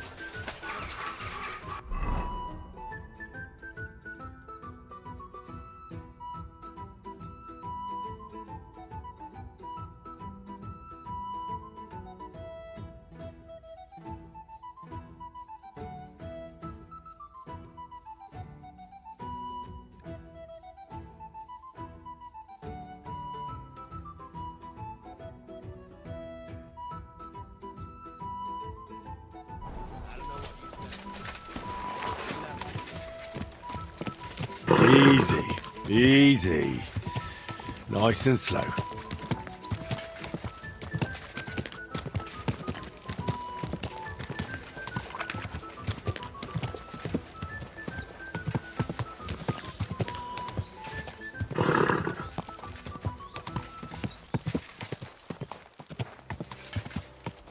Quick!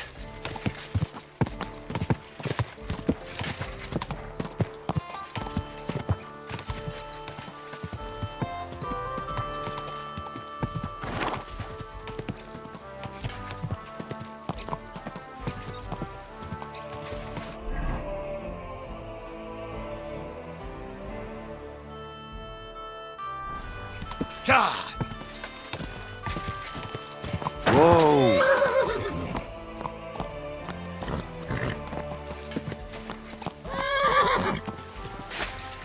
Whoa, whoa!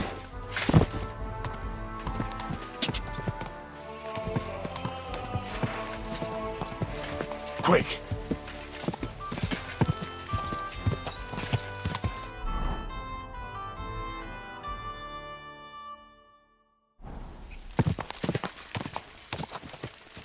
Die!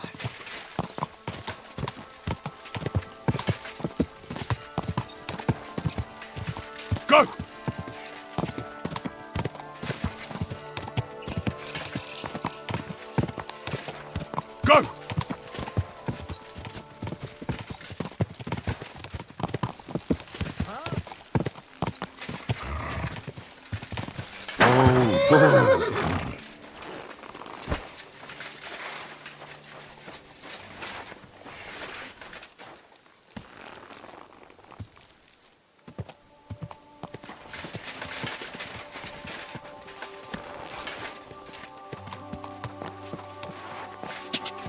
Go!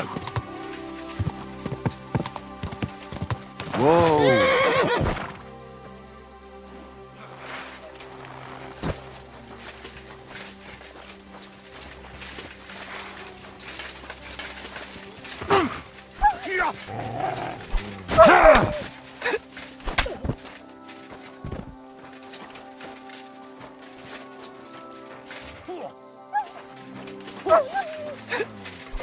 Ennenkin sogni.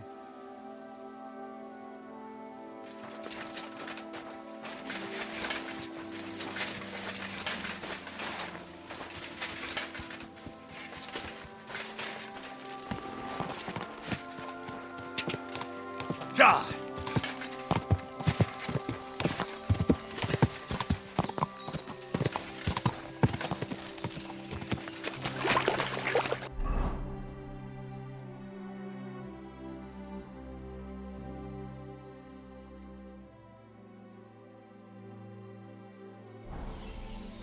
Ka! Ka!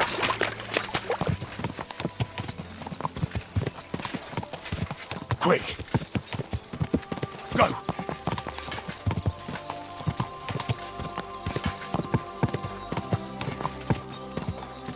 Quick!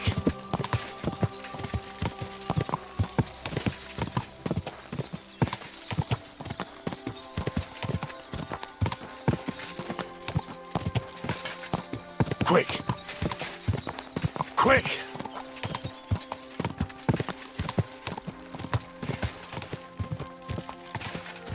Yeah!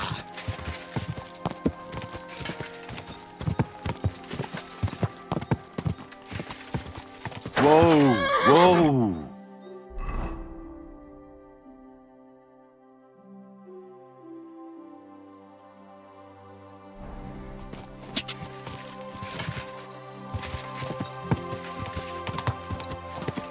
Go! Go!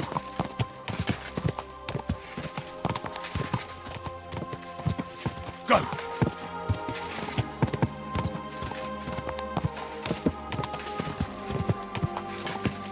Ka!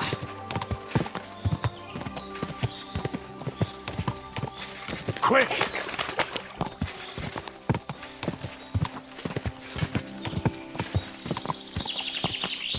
Quick!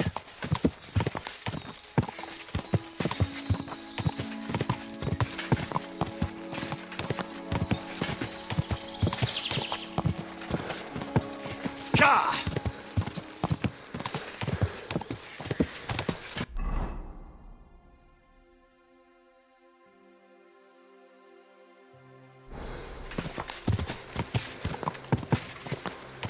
Ja!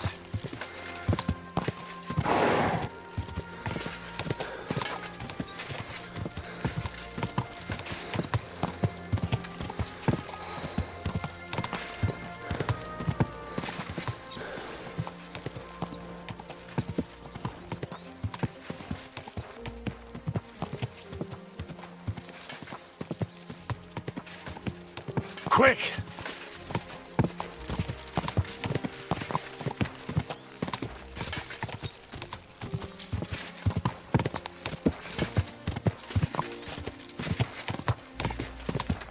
Go!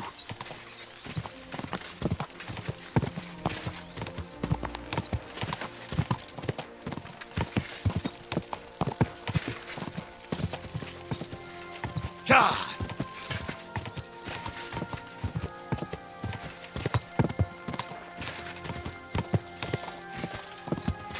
Quick! Quick!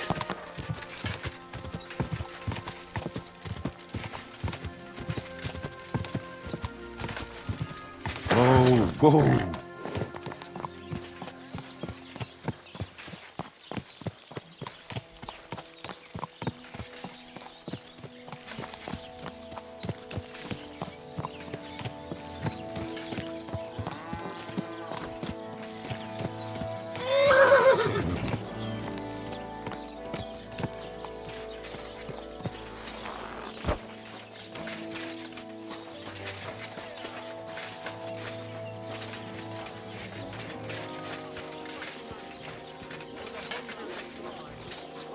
don't owe you anything. Don't bullshit me. You're up early. What'll it be? Can I spend the night here? We're not set up for that here.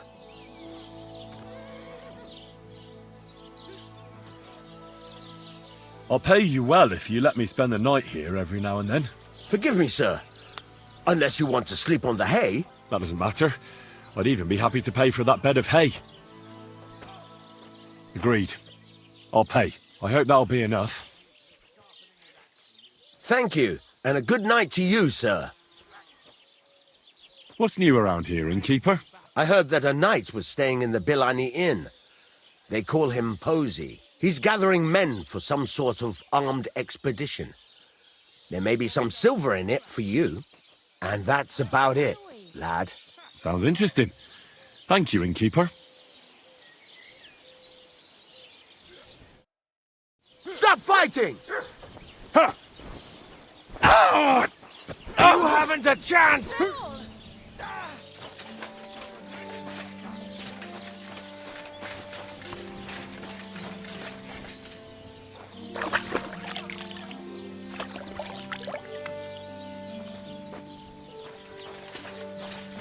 What the?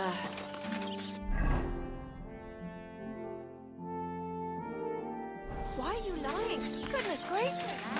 Are you all right? Do you hear me? Wake up!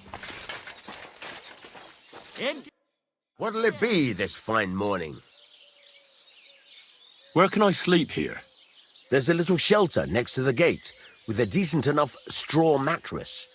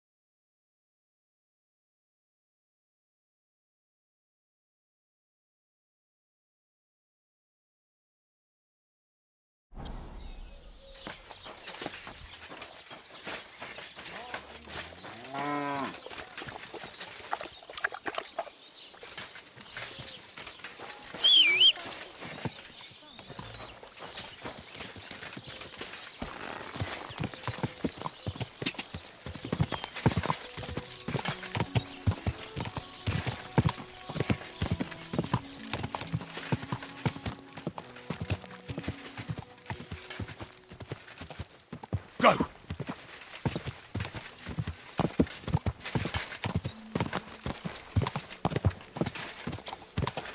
Ka!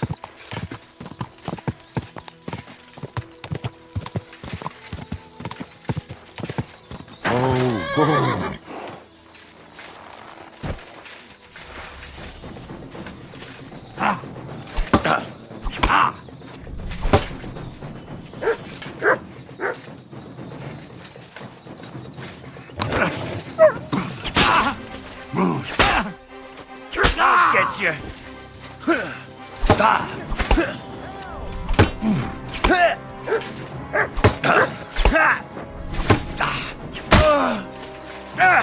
Fucking hell!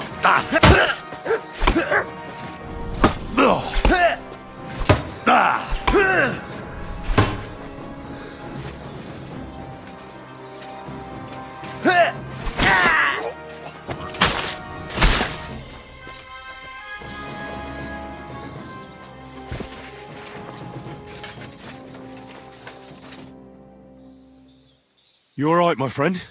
I am, but only thanks to you. Wait. Haven't we met before? You're the unlucky one, aren't you? Aye, that's me, all right. You saw that, didn't you? I have nothing for anyone to steal.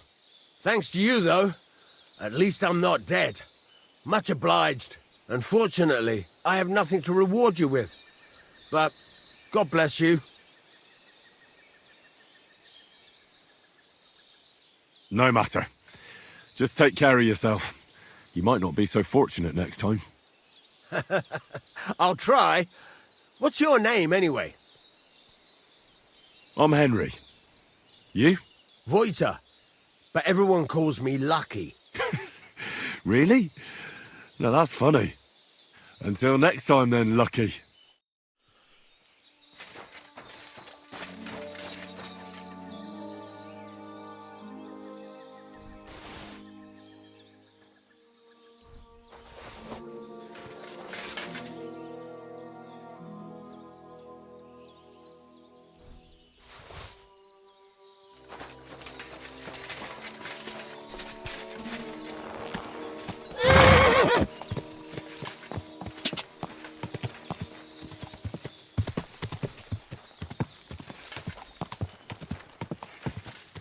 Quick!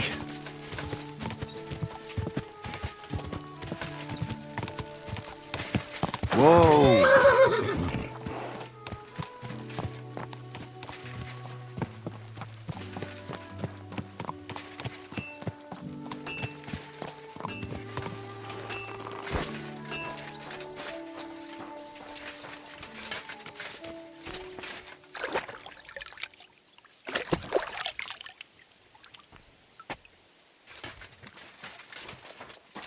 Hail.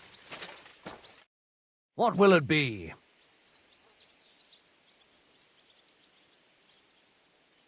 Do you sell horses here? Aye, that's me. Sell, exchange, harness. And I also clean hooves when I really have to. Pick a horse and bring me the coin. Simple. Did you say you also exchange horses? Because I already have one. As long as it's not some nag, I'll take the value off the price of the new one. And who knows? If you've got an expensive horse, I might end up paying you. I hope you've had a good look at the horses, because we don't give any refunds. Well, did you? No. Do they have 5 legs or something? Are you trying to impress me with your wit? You're wasting your time. I repeat, no refunds. Every horse here at Malashoff is different when it comes to bravery, strength, stamina, and speed. The better the horse, the higher the price. Makes sense, doesn't it? Well, are you going to have a look? I'll choose one by its name. Suit yourself. But I'll say it again. No refunds. I've changed my mind.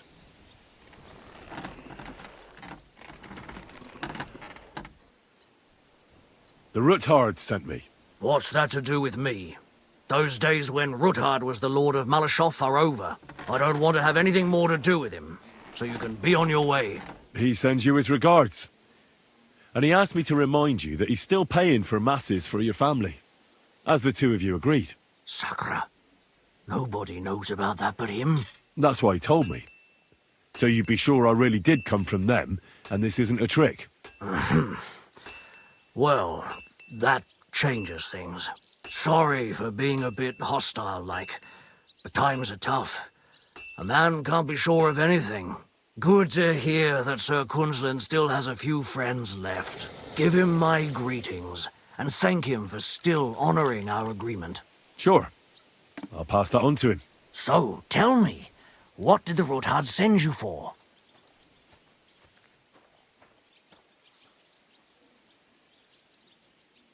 I've got to get into Malashov to free a friend who's held captive there. What, all alone? Maybe I should send for a priest for you, eh? Don't worry, I'll figure it out. Lord Ruthard told me about a secret passage that will take me there. What I need from you is to get a fresh horse ready for my friend. A fast one, for when we get back. Well, you sure ain't lacking in courage. But you're really asking me for a lot. A fresh, fast horse don't come cheap. But fine, since you're from Sir Quinlan, I'll have it ready for you. Somewhere a bit further from here so I don't get in the shit if things go sideways. Of course. The last thing I want is to endanger you unnecessarily. And the Ruthards promised to pay for the horse if it comes to any harm. All right. So look, here next to the stud farm there's a kind of band of rocks below the forest. When you go alongside the rocks to the end, you'll find a wooded copse not far from the castle. There's a well-trodden patch of ground there, so that's where I'll have that horse ready for you. Hopefully, nothing will happen to him if I just leave him there. Recently there's been wolves and wild dogs sniffing around here, so we have to watch out for the animals. Thanks. I'm obliged to you. Tell me more about this secret passage. They say there's one here somewhere, but no one knows much about it. That passage is secret for a reason. The less you know about it, the better. Herrgott, I'm to risk my farm and maybe even my life for you, and you won't even tell me that much? Sorry, I can't do it. It's really for the best. That's gratitude for you.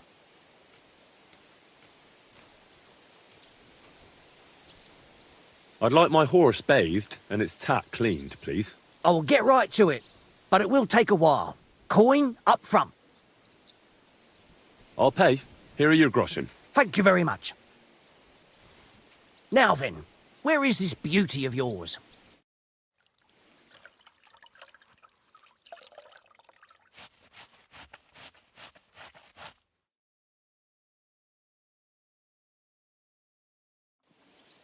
You two can get going now. There won't be any men left, and at this rate.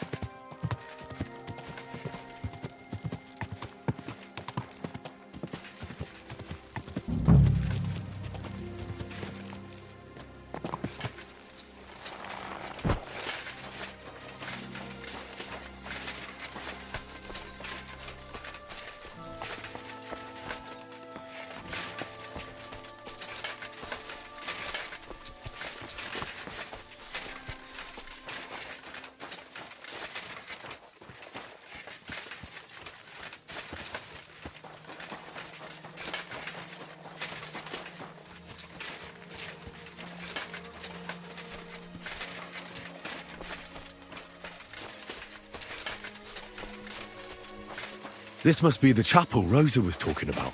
I was supposed to look through its arch for some old ruins. Well, let's see.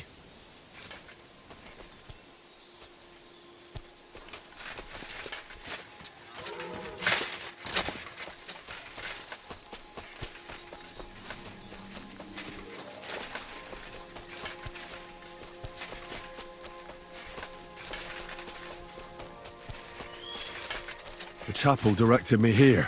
There's no doubt about that. So somewhere around here, I have to find a stone cross, and then go in the direction the top is pointing.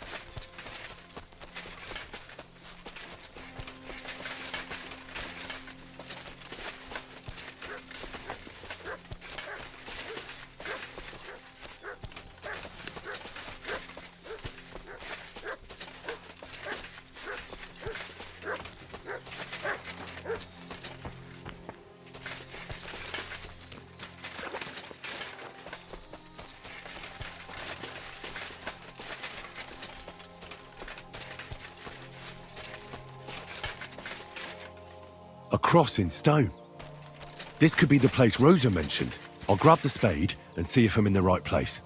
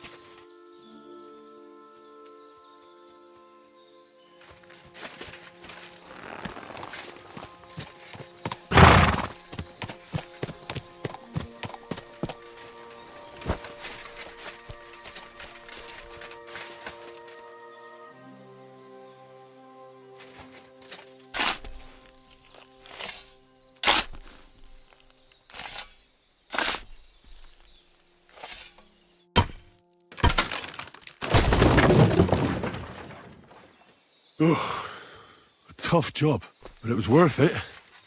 The way to Malashov is clear.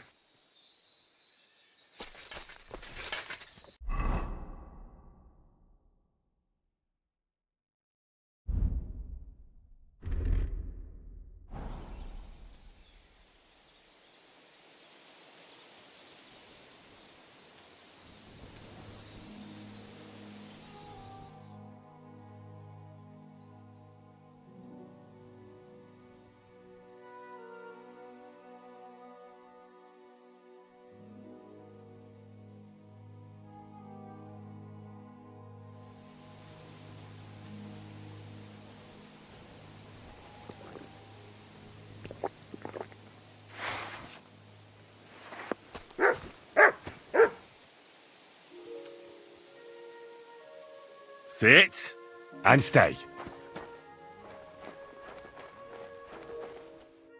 An axe to deal with the supports and the planks at the entrance. A spade and bucket to clear away fallen earth and free up the entrance. Everything's ready for escape whenever needed. The Roothards really left nothing to chance.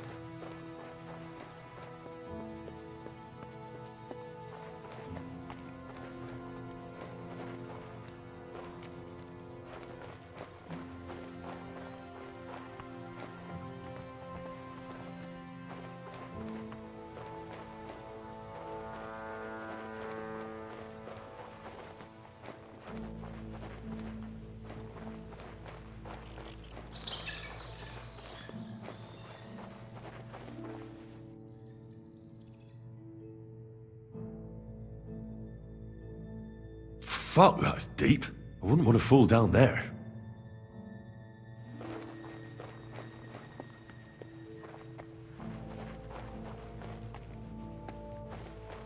What do we have here? A ladder. In an escape, it'd be enough to pull it up, and that'd leave any pursuers stuck. I just hope it can hold one attacker.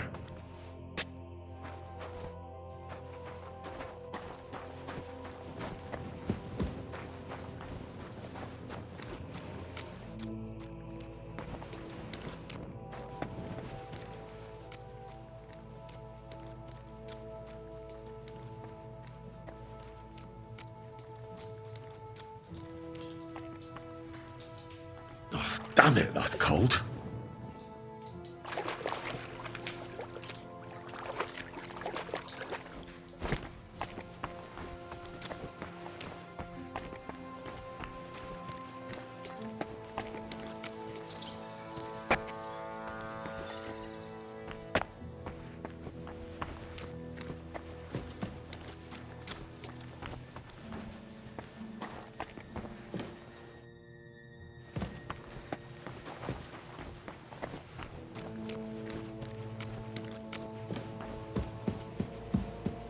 What's this door doing here?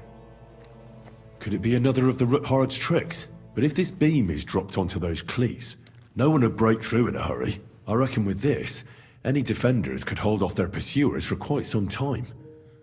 This will come in handy on the way back.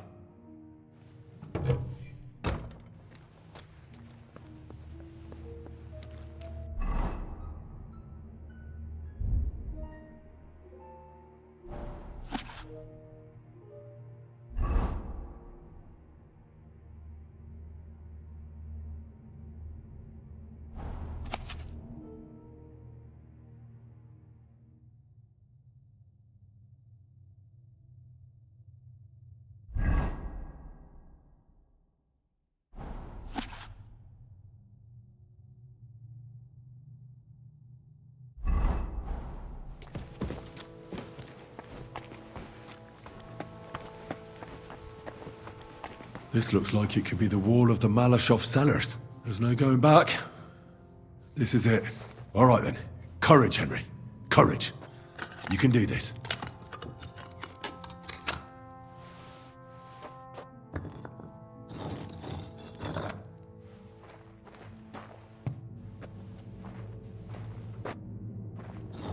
This is going to take a while.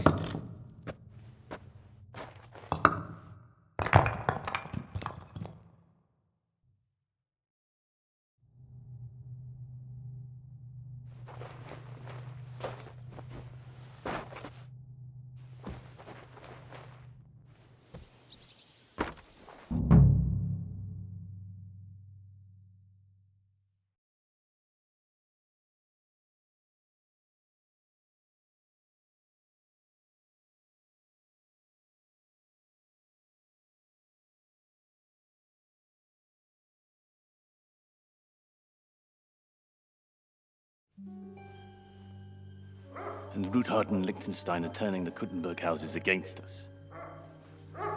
Bavag will deal with Odoard. But Liechtenstein is your concern.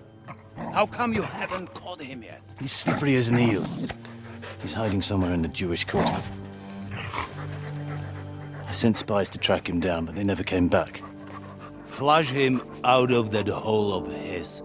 For fuck's sake! Why such concern, Otto?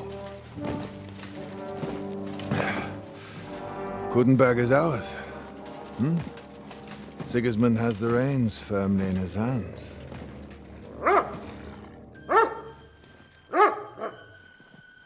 He's got fuck all in his hands.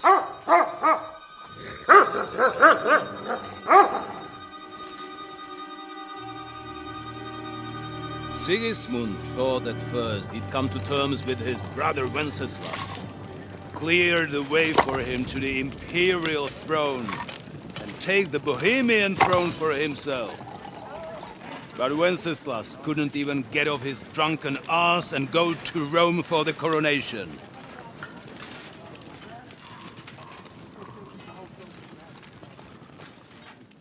And now, the glorious Hungarian king has fallen for Jobst and his damn truce. He's been taken in by that treacherous turncoat. Jobst betrayed Wenceslas. Then Sigismund, and now us. He fooled all of us. But what can he really do against us, I'll tell you what. While pretending to parley, he incensed the Hungarian nobles against Sigismund. Surely Sigismund's army can deal with that inconvenience. Ha! He was paying his Cumans by letting them pillage Bohemia. He set half the people against him in the country he wants to rule. And now, there is nothing left to plunder. While we are shuffling our feet here, Jobst is surely mustering an army. What are we going to do? We've got Cabon. I'll keep Hanush and the Lipa people at bay. If they ever want to see their heir alive. Jobst has Liechtenstein mustering other allies for him.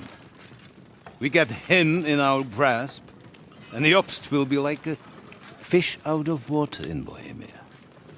I'll drag him out of that Jewish den with my own 2 hands. Count on me, sir.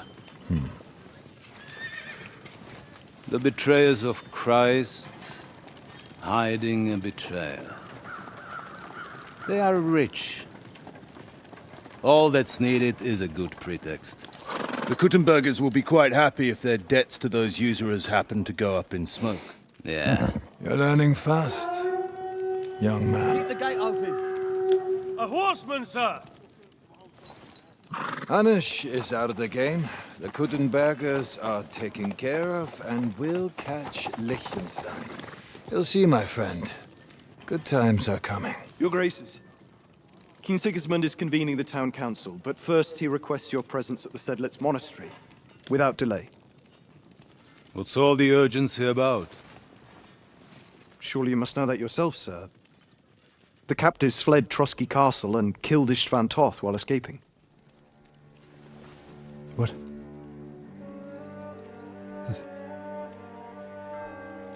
That's not possible. That's a lie. It is true, Lord Toth is dead.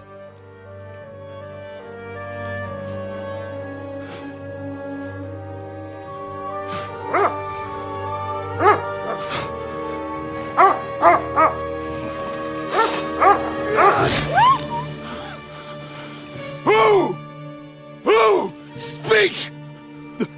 The messenger said something about Cobbler's bastard and some outlaws. I swear, by everything that is holy, I will find that whoreson, and I will rip out his heart!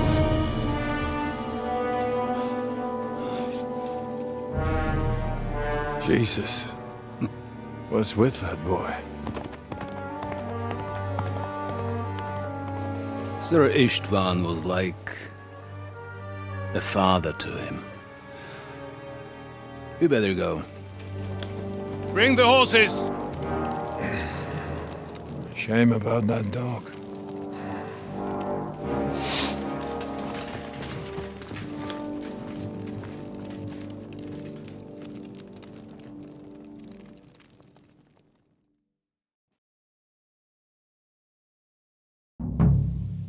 Lord von Berghoff Luck was had to on my leave on side. important Now to business find for- Capon and get out of here. Took a small escort with him, so the garrison is slightly weakened now. So, be extra alert on your watch.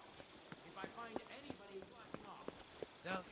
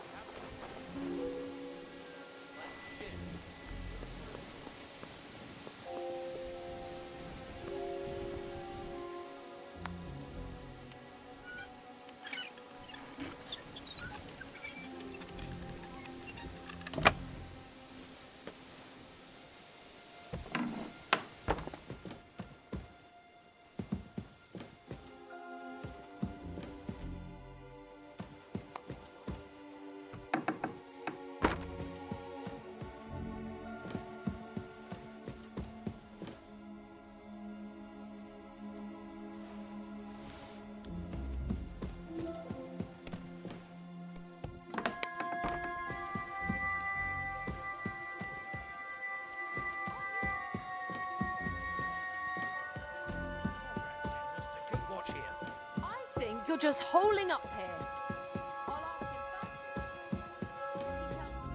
Wait, Mom. We're on Conrad's blacklist, and ever since he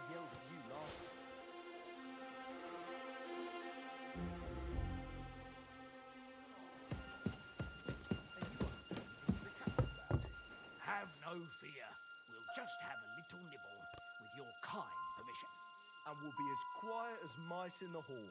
We won't disturb you, trust me. I hope so. Now off with you. You're a sharp one. You sure know how to deal with her. I feel a little sorry for her, with nobody taking her seriously around here. She's some third-rate daughter of some lord from who knows where, so she was actually quite lucky that old Otto took her life.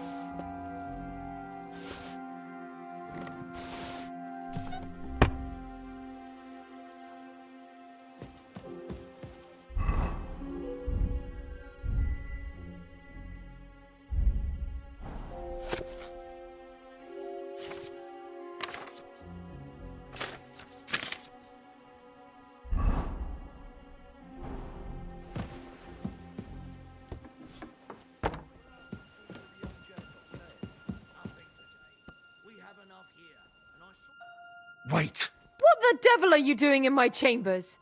And at this hour? Guards!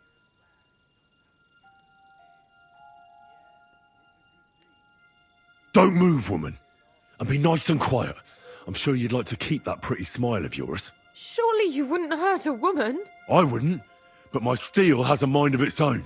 So unless you want to meet it nice up close, better watch your step. Got it? All right, all right. Where's Hans' cape on? One floor higher. The keys are around here somewhere. Take them if you want. Do you know something about a book?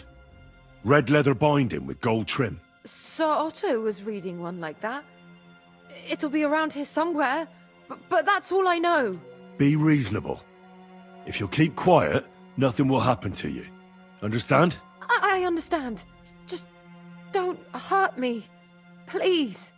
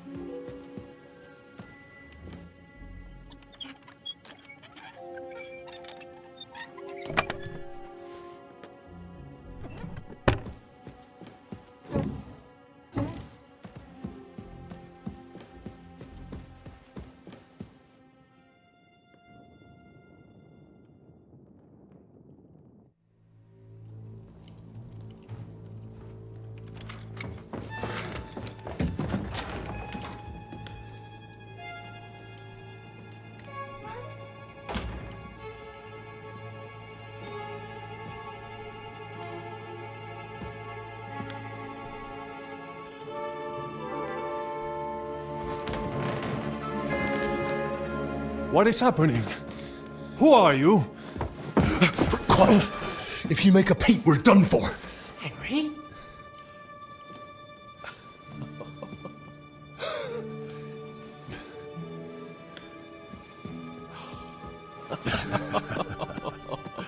Good God, Henry. What are you doing here? What do you think I'm doing? Hunting boar? Came to save your noble arse. My noble arse thanks you. Oh, how did you get here? I'll tell you later. Who's this? Vauquelin Brabant, Chevalier d'Arezzo, at your service. Brabant led the defense at Kuttenberg. He's Sigismund's prisoner, same as me. And I came very close to holding the town. Besides... There's no time for chit-chat. He's our ally. We can't leave him behind. Right, no doubt you've got a cunning plan for us to get out of here, right? Well, let's hear it.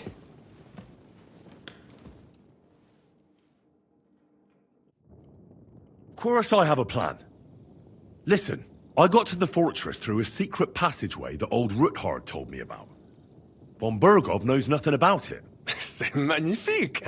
Very cunning. And so far, the garrison has no idea I'm here. We're lucky Von Bergov left the fortress along with Von Aulitz and some of the garrison. So I'll take you to that passageway, and we'll get out of here. We'll get to the forest not far from here. I have some horses ready there. We'll be gone before you can say the Lord's Prayer. Formidable! I call that an elegant plan. I myself had to sneak like that once during the siege of Arezzo. So, what are we waiting for? On y va! Wait. A passageway, you say? A dark, narrow passageway? Well, it's just a passageway. There's a bit of water in it to wade through, but nothing we can't handle. You can forget about it. I'm not going through any passageway. What? Let me repeat. No passageway for me. It's not the chivalrous way. It is not chivalrous, c'est vrai, but in our situation, it is more than delicious.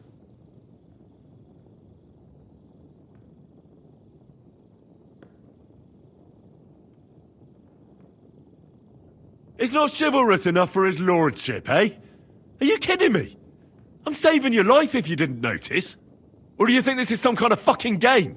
Well, in my opinion... Fuck your opinions! No! Just no! I mean, we'll all suffocate in that passageway. Or it'll fall on our heads. What's gonna fall on us, damn it? If I got in that way, we can get out, too.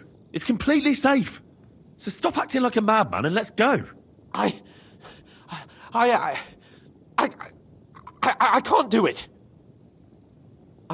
I'm afraid of small, dark spaces. Ever since that tower fell on me in Nabarkov, and I was stuck under the ruins, I just can't. I'm sorry, Henry.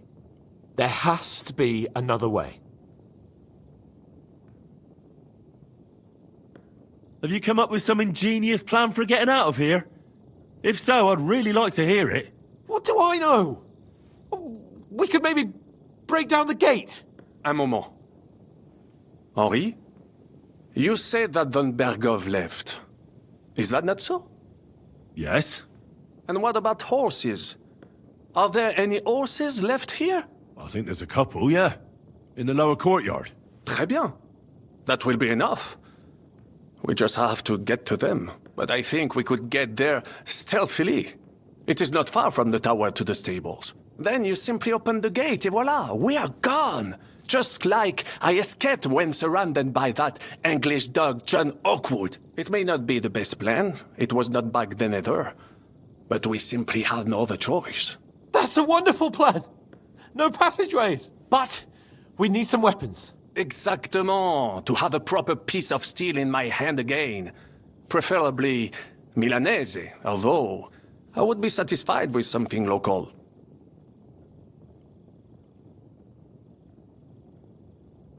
I don't have anything for you. Maybe we'll find something later. I certainly hope so. Merde. Our plan is starting to fall apart.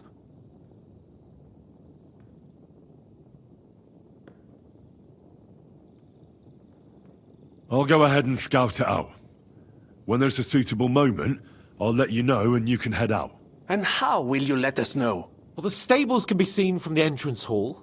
If you signal us with a torch from next to the horses, we'll head towards you. Agreed. Good idea. Wait for my light. But you must be absolutely certain that the way is clear. If you have any doubt, do not risk our lives. Better to come back to us, and we shall go together. True. And if we don't hear from you or see your signal for a long time, we'll try to make it on our own. Précisément. We cannot sit here forever. Right. Got it. I'm off. Keep watch by the stairway. I'll go to the window and wait for Henry. I think it would be better if you watch the stairs. Why's that? You are younger. You said he once discovered a dozen English spies.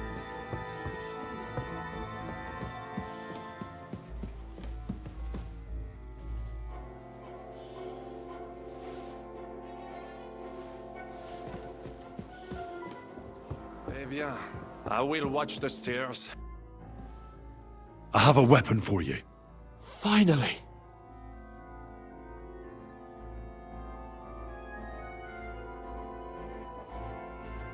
Thanks, Henry.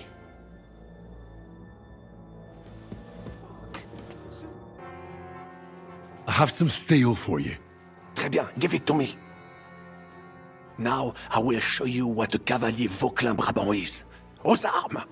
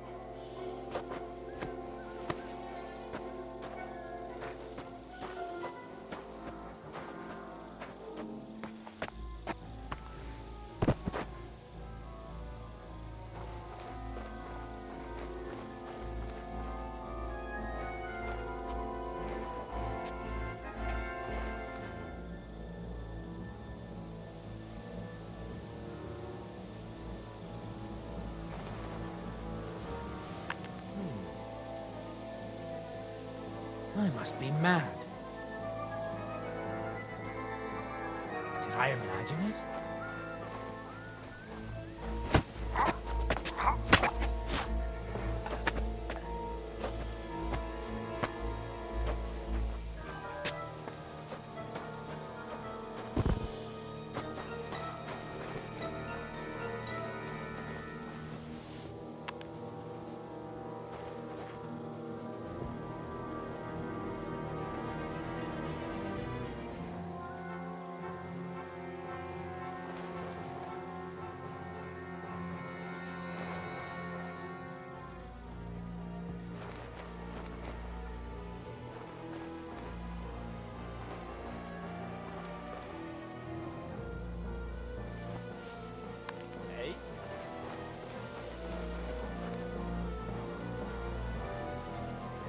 Someone's lying here.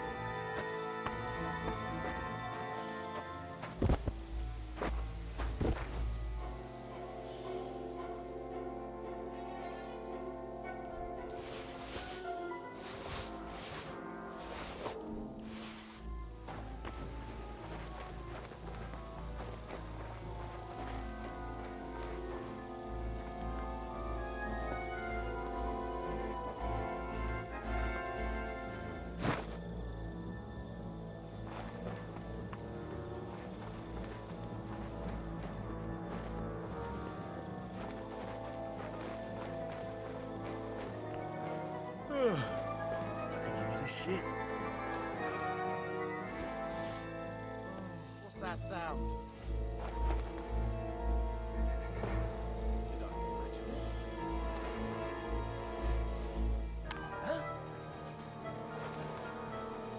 Nothing, I suppose.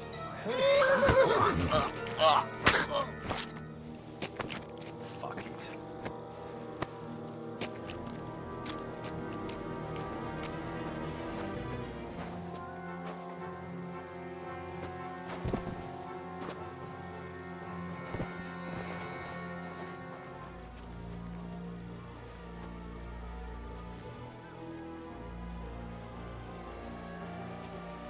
The horses are here.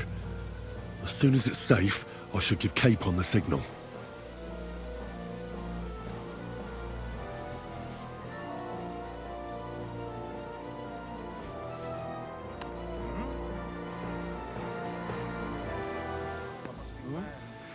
What was that? Did I imagine it? To hell with it. Huh? Nothing, I suppose.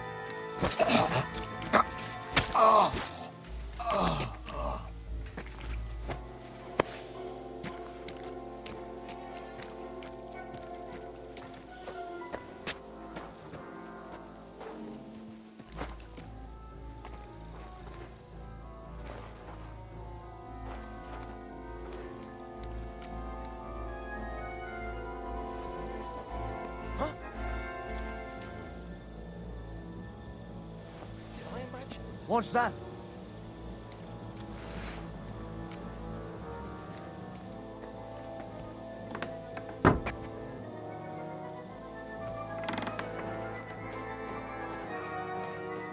Damn it! Fuck this!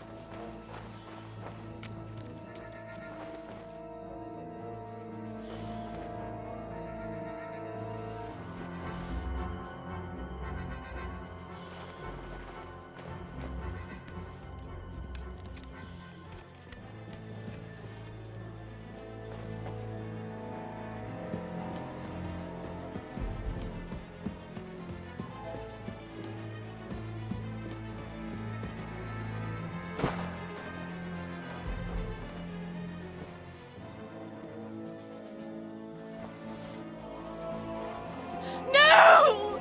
Leave me alone!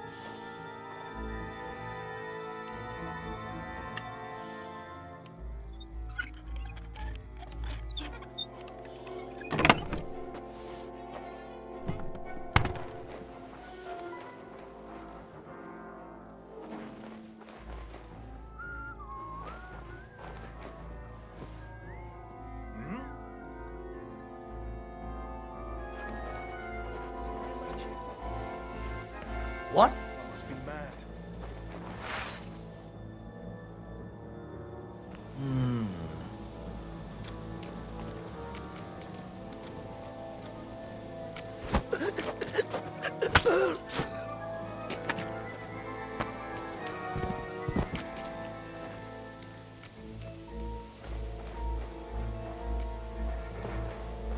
The horses are here. As soon as it's safe, I should give Cape on the signal. What the?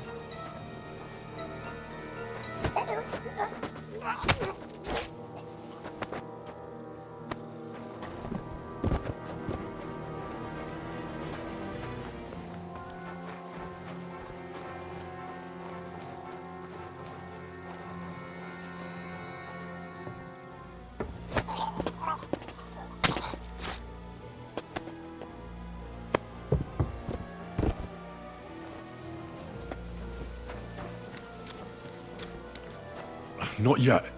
First, I have to get Sir Hans to the horses. Well, that's that. Now I just need to wait for Capon. Lord Jesus Christ, stand by our side.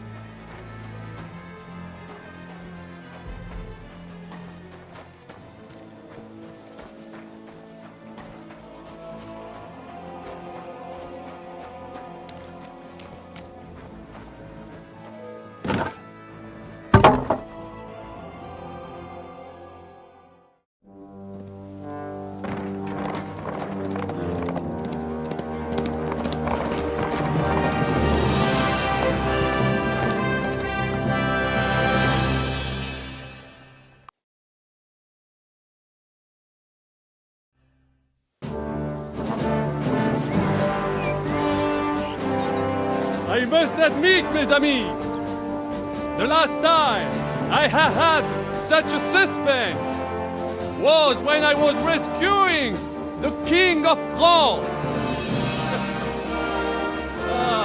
Oui, monsieur, you were surely brave. And fortune favors le brave. Yeah! Free at last!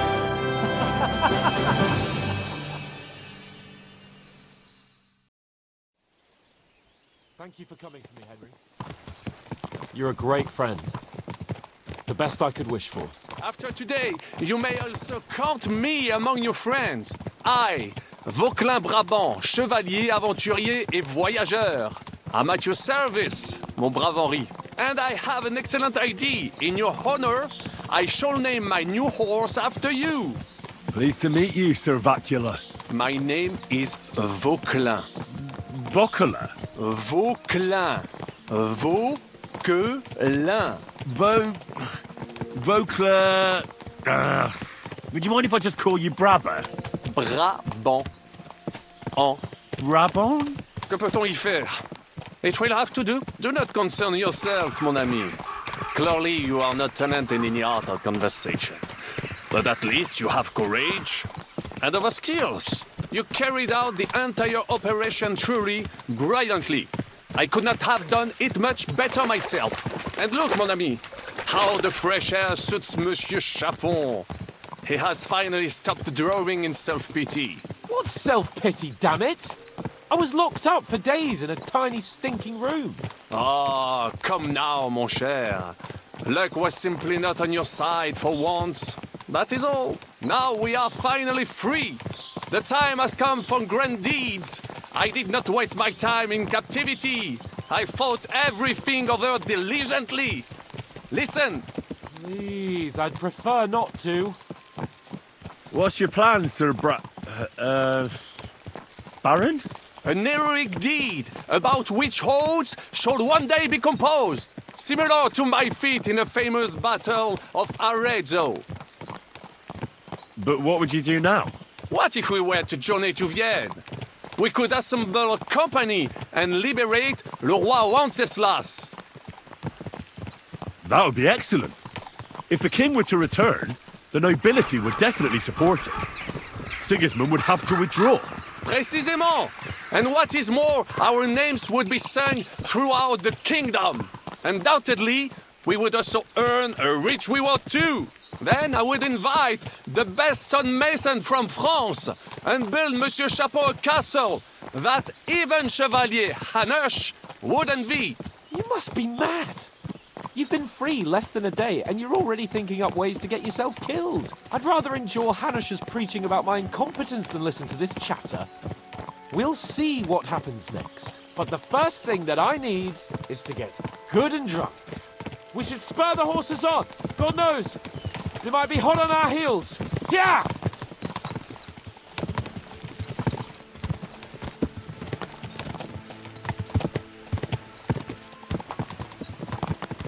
Christ, wounds. Such destruction and havoc. War. Monsieur Chapon, you have yet to participate in a real battle.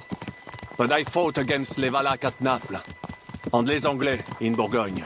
And that is how war looks, whether in Italy or La Bohème. It is always the same. That's not war, it's barbarism. What value did this village have? Eh bien, I would estimate 5 courtyards. Annual revenues could be perhaps, several hundred groschen. That's not what I meant, Bacalin. No fortress. Maybe one fortified courtyard. Practically insignificant militarily. That's not how war should be fought. This is unjust. Do not give way to sentimentality, monsieur. A village could harbor spies and saboteurs or supply the enemy, and destroying enemy assets is an effective tool of war. Wars are not decided only in battles. There are not even many of those. To strike in the rear, make the enemy lose and bleed. That is how most conflicts are fought. However, wait a year or two, the village will be settled. The population will increase again. That is how it always happens. But we're the nobility.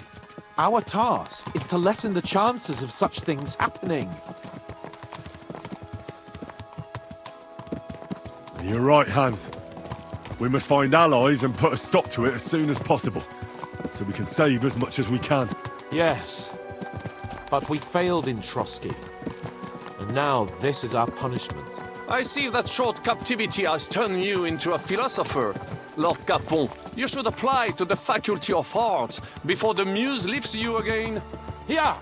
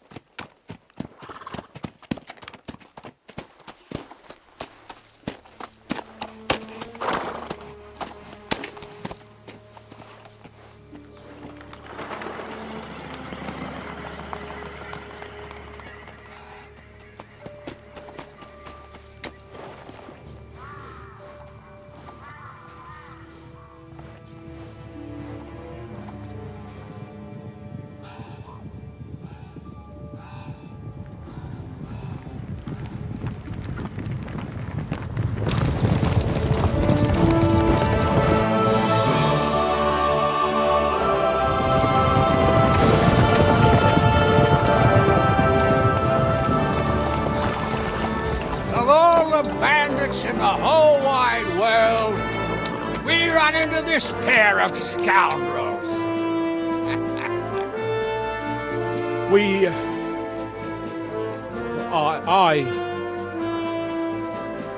I fucked everything up. Oh, get up, lad. Everyone makes mistakes. Only a better man owns up to them. At least we know now what kind of vermin we're dealing with. What brings you here? We just escaped from Malashov, and right now... There's no time for haste. One thing at a time, my boy.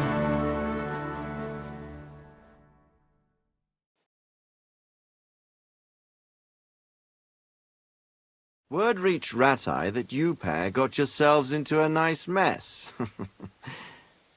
I'm glad to see you both in one piece. So, let's hear it. What happened? It's best if Henry tells you. I wasn't around for half of it.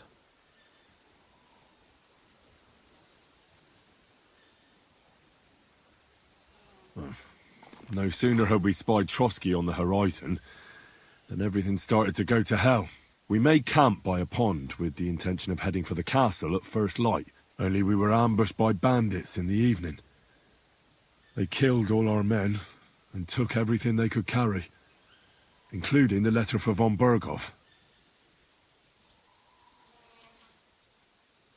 And how did you two manage to get out alive? Just by a stroke of good luck. We were both in a bad way. We might not have made it if a local herb woman hadn't taken care of us. Only after that, we couldn't get into the castle, though. We looked like a pair of beggars. And the bastards treated us as such. But you did get into Trotsky in the end, didn't you?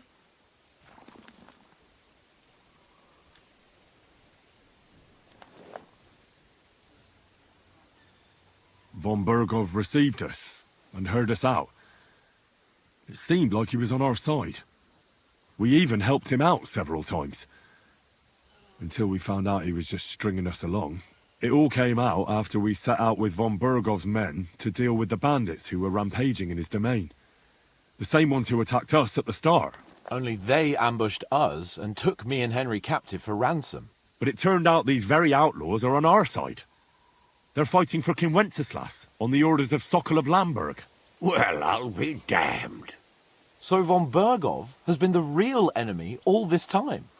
And Zizka is actually our ally. Zizka? He's the captain of those outlaws. That name doesn't ring a bell. Well, I think you'll meet him soon enough. What impression did he make on you?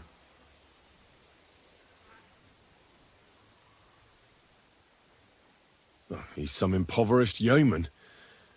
But he's handy in a battle, and he helped us when we needed it. He made quite an impression on me, for one. I'll be happy to see him again. But if only it didn't have to be in Rabosh. Why Rabosh? Of all the places in the world. We're riding to a gathering of King Wenceslas's supporters. If fortune favors us, the future fate of the kingdom will be decided there. If we keep standing around here gabbing about it, it'll be decided without us. Patience, my friend. This pair have just returned from the clutches of the enemy. No doubt they have something to tell us. Like how in the devil did you manage to escape? I was helped by the Ruthard family, the former rulers of Malashov, in exchange for dealing with some trouble they had with Ulrich of Raditz. Ulrich Vavak? But he's the mint master. Well, he won't be for long, if it comes to light that he's been putting his sticky fingers on the royal silver. It seems you've been pretty busy. But don't forget to say what you found out from Von Bergov in Malashov. Sigismund has convened the city council. Markvart von Aulitz will be there with him, too. The word is, Sigismund is going to make an important announcement there. He picked a nice time for it. But at least he won't be sticking his nose into what's going on around.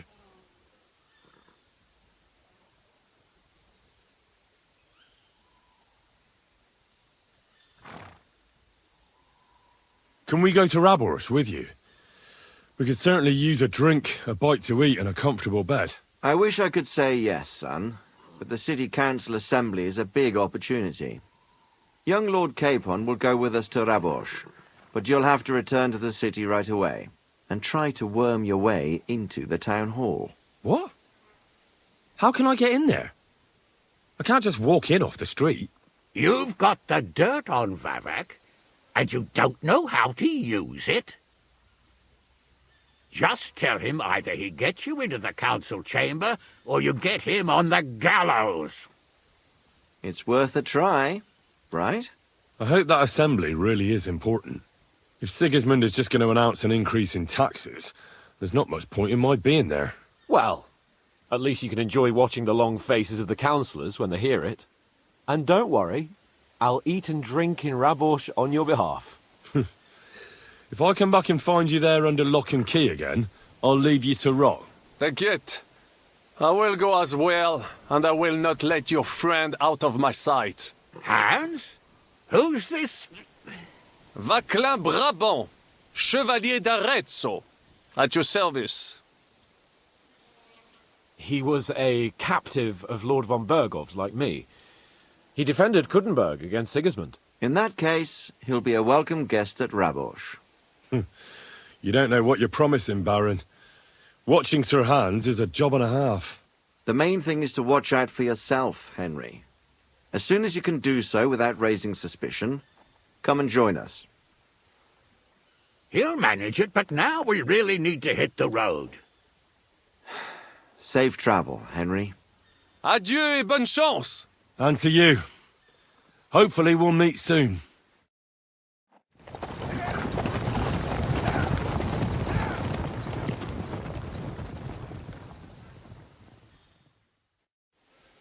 I ought to go and see Rosa when I'm in town.